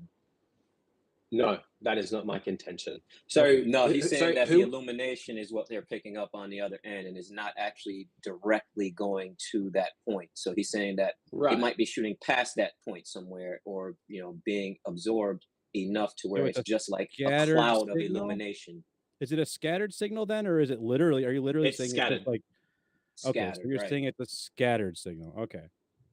Yeah. And so you're saying, and I do have evidence for that, and I will post it right now, and I'll tag Sacred in it. and then maybe Sacred, or I can put it in the Jumbotron. And so this is a screenshot from their FE core video. And I think that it nicely demonstrates my argument. So I've just tagged Sacred in that, if you could check that out. And I'll actually, yeah, and could someone, I don't know how to do it, could you put that in the Jumbotron, please? So If you the look at scatter that, would be a really particular phenomenon, right? They would have to hit the top of the water and then split into multiple beams. Is that what you would assert, or? no. So I'm actually arguing that it hitting the atmosphere scatters the light, and that they're picking up the scattering of the light, not the actual laser beam. Right, right. I see what he's saying. So yeah, they're picking up like a cloud of illumination, basically. That's So right. an illusion. Okay. Right, but can I ask what makes this exclusive to a globe model picking up a scattered signal like that? It doesn't Well, make our it proof. exclusive to a globe model. It just doesn't show that it's flat. Yeah, that's Yeah, his he's assertion. he's just rebutting the claim it's falsification of the globe. So can you guys see that that thing that I just posted? Did somebody put that in the Jumbotron? Yeah, I see it. Yeah. I have a question. So even if it's scattering, doesn't the scattered light still have to go around a curve? Not really. If for example the laser, like for example, with the example with your friend in the middle of a field, your friend is firing the laser up, and you can still see it, even though the laser's not pointed at you. Yeah, but there's nothing about. Hold on, wait. I have a problem with that argument, right? So, or the example of your argument in this case, and it's pointing straight up. Yeah, we can see it, but am I being illuminated by it? You feel me? I'm not being illuminated by it if it's pointing straight up. You're not being illuminated by it, but the light is reaching your eyes. Yeah, but we're not talking about the light reaching someone's eyes. We're talking about it hitting a target, bro. It's a completely different thing. In the FE core video, they didn't show a dot hitting a board. They didn't show it hitting a target. All they show is a camera view, and then through the camera view, you can see the blue light, and that's what I showed in the photo. And what you can see, actually, the reason I like that photo so much is because it clearly shows a line, and the line is going upward. They don't show. I get you. Yeah. So then, in that way, and this is why I know I didn't send it to you, or if I did, then I don't know why I sent it. But there's a one thing that I don't like about it though is that what Witsit said earlier. This has been done a number of times. So even though you may consider this one as a cloud of light, there are others where it does show a dot. Maybe not over the same distance, maybe varied in distances. So I don't really think it's a solid argument, my man. Chat. Well, he's trying to rebut that argument. That's fine, right? Like, yeah, for sure. We have them done over frozen lakes, 4 different lasers, 4 different colors, 4 different distances, same height, all see the entire source. In fact, you see the ray diverge out from that central source. They're all at the same height and beyond the curvature of the Earth over a frozen lake. But this one is different, right? I mean, they tried to go super far. Chat, what if you had like a third? What if you had a test and there was a third observer angle where it's like perpendicular off to the side? You can see the whole beam of the laser go across the lake, frozen lake. Well, if there's more evidence, if there's more videos, I'd be happy to look at it. This was just the one that was sent to me last week, so that's why I'm bringing it up. Cool. And I can't argue for a hypothetical video that I can't see. No, hey, Chad, I sent you the Toby's tweet that had the PDF. Yeah, I'll check that. I won't read that now because I can't focus on 2 things at once, but I will check that out next week. Oh, yeah, in the week coming until next time. Yeah, one thing you want to just on the tweet, you don't have to even open the PDF. I think I posted a picture in that tweet that shows the reception point, so just you can get a clearer picture of that. Nice reception. Oh yeah. And see, this is exactly what I was on Google Maps and I was looking at like where they were and all that kind of stuff. Yeah, so this is good. Thanks. I'll definitely check out the PDF. But yeah, that was only actually a part of my of my refutation. If there's time, I'd like to go on to the other ones. But hey, real fast, have you realized that you're going to turn into a flat earther yet? Well, actually, I'd say that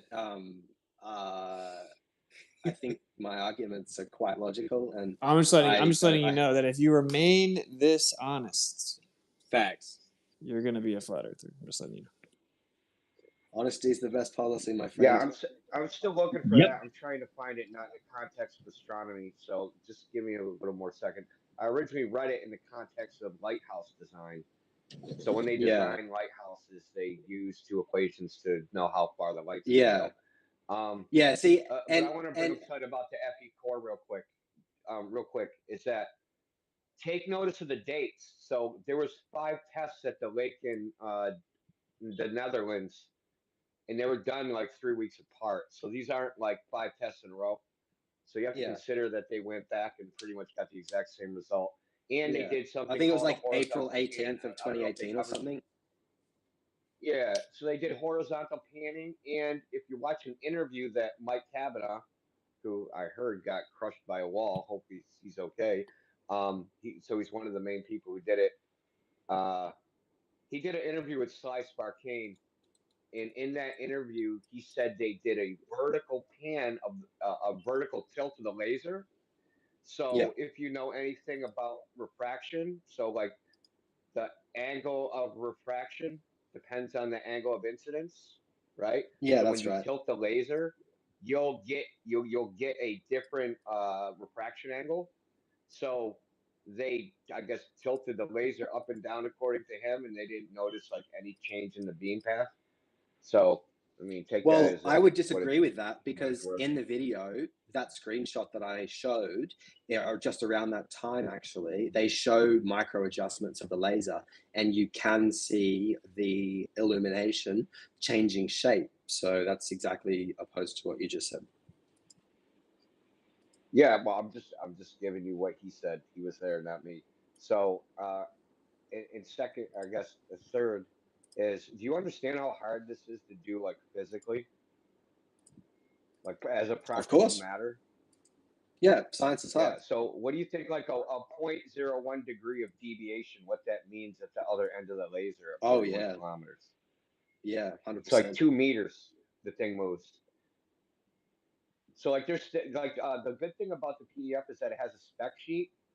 So it has like the lasers they used, what their power was, what their wavelength was, the specs for the Salad, which was a super accurate laser aiming device, which is like a cringe name, but that it's whatever.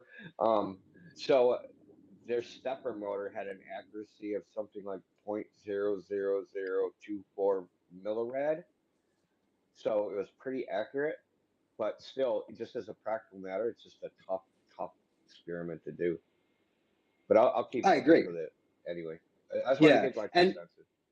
Yeah, no, and I think that what you're talking about with an exponential drop off of light is, like if you have a point source of light and it's radiating out in all directions, then it will drop off exponentially. But assuming you have a laser with high collimation, which is, we see that with the Salad, they've got massive optics to make sure that there's as much collimation as possible, then the drop off wouldn't be exponential, it would be linear due to the opacity of the air. Yeah, well, I mean, as far as that goes, there's the 2 factors, right? There's the absorption and the attenuation. Well, and as for the particular size and all these other things, right? So they actually, the reason it's so hard to find is when you actually look for this, you get some stuff from astronomy, you get some stuff from meteorology, you get like, there's a lot of different fields that use this, and it's hard to like pull out the part I want out of it, like, because they use all different factors, right? So in meteorology, when they're estimating visibility, they use like the relative humidity, the measured air particles. Like, we don't have any of that data. So I'm trying to find something which just has the straight absorption and attenuation through the air without the other variables, because we don't know the other variables. So that was one part of my the scattering. Well, I'm done talking. So I just wanted to let you know all that.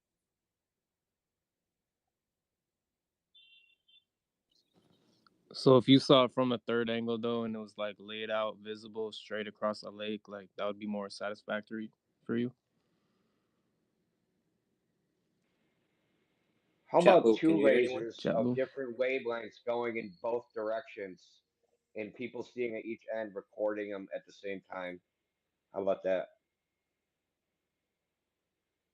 I don't think he can hear anyone. Oh shoot! Hmm. Bring him back. Bring him I back. mean, there's a bunch of laser tests.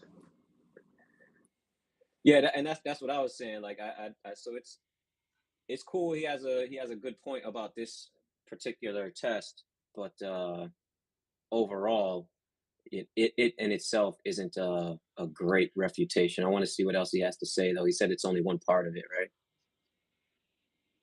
Like, no, Yeah, it it's sounds like it's actually just only not one satisfactory. distance.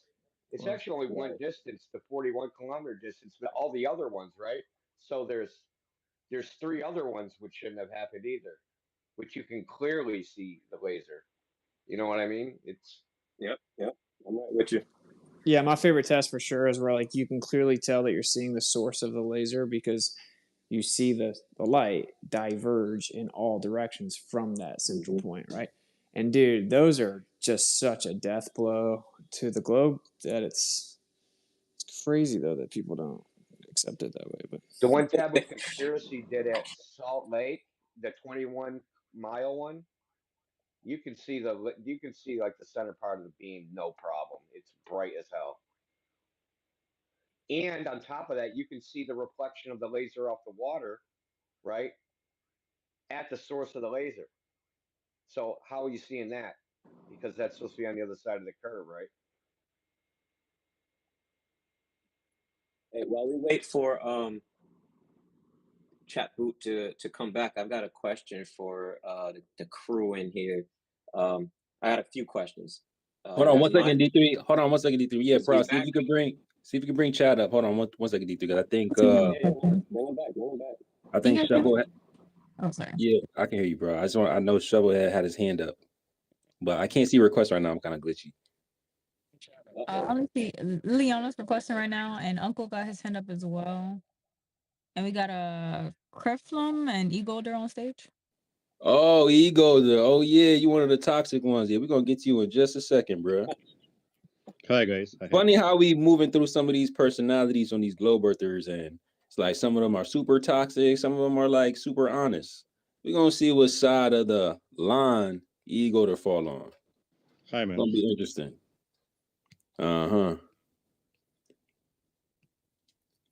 Anyway, what else, Shovelhead? Real quick. Matter of fact, take your time. Go ahead. Are you talking to me?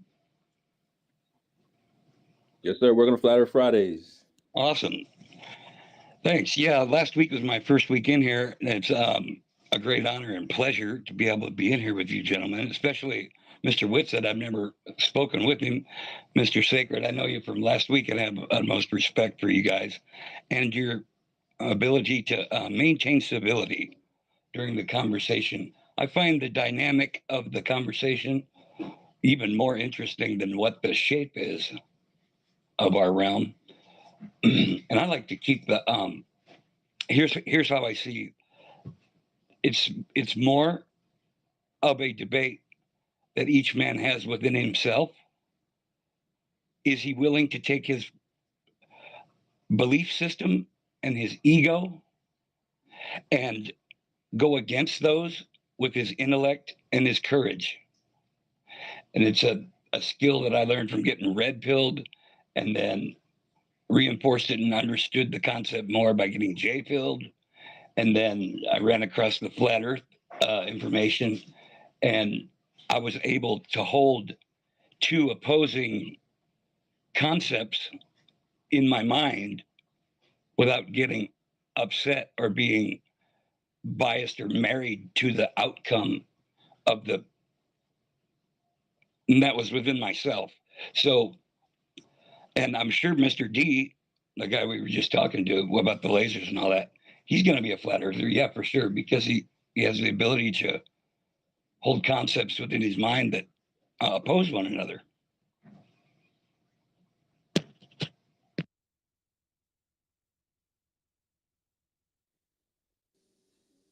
Hey man, I Yo, it's appreciate the kind words. Oh, go ahead, bro.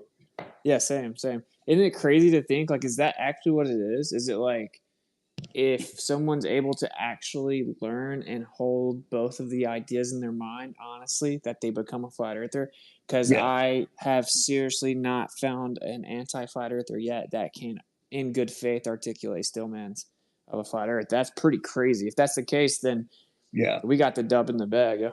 I think the other possibility is that they find distractions, right? If you could start the investigation and then realize like subconsciously how real it really is and be like, nah, I'm not gonna do that. And then you would just find other things to do and like find like you would have random reasons to not look into it. Oh, later or whatever.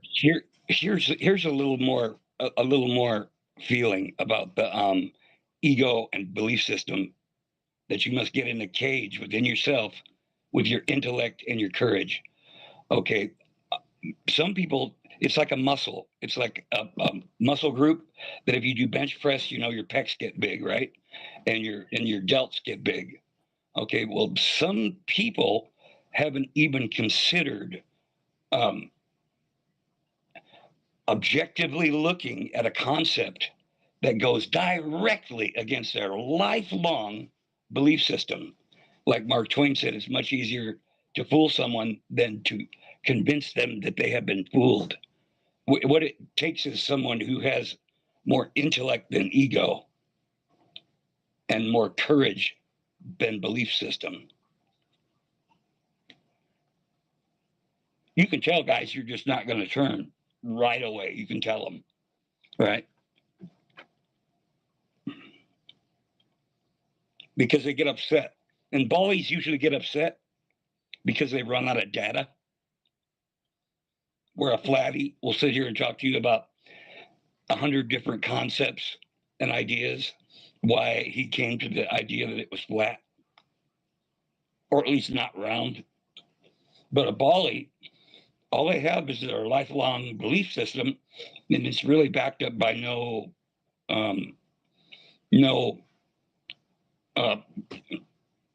facts, data that they can vocalize.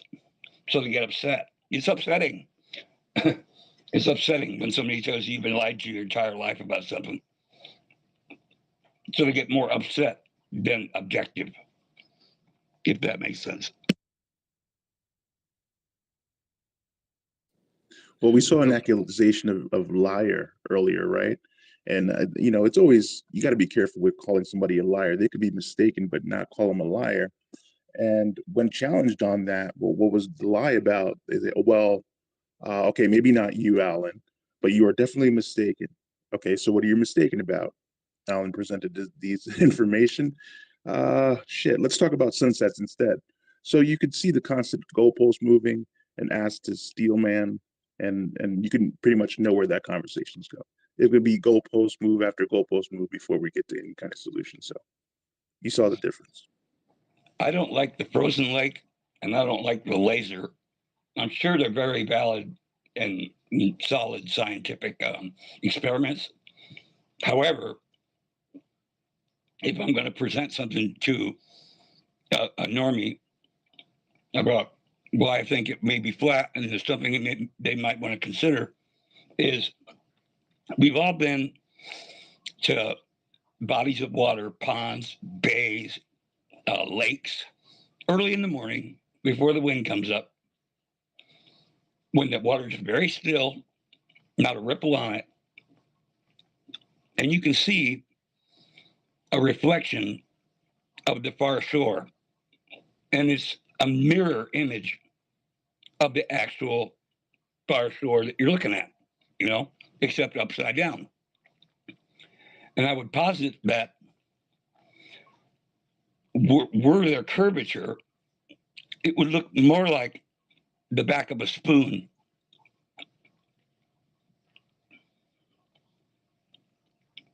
It's pretty that simple.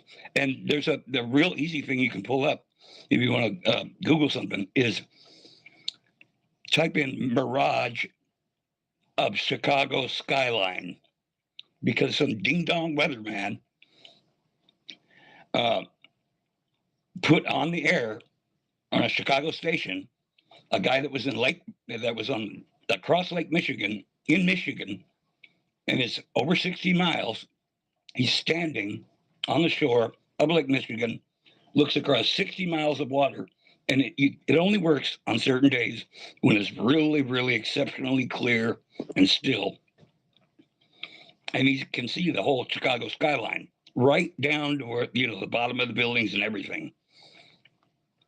And anyway, to find it, when you look it up, just type in Mirage Chicago skyline and tell me. And the weatherman said, well, this is a phenomena of refraction. The light that is the image of Chicago is bending over the curvature and to your eye. And it's just absurd. Yeah, I think that I remember that. That's a classic observation. What's interesting is I don't hear any globe earthers say, hey, the globe prediction is that we are not supposed to see this. They always come back and say, well, I mean, maybe I guess we should be able to see it if, but it's never like, no, we should not see this. I would want a globe earther to say, this is what should not be seen at this point or at this distance. Instead of saying, this is the reason why we still see something that we shouldn't see. As I understand it, it's 8 inches per mile squared, right? So am I correct in assuming that the math would go like this? After the first mile, there should be 8 inches of curvature, curving, downward and away. The second mile would be 32 plus 8, which would be 40 inches.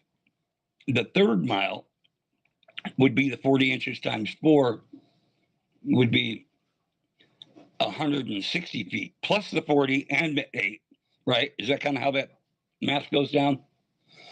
I think it's a little bit off, but they have calculators that you could use that will account for your elevation. Because when you're making long distance observation, it's not about just like the curvature, quote unquote, drop from a tangent. You want to take your observer height into it. So you definitely want to use one of the Earth curvature calculators when you're calculating these long distance observations. Which comes from their measurements, right? Which comes from the Bali, NASA. What NASA says is the measurements of our spinning ball we live on, right? Yep, according to them, accurate up to, 1,000 miles, 3,000 miles, something like that. Oh, like incredibly up to 1,000. After that, it gives the globies the advantage. But plenty of fighting. Right. But yeah, keeping it real simple like that, and the only airplane thing I would present to people is a gyroscope. I had one when I was a kid. I know the concept. And a gyro, they have them in planes, and I would posit that if a gyroscope was in a plane and this plane was operating over curvature, it would have to be recalibrated every fucking minute or so, especially when you get into, planes that are moving at 500 miles an hour and shit. Yo, that's one of the things that the Air Force pilot brought up that woke him up was gyroscopes and how they go crazy fast doing crazy maneuvers. And there's no way the gyroscope is constantly updating based on his direction in combination with all the crazy maneuvers that he's making. And then also he's paid very close attention to the gyroscopes based on directions and where they're sitting and where they're supposedly spinning.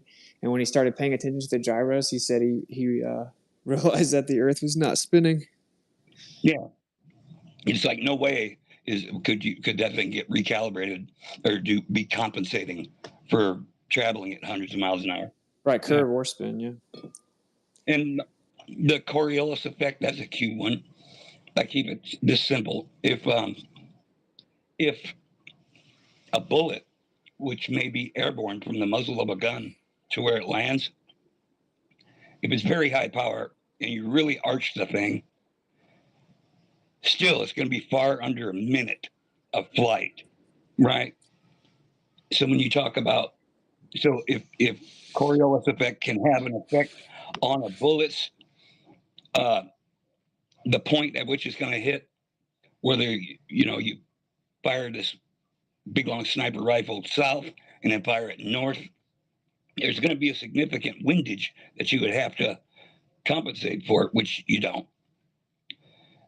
And if Coriolis effect had that much effect, any observable effect on the flight of a bullet moving at the speeds that they do, well, then an airliner would be hopelessly unable to navigate in the same conditions.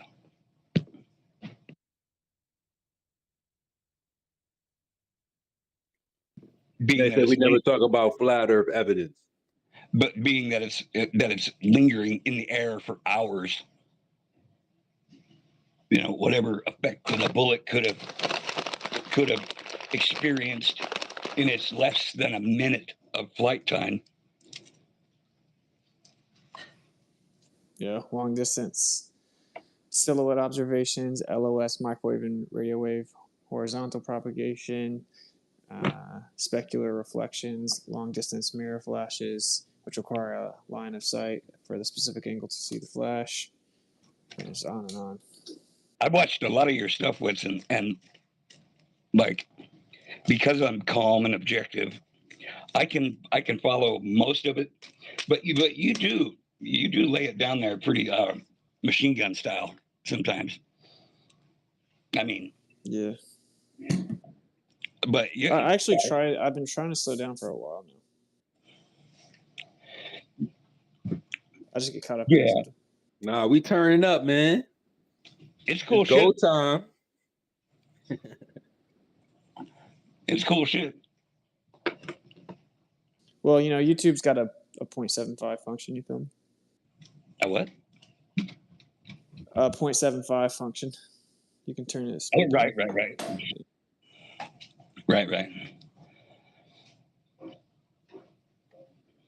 They always say explain everything, then we get to explaining. Oh, it's too much information.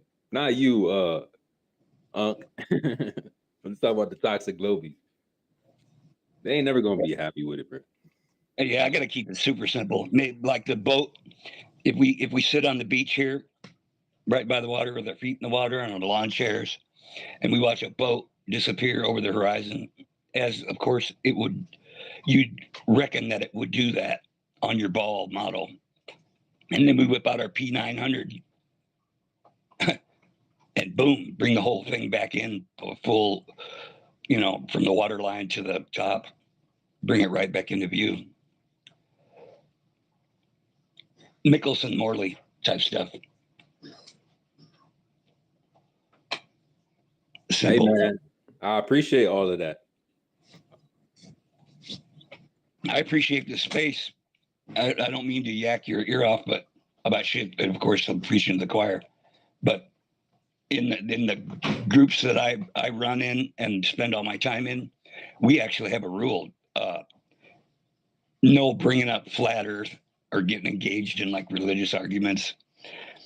But there's an exception to the rule. If somebody else brings it up, then I'm green lighted to go ahead and. That's how we are in other spaces. Mm-hmm. It's too divisive. We're here for a different objective. So send them here, Unc. Totally. Unc, send them here. You know how we get down. Be sure to have a civil conversation here. I just found you last week. I've been waiting with bated breath since last Saturday. No, that thing went right on into Saturday. That was cool shit. Yes, sir. Go right into stationary Saturdays, man. Yeah. Hey, Uncle, do you ever notice that the two divisive topics, the JQ and flat Earth, are the ones that are toxic? So there might be something to it. You're already awake on the JQ, so encourage them to come over here and talk. And they won't get muted. You see how it went? If anything, we have to get the conversation back on track. Yeah. I was a complete ding dong normie till like 9 years ago. And I've only been a flatty. I claim flatty because I believe that there's no possible way that this could be a spinning sphere doing what they're saying that it does. That's just fucking patently absurd. But because I watch a lot of Goyim TV, and if you watch everything on there, you're going to run across the flat earth stuff. Eric Dubé is like my favorite music guy with it. Or ODD is. Eric Dubé is. I mean, if you can watch the 200 proofs and not be budged at all,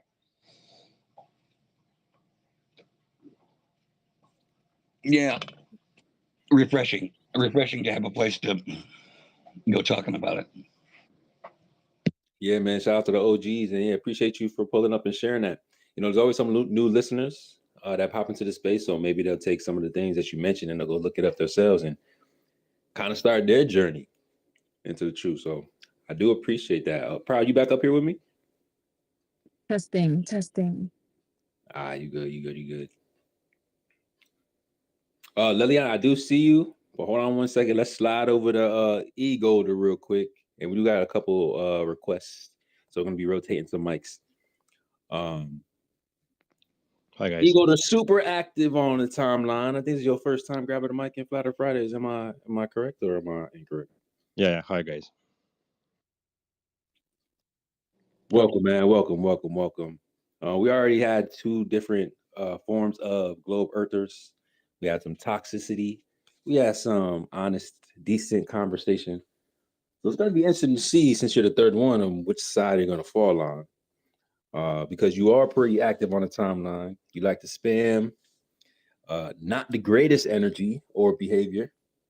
So we're going to see how this turns out. What's your number one globe proof? What you want to talk about? We do have some couple of topics in the jumble as well, but it seems like you like to spam something in particular. So Yeah, talk first, to us. I would like to apologize. I get carried by the discussion sometimes, and you would recognize that there are several types. Okay, so my reaction is not great all the times, but I typically respond in a bad way. Okay, I admit, and sometimes I started very very hot, but now I'm going down somewhat, and I'm trying to cool down. But there are moments, so I admit that I get hot, and some why because I'm not good at this. Okay, at the conversations, but I gotta apologize. Okay. All right, I accept the apology. That'll stand up for you to acknowledge your behavior, not exert toxicity. I would like to ask though, what caused your transition? What caused you to realize, like, oh, hey, maybe this is not the way that I should be approaching this. Maybe I should be approaching it this way. Is it something that you witnessed? Is it something that somebody told you? Was it something that, like, how'd you come to that conclusion that you needed to make a change? When I first I'm not in this for a very long time. I mean 3 months, I guess. And my first contact was on the bad side of with the bad side of the flat earthers. There is a special category of straight insults and like bad names, bad words in the name of the handle on Twitter, right? And there are people that will straight up insult you after a long discussion when they basically ran out of arguments. So I started with that. Okay, so I was pretty hot, and my belief okay in science is pretty strong, and I'm not good at this, so I recognize I started with that. But then I found out that there are places where we can try to have a conversation like this one, and maybe I don't know another one, but you get I get that there are people that we can have a discussion with, so we can try that. Perfect, because that's exactly what we want to do. All we want to do is have a conversation, see if we can find some common ground, see if we can learn something or you can learn something, but we got to be able to do it in a civil way and be honest at the same time. So Yeah. one hand, you could look at this like you are changing your energy, which we always find that people, when they get toxic on a timeline, that they always get on mic and they never keep that same energy. But with that acknowledgement, we can move forward and have a better conversation. So I appreciate that. But yeah, man, let's try to change that, because I mean, even if you are trying to keep this globe propaganda going, you know, being toxic is not going to help. People just going to see it and it's going to turn everybody off. So you're not actually even doing yourself a favor. But we are here to answer questions directly, or at least to try to find some common ground, even if we don't agree at the end of the day. So did you want to like talk about something in particular? Yeah. If you go to my profile on the article sections, I have I have 3 points that prove globe, or at least prove curvature. Okay. And one topic for me is the way that parallel lines on the ground level meet on the vanishing point above the ground, okay, on the horizon. If you go to the article sections, I can post a photo. Where do I post it? Hey, we got a purple pill now. You wasn't here. You wasn't here in the beginning, but we got a purple pill now. So drop it. How do I post to the purple pill? Oh, you can't be trolling and not know how to post now. All of a sudden, you go there. Come on, bro. Hey, grab your link. Grab whatever. Copy the link for whatever tweet and just drop it in the purple pill or the little chat box in the bottom corner of your screen. Bottom corner. I'm on a mobile phone. Oh, okay, on the chat box. I'll put it reply. Let me see. Paste. Okay. We always teaching the Globers or something. Yeah, it's crazy. It's my first page where I talk. So sorry. So this is okay. So sorry. I will post one video. Okay, and this is another topic. Maybe we get to that. But my main topic was this. No, let me just post the image. I have the image. I have a few images with this. I have this one and other one lower here. This one. Okay, I have two. I just replied on the chat with the two things. So you take a photo of a city from some height, so that we have the horizon is far away. Okay, we have a chance to observe the horizon going below to go down. Okay, so we have to have the horizon to be very, very far away. Okay, and if you draw lines continuing the parallel lines on the ground, those lines will meet in a vanishing point. And if we remember perspective, we know from when you draw perspective, the planes and the lines keep to be planes and lines until they meet on the vanishing point, right? Can we agree on this? Right. Go ahead.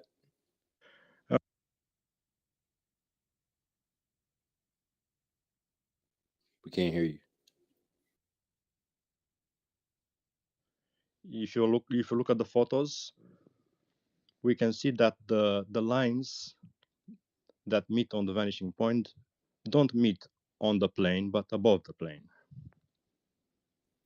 But you're just pointing to an arbitrary point in the sky. See what you're doing, right?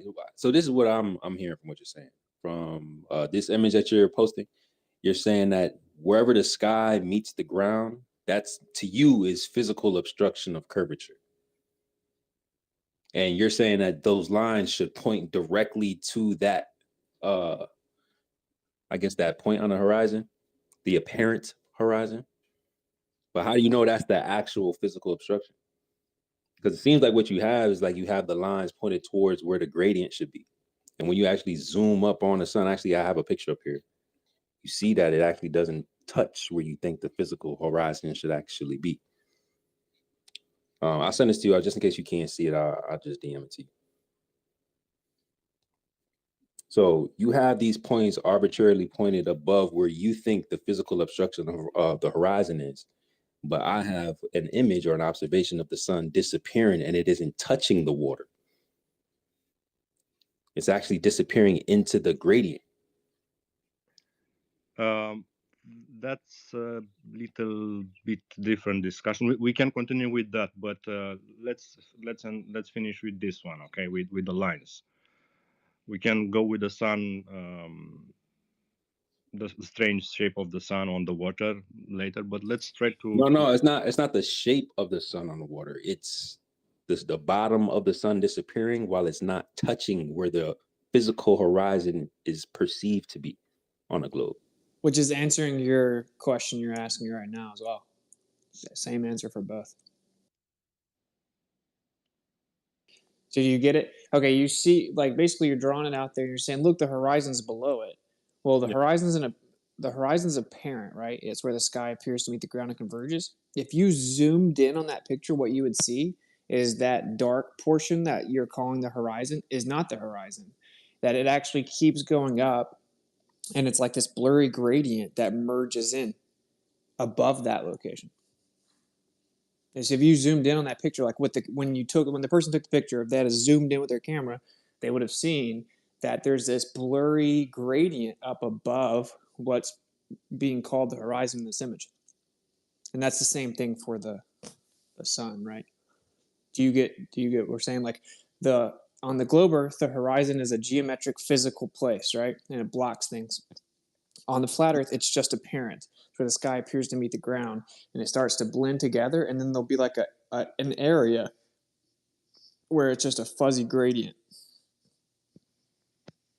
That's what it is. You can't really see the horizon. It gets blurry. But when you have, say, the sky and land, or the sky and water, depending on what color the sky is, you can be like, oh, look at the contrast. That's where the horizon is, but it's actually not. You zoom in, you see there's a gradient still blending in and converging. Yeah. Okay. So I have also. But real fast, do you get what I'm saying? Because yes. Because if you ask any glober, this is what's happened, right? So first. No, yes, I see. Just I don't have the words to respond. No, it's cool. But let me just say this real fast. That I got you right. I don't know how long you've been in this conversation, but this is how it started. Haha, stupid flirfs. We've known the Earth's a globe for thousands of years. You can go to the ocean and watch boats go over the curve. We went out there. We saw the boat look like it's disappearing. Pulled out binoculars. We could see it again. Then it disappeared again. We pulled out a camera. We could see it again. Then eventually we can't see it anymore. Okay. No. And wait up. Just give me a second.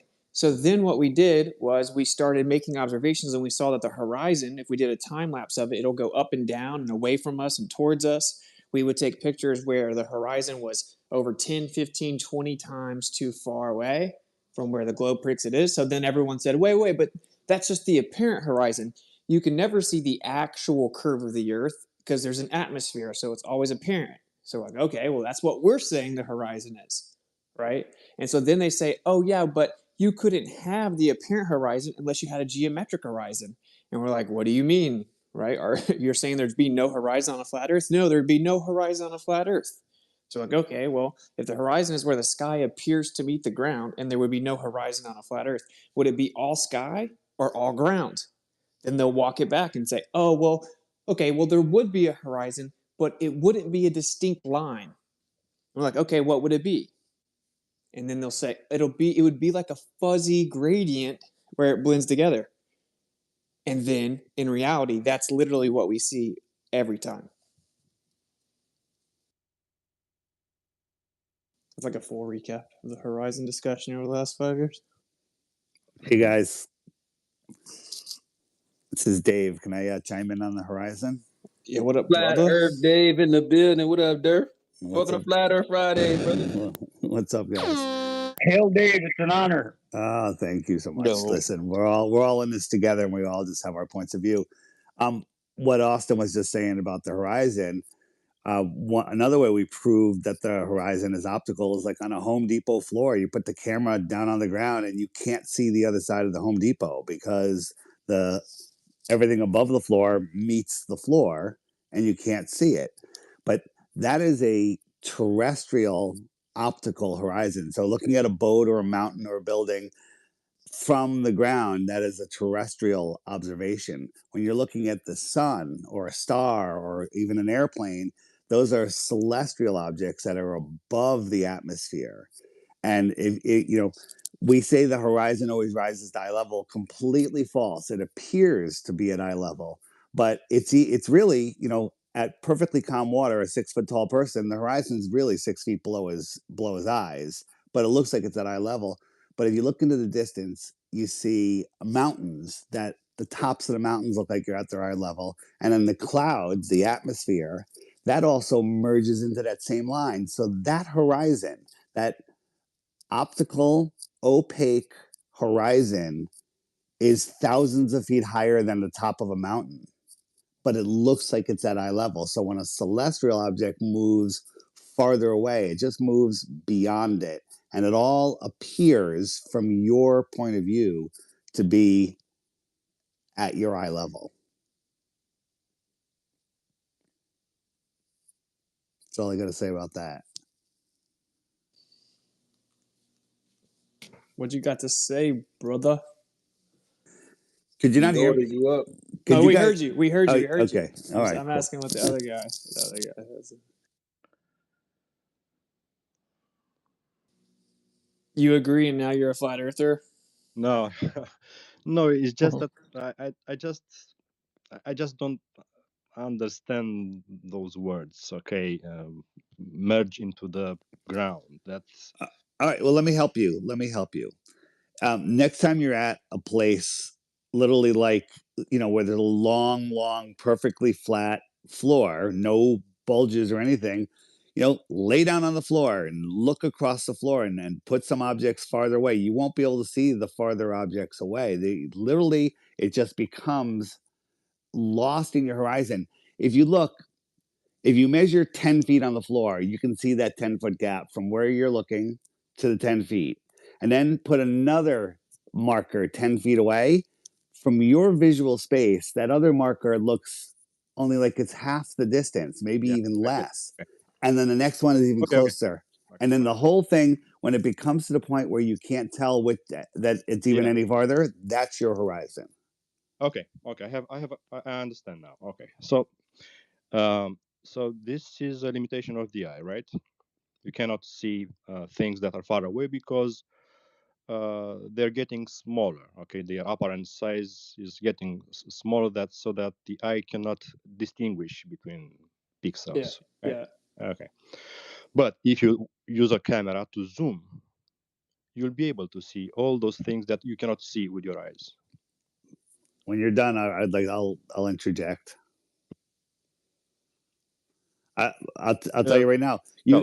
So on a perfectly smooth floor, inside of a test building or whatever, this is just one factor that creates your horizon, right? So things will get so far away you can't tell that they're any farther. They get smaller and you can't see them. But if you had a zoom camera, you could zoom in and bring them right back.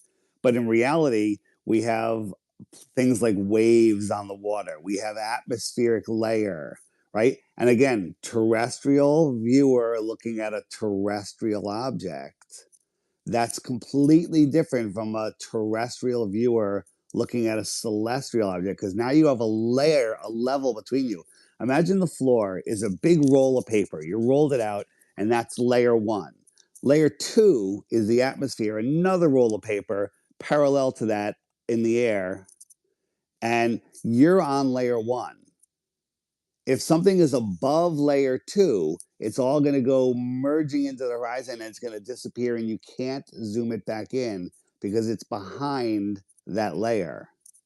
So, for example, an example I've been using in my interviews is if you're in New York City and you're standing next to a really tall building and it's 12 noon and the sun is directly above you, the sun moves away. Now it's 1 o'clock. And now you can't see the sun anymore because it's beyond the building. Now, you know it's still high in the sky, but you can't see it.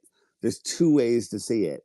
You can float up in the air so you can look over the building at it, or you can go backwards a couple miles, even not that far. The farther back you go, the smaller that building will get, the better your angle will be. And if you get 10, 20, 30 miles away, maybe closer to 20 miles away, the top of that building will now look like it's at your eye level. And as the sun continues to go farther away, it'll go beyond that building again. And from your point of view, you will see it disappear from the bottom up. Just like if you see you got a big cloud in the sky and the sun is up in the sky and the sun moves behind the cloud above you, you're seeing the sun disappear from the bottom up. Now put that cloud on the horizon because of distance. And if the sun moves beyond it again, it looks like it's going down below it. It's disappearing from the bottom up again, but your perspective sees it at the horizontal eye zone. Oh, okay. So I just don't get what is that obstacle that doesn't allow me to see far away, or doesn't allow a camera to zoom. We have very powerful camera. So what's I don't know what's beneath the observer and Okay.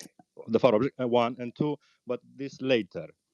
I do not agree that the sun gets smaller, but this is the second stuff. Okay. Well, So what's the obstacle? I mean, you say there's a building, but at sea, let's see at sea. Why? What's the obstacle? What's layer? Okay. Let me answer. So when you're looking, when there's land in the distance, there's usually land that's higher than your eye level. That'll do it. Yes, That's one. Hold on. Hang on, man. Hang on. And when we're talking about the sun and a boat, two different things. Let's say it's a perfectly clear day with perfectly calm water with dry air, not a lot of moisture in the air. You'll be able to zoom that boat in a whole bunch of times until the point where it's so far away that the air that you're looking through, when you look up, think of the air column over the Earth, ball or globe. It's thin. It's thin. So when you're looking up, you're looking through, let's just say the air column is 5 miles, just for a number. And then if I look at something 45 degrees away from me, maybe I'm looking through 8 miles of air. But as it goes lower, I'm looking through 10, 20, 50, 100. Then I'm looking through all air. So when you're looking across the land, you're looking through all air. Like in an Olympic-sized swimming pool, perfectly clear water, you can't see the other side of the pool because the water becomes opaque over distance. Same thing happens with land. So when you perfectly clear day, you're trying to zoom in on something, it gets foggier and foggier and lighter, and you're seeing less and less of it. And then it'll mirage away. Its light will not be able to push towards you. So the sun is above that atmospheric layer. I got it. I understand it. Okay. Thanks. Okay. Thanks. So basically, what you're saying, so that I'm sure, so that I understand. So you're saying that the atmosphere is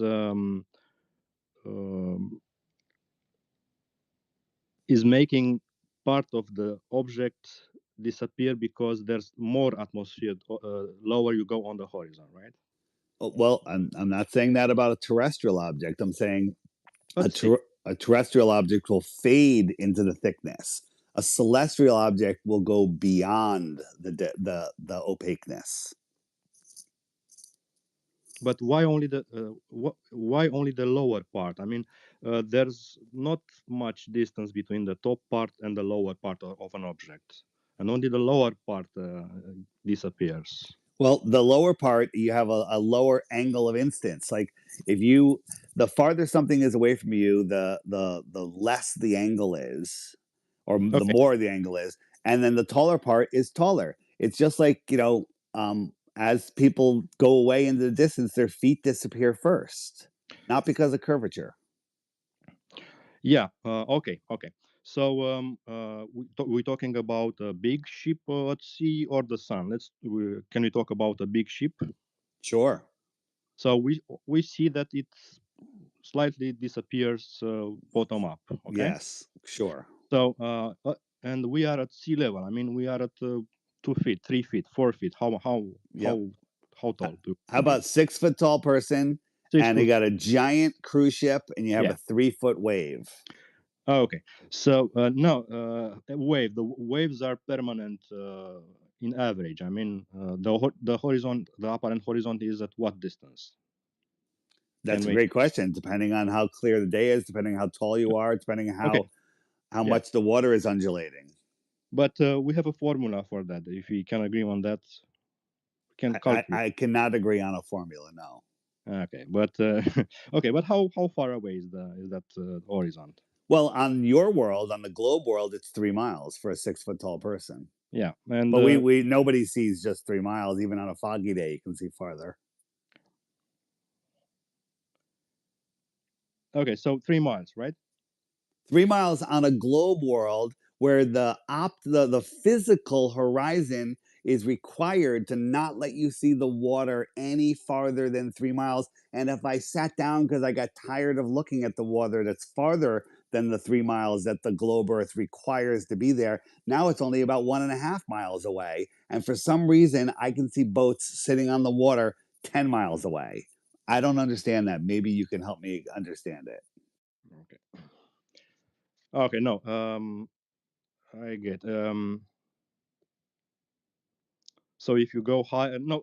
I cannot rebut this because you're not recognizing refraction basically, because what you're describing in the globe world, we call it refraction.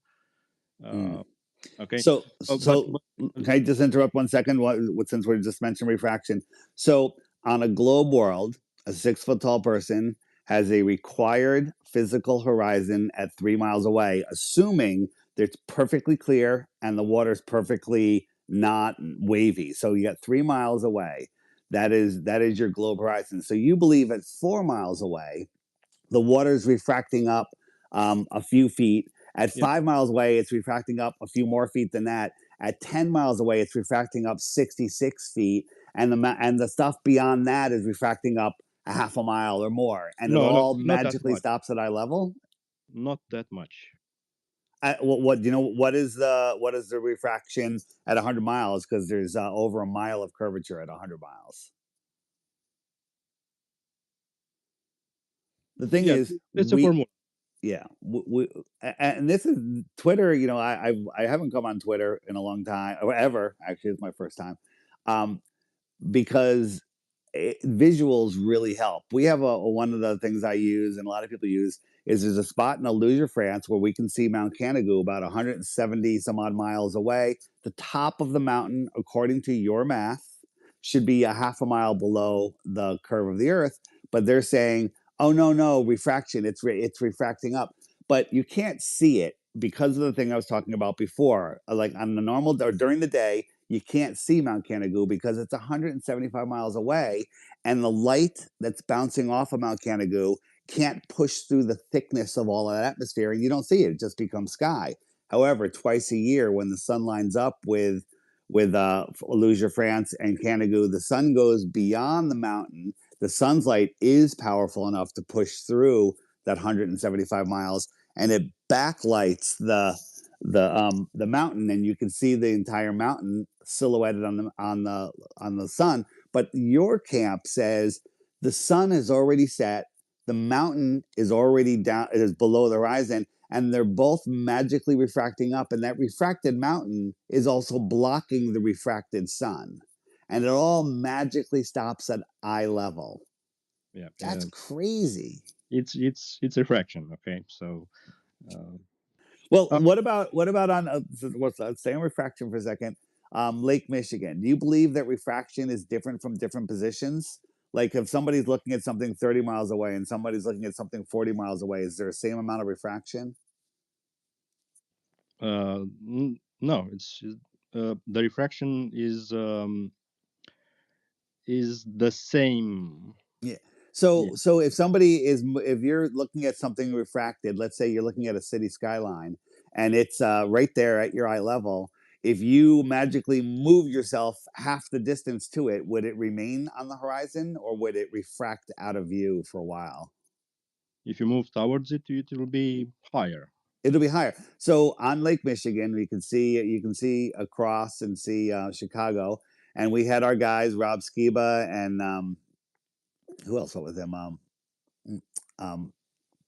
Space on his name, but they got on a boat. They got their cameras out. They said, "There's Chicago," and they kept the camera in view all the way across the lake until they literally were right on top of the city, and then they did it in reverse, and the city never moved. Now, refraction is dependent on weather and everything. There's also a time lapse of Chicago for almost 24 hours where the buildings never move. They come in and out of view a little bit because of the obfuscation of the atmosphere, but it never moves. So I have a question for you. How come refraction can take something that's a mile or whatever, hundreds of feet, thousands of feet below the curvature? How come it never refracts it higher than the horizon? How come it doesn't put it up in the sky for me to see easily? It always puts it right at the horizon like a flat earth says it should be. Well, at extreme refraction one, the light will go higher than it's supposed to be. That than it really is. Can you higher. show me an example of that? I can show you a drawing, not a drawing. I can show you a drawing too of a man on the moon. It will raise the light until the not level, the flat. So until the tangent to the observer location to the surface of the Earth. Okay. So is your drawing based on a calculation? No. So it's not even based on a calculation, which doesn't describe reality. It is a description. Yeah, but all your examples can be very exactly reproduced using refraction, which but here's the thing: have you ever personally refracted something up from behind a physical object? Anywhere, just anywhere, go put a garbage can on the other side of a car and refract it up to the top of the car. Nobody has ever done that. This is actually happening. This no. It can happen, but in extreme cases, and when there's a big distance between those objects. Okay. Not when they're close. Okay. So like I'm on a location, one object is far away, and the other object behind the object is far away. So here I can see extreme conditions for the when the refraction allows me to see the object behind the other object. What is your name? Egolder. Egolder. Let me ask you a question. Flat earthers think that the earth is a level plane and that when we look into the distance, when the air conditions are correctly, we can see a building. We say, hey, a building. Hey, a boat. Hey, a mountain. You say, well, extreme refraction is going to refract it up all different amounts, and all of the different points along the way that would have a different amount of curvature, they're going to magically refract up, and everything's going to stop at the eye level for the observer, and it's all going to line up on a flat plane. Right? Because you have to remember, something 10 miles away has to refract up 66 feet. Something 50 miles away has to, whatever that number is, 100 miles away, it has to refract up over a mountain. And for some reason in your world, refraction magically takes each point that has a different amount of curvature and refracts it up and makes it appear exactly like a flat earth would make it be. Is the earth out in a conspiracy to trick everybody into believing the earth is flat? Because all evidence, all observations show a flat, non-rotating earth. Hey, I'm curious. I must have missed it. Where, like, did you answer his question, bro? He's saying, how come if it's lifting the stuff up behind the curve, how come we never see it refract something up in the air? Like, why does it always stop at the horizon, right? Like, because refraction is light going down, not down, going into the denser part of the refractive medium. Okay, so the air is dense lower. Okay, it's denser low as you go. So basically, if let's say we have a light source far away beneath the horizon. Okay, so and you pointed the parallel with the light parallel with that location. Okay, the light will go away from that emitter, and it will go away from the Earth, because it on a globe Earth, the light will go away from the Earth, okay, going on a tangent, okay. This is the globe, but going up, it will reach higher atmosphere with lower refractive index, and it will go back down. Oh, wait, hold on. So when something's refracted up, it's kind of like miraging up. It's kind of like not there, but it's projected, its image there. How come we can see things that are perfectly crystal clear? And over the course of a time lapse film, 20, through the day and night, different humidity, different temperatures, it never moves. Isn't the refractive amount different with the weather? But why do they always why do they always end up exactly at eye level? Why don't they go twice as high? How come I don't see buildings floating in the air? You cannot see buildings because everything is refracted, not only the building. So, okay. But shouldn't I see like a slope, like the whole world refracting up Yes. over my eye level? I Yeah. don't. It's always at my eye level. Yes. It's not above you. It's at your eye level. It's a tangent starting from your eye, tangent to the Earth, starting towards your eye. Do you see the mental gymnastics that you're doing to defend your position? Okay, no. So, Ego, you do agree that this refraction is random every single day, right? It's not random. It depends on atmospheric pressure, that is the temperature and the altitude. So it varies. And the humidity. Okay. It varies, of course, yes. Okay, so it varies. Let's run with that. So if it varies, what's keeping that variation to exceed the observation of a flat Earth? Why doesn't it ever go above that observation? Why does it never refract so high? You have to give a mechanic behind that if you're going to invoke that explanation for the failed prediction of the globe Earth. And your argument made no sense, by the way. Let me just help you out. You said, your claim is that the light bends to the more dense medium, right? And then the angle at which it hits our eyes makes it appear to be higher up, which is just a cool story, bro. Anyway, but so this idea that it went too high, then it was low, so it went back down. That's not going to cut it, bro. That's not. This is the explanation on the globe with the refraction. And also this the refraction also disproves that phi ratio PDF. They got the refraction 0 basically for all 7 cases, when it's not really 0. Okay, so they used on an older formula for the refractive index, and if they use the correct formula, they will get higher indexes, refractive indexes, and the differences are explained. Are you not understanding our question, brother? Yes. Okay, can you kind of tell us what our question is? Because I've never really thought about that, and Dave makes a good point. I'm curious. If you know what we're asking, right? Yeah, basically you're asking me why don't we see objects above your line of sight because of the refraction, right? Correct. Yeah. Well, so if you I'm standing on a point and I draw a flat plane tangent to the sphere. Okay, can we imagine that we have a sphere? I'm on a point and I have a flat plane tangent to the sphere. Looking farther away on the globe, the objects are on the sphere, but below that flat plane tangent to my location. Okay. That doesn't answer that. No, I'm trying to explain. I'm trying to explain what's happening with the refraction. I can't wait. Continue.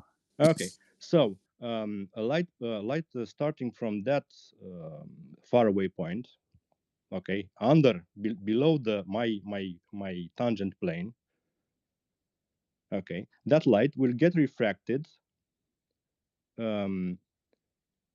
basically following the curvature until it reaches me, and this path is tangent to this plane. Okay, I have a question based on what you just said. A moment ago, you admitted that it varies depending on the atmospheric conditions. So why does it always appear to be exactly what we would see on a flat Earth? If it varies, sometimes it should be lower. Sometimes that light in the distance that's below that flat tangent plane should be higher. But for some reason, it always shows up right on the plane. Kind of like the Earth is flat, right? Because I don't know how to explain. If you give me a second to Let me tell you why you don't know how to explain it. Because your brain is scrambling to protect your globe paradigm, which you've been indoctrinated with since you were a child, and you're having a hard time letting go of your ball. Everything shows us that we live on a flat, non-rotating Earth. Eagle, are you saying that refraction is infinite? Not infinite. It's on all points between me and the source. All points. Okay, and the path of the light, when it reaches me, at that point is parallel with my tangent plane. So let me ask you this: do you spend any time on the water near the ocean, lakes, anywhere? I hope. Very, very little. Okay, so I've grown up on the water my whole life, and the globe model requires a physical horizon at a certain distance based on the curvature formula, and that formula says at 3 miles there is 6 feet of curvature. So you're telling me if I had a little buoy, hold on, 6 feet, I don't know. Well, you don't know. I know. Go do the math yourself. You'll see that it's actually maybe even a little more than 6 feet, but we'll round down, say it's 6 feet, and if you want, we'll say it's 5 feet. Doesn't matter. So if I had a bunch of buoys on the water, one at 3 miles, one at 6 miles, and one at 12 miles, the first buoy is going to refract up 6 feet, right? Yes. So, and then if I had another one at 10 miles away, it's refracting up 66 feet. Listen to me. Okay, I got it. I got what you say. So we have 10 buoys, okay, 3 miles each way further from me, right? Sure. Okay. So if I'm in a location, I can see the first buoy at 3 miles because of refraction. Okay. But here's my question. We don't need to go to the farther buoys. Yes, here's my question. 6 miles, the refraction is not double. Okay, it's got to be more than double. It's not more than double because that formula that you're using is not the formula. We can take this. This requires a little bit of the calculations, and it's not double. I don't know how it is, but it's not double. We'll have to. So you don't know what it is, but you know it's not double. So do you believe in the Pythagorean theorem? Yeah, but it's not. It's not that these are not triangles. We're on a curved surface. Okay. So you can use the Pythagorean theorem to tell you how much drop there is at different distances. Right? There's 3 or 4 different formulas, and the 8 inches per mile squared, based on the Pythagorean theorem, is the one that gives the globe the benefit of the doubt. Right? No, it does. I can explain you why it's not good. Okay. Oh my gosh! Here we go. Come on, bro. Can I dip in here a second? I've been listening to this painfully. You know me. Well, I heard you say that the observation of the lasers matched the globe prediction for refraction. That is just 100% false. Why? It's false. It's because the standard refraction estimate of 76R only moves the laser up 5 meters, or moves it down rather. Standard. And the observation Yeah, it's called standard refraction. So there's a standard refraction model based upon the 1976 U.S. standard atmosphere model. That's why it's called standard refraction. So that's the temperature pressure gradient, right? So there's a standardized model. Yes. So the laser was supposed to be 127 meters off the surface of the Earth if the Earth was a globe at a 41-kilometer distance. But standard refraction only moves the laser down 5 meters. So you still have need another 122 meters of refraction. Yeah, but you're just saying that. Yeah, but that is the refraction they used, the standard. The standard means the standard value. So it's like 0.7. I'm not saying that they used it. I'm saying that's the globe prediction. It's not our prediction. That's your prediction that you said matched. And the globe prediction explains their observation. It doesn't explain their observation. Well, depending. In fact, there's actually no predictive model for refraction that actually works. You do know that, right? Certain atmospheric conditions like can give extreme refraction indexes, and they exist. Do you think that I can? Do you think that I can make a prediction using a globe Earth refraction model, and make an observation, and the observation will match the prediction? Assuming I know the meteorological conditions and all the variables that have to be input into the formula, you think I can actually get a matching prediction? Absolutely, yeah. If you have the correct number for the why pressure, do you think that? And humidity, that you'll have to have a correct and the actual current measurements of the pressure and the humidity and the temperature. Okay, so say I know the height of my camera, I know the height of an object that I'm looking at, and I know how far away it is. So if I know the meteorological conditions, I know where that object should appear in a photograph based upon how much the light is refracted of that object I'm photographing. You think I can predict that? Yes, yes. Okay. So if that was true, then the reverse is true. That means if I took a picture and you analyzed the picture and you knew the dimensions that I said, the height of the camera, the distance, and the height of the size of the object in the distance, you should be able to tell me the weather that day. I should be able. You should be able to tell me the meteorological conditions from the photograph, right? I can get an. You know how absurd that sounds, right? You can get the averages, the average of humidity and. But should that be if the refraction model was correct? I should be able to take a photograph and know the meteorological conditions that the photograph was taken in based upon where an object appeared in the image. Right. You should know your height, its distance, how tall it is, and then you would be able to know based on where it is what the weather was, right? It's an equation. Yeah, you can derive one term from the other. So you think you can predict the weather from a photograph? Not predict. I can. Really? I can identify. I can identify the conditions. You can post it? What about? So you can post it. So if I take hold on, Dave. I want to drill the point home. So if I take the picture of the black swan, and I show you that, you can tell me what the weather was when they took that photograph, with the horizon being 10 times too far. You can make a prediction.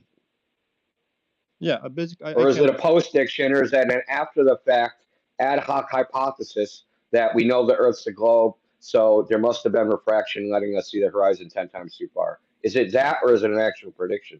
That one. Yeah, of course it's that one.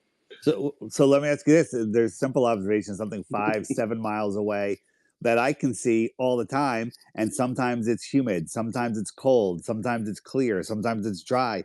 And I can still see it, and it's always at eye level. How come it's not changing? It's refractive because the weather's changing, but I can still see it in the exact same position every single day. And we're not talking about far observations, because in your world, you cannot see the surface of the water without refraction past 3 miles. And if you're sitting, it's less than 3 miles. But we all see things in the distance far beyond that physical limitation of a globe. And on top of that, Egoder, I'll let you get the last word before we move on to Liliana. Like every single demonstrable observation that we have, right? It like this refraction is a distortion. The only time that you invoke distortion to allow us to see further is when your globe Earth fails. So refraction is distortion, and you use that to explain long distance observations. And we say, hey, why when it's clear we can see far too, even further than that? So you're using distortion to explain things to see far. That doesn't really jive with each other, bro. But go ahead, you get the last word. Yeah, yeah. I heard a lot of stuff like, but we can see far away. Okay, I agree, but that depends on conditions. Okay, so we can measure. Well, can I ask you one question? Just one question. I'll be very brief. Is there any observation that we can do, right, with an object at some distance that we shouldn't see? Any observation, a horizon where it shouldn't be, that would falsify the gold model that couldn't be explained away by refraction?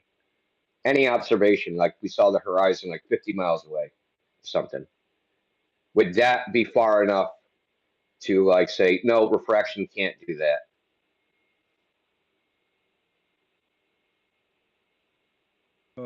I don't think so. If you can see it, refraction can explain. And Oh my God, bro. man, Do you think You always got to refraction? ask them with it. You got to ask them. Hold on. You guys just make the globe unfalsifiable. So For real. that's all I got to say. Yeah, you can't have it unfalsifiable. Go ahead, Ego, to give us your thoughts. you know, the refraction explains. Okay, so there is that site that there's a site where if you input your location, your target location, your elevations, the conditions, the refractive index, that is, it will show you how you should see that target given those conditions. And if you do this experiment, you'll observe that this model with refraction explains what you see in reality. So get photos of certain, okay, you understand? So the model explains what you see. If you give me examples of things that you think they are not possible on, I can show that the refractive index explains what you see. So what I hear you saying is, I can take your refractive index model, I can look at an observation, and I can say, okay, the weather is XYZ, and I can move my refractive slider and to the point where, yes, I would see it. And I was like, okay, that matches this weather. And then the next day, the weather's completely different, and I have to slide that refractive thing higher or lower, and like, okay, that's it. So you're telling me you've got a model that you can move your refractive index slider and make things appear at eye level. The problem I have with that is every day it's a different amount, but every day I see it the same. So you're saying the refractive index, even though it changes, it doesn't change. No, we can make this experiment with your data. Okay, you say you're seeing a thing with different conditions, even if it is far away. We can make the experiment and see why is that happening. I say that the refraction explains it, but I don't know. We can make the experiment with your data. Okay. Okay, at the very least, Egoder. So you're saying that since it moves every day, the horizon is a parent position. It's not physical, correct? Let me understand this. The horizon, that is not my native language. Some concepts translates slower for me. So That's okay. Take your time. Take your time. So the horizon's optical, apparent, not actual. It's not physical. It's not a physical location. Of course, it's at a distance. It's welcome to Flat Earth, bro. No, no. It's a Fugazi. Okay. He said no. So I got it. Sorry, so- guys. Can I chuck a word in there? Hold on 1 second, play reality. Let him get his full thought. Okay. Okay, sorry. So we see on the horizon, okay, 3 miles away, let's say. If I get a very powerful camera, okay, and zoom on that horizon, I cannot see further away than this 3 miles away. False. No, this is happening. False. So No, every single day we can see with our naked eyes farther. No, but and then a super zoom camera makes us see the surface of the water at miles that beyond location, that. but not farther away. Okay. You cannot see Yes, farther away. Okay, Yes. we That's can- how I became a flat earther, because I saw a buoy 10 miles away. Okay, but you didn't see it before because of your eye resolution. Okay. But it has nothing to do with the physical Welcome to Flat Earth. location. Right. It has nothing to do with the physical location of the horizon. Right. You claim that the Earth is convexing at a specific rate. So the physical obstruction has to be in a specific place. So if it's not there, right? If it's way further, then your radius isn't what it's claimed to be. No, it's not. It's not. It is there. So You just said it was apparent, bro. So what you're saying, No, I what you're just didn't saying say is like, but look. I don't understand apparent. I don't understand this word. Apparent. No, it's all good. He said your radius isn't what it's claimed to be, and you said no, it's not. It's not. Like, we agree, bro. It's not apparent. I don't understand this concept apparent. So it's Visual. It's visual, Optical. and not Optical. a physical place. optical. You know the tangent line that intersects the ball? Yeah. You think is that the horizon? Yes. At the tangent point? That's the horizon. So physical. That's what that means. Physical. As in, you can't touch it. It's there. It's in that area. It's there. But we have So there. what if it's not there? That's the point beyond which we cannot see. I've seen farther than that. I've seen a ship 30 miles away. All right, dude. I got a question. I know what to ask you. You ready? Okay. If we can never see the actual physical curve of the Earth, how did you know it was there in the first place?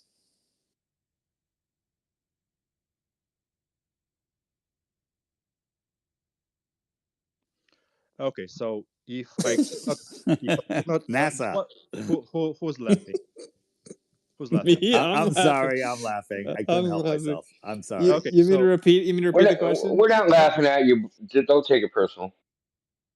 If we can never see the actual physical curve of the Earth, then how did you know it was there in the first place? Okay. The horizon is like a corner. So you see a building is a corner, okay?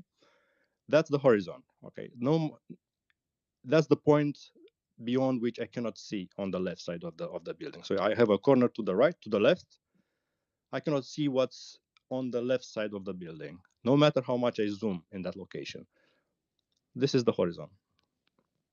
You know for sure that you didn't answer my question. I mean, yes. Look, here's the deal. You have a belief that the Earth's a ball, and that means that there's a geometric horizon. Geometry, sphere, spherical geometry, circle, sphere, radius, size of ball, has a curve that creates a horizon, a hill, obstruction, blocks, things in the distance, physical, tangible, can touch it, blocks things, geometric horizon, curve of Earth. Okay? You believe that that's there. What I'm saying is, if the actual horizon that we see in reality is always apparent, can't touch it, not real, not actual, just optical, then how did you know that the curve of the Earth was there in the first place?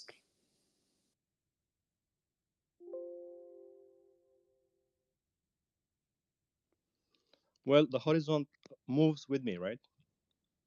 Depends on You're not answering his question. He's saying I'm trying to go to the answer. Okay. all observations show that the horizon is optical and level. You're saying it's curved. How did you know it was curved? The horizon is not curved. Okay, it's a boundary. Welcome to Flat Earth. Yeah, the horizontal's not curved, brother. So now we're not discussing. Okay. No, I don't think you're getting my question, man. You have a belief that there's a curve of the Earth there, but you're telling us that we can never actually see it. So I'm asking you, okay, then how did you even know it was there in the first place? If you can never actually see it, how do you even know it exists? Well, if you zoom, you see it. It's there. I'm done. So if you go higher, all right, what happens? What happens? The horizon is still apparent. But it's Okay, farther, sorry. it's farther Sorry, away. guys. Let me just jump in for a moment. hold on one second, Plain Um, Reality. Hold on, I do want to hear from you because I know this is your thing too. But Liliana been really, really patient. All right, so let's let Liliana jump in here real quick, and then we'll slide over to you just after that. Oh, thank you. Sorry. Yeah, I was hoping that Australian Glober was still here, but E. Golder will do. He's a good Glober. Seems to be fairly honest. I have a question, and that is that why don't we feel any motion at all since we're orbiting and spinning? But wait a minute, before you answer, I'm going to tell you that I have asked this question many times, and I get all the standard answers that I already know, right? Because we're in our motion is very steady, and it's like moving in a car that is going very steadily at 60 miles an hour. Of course, you're not going to feel the motion, blah blah blah. And then, of course, there's other people that have told me that, from an evolutionary point of view, it wouldn't do us any good to feel the motion, blah blah blah. Okay, whatever. And then there's people that have told me that, there are gases you can't smell. That doesn't mean they're not there. Or they'll tell me, there's portions of the spectrum of light that you cannot see. That means that, that doesn't mean it's not there, or the same for sound. And I say, okay, but the point is that we feel other kinds of motion. It's not like we don't feel any motion at all. We can feel the motion of an earthquake and so on and so forth. And then also, of course, we can't smell all gases, but we can smell some, right? So we can perceive part of the spectrum, of the visual spectrum, and also the olfactory spectrum, and all the different spectrums. So my question isn't so much why can't we feel the motion? My question is, why did nature make it so that our default position is one of feeling completely stationary? Like, why would nature bend over backwards to make our default position completely stationary? And Globers have told me, like, if you were feeling the spinning, you would feel nauseous, you would feel blah, blah, blah. And I'm like, no, but if we're spinning and we're not feeling nauseous, then why won't we feel nauseous if we could perceive it, like even a little bit? And then they tell me about the speed is steady, but then they forget about perihelion and aphelion.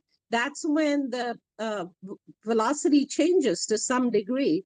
So my question is more of, why is our default setting at feeling completely stationary? It doesn't make sense when we are spinning, orbiting, and also running along with the sun, through the Milky Way galaxy. So no Glober has ever been able to give me an answer that actually makes sense as to why is our default position one of being completely feeling stationary.